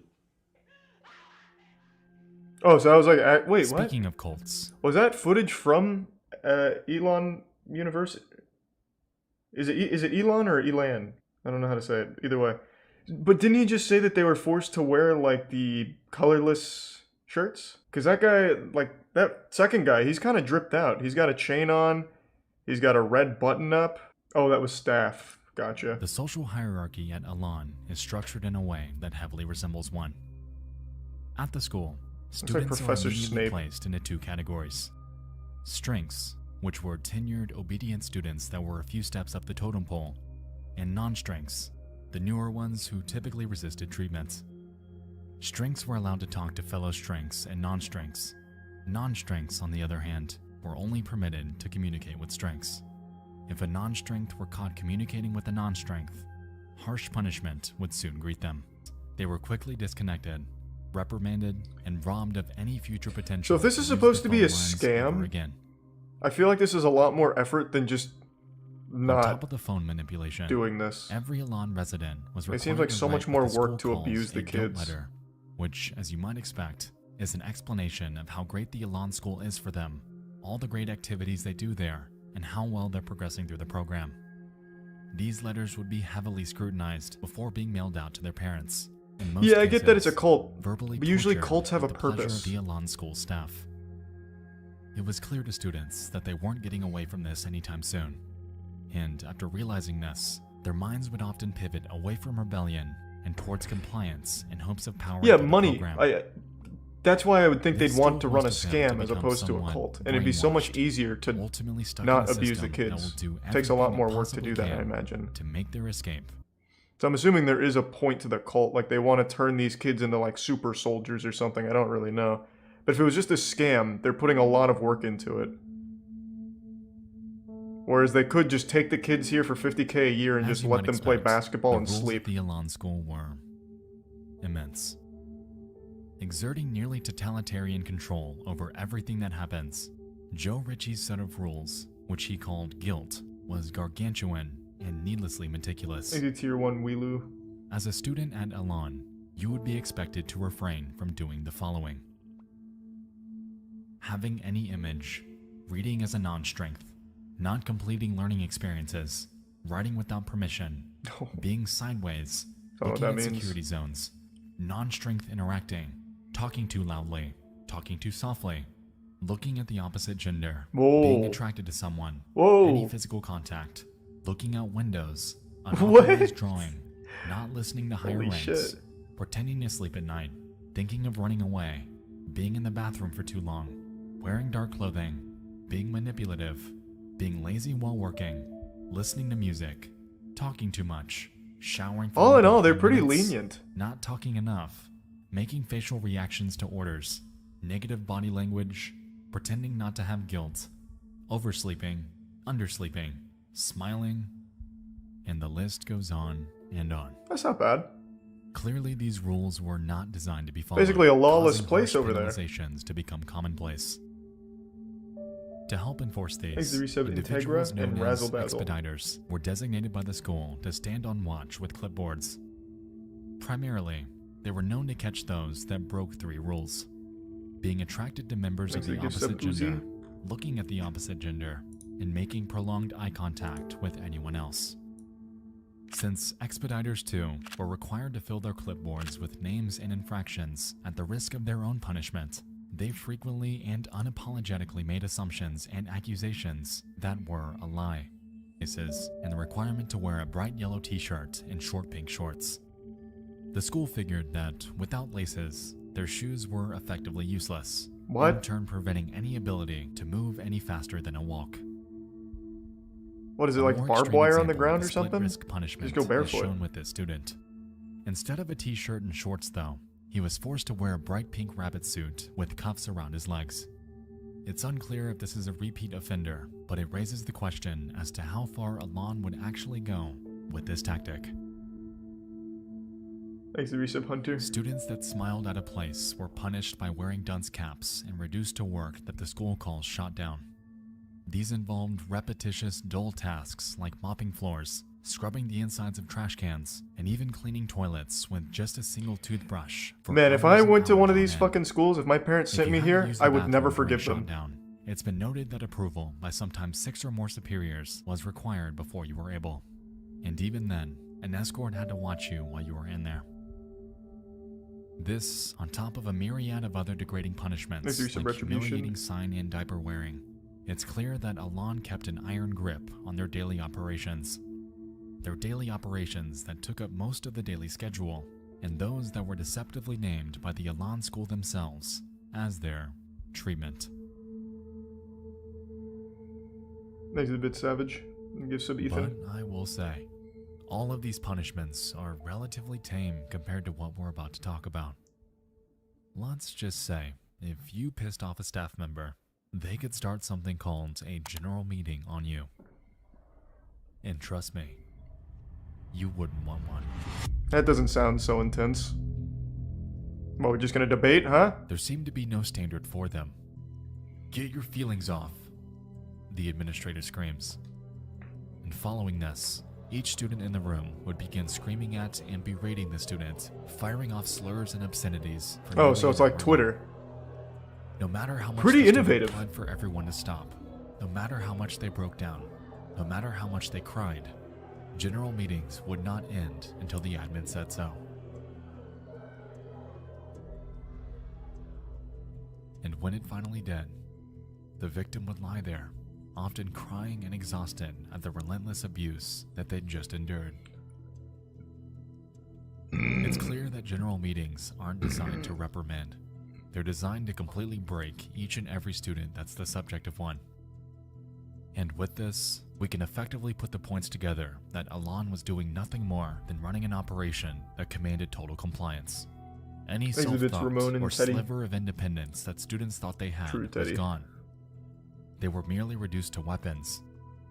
Weapons that, at a moment's notice, could just as easily be used against them.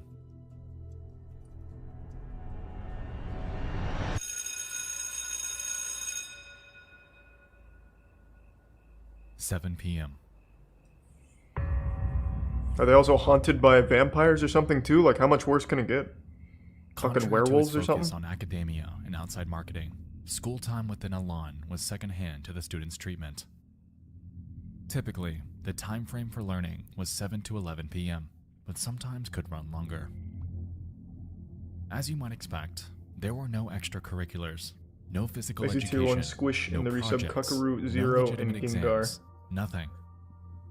Instead, students were required to grade themselves No on problem, work that they Craig. were self-assigned with absolutely no direction. Allegedly, he believed students were easier to control while sleep-deprived and utilized even this as a medium to work against them. By 11 p.m., if a student makes it through a night of work without issue, school hours then draw to a close. Not They're bad. quickly released from class and escorted to their dorms, which were often in the form of uncomfortable, impersonal, military-style bunk beds. That's military style, a piece of wood. Sleep was known to be difficult, as designated students named night owls were assigned to stand guard with flashlights. In regular intervals, they'd shine them on the sleeping students to both ensure that they hadn't escaped and to secure the fact that they're actually asleep. What? A requirement that, as we can recall, was also in the list of Elan's rules. And if one actually manages to calm their nerves, dozing off into their only time of tranquility, that would allow them to effectively place the cap on a day in the nightmare. I just want to see if like the main guy behind it's still alive, but I don't want it to be a spoiler either. His name was like Joe something and I forgot, so I'm trying to find it. It says, I don't think it's Joe Rogan, but it keeps wanting me to type in Joe Rogan. It was like Joe something. Richie, that's what it was. He's dead. Damn.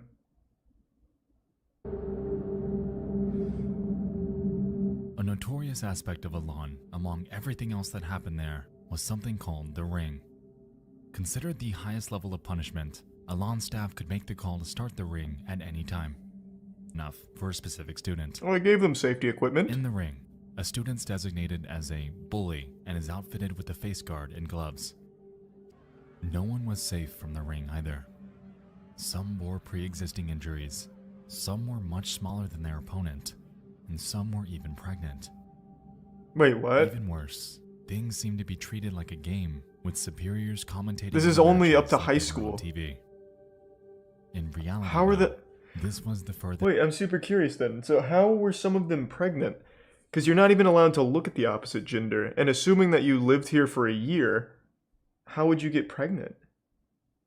That makes no sense to me. I guess if they could have arrived pregnant, which would check out.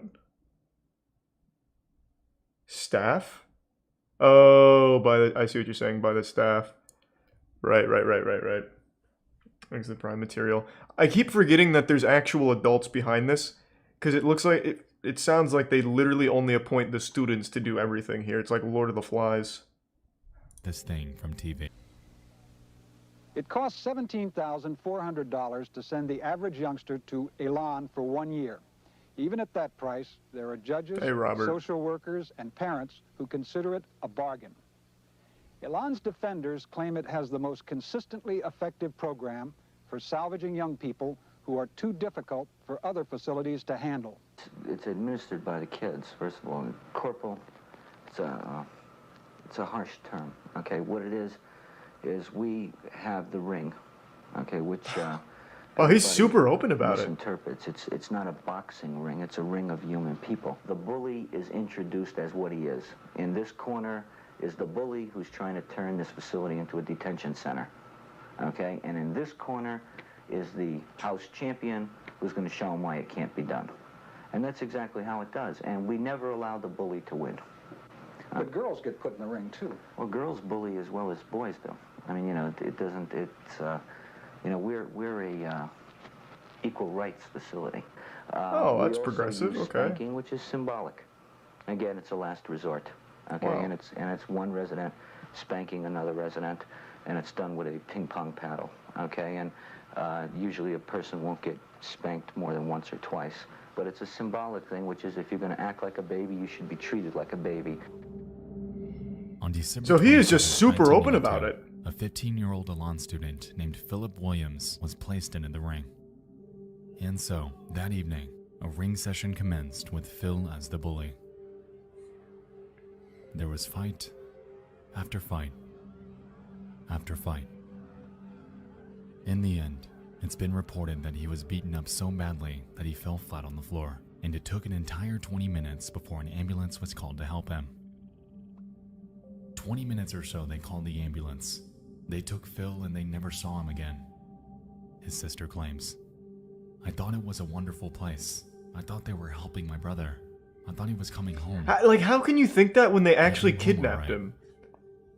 In a box. I don't get that delusion. Alon's Their technique was to official response kidnap was them. that he had regularly faked headaches. The cause of death? A brain aneurysm.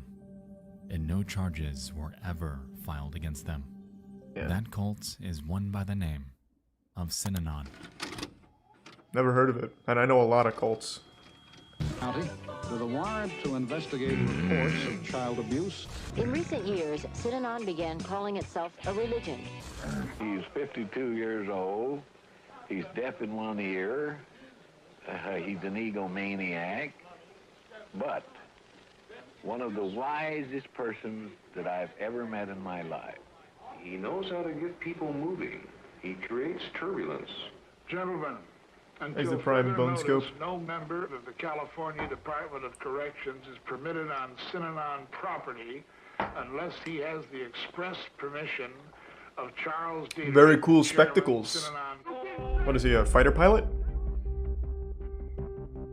In early 1958, a man by the name of Charles Dedrick Sr. would found the group in Santa Monica, California. It was intended to be a drug rehabilitation program aimed at delinquents. However, in the years that followed, it appeared to stray from that mission entirely.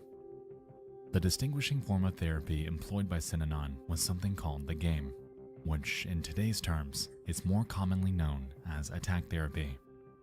The focus of the game was It's a to really break down the weird social title for it. construct of an individual's mind by first Attack allowing them to therapy. open up about themselves before commencing an aggressive beratement session, much like we discussed earlier with general meetings.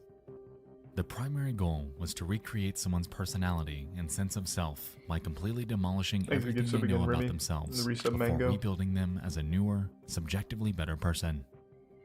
It hinged on the brink of legality while being entirely immoral. And, unsurprisingly, by 1991, the cult would disband due to criminal convictions that caught up to many of their members. The founder also died just 6 years later, leaving behind a dark legacy that, to this day, is known as one of the most dangerous and violent cults that America has ever seen. That's weird. I've never heard of them. This is, of course, the abridged history.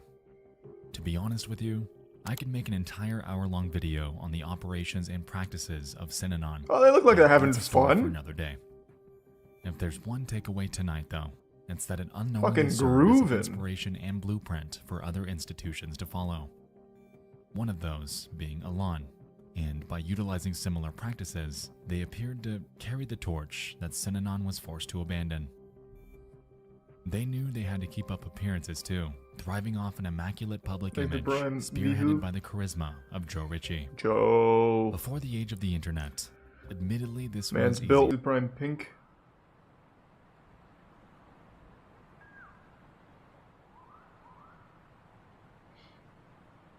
Why didn't they fight back? Brother kids.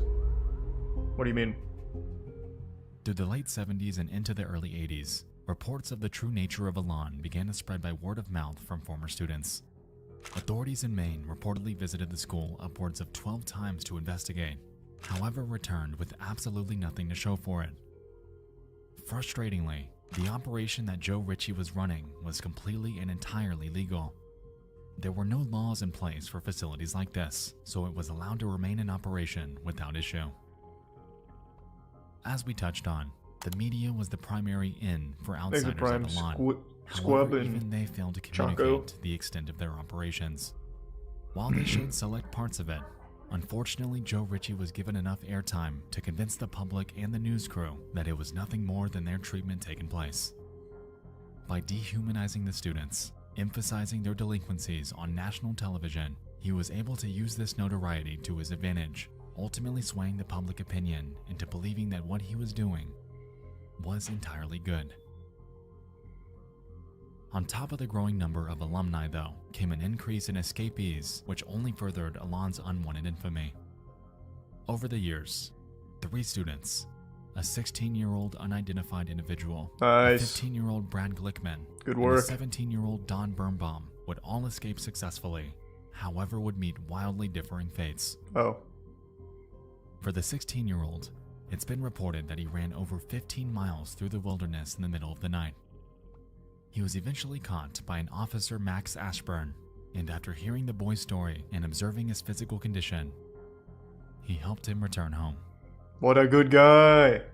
For Brad Glickman, he was shot. Oh. In 1990, after escaping Alon's search parties, he made his way to a house in a small town. Authorities believed that he had a connection to the girl that lived there. However, the homeowner opened fire, ultimately killing him. What? What? That's like the most American shit I've ever heard in my life. This guy must know my daughter. Like, what? Jesus Christ. Actually, 2 gift subs Kill Command and the resub Terra in Tier 1 Summer.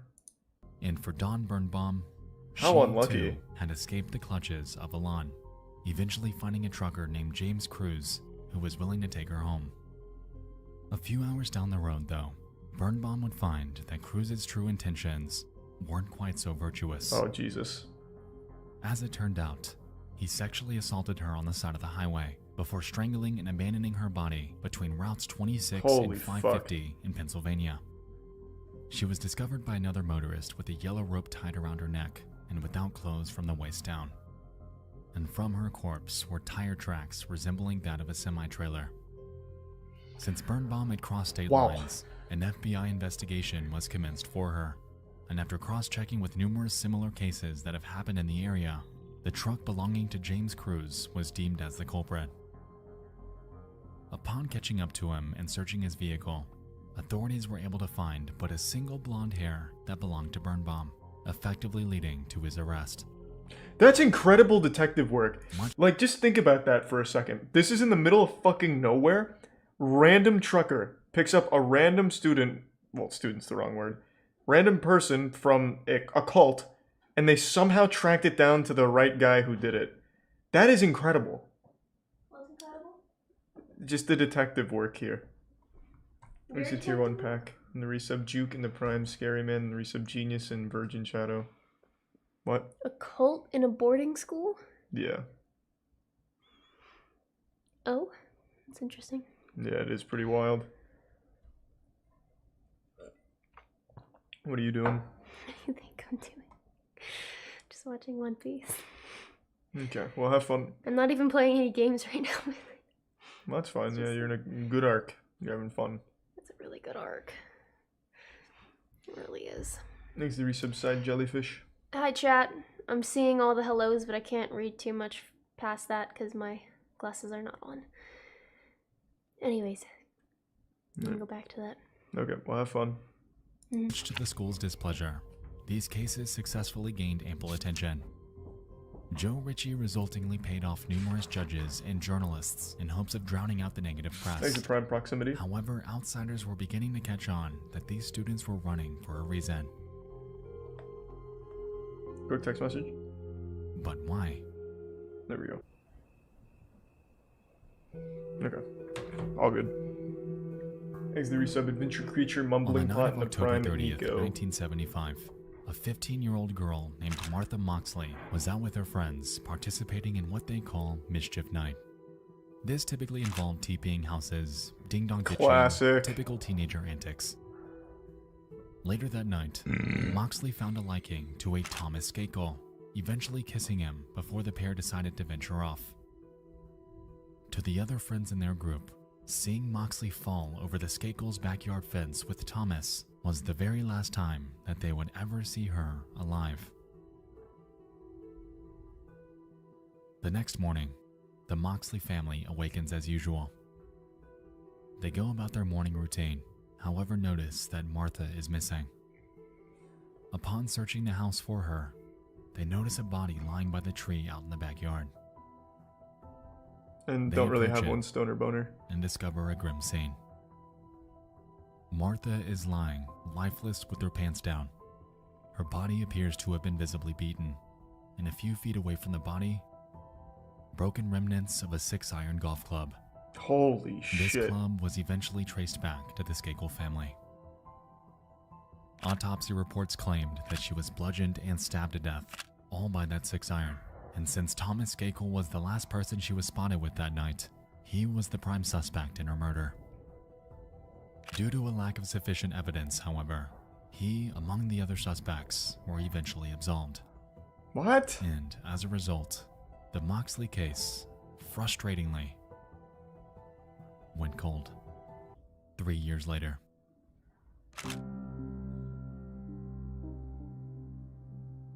Thomas's 18-year-old brother named Michael Skakel is arrested for drunk driving.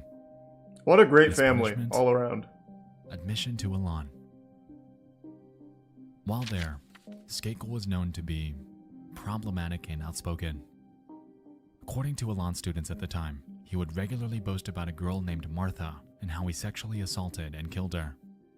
One student named Gregory Coleman, What a weird thing to recalls this brag about. vividly, recounting how Michael had gone on record to state that, "I'm going to get away with murder. I'm a Kennedy." The Kennedy reference was alluding to his relation to Robert F. Kennedy, What? something that would prove pivotal in What? launching his eventual trial to the national spotlight. At the time of his confession, though, nobody could do anything about it. Given the overbearing nature of the rules set at school, any student that tried to tell someone about this was quickly reprimanded. It would take an entire 22 years before Skakel's actions would reach the public eye. In January of 2000, he was arrested and charged with the murder of Martha Moxley, and due to his relation to the Kennedys, it was a case that commanded the airwaves. Since Skakel's primary vehicle of bragging about his crimes was Elan, this, by proxy, had also thrust the school into the national spotlight. Thanks to resub Dozens of Virtue. students took the stand, exposing the callousness that occurred there. The humiliation, the general meetings, the beatings, the ring, the deaths, all of it was brought into the public eye. Realizing this, Joe Ritchie did everything he possibly could to keep discussion about his operation to a minimum. He looks like Neil He Breen. eventually took the stand, downplaying any mention of Elan, touting its high success rate, and doing Thanks for everything he doink. possibly could to divert the attention back to Skakel And hope you like God and Slap Skakel Creamy. only. But this was only marginally effective, as this was in the 2000s. An interconnected era of information catalyzed by a little something called the internet. That piece of shit, huh? Michael Skakel was eventually found guilty of the murder and was sentenced to 20 years to life in prison. After serving just 11 years behind bars, he was granted a new trial in 2013, in which he was let go after posting a $1.2 million bond. Oh, Jesus. Today, he walks a free man. But Thank you, back Tier then, 1 Sarcastic. the cat was And out of the resub bag. Phil Swift and The Stick. inhumanities committed at the Elan School were documented in one of the most high-profile cases in decades. And because of this, people began talking, theorizing, and investigating, effectively marking the beginning of the end of Joe Ritchie's iron grip on the hundreds of students that were helpless beneath him. Thanks to the resub Nathan and the Prime Green Gorilla and Tuga sub Sarcastic. But with his weakening grasp on the media surrounding his operation came a different hurdle that Joe Ritchie would soon have to overcome. In June of 2000, he was diagnosed with lung cancer caused by his well-known addiction to cigarettes. And just 6 months later, on the 29th of January 2001, Joe Ritchie would pass away in Portland, Maine at 54 years old. As a result, his second wife, Sharon Terry, would take over operations at Elan. It was clear, though, that due to the increased publicity among the rising alumni testimonies, the idea of Terry having a lot of PR work on her plate was putting it lightly. Throughout the years, numerous changes would be put in place in response to Hold on, someone just said something. Skakel is in jail, by the way. His conviction got reinstated in 2016. Thanks to resub Monty, Geo Expert, and Chasing Bubbles. Well, this video is brand new, and he said that he's a free man. Let me see. Let's take a peek. I don't see anything about him going back to jail. Yeah, there's nothing about him going back to jail. Literally nothing. It got reinstated, just exonerated in 2020. For instance, the ring was eventually forbidden from being used as punishment. And while this was substantially a good thing, the other cruelties would remain. What Sharon Terry was unaware of, though, was that due to the rapid rise in technology, namely the internet, even her reign over Elan would soon meet its demise.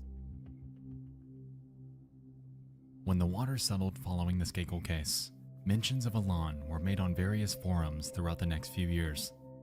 They would get people talking, however it wasn't quite enough for definite action. By 2010 though, something would change. A website that we all know very well would help spearhead one of the most effective exposed stories in the history of the internet. I want to take a guess. I don't know the story, but I want to guess. Is it Something Awful? Something Awful used to be pretty powerful. No way, is it Reddit? God damn it. That website Fuck. was Reddit. Son of a bitch! On November 26, 2010, a man named Jeff W., who went by Gazaz My Hero, would make a post titled, "Even skimming this once will blow your mind. Most probably think it's made up, but you'd be dead wrong." Within it, he explains that he was an Elan student in 1998, before outlining, in detail, the reality of what took place there. They're mostly points that we've already covered and explored in great detail tonight. But back then, these claims were unbelievable. The school was very much still in operation, so some initially had a tough time wrapping their head around the fact that a place like this actually existed. But then came the comments. The other stories from other alumni with their own experiences. Gazaz My Hero's post carried weight. It was real, and these atrocities needed to be Tier known. 1 Dewey Nose and 2 gift sub Zuki. Eventually, this thread would rack up over 2,000 likes and 1.4 thousand comments. While this may not have caused Elan's closure outright, it aggressively reopened old wounds. 2010 was not 2000. The internet user base was exponentially larger than it had been, and resultingly, the effectiveness of this newfound attention caused a massive amount of backlash that the Elan school had never before experienced. These 3 sub chimeras. 4 months later. On the 23rd of March 2011, the Elan school announced that it would soon be shutting down. Sharon Terry blamed the call on what they deemed to be libelous remarks made about them online. The school has been the target of harsh and false attacks spread over the internet with the avowed purpose of forcing the school to close. The school, unfortunately, has been unable to survive the damage. Shucks. And on the 1st of April 2011, the Elan school would close its doors. For What a one final great time. date to close on fucking April Officially, Fool's Day. They blamed it on declining student numbers in hopes of diverting the attention away from the actual cause. But on the outside, everyone knew the real reason. For students, this was unbelievably good news. However, the damage they endured was something that would remain Thanks to Prime everlasting. Bands and Sutrus and the resub, It's Wilhelm, been reported Gigan, that and numerous Cold Dog. suicides have occurred as a result of attendance at Elan. PTSD with alumni is rampant, and it's clear that the school had done nothing but damage people. A filmmaker and former student named Todd Nilsson, creator of a fantastic Elan documentary named The Last Stop, has gone on record to state that, as a student, he was helped by their unconventional tactics, but he knew the majority of others weren't quite so lucky.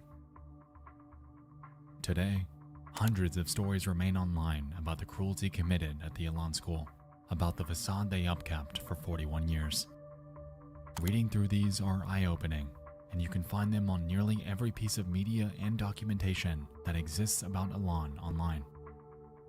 To all of you These are the that Prime have shared your employees. stories, that have opened up about the Sutrus, torment you I went carry through, the your resub, voice is the literally. reason that Elan ceases to exist today.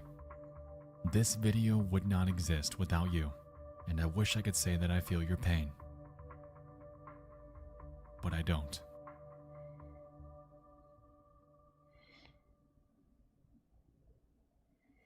What's Sharon Terry up to? Let me take a peek. Sharon Terry, what's going on?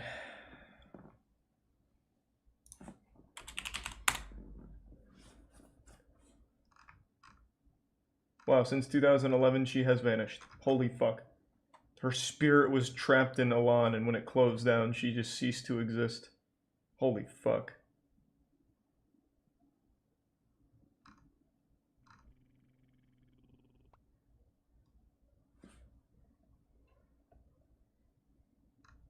Yeah, I cannot find anything of Sharon Terry after 2011, my god. Well, thanks to the resub. Physics. God damn, that was fucking intense. So I imagine over the course of 41 years, they must have had a lot of students graduate. And I'm really surprised that it took Reddit to be the one to finally shut that shit down from one post. The graduates were brainwashed. That's true. I guess it's hard to really understand that perspective, since I obviously wasn't there for the brainwashing. Yeah, I don't know too much about this guy. Chat kept telling me about him. His name's like Paul Breach. So I was going to learn from Oompa here on exactly what this guy's deal is and why he's being talked about. Yeah, everyone's calling him creepy. This one's calling him a villain. Hey! Have you ever been scrolling through TikTok and then stumbled upon this guy? Wow. This blonde hair bad boy that looks like Simon Pegg is known as Paul Breach. He does kind of If look you like haven't heard of him, Simon Pegg. Strap in, because this gets crazy. Everyone knows it's on my bubba. It's on my boo boo boo boo. It's on my bubba. Ginger guy, British, has his sex appeal stat maxed out. He posts thirst trap videos to TikTok that are more like drought trap videos. Why would he do this? Paul. Hey, age is just a number, am I right, Paul? He may be like mid to late 30s on the outside, but on the inside, he's a 16-year-old boy. A stud. Because they leave me drier than a Popeye's biscuit. He is so cringy that it is unbelievable. In fact, when I scroll through TikTok, I often find myself at the precipice Oh, Paul's of, the maw busting it. of maximum cringe. Some demonic creature is sucking me in, making me watch them do something insane. This guy is on another level. If you haven't seen Paul Breach, then count yourself amongst the lucky few that remain, because this guy I feel like has I've missed infected out. Everyone's timeline, everyone's For You page, everyone has seen him basically, and he has become steeped I in haven't. controversy. Like a big ginger tea bag. He's been deep fried in drama, and he could even be a wolf in sheep's clothing, or a wolf in vaguely Simon Pegg-esque clothing. So who is Paul Breach?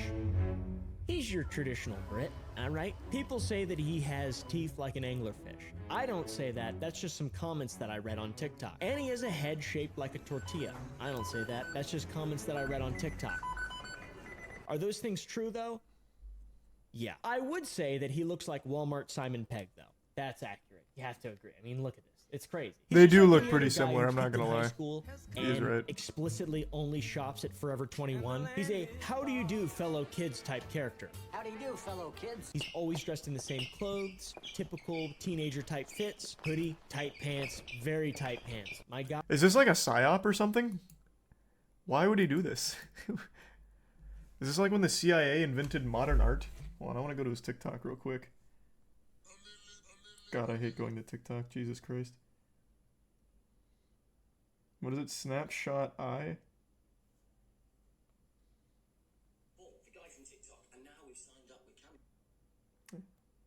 Oh, it looks like his main account got banned. Here's his newest one.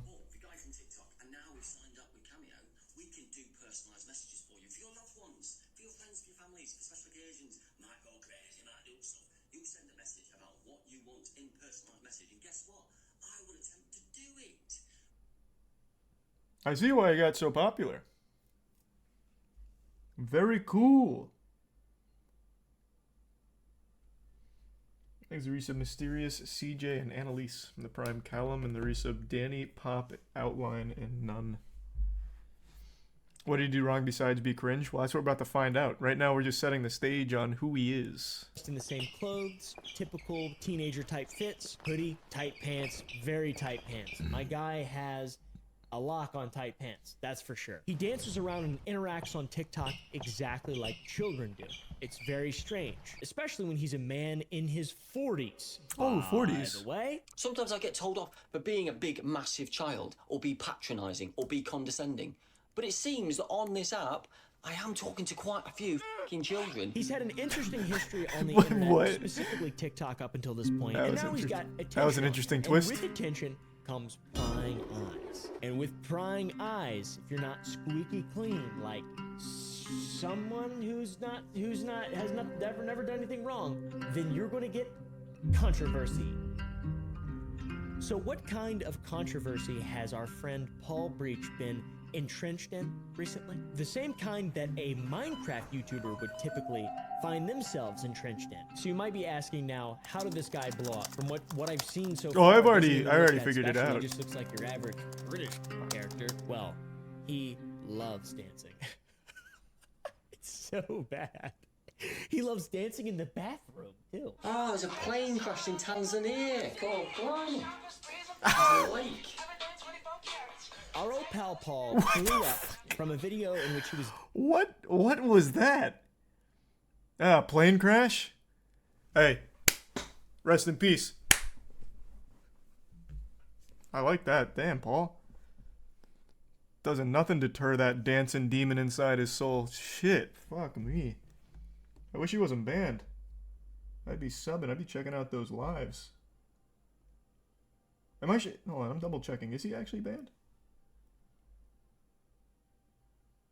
Yeah, no, it looks like he's banned. dancing in a bathroom to a song about green grass. Our old buddy Paul here got his first taste of fame, and then he said, let's take this to the next level. And then he danced to the same song in a field of grass the next time. Who's watching that? Who's watching that video? You? Did you watch it? Unsubscribe from my channel. Also, he went viral last month for posting a soccer song. Before the Euros, there was a footballer that nobody knows. Now it's the World Cup. And he scores his goal. His name was Jack. It's about this guy named Jack Grealish? Fuck, that was a banger.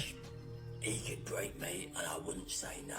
So maybe Paul wants to be bred by Jack. Personally, I don't see an issue with this because Jack is a handsome guy, and being gay is not a crime. Right, homies? Exactly. This is the video that really blew his account up, though. 300,000 followers in 30 days. That is no small number. That's a lot. That's like stardom, basically. That's stardom. That is incredible. Needless to say, though, all of these adoring fans that Paul has gathered didn't seem to like him all that much, and they started trolling the shit out of him. Trolling him so damn much that he turned off comments to all of his videos and also his lives. He's just talking to no one. He's just talking to no one, and people are still giving him money for some reason. Yes, we. I didn't do nothing. I've been nowhere. But he just has comments. He doesn't want it. He doesn't want it. And why not, though? I feel like he would want to leave comments on for a video like this. What the fuck? Jesus Christ, Paul. Man was feeling himself into a different dimension. He just keeps offering to call people on FaceTime. Who? Oh, you mean your top supporters? Pedo Paul, Taylor Govier, and Lewis? Which one are you? Hey, wait. You say all you want about Pedo Paul, okay? You know, that's probably a bad guy, but let's not throw my boy Taylor under the bus. That guy's done nothing but good. He volunteers at the local animal shelters, alright? He just happens to really like Paul thrusting his meat at the camera. Is that a crime? Something wrong with that? Govier and Lewis? Which one are you gonna FaceTime? Pedo Paul? No one can send messages. No one can chat, bro. What are you talking about? Yeah. This is an important piece of the story, though, the whole offering to FaceTime people. This guy loves interacting with fans and people in his audience On a personal without level, I first guess. verifying their age. This is essential in putting together the full piece of the picture as to why Oh, I don't want to read that.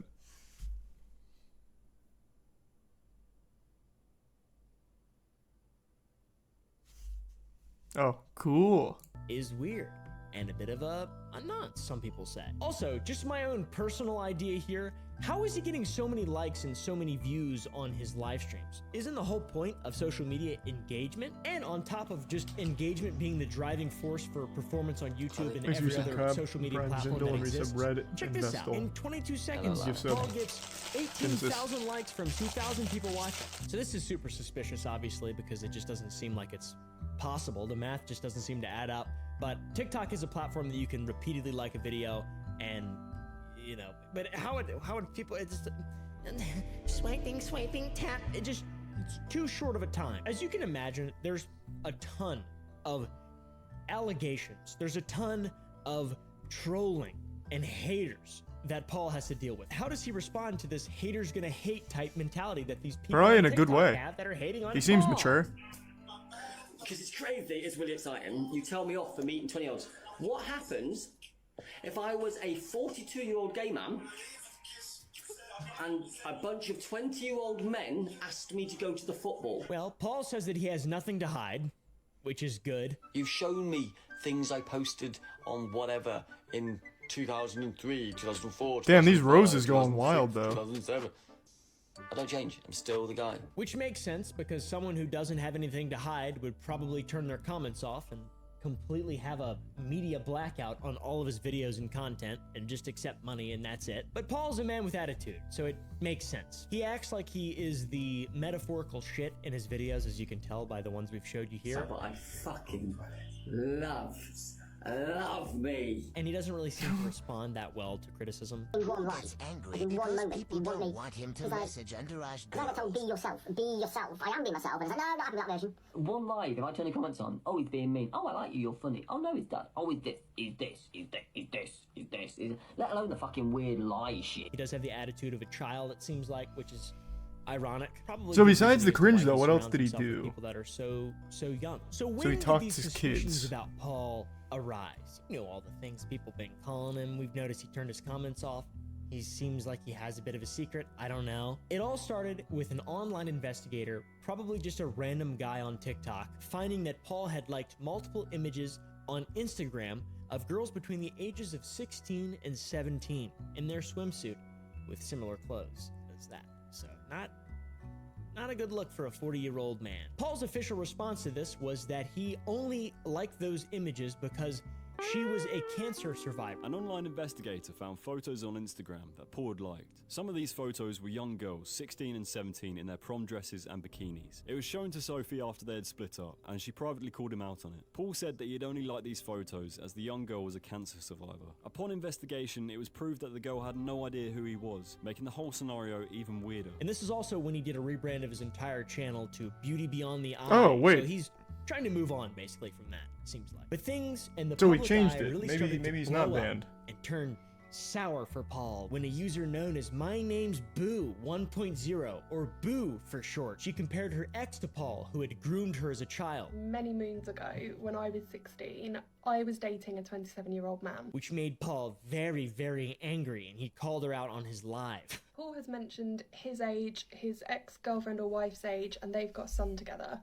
And we've done the math, and she would have been 16 or 17 when she fell pregnant. And that was the exact age gap between me and my ex-partner. I was 16. That's not good, he was Paul. 27, and I was groomed. This then, obviously, as it does on the internet, That's no good, carried Paul. on, and Boo made another post showing that a minor had contacted them and claimed that Paul was DMing this minor when they were 15. He said he was upset to hear about her health and sorry to see her struggling and suffering, which is the same thing basically he said when he liked the minor's post who had cancer, which is very interesting thing to do, Paul.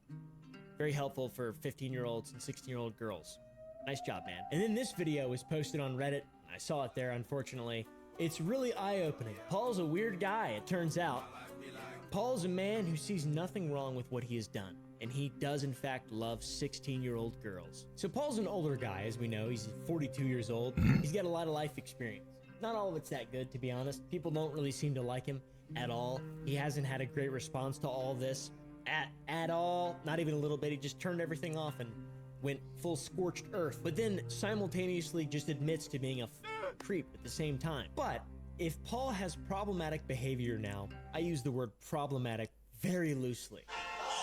Yeah, it'd be like criminal behavior. Problematic wouldn't really quite encompass Maybe that. someone may have found a pattern of his behavior in the past as well. As I said, prying eyes find big fat stinking lies. I didn't say that.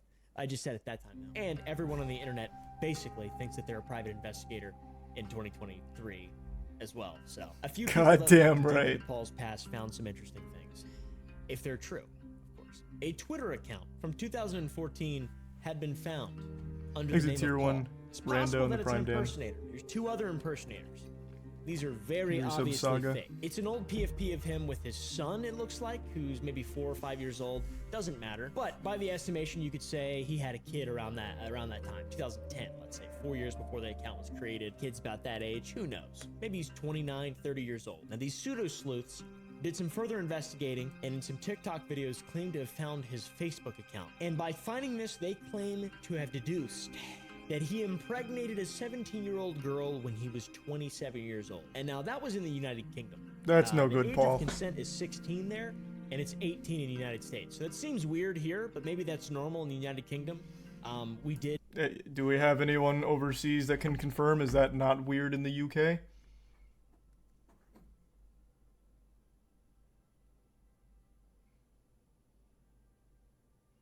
No, still weird. Not normal. Still weird. I imagine literally none of you are in the UK, but still, I can't imagine it's normal there either.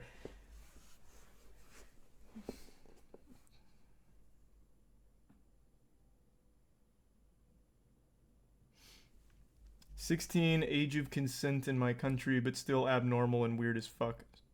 Socially shunned."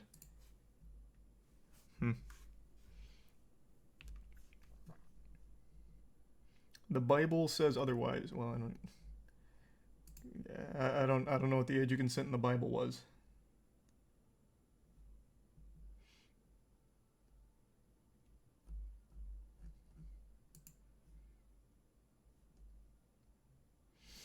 Yeah, I just have to imagine, regardless of what the age of consent actually is, this kind of behavior is probably still not accepted, rightfully so. And assuming all of their investigation is accurate, to impregnate a 17-year-old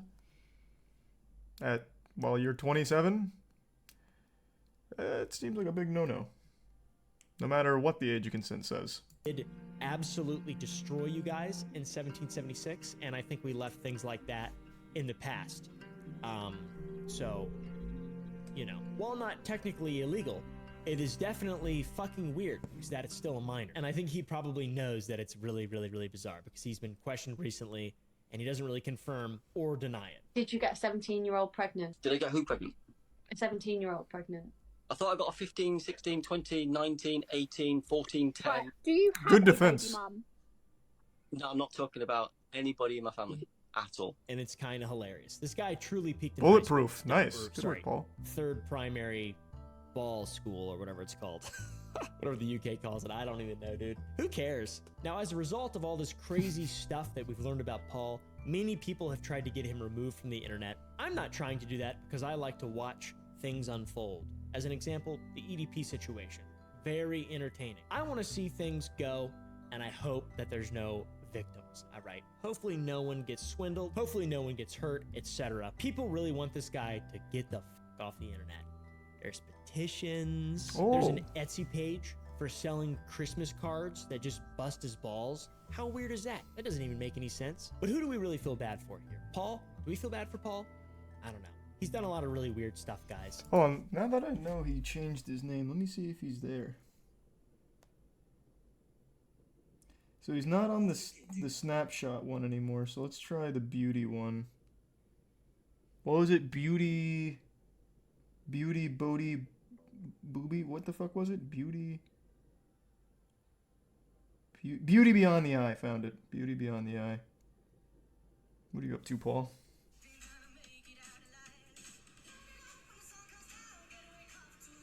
Well, I'm glad he's not banned. We get to watch this.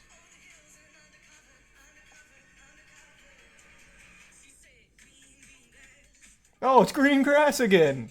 Hey, that's his staple. Hey. That's awesome. Is that all he does? Is it only green grass? This one's 18 hours ago.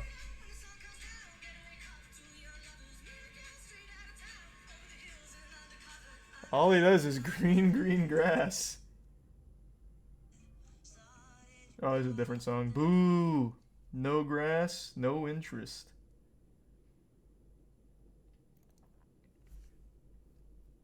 Cool.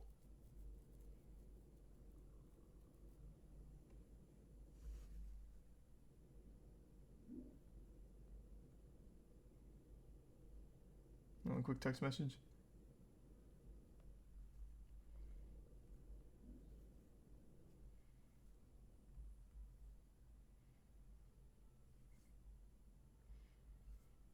Okay. I don't want to say he should go to jail or anything like that, but from what we know so far, he's done some really bizarre shit. But that also is not all that he's done. There's actually another little funny thing that he admitted to in a TikTok video live stream. He would act inappropriately to people under his care in homes. I will hug a resident, and I will side kiss a resident if they need that love and support. Which is kind of What? not really what you're supposed What? to do.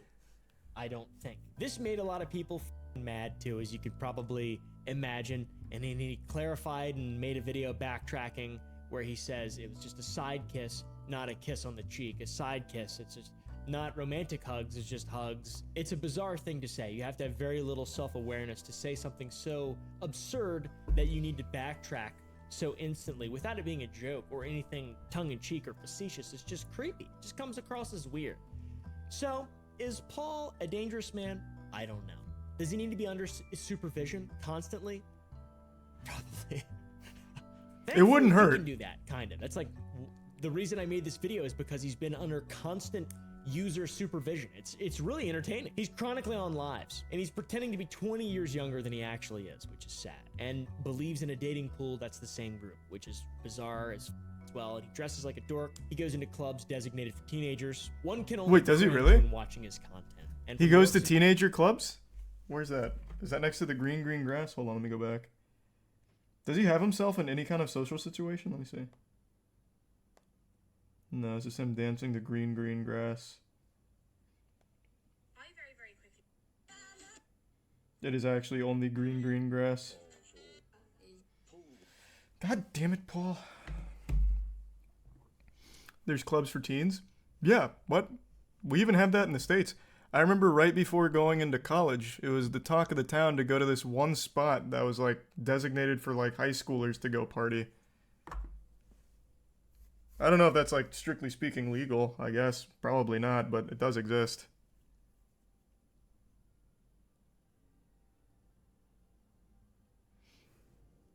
What do they drink? Apple juice? No, alcohol. Thanks to Tier 1 Doink. New sub HL2, Ryan, Twig, Simu, and Tier 1 Dirk.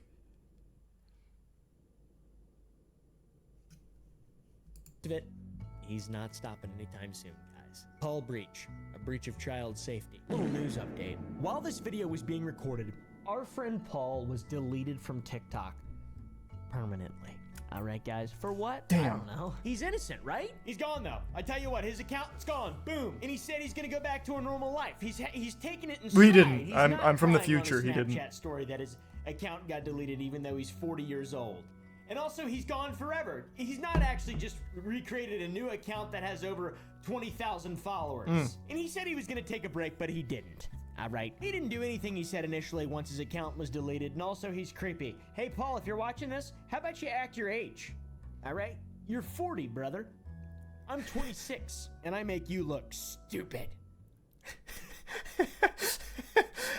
This was interesting.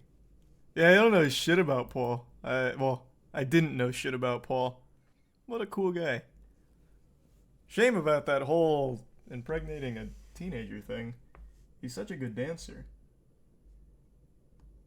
Alright, I'm fucking back, team. Oh, thanks to resub Arc, TK, and Jackie. I really hope aliens have visited Earth or will visit Earth at some fucking point. That'd be so cool. Thanks to the gift sub Kioxy. That means it's okay to leak. I'm still not gonna give away the guy's info, but yeah. I don't even know how much I can even say without getting whatever in trouble, but yeah. He would tell my parents all kinds of goofy shit about, like, military. And he was big into the alien stuff, like I said. I would have loved to ask him about it. It's a fucking shame. UFO busted? I mean, I don't really need to go into the science and math of why a UFO is probably not an alien visiting us. I can just kind of rationalize that. The man who vanished into thin air. In 2006. Hold on, let me fact check this before we get in there. A former Canadian Defense Prime Minister confirmed that aliens live... No way. Canada's ex-defense minister. Aliens would give us more tech if we'd stop wars. What? He doesn't seem overly reliable. Paul Hellyer, who has long insisted that aliens had visited Earth for many years, says that when aliens saw the atomic bomb, they decided that we were a great threat to the cosmos. I'm gonna be honest with you. I'm starting to have my doubts. I don't want to disturb what you're doing, but there are 4 different species of aliens that have been visiting Earth for thousands of years. The Star of Bethlehem is one of God's flying saucers, he added. And he used to believe that there were between 2 and 12 different species of alien, but now he's received reports that there might be as many as 80. Using this guy as an argument to prove that aliens live on Earth is probably the worst person you could have represent that. Holy shit. This is nuts. Thank you for telling me about this guy. I want to read more about him. Paul Hellyer. Holy shit, he's 97. Alright, let's run it. 27-year-old Brian Schaefer walked to a bar and was never seen again. Hey, you the 5 gift subs again, the case looking. has since received widespread attention and a thorough investigation. But to date... Stop bringing up Bob Lazar. Everything I've seen from Bob Lazar seems wildly wildly hard to believe. I don't know, I was having such a hard time saying that. I've looked up the whole Bob Lazar thing. Unless maybe I'm looking at biased sources or something, but everything I've seen seems like there's a real lack of hard evidence and credible source. Unless there's new shit from Bob Lazar over the last couple years. I also saw that, Remy. Israeli space security chief recently said that aliens exist in a galactic federation. Right?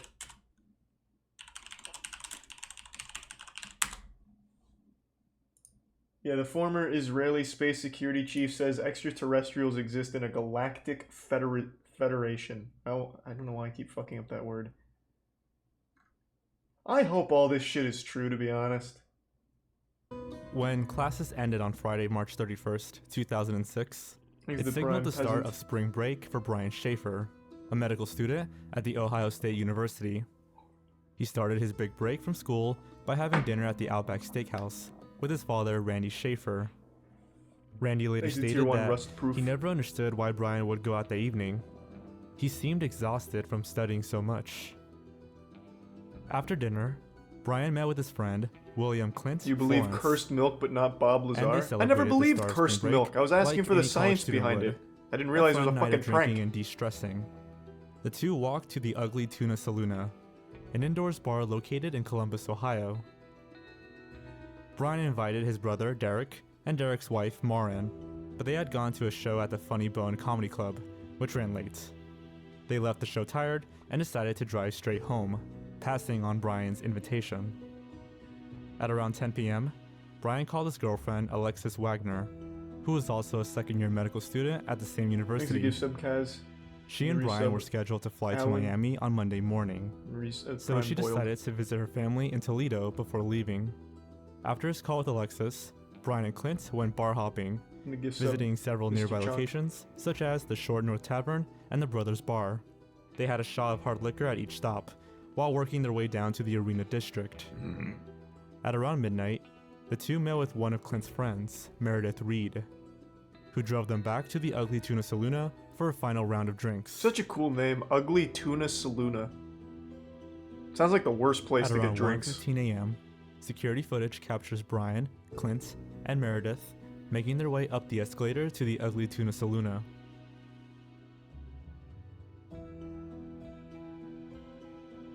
At some point after this, Clint and Brian are back outside the bar talking to two girls, Amber Ruick and Brighton Zatko. While Clint spoke to Amber, Brian was left to speak to Brighton. Apparently Brian was pretty flirty. Uh-oh. Reportedly, he had even kissed Brighton's neck. Whoa! Okay, so he cheated. At 1:57 a.m., Brian can be seen in a small alcove, just off camera next to a beige door. And it would be the last time Brian was ever seen again. It was here that Brighton put her number in Brian's phone, and then walked back inside the Ugly Tuna Saloona to use the restroom. And the bitch pickle. When she returned, Brian was nowhere to be found.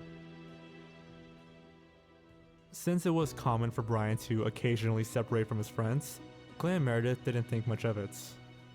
However, when the bar closed at 2 a.m., they were left outside waiting for Brian. Got sucked into his phone? They assumed that Brian must have wandered home. After all, his apartment was only located a few blocks away. He never reappeared. Brian missed his flight to Miami the following Monday and was officially declared missing.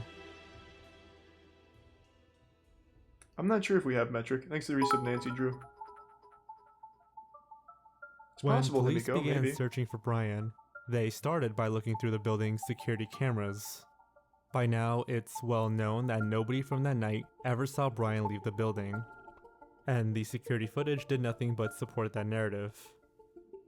Throughout all the footage, police were able to account for every single patron that entered the building, and every single one of them left except for Brian.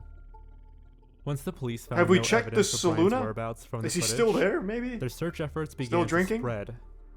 Officers took to the streets, sometimes with police dogs, searching throughout the city, including inside dumpsters and waste containers.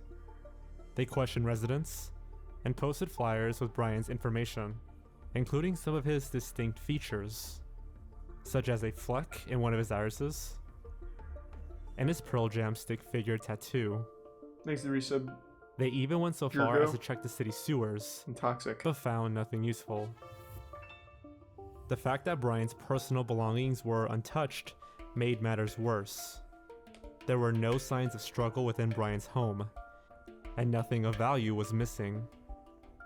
His bank account and credit cards remained untouched.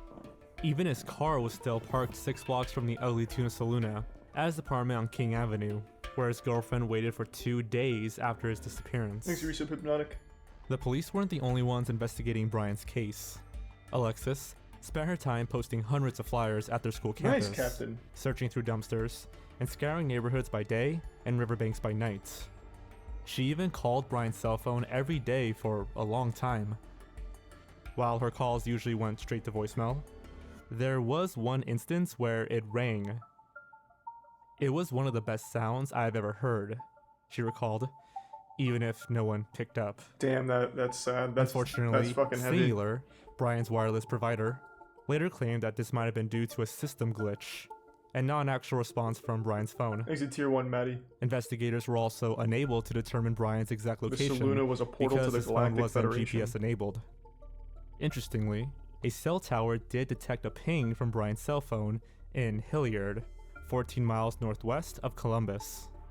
Whether or not this was also a system glitch is anyone's guess. Besides Alexis, resub, Creep. Randy Tier 1 also Pickle launched his Walter. own investigation. One of the things he did was visit a psychic, who told him that Brian's body was in the water. Good near Bridge Pier. investigation. Very good investigation. This prompted Brian's family to search along the shores of the Olentangy Classic River. psychic. But no Taking evidence advantage of Brian's vulnerable whereabouts people. was ever found. Grieving. Throughout the years, the police have received Scum. many tips, Fucking including scum. possible sightings in Michigan, Texas, and even as far as Sweden. Eddie Vedder, the lead singer of Pearl Jam, mentioned Brian at one of their concerts later that year. No, the psychic is scum, not the parents. Jesus, I'm talking about the psychic. Last April, a young man named Brian Schaefer kind of went missing. He looks like he's in his 20s. He's 6'2", real handsome guy. If you look into this, it's out there. FindBrianSchaefer.com. That's his name, Brian Schaefer. And it feels like he's one of our own. That was nice of Pearl Jam. If you have any information, there is a reward, but you can also remain anonymous by calling Crime Stoppers Ohio. There's information on NBC4, and like I said, Have you eaten there before, Ro? he's Christ. one of us, and we miss him here tonight. Probably ate the food and disintegrated. That place fucking sucked. You really hate the Saluna, huh?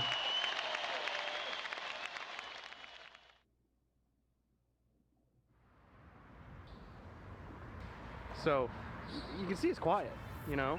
And imagine at 2 a.m., 3 a.m., you know, the bar was probably packed, but around here, especially if it was under construction, there's a really good chance, you know, no one would be here. So there's a parking garage right behind it.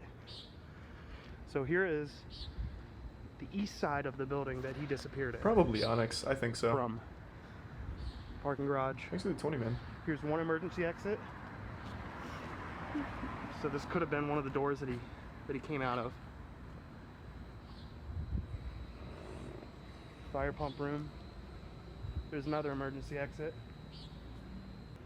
But there's the other. What was the name of the emergency place? exit. The This is one Filthy place Tuna he- Saluna? He could have went out of. Thanks to the resub God Dragon.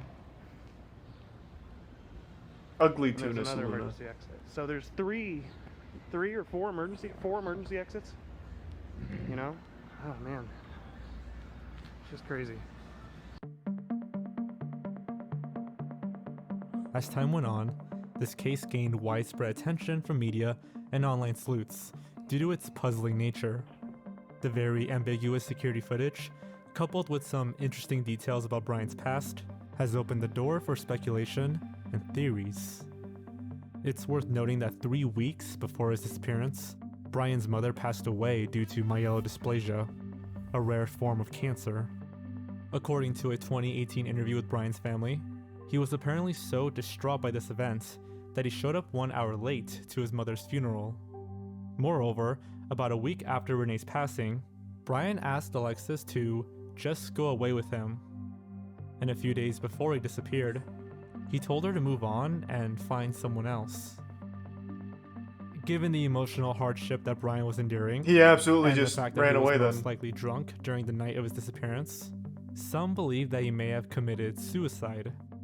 The Ugly Tuna Saluna sits on the second floor of the Gateway Film Center building. The theory is that Brian could have snuck past the main security camera, leaped from a nearby non-surveillance service door that at the time led to a construction site, and is now buried beneath the rubble.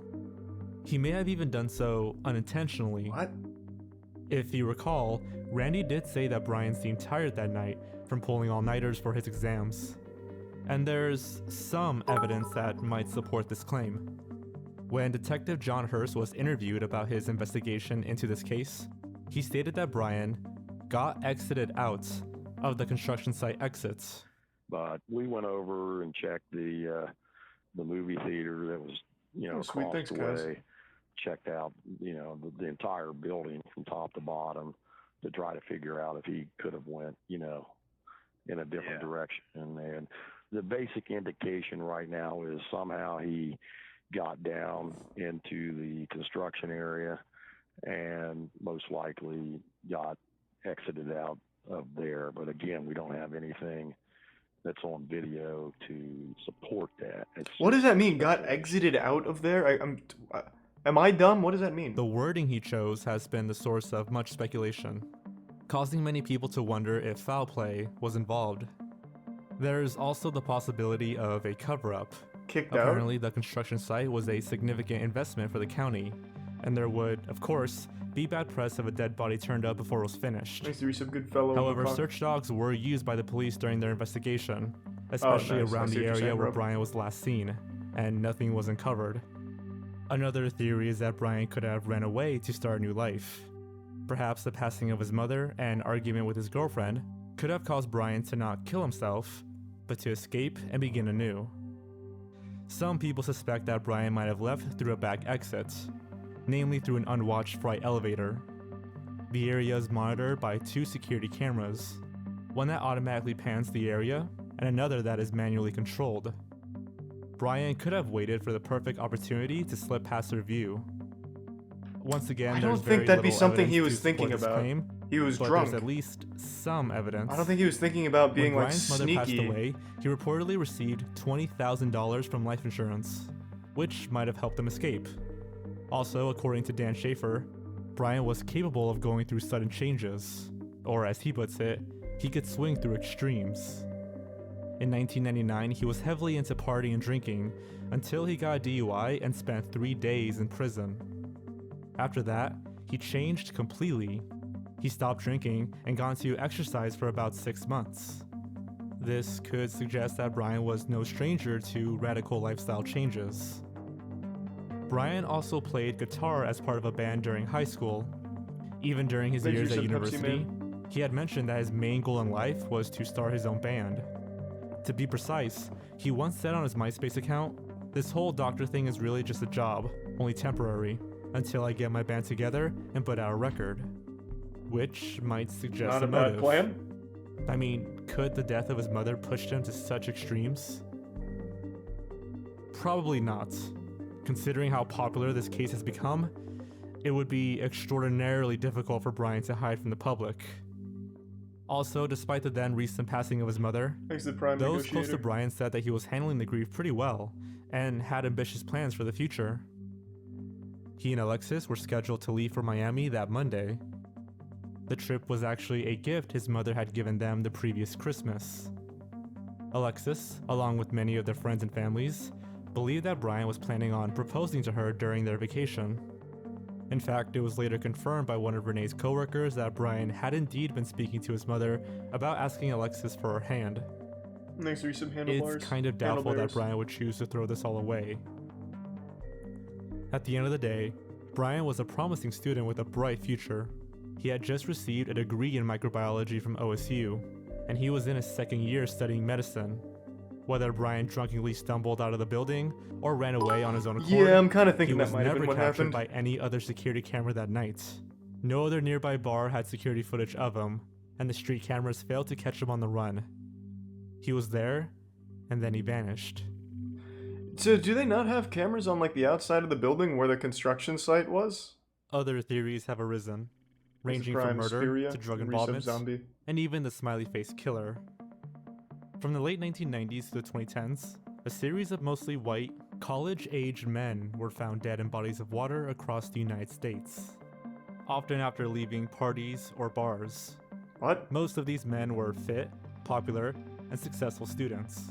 What? Brian undoubtedly fits this description well, but the police and FBI have discarded this possibility following their investigation. For one, there's no evidence that Brian's body is in water, or if he's even dead. And second, the FBI have concluded that the smiley face killer doesn't exist. I was gonna fucking say. The drug involvement theories. Yeah, well, revolve I'm around sure I would have Brian's heard of that. potential usage of cocaine. It's well known that medical students have to bear days of overnight studying, and some sources claim that their drugs of choice are uppers or stimulants, like the legal pill Adderall Thanks to or Tier the 1 illegal Cooper powder Lord. cocaine. It's speculated that Brian may have purchased cocaine that evening during their bar hopping, and possibly, the dealer took note that Brian had a lot of cash, which could have led to the mugging and subsequent murder of Brian Schaefer. I don't. Remember that I this is don't all think just so. speculation. It's virtually impossible to confirm whether or not Brian was into drugs without someone ratting him out. That is a huge assumption. There's one last theory that's quite interesting. While the police you were give some investigating the pooper. case, they turned to questioning those who had seen Brian that night, asking them to take lie detector tests. Meredith Reed and Randy Schaefer both took the test without a problem. Clint, however, refused. Up until this time, Clint had been cooperative with the police through the investigation.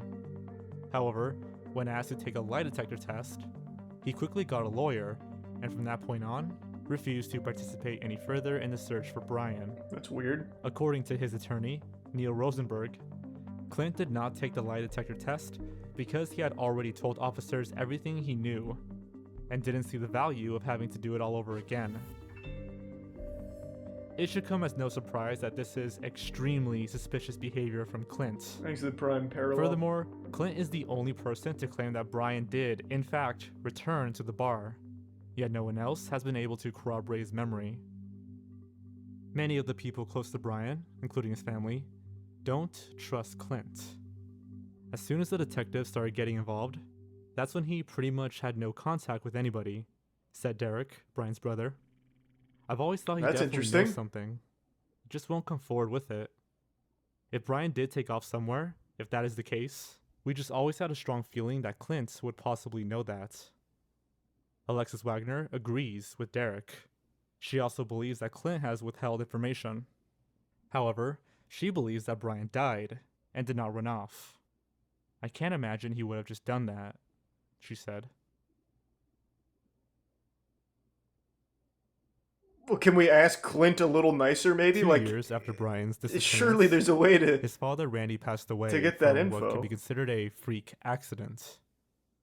On September 2008, Randy was at his home in central Ohio, clearing debris during a heavy windstorm, when a branch from a nearby tree broke and fell upon him, killing him. Holy shit. The next day, the neighbors found his body and called the police. When Randy passed away, his obituary was posted online, along with a condolence book. It was around this time that a new lead would emerge. Someone made a post on the condolence book as if it were coming from Brian himself, and the message stated a location, the U.S. Virgin Islands.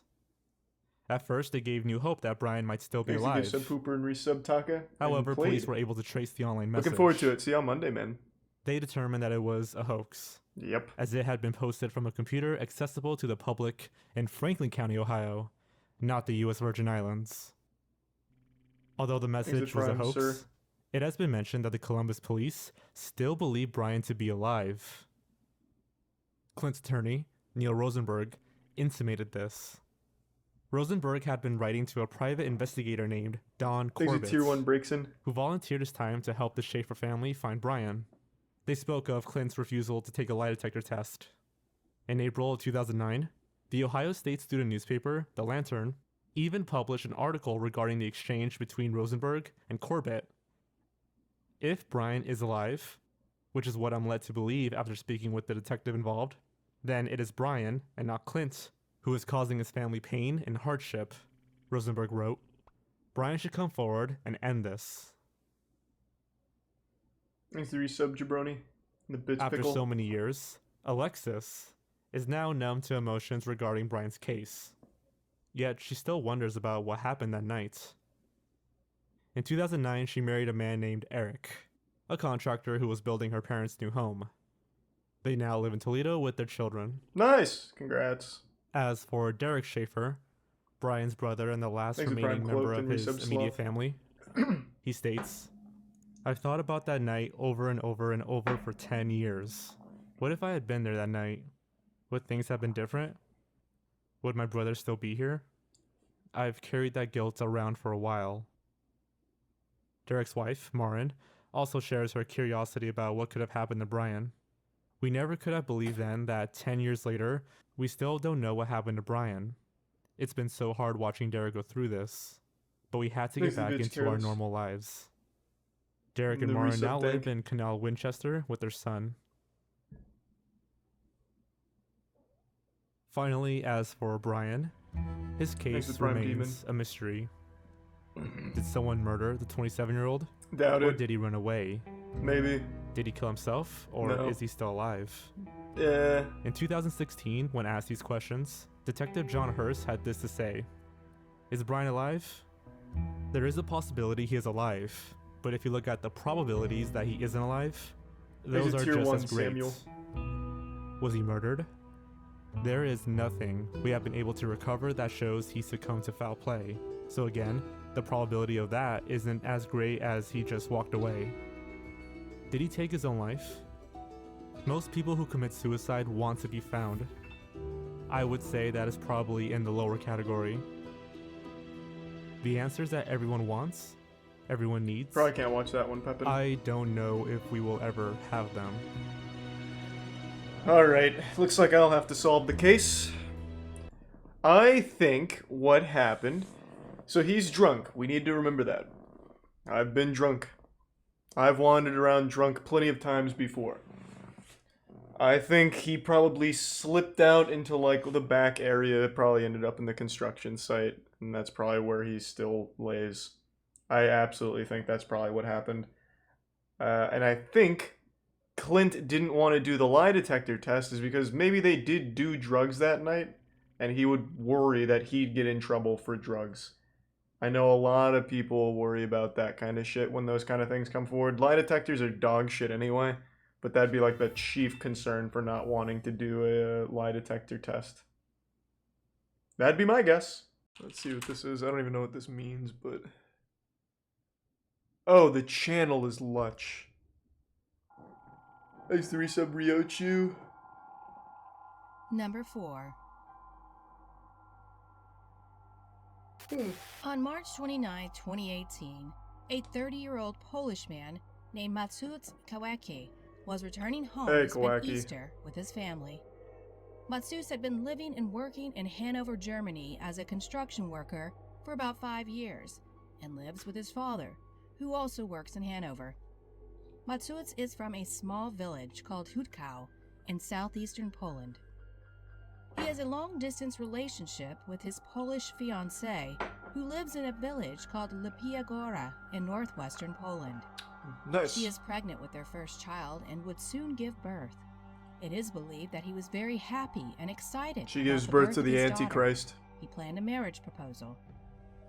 As his fiancée is about to give birth, Mateusz sets out driving his 1998 BMW 525 from Hanover, Germany to Lipia Góra, Poland, after work at around 11:30 p.m. He is due to arrive at around 8 to 9 a.m. the following morning. It's a 647-kilometer drive. Put that in freedom units. How many miles? Mateusz never makes it to Lipia Góra. His father said he called Mateusz around 10:30 a.m. on the 29th of March. According to him, his son told him that there was terrible traffic on the way. Mateusz told his father that he waited a total of 2 hours in traffic jams due to accidents and that he was around Szczecin at that point. Szczecin is a city on the Polish-German border on the way to Lipia Góra. Maybe he's still in traffic. 14 kilometers to go from there. It is reported that the German-Polish border is checkpoint-free, although there are cameras that can apparently read license plates. Around that time, he wrote a text message to his fiancée that he would be with her in about 2 hours. But he never made it to his fiancée's, and this is, in fact, the last communication with Mateusz. Mateusz's fiancée becomes increasingly worried when he didn't answer her calls. She eventually called Mateusz's sister, who also lives in Hanover, at around 5 p.m. But no one can get through. His cell phone rings, but he doesn't pick up. He joined a cult. Later that evening, Mateusz's mother the goes Road to the Warrior police, cult. But the police discourage her from filing a report, as it's too early and Mateusz will likely turn up.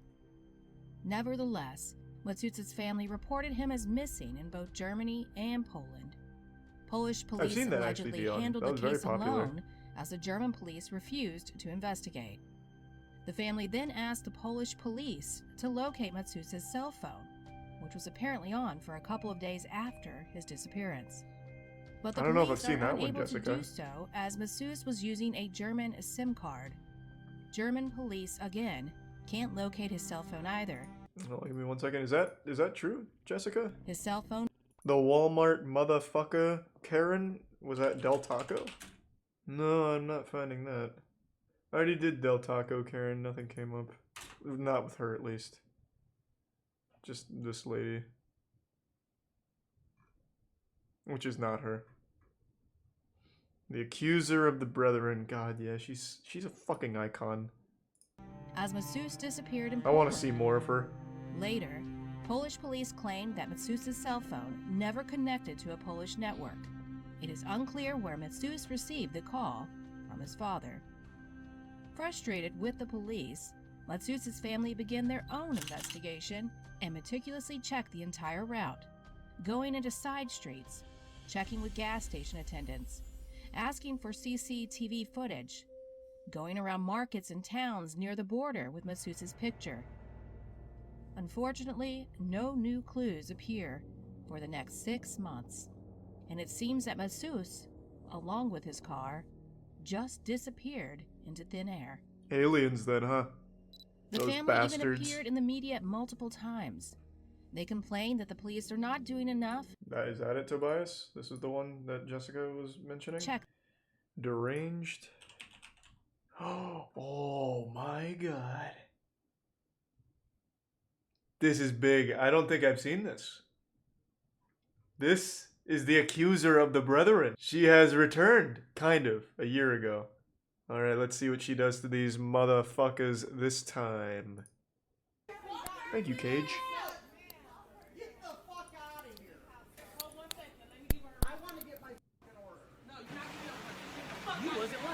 I told you. Give her order! And then, if you don't mind, let's do a sacrifice. What is happening?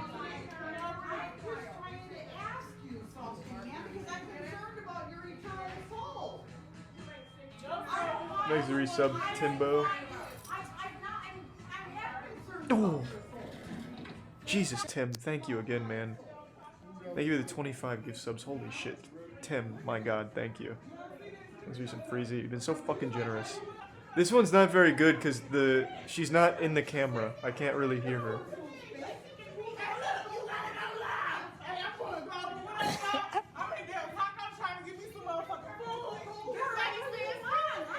Thank you again, BRD, for the 5 gift subs. Thank you, BRD.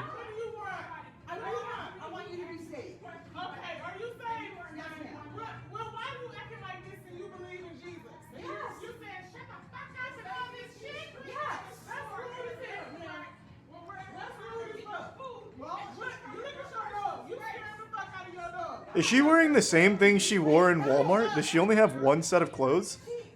She's like a cartoon character. Oh! Surprise!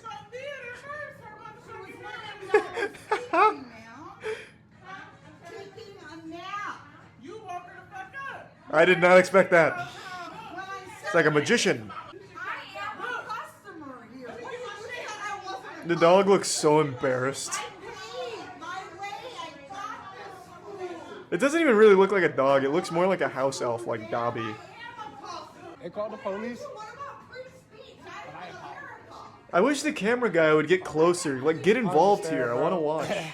Like, in front I said row. it's okay. Oh, here we go. Here we go. God damn it. Explode. Yes. The demon's coming out?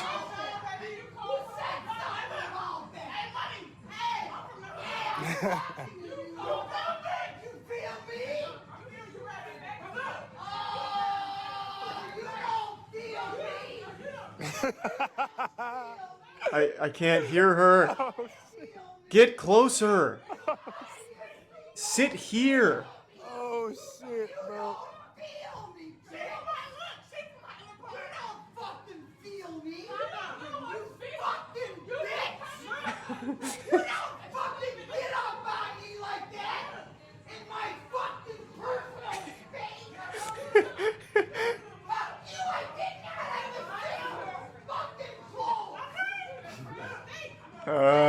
It's getting better.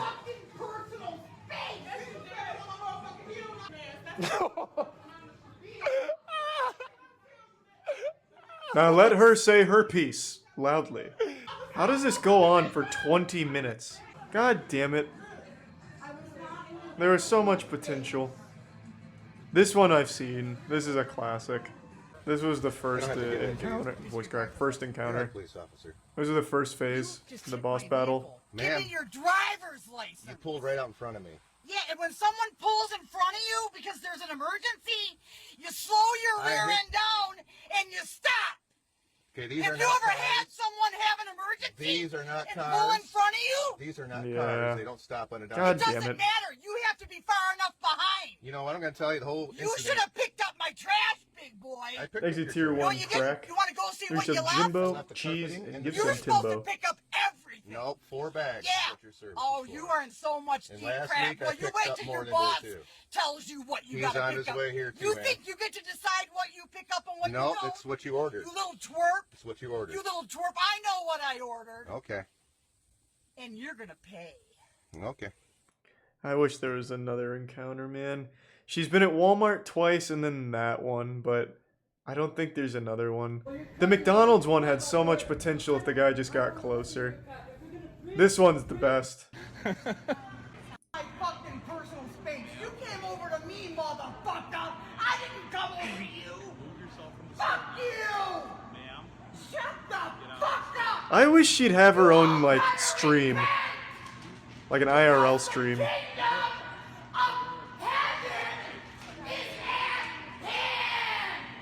She sounds like Stone Cold Steve Austin. No, she sounds like Chris Farley. That's what I said the first time I heard her, and I still believe that. She literally sounds like Chris Farley doing Van Down by the River. Forever. Life without fucking parole, and I'll be better off than any one of you motherfuckers. Amen! I love her. And this is the one we just saw. Is there anything more from her? Like maybe a sighting during like coronavirus lockdown? Like I wholeheartedly believe she was out in public causing like a crazy nuisance with like the mask stuff. But I haven't seen any videos of her in like the last year. I just feel fucking like lost without it. Is this her? Again? Let's get back to the real religion. Okay? Now I want to apologize Oh my God. in advance for all Is this of a my bowling alley? motherfucking Roller rink? slurs, because when I start Nice. thinking about Satan, it's really the only language he speaks. He never speaks to you in real love. So it's like having a kid with his own free will.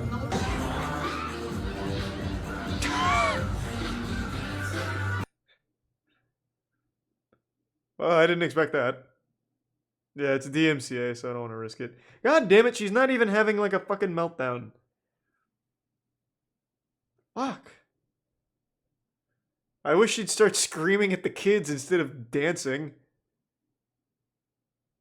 Life without parole. You'll never get past the 3rd grade without Jesus Christ in your motherfucking heart. Imagine this is her and she just changed that much in a year. She went from this all the way to the accuser of the brethren form as like a Frieza final evolution. Word.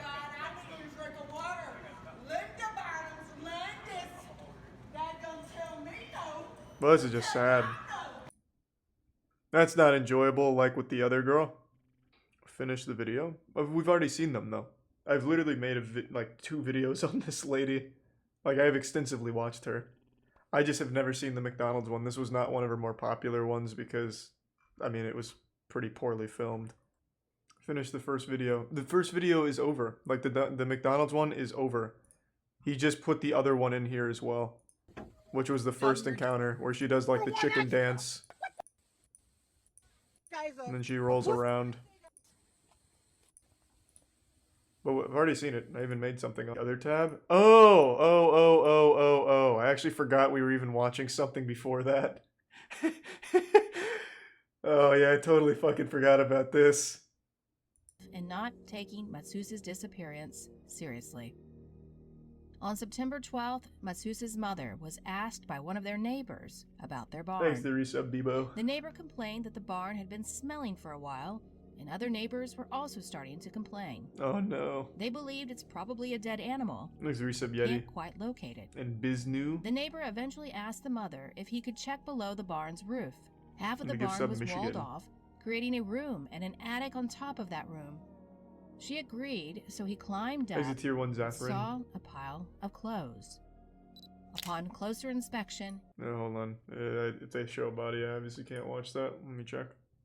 Seems okay. I don't see anything. Should be alright. he found out it's actually a dead human body, a severed head and a torso. There were also 2 nooses hanging from the roof and a backpack on the floor. Jesus Christ. All the pieces of stuff seemed to be Matsus's, yet the body was too decomposed to be identified. It is unknown why Matsus ended up dead in this barn of his parents, which is located in southeast of Poland. What the When in March he fuck? was supposed to be visiting his pregnant fiancée in the northwest. It's a 635-kilometer trip between the two, basically from one side of the country to the other. The police then went to investigate and quickly established that the cause of death was suicide by hanging. They also hand over all of Matsus's belongings back to his family. 4 days after his body was found, Matsus's family discovered his shoe in the barn with his detached foot still inside. This points to the police not having done a very good job at Yeah, that collecting doesn't evidence, sound like and suicide also at all. why this matter didn't come up during the autopsy. The coroner would have asked and wondered why the foot is missing and where is it. Matsusa's sister accused the officers of negligence. Thanks, the resub, thick boy. Apparently, they refused to search the actual barn thoroughly because it would take too much time to sift through the hay, which lay on the ground where Matsusa's body was found. Furthermore, some of Matsusa's teeth are knocked out and stuck to his clothes. While a head can get severed after a body is hung for some time on a noose, it is rather difficult for teeth to get knocked out post-mortem. There also seems to be bloody patches on his clothes, although these are difficult to tell the difference between, considering the clothes are dirty. Are these the clothes? Inside his backpack, there is a I actually Polish couldn't water even tell. bottle with cigarette butts inside and an orange juice box. Matsusa's family all claimed that he never drank Thanks, the orange tier 1 juice Trillborn because and the he resub disliked potato. it. It is reported that all of this potential evidence is I don't know what's gonna come out of that bag, but I'm just not gonna risk it on Twitch. not in Poland, not in Germany, not anywhere. The keys and vehicle registration were never found either, despite his wallet being in that backpack. Furthermore, his cell phone was among the things found, and there was one more call to his uncle on March the 30th. It is believed it was an accidental dial, as it only lasted for less than a second and never got through. His uncle never received the call. Also, the attic, where Matsusa's body apparently hung, is more or less in full view from the ground inside the barn.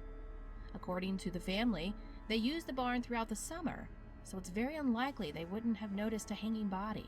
What? Apparently, when the case got so famous, police started to conduct a more thorough investigation. German police obtained security camera footage and searched Matsusa's apartment in Hanover, where they secured his tablet. All of the evidence was then analyzed by police experts in Warsaw, the capital city of Poland. Based on all of the evidence they gathered, police were able to establish that Matsus had lied to his family on the day of his disappearance. He was not in Szczecin when he'd called his family, and also wasn't driving at the time. He was still in Germany instead, according to receipts found in his belongings. Thanks, the resub Michigan He fan. actually took a train to the German border town of Frankfurt What and the Der Oder, fuck? and then mostly walked over a bridge to the Polish sound of Slavice, almost 24 hours after telling his family he was already in Szczecin, Poland. Police also discovered that he checked in at a hotel in Slavice with another person. The identity of this person is unknown. Matsus then took a train to Warsaw the next day, and then took a bus to Zamość, which is the local big town close to his home village of Hutkow, around 21 kilometers. Apparently, he arrived in Zamość at around midnight. but it's still unknown when or how he got to Cr1tikal, where his family lived. DNA analysis was conducted and it was confirmed that the dead body was indeed Matsus's, but police could not determine the exact date and time of his death. Number 3. Alright. That was actually kind of fucking wild, not gonna lie. That had so many twists and turns. What the fuck? On a Wednesday, July 5th, 2018, 23-year-old Angela Hernandez left her Portland home to drive to Lancaster in Southern California to attend her sister's wedding. Try and find her, According to Aiden, her and family, film. on Thursday at In case something 10:18 p.m., goes wild. Angela texted one of her Thanks for your sisters sub, Amanda. to say that she was getting tired and decided to stop in the city of Half Moon Bay. She said she would be sleeping in her vehicle at a parking lot behind a Safeway store located at 70 North Cabrillo Highway 1. On Friday at 7:54 a.m., after getting enough sleep, Angela texted her sister that she was leaving the parking lot and headed back on the road to Lancaster. Thanks for your This sub, Sonny. her last message. Surveillance cameras at the store confirmed nothing was amiss. According to deputies, her route from Half Moon Bay to Lancaster would have taken her approximately 6 hours. Angela would suddenly stop texting and her phone goes straight to voicemail. For her family, this is very unusual of her, not texting and calling.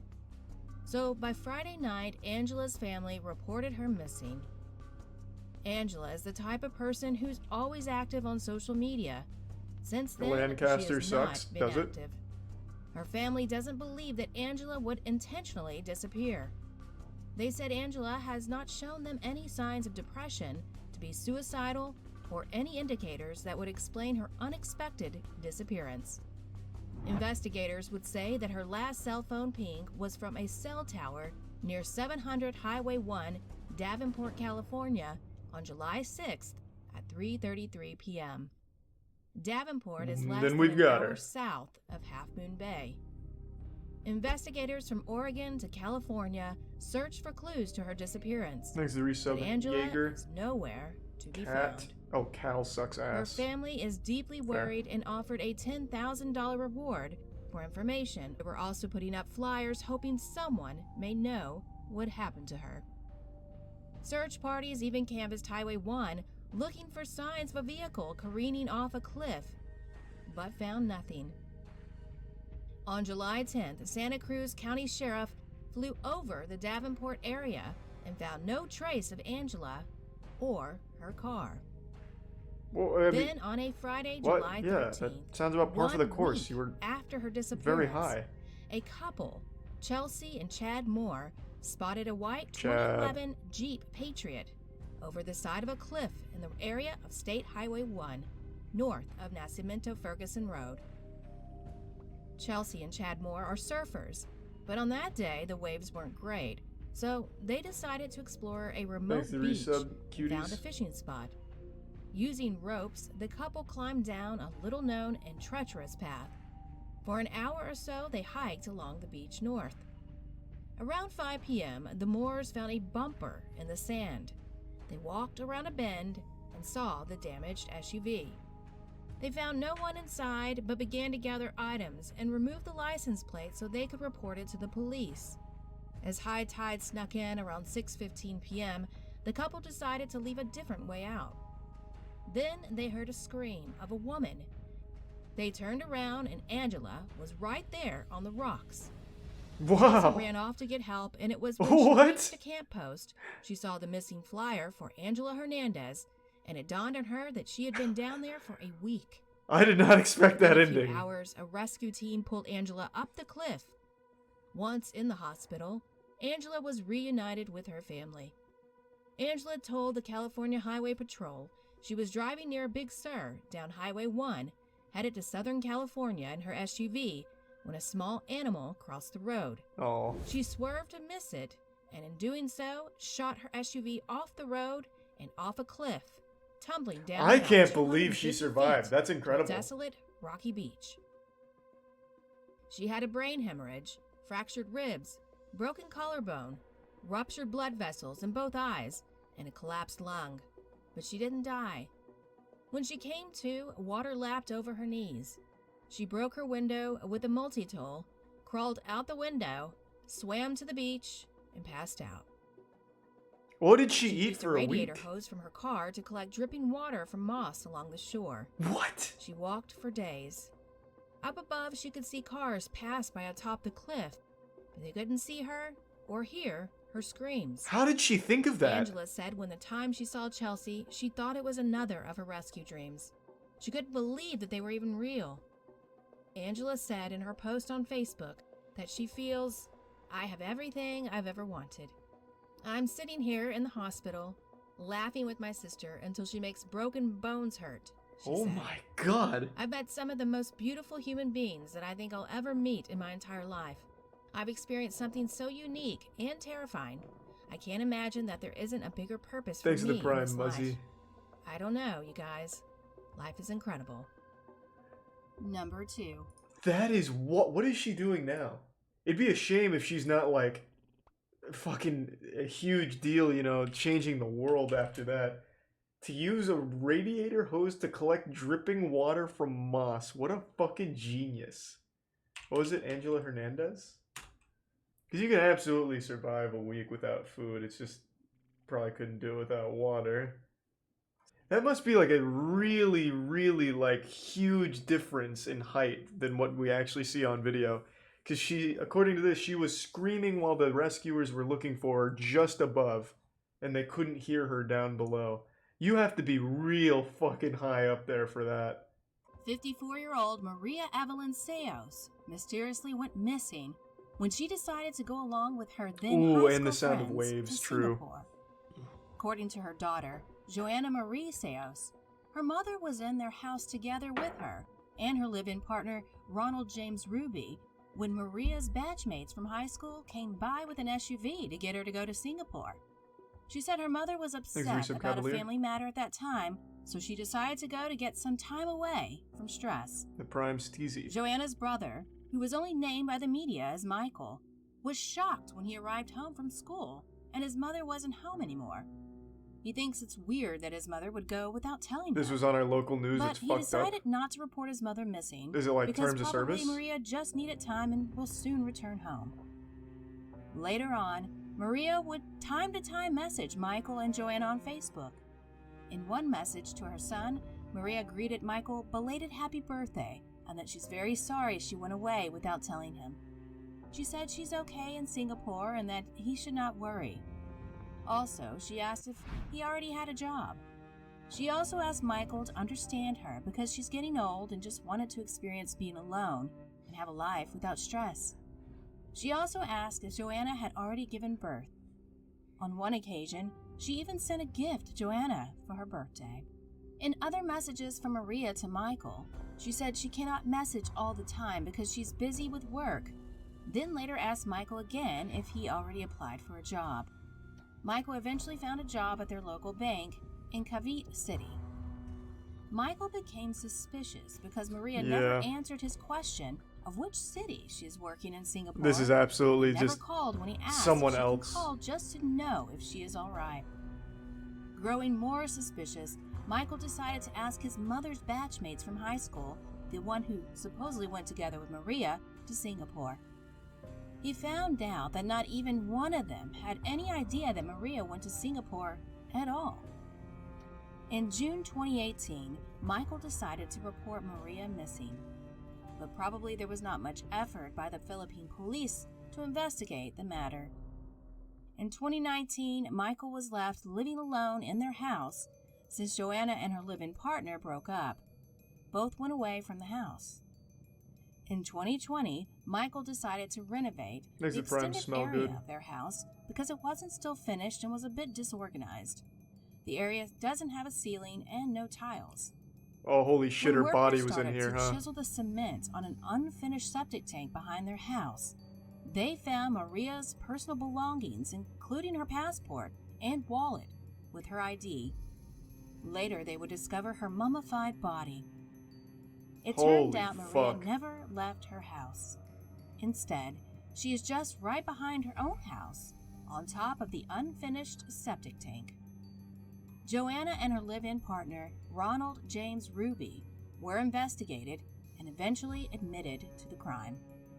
It is reported that Joanna and Ronald have planned the murder very well.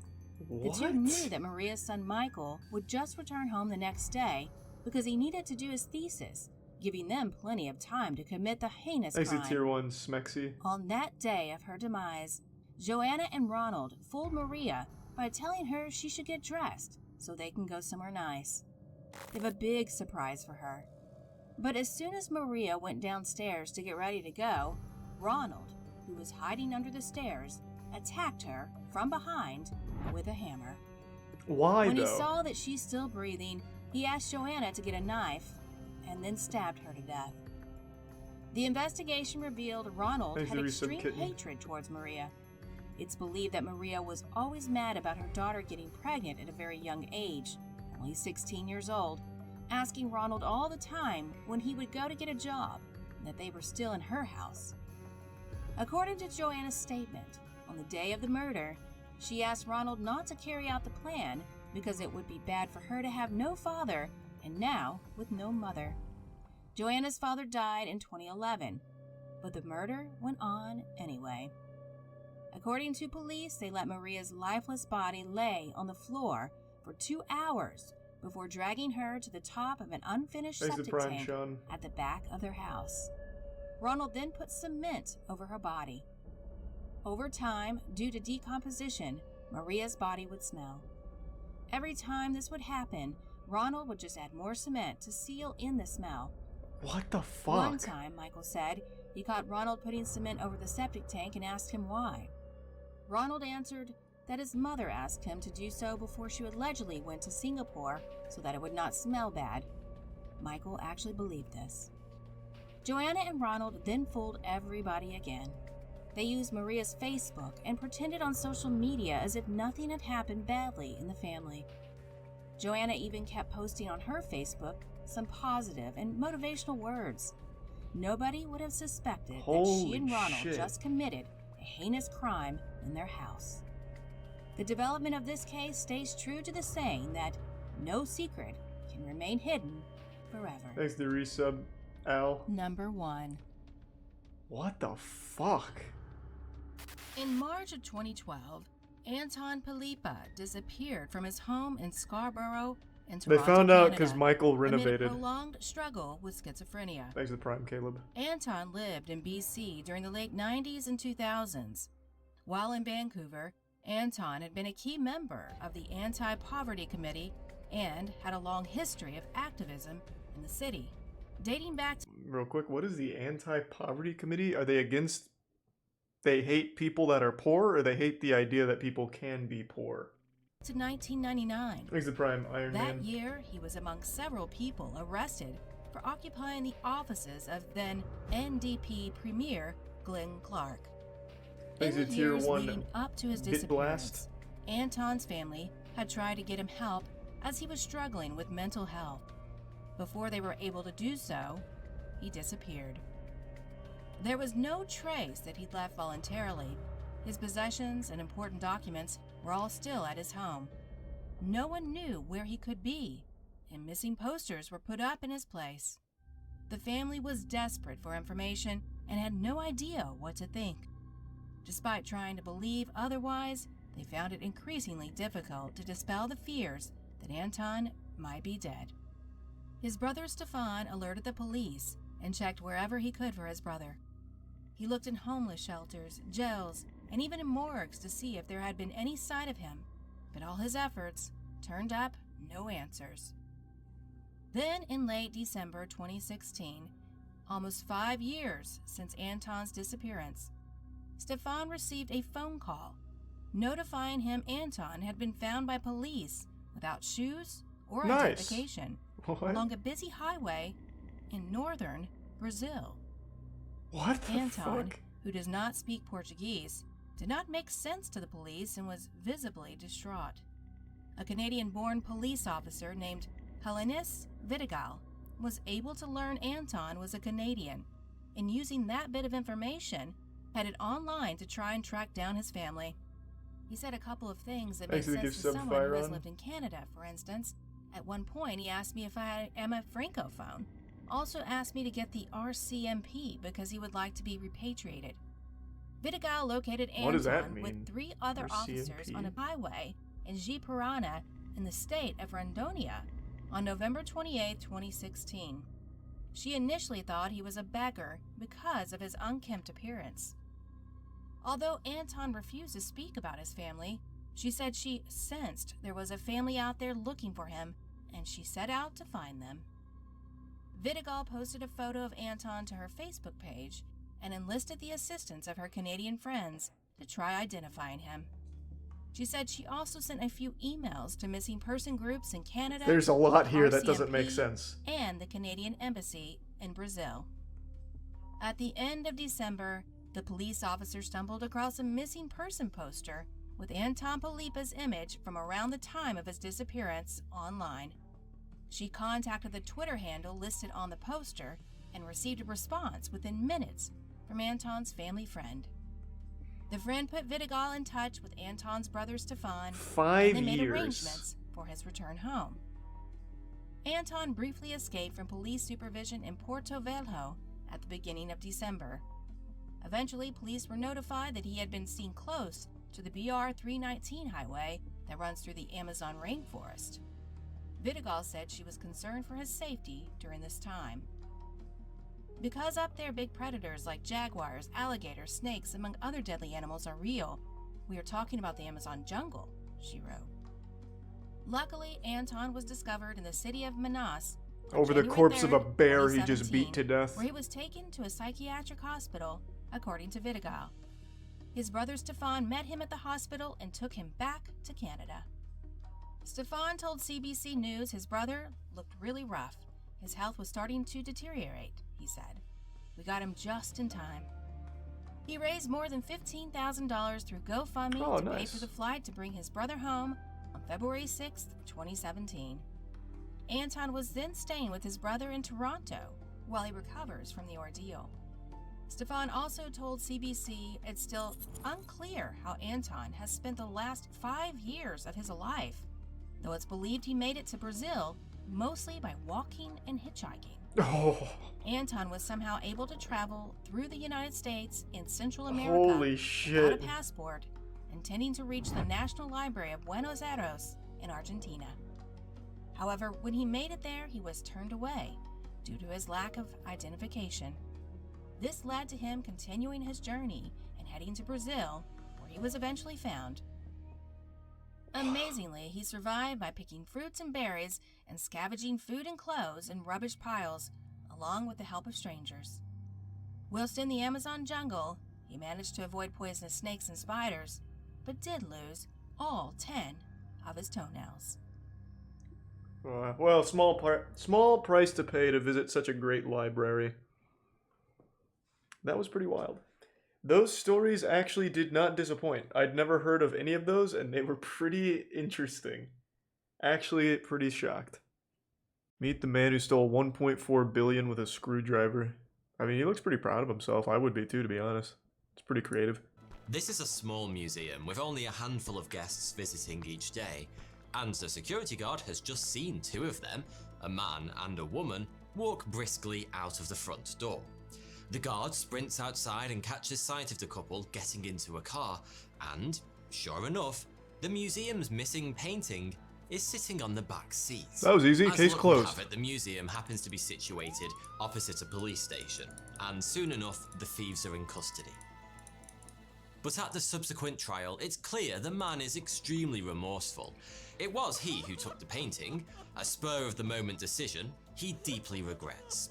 Since the man's criminal record is clean, he's released with a suspended sentence, What? serving no jail time. Nice. Nobody knew Good it work. at the time, but the Swiss authorities had just let the greatest art thief in history slip through their fingers.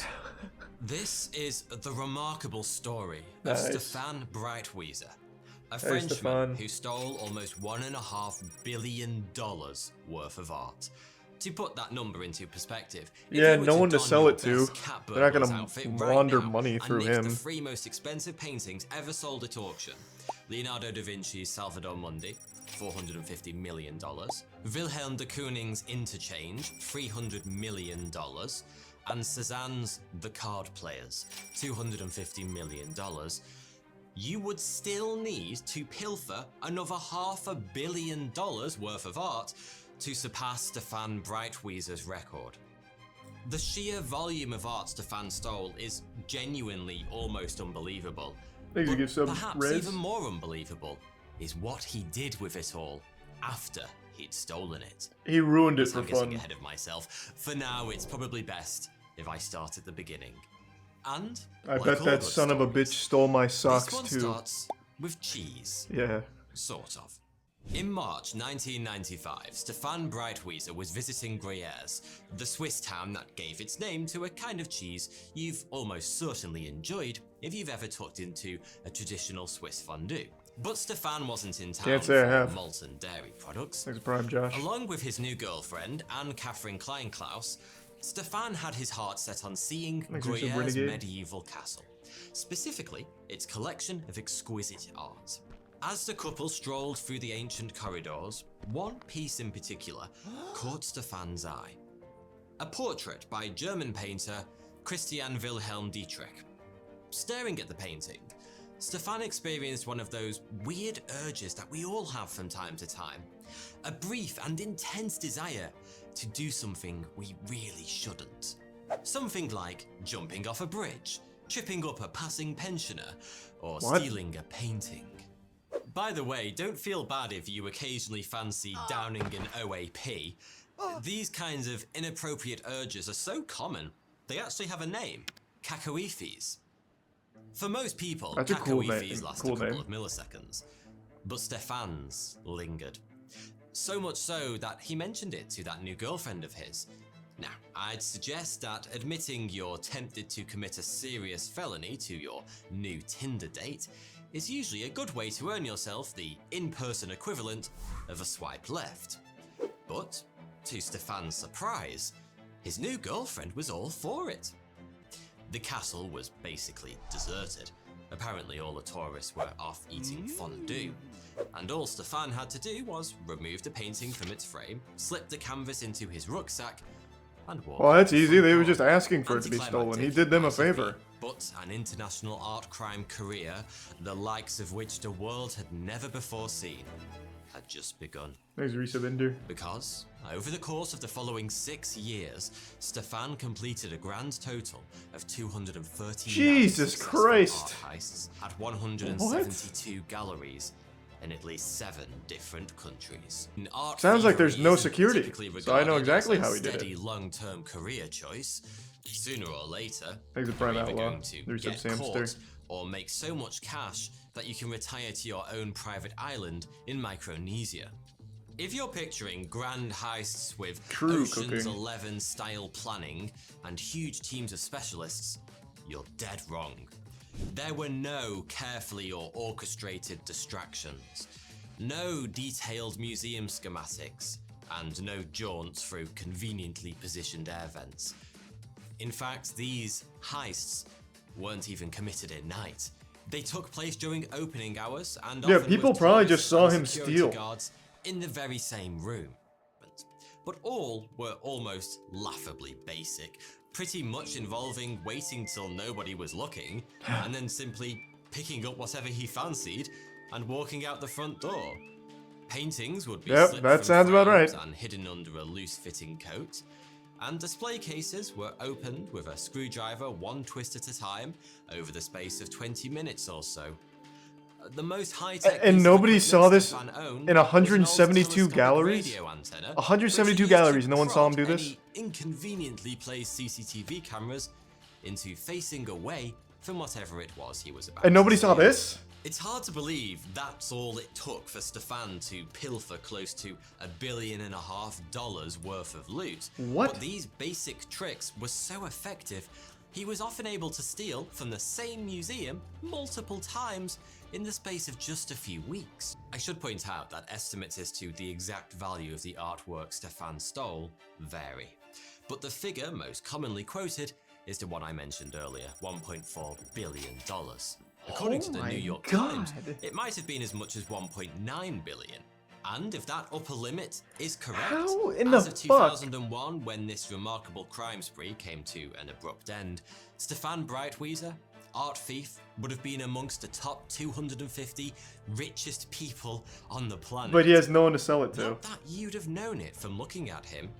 In fact, to the outside world, Stefan and Anne Catherine, now his long-term girlfriend, appeared to be stone cold broke. Kitchen No, you dog's can't body, sell the paintings. whilst Anne Catherine All was this a nurse. shitty art is just used for money was laundering. So short that Stefan's mother No one's often gonna helped the launder couple money out through with Stefan. food and petrol money. Was this apparent poverty some kind of front then? A Gus from Breaking Bad style cover story to hide their immense wealth from the outside world? Stefan and Anne Catherine appeared close to destitute because that's exactly what they were. Despite having stolen well over $1 billion worth of fine art, How did they the not pair catch him hardly by had seeing 2 who pushed the cents to camera? rub together. That's what I want to know. And not because they'd blown their riches on boats and hoes either. Despite having taken enormous risks to steal hundreds of treasures of almost unimaginable value, Stefan Breitwieser never sold a single one of them. Not one.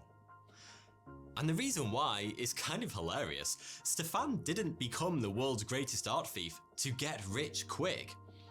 He did so because he loved art.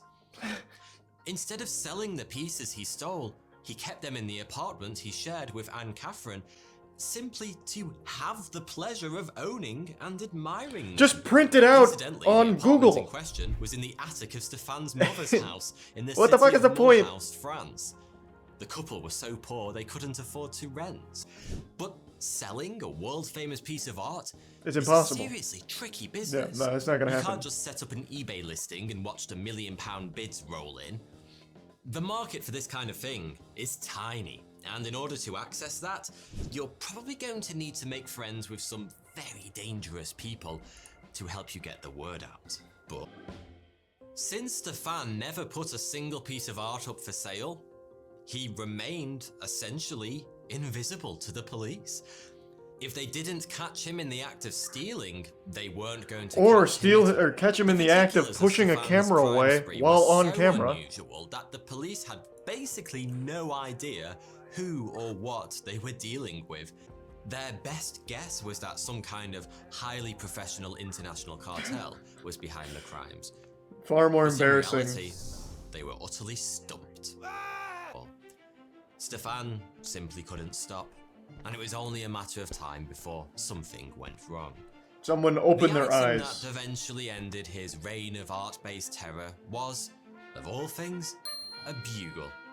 At the start of this video, I mentioned that Stefan had been caught stealing a painting in Lucerne back in 1997. He'd gotten away with little more than a slap on the wrist at the time, but during the process of being booked, he'd had his fingerprints taken. From that moment on, he'd been careful to wear gloves during his thefts, to ensure he never left behind any prints that could be matched to his earlier arrest. Oh, and by the way, just to make things even spicier, this bugle happened to be located in the Richard Wagner Museum in, of all places, Lucerne, the very same city he'd been caught Aww. the first time. Stefan. I told you this man had balls of legend.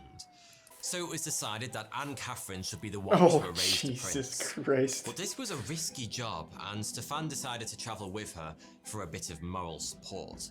As This Anne guy's Catherine entered outrageously the museum, dumb, it's Stefan crazy. took a walk around the grounds to distract himself from worrying. Unfortunately for him, he was recognized by a man who'd seen him at the museum on the day of the theft. The police were called, and Stefan soon found himself being arrested for a second time. To begin with, he wasn't unduly concerned. After all, he'd been caught before and gotten away with it. All he had to do was convince the police he was a remorseful first offender. And at first, that little ruse seemed to be effective. But then, something changed. The officers holding Stefan stopped engaging with him, and the sympathy his remorseful idiot routine had earned him evaporated overnight. Stefan started to fear the worst, and with good reason. Someone in the department had uncovered the report from the previous theft in Lucerne, and as a result, the police were no longer viewing him as an opportunist who'd snapped the bugle on impulse, but as a potential serial The art dumbest thief of all A few time. weeks after the arrest, Swiss police secured an international search warrant, allowing them to enter Stefan's attic apartment in Mulhouse. You know, the one containing $1.5 billion worth of stolen art. It's safe to say that as the team of officers arrived to carry out the search, none of them were prepared for what they would find inside Stefan's modest home. Which was nothing. No works of art lining the walls, no antiques, no priceless jewelry, not even a bugle. No, I haven't read Just anything or watched a bare anything on it attic yet. apartment, much like Chat any mentioned it other. once though. Wait, what? On witnessing her boyfriend being apprehended by the police at the Wagner Museum in Lucerne, Anne-Catherine had immediately realised the dangers and sprung into action, driving back home and alerting the one person every man can rely on when shit really hits the fan. His mother. And Mrs. Breitweiser had outdone herself. Over the course of several days, she'd gathered up every single piece of art her son had ever stolen, packed it all up into her car, and gotten it the hell out of there. Anything that sank ended up in a nearby Rhine canal. And the paintings, those centuries-old priceless works of art, were burnt to ashes. Holy as shit. part of what may very well have been the most expensive private bonfire in history. The last few odds and ends were That's unceremoniously dumped in a nearby forest. Had the Rhone-Rhine Canal been just a little deeper, Stefan Breitweiser might once again have slipped through the fingers of the justice system. But it wasn't to be. Hikers spotted a curious twinkle from the depths of the canal about a week after the haul had been dumped. And the rest is history. That's fucking Police crazy. frogmen were called in to dredge the waterway, and close to 100 treasures from Stefan's mighty hoard were fished out and catalogued.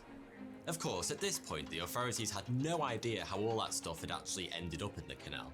But one of the officers holding Stefan in Switzerland got wind of the find, and on a whim, True-tory. decided to see if he could link the treasures to his bugle thief. After all, they'd been found not too far from his home city. During an interrogation, the officers showed Stefan a picture of one of the artifacts recovered from the canal. Stefan had no idea what his mother had been up to since his arrest, and so, on seeing an image of one of his most prized possessions in the hands of the police, he reached the obvious conclusion. They'd searched his apartment and found his hoard. The game was up.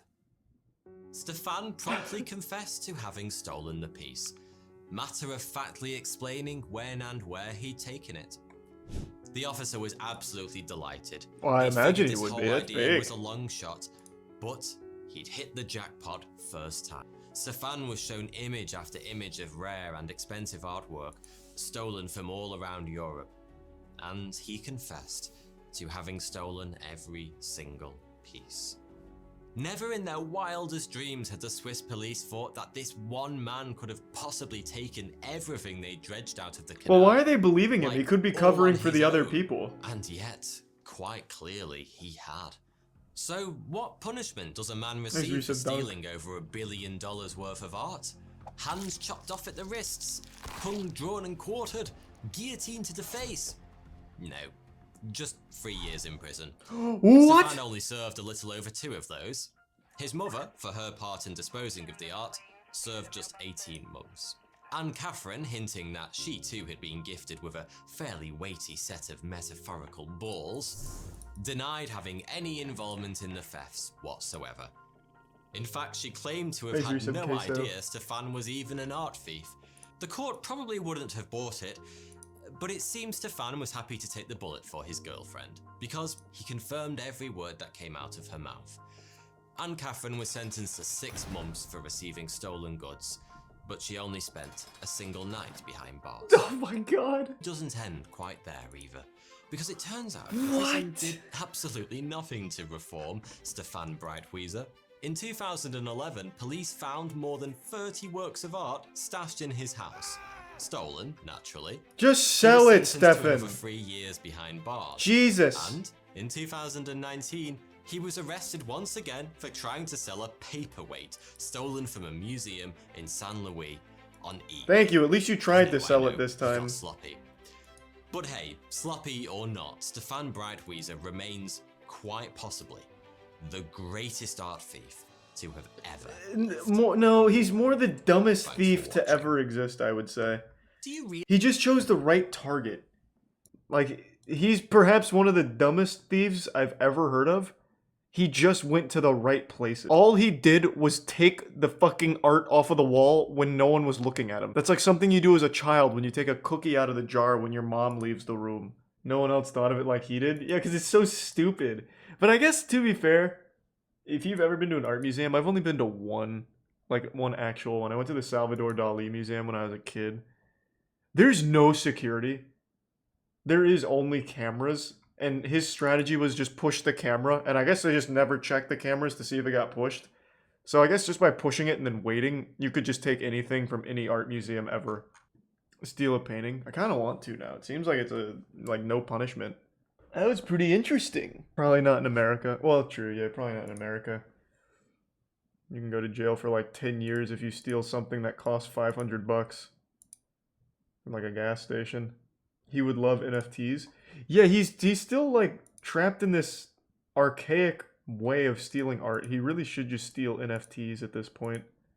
It'd save him a lot of trouble. And there's no consequence. Godslap NFT win. Unironically, a great fucking idea. Just called Godslap an NFT. And then you get those fucking dumb brainwashed idiots that praise things like the Red Ape family and just spend millions on it for no reason just because it says it's an NFT. So I'll just put like every issue as an NFT or something and let them fucking toss money at me for no reason. Oh yeah, there's plenty of NFTs that use me. And every streamer ever on Twitch, no matter how big or small, they have an NFT right now that they haven't sanctioned. It's just everyone's trying everything to make as much money as possible through NFTs from these fucking dumb idiots. People just keep making the worst ones. One of those big ape themed ones just disappeared from the internet with almost 3 mil. Which one? Oh, alright, I think I'm gonna call it a night. I'm getting tired.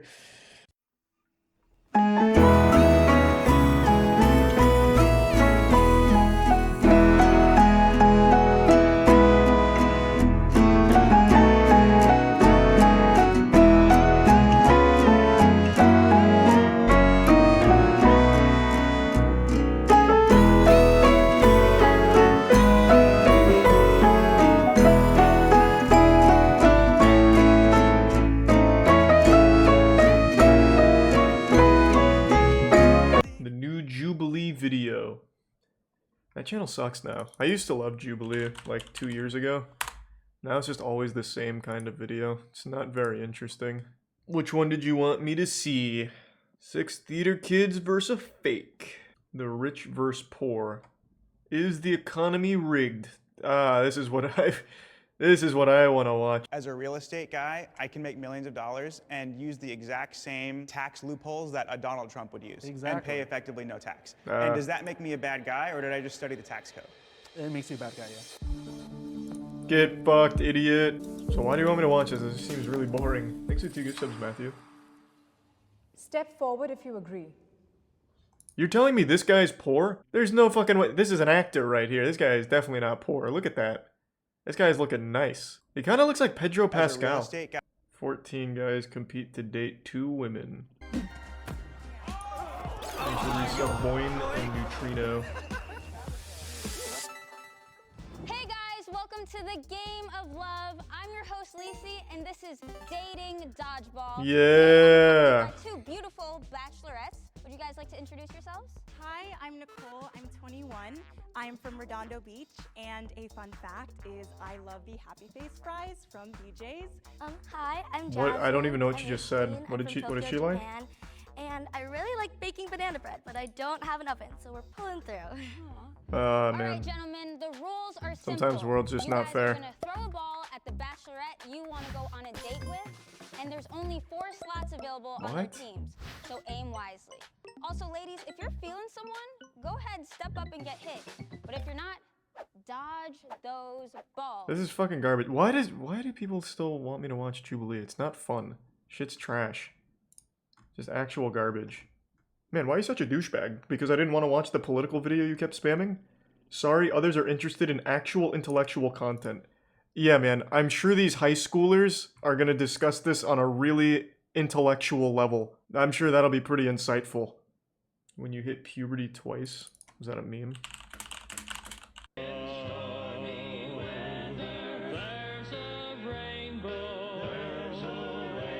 Man, this sounds wonderful.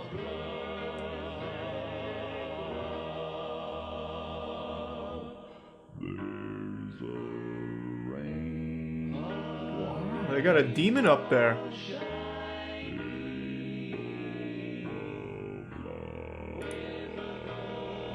God damn, that guy's awesome. Where is he? It's this guy?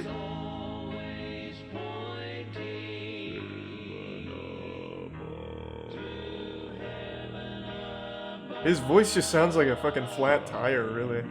That's awesome. Corpse? Yeah, a little bit.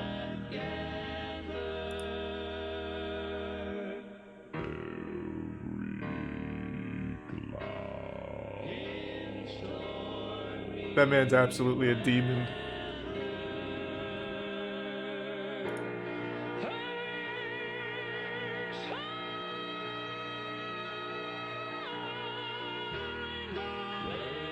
Man, this quartet is fantastic.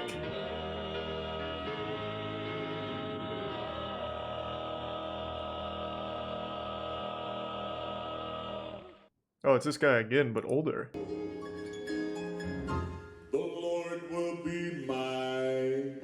Boo! His normal voice isn't that low.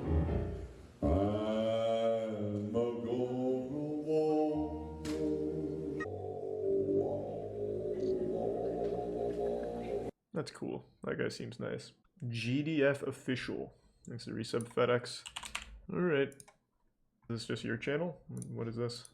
These are just TikToks. But, well, I mean, we're here anyway. Let's go. What's up, guys? Today I'm eating birria tacos. Ever heard of them? Well, maybe you have, but I bet you've never heard of the first 9/11. After being elected president of Chile on September 4th, 1970, Salvador Allende was a dead man. U.S. President Richard Nixon and his national security advisor Henry Kissinger immediately began staging their coup. On September 11th, 1973, their wish was granted. Tanks fired while they rolled down the boulevards toward the presidential palace, as fighter jets blew up government buildings. 24 rockets would be fired into the presidential palace. All of this while U.S. naval ships sat offshore and U.S. Air Force patrolled the skies, watching their plan unfold. Salvador Allende's lifeless body would be taken out of the presidential palace in a stretcher. The country was now in the hands of General Augusto Pinochet, and upon seizing control, he had over 1,000 people immediately liquidated and thrown into mass graves. Roughly 13,000 Man, what a bad guy. were arrested, thrown into trucks, and imprisoned. Many would be taken to football stadiums in Santiago and put in locker rooms transformed into torture chambers. Pinochet would send his general Sergio Arellano Stark on a helicopter mission known as the Caravan of Death, where he would fly from prison to prison with his roaming death squad. Didn't Chile just get like a 35-year-old president Thousands of these prisoners would who likes become Deftones? disappeared, where people would simply vanish without a trace. With families holding on to hope that their loved ones were still alive, they would never be seen again. By the end of it, 80,000 people would be imprisoned, and more than 3,000 perished. That was pretty insightful. Those tacos must have slapped, though. All that from a birria taco. God damn. The only thing I know about Kik is when Tinder was first becoming a thing, there was a ton of Kik bots where you'd match with them, and the first thing I do is like, hey, you want to see me spread my pussy? Check me out on Kik. But obviously everyone knows that it's a scam and a bot, so I never knew anyone that actually went to it. And that's all I know about Kik. So from what I understand, it's supposed to just be like a messenger app, right? So is it like WhatsApp? Do we have any like Kik enthusiasts in here? It's for grooming and catfishing. Seems like a pretty risky business model. Like officially, that's what they target? Man, no one has anything nice to say about Kik. Why does it exist? What the fuck? This is all horrible. This all sounds miserable. Jesus Christ. Who There's like a full-blown movie here from Tuve. Unfriended on Hey Kick. guys, welcome back. Lay it out for me. I don't know shit I don't know about about it. y'all, but Kick Messenger ran my middle school in 2013 to 2016. If you thought a girl was cute, your first word should have been, "Hey, yo, what's your Kick?" or "Add me on Kick." Man, Keep what in the mind, fuck? this was before Kick Messenger was created on October 19th, Makes me so goof 2010, and and it fluffy. was and still is a mobile messaging app available on the App Store and Google Play Store. In September 2019, Kick CEO and founder Ted Livingston announced in a blog post that Kick Messenger Ted. would be shut down with over 100 employees being laid off. However, this decision was later reversed, and it was that same month Media Lab acquired Kick. Like I was saying, Kick was so goated back in the day, but nowadays, if you talk to anyone about Kick, I first of don't all, they're know. gonna laugh at you, but also When was Kick founded? Was it like just after my time? Because I never heard of Kick until Tinder because of scams. Oh, did he say 2010? I didn't even hear that. Sorry. I guess I got too hyper focused on it. Yeah, I missed that whole wave, man. But what about Yik Yak?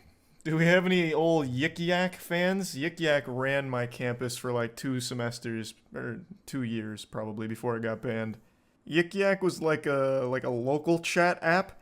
So at my college, everyone would go on there and just post house party addresses. the whores. The horrors, guys, not the whores. The horrors. So just like the Discord video, we spoke about the dangers why on not the both? specific app. It ranged from groomers to doxers. However, like I was saying, this app is not mainstream anymore. Since this app is so under the radar, this is abusers' favorite app. It's very cool, right? So as you can see, we have like Fortnite, for example. We have Naruto. Let's go to the Naruto one. Just things kids like. But if you click any of those topics, by the way, this is right when you download the app, they're all overrun by sex and porn group chats. People bypass this by using the host word at the beginning and simply adding filler to the rest. Joining them will cause a bunch of sex bots to message you and send you scam links. Some keywords such as child or anything inappropriate will result in nothing. Kick blacklisted those This words. is exactly So what it I seems thought like they're Kick was. protecting the kids, right? No, let's keep talking. And they told me that a popular method abusers use on this app is by looking up sad or depression group chats and will prey on children that are looking for someone to talk to, aka a shoulder to lean on. You could apply that to any case, but I just didn't know. I don't know, man. If I didn't know that, I feel like other people don't know that, and I just want to make you guys aware of that. That's a method abusers will use. These abusers will look up depression chat or LGBT chat simply to prey on vulnerable minors. And this is a huge problem on the app. There are articles and articles. The big on how problem this is continues anyone to this day downloading with the no app, real it sounds end being like. put into place. Sounds like just Moderation? downloading the What app is should that? I've flag also the heard talks FBI. about CP. Yeah, The live section is extremely sexual and revolves around girls getting money from simps, or guys too. I even joined and asked if you can make a living on the app like one would on Twitch. How does the donating system work? What is the... So that is, if you would like to donate and tip your streamer guy, you hit that gift box at the Alright. bottom. The wheels, it's hard to know what they are, but they like spin like this and they're mystery wheels. It says mystery. And then you could hit a bonus. Oh. Nice. Let's I don't go. get it. Because he's like, I'm waiting. Let's I see don't what get you it. got to Can say. you dig in and Tough. tell me a little Come on. more? Whoop, there it goes. She saw me in the nudie. Sarah and I saw each other talk. Give her the give her the dragon. Changing into our panties and bras. Can people make living off of going live on Kick? Sure, guy, if you're cool enough. If you suck, then no. I mean, maybe if you suck, you could. If you know what I mean. The live section is definitely not for kids. I mean, the Hey, what entire are you app talking isn't about? That for was good. kids. That was It high looks like a quality sex stuff. app. So now let's head on over to What are you Kick's talking about? contradictions. The worst thing about the app Fuck is it, the I'm signing intended up. demographic. From That everything looks I've like just great told live you, streams. you'd expect this to be an 18+ sex app, right? No. The minimum age to use Kick is 13 years old. And this is a document taken from their website, Kick.com. Want to know the name of the document? Kick's Guide for Parents. Yes. That's probably going to be their excuse. They're probably going to be like, well, actually, we always tell the kids to get their parents to give them permission first. It's like, no. To be fuck? The fact that they fair, have a and not to defend Kick, it is absolutely a parent's responsibility to monitor what their kids download and engage on the internet. I am so tired of companies, or not companies, parents blaming companies. The parents have a fucking responsibility to actually be a parent. It's not up to the internet to raise the kids. Now, this obviously shouldn't be accessible to kids in the first place. Like, this is just like a dog shit degenerate app. But I'm speaking on the whole. Fucking parents don't do shit anymore and blame everyone but themselves when, like, oh my god, my kid was He left YouTube Kids app, and instead of getting Finger Family, he watched Ludwig talk about why he's not his friend. And now all of a sudden my kid's crying, and I'm fucking pissed at Ludwig, and YouTube ruined everything. You know, it's like, do some parenting. It makes me so frustrated. That is one of like my biggest pet peeves. Thanks for the gift sub, Jinx, and the resub Croven. It's been like that for the last like 3 years, I'd say. It's gotten really bad, especially on YouTube, where they keep having to like pressure YouTube, like, YouTube fucking hates kids. YouTube ruins kids' lives. When it's like, you just let your kids go on YouTube completely unmonitored. And then they found a Nexpo video on a morbid topic or something. Like, it's your fault. You suck. If you see this video, or if people are outraged by this or some shit, either remove all the sexual content from the app, clean up the hashtags and sex bots, or simply make the app 18 plus everywhere. True, it should just be an 18 plus app. Like, no, this is a sex app. It is clearly a sex app. Look at this. Do you guys see this? No, I can't. 13 plus, right? I can't see it. Just paint a picture. Is it goatse? Chatting with single Blue guys, waffle? 21. Oh my god. You will see explicit photos. Please be discreet. What is that an IP address? What did you just send me? And you know it's so weird. Don't click it. The same profile picture, dude. I mean, Please, literally. Prime Baka. Think about it. A kid downloads this app, right? Ooh, Pokemon. Let's go to Pokemon. There are nudes right there. There are nudes right there on the app, right? It's horrible. How because cool the is fact that, they have right? A guide for the You parents, get so parents Pokemon in their right mind would let and their kids tits. kick. And some group chats actually do help people. Like I was saying, there are depression chats where people do help each other, but it's like such a gem to Just find go an actual somewhere group chat else. with humans. Why stay on or at Kick? least decent Just go to humans. There's no Discord. point in downloading the app or depending on the Fucking app. Skype. Kick I don't know, creators, if you're man. Why watching stay there? Please fix your app. Please fix the ratings. Do something about it. And I'll see you guys next time I upload. Bye, Tub. Nice. Well, that was interesting. I can't believe Kick Messenger's still alive. I really can't. Discord with Discord mod and admins. Yeah, but the thing is, on Discord, you can still just take those people from Kick, like that are human beings, and just make your own Discord. It's not like you're gonna interact with the moderators. You can just talk to them on there. Right? Like you don't have to actually interact with like a Discord mod and Wumpus and Springle. I mean, God rest their soul, they've been retired now, but you know, you don't have to actually interact with them at all. Whereas on Kick, you're still being blasted with sex bots.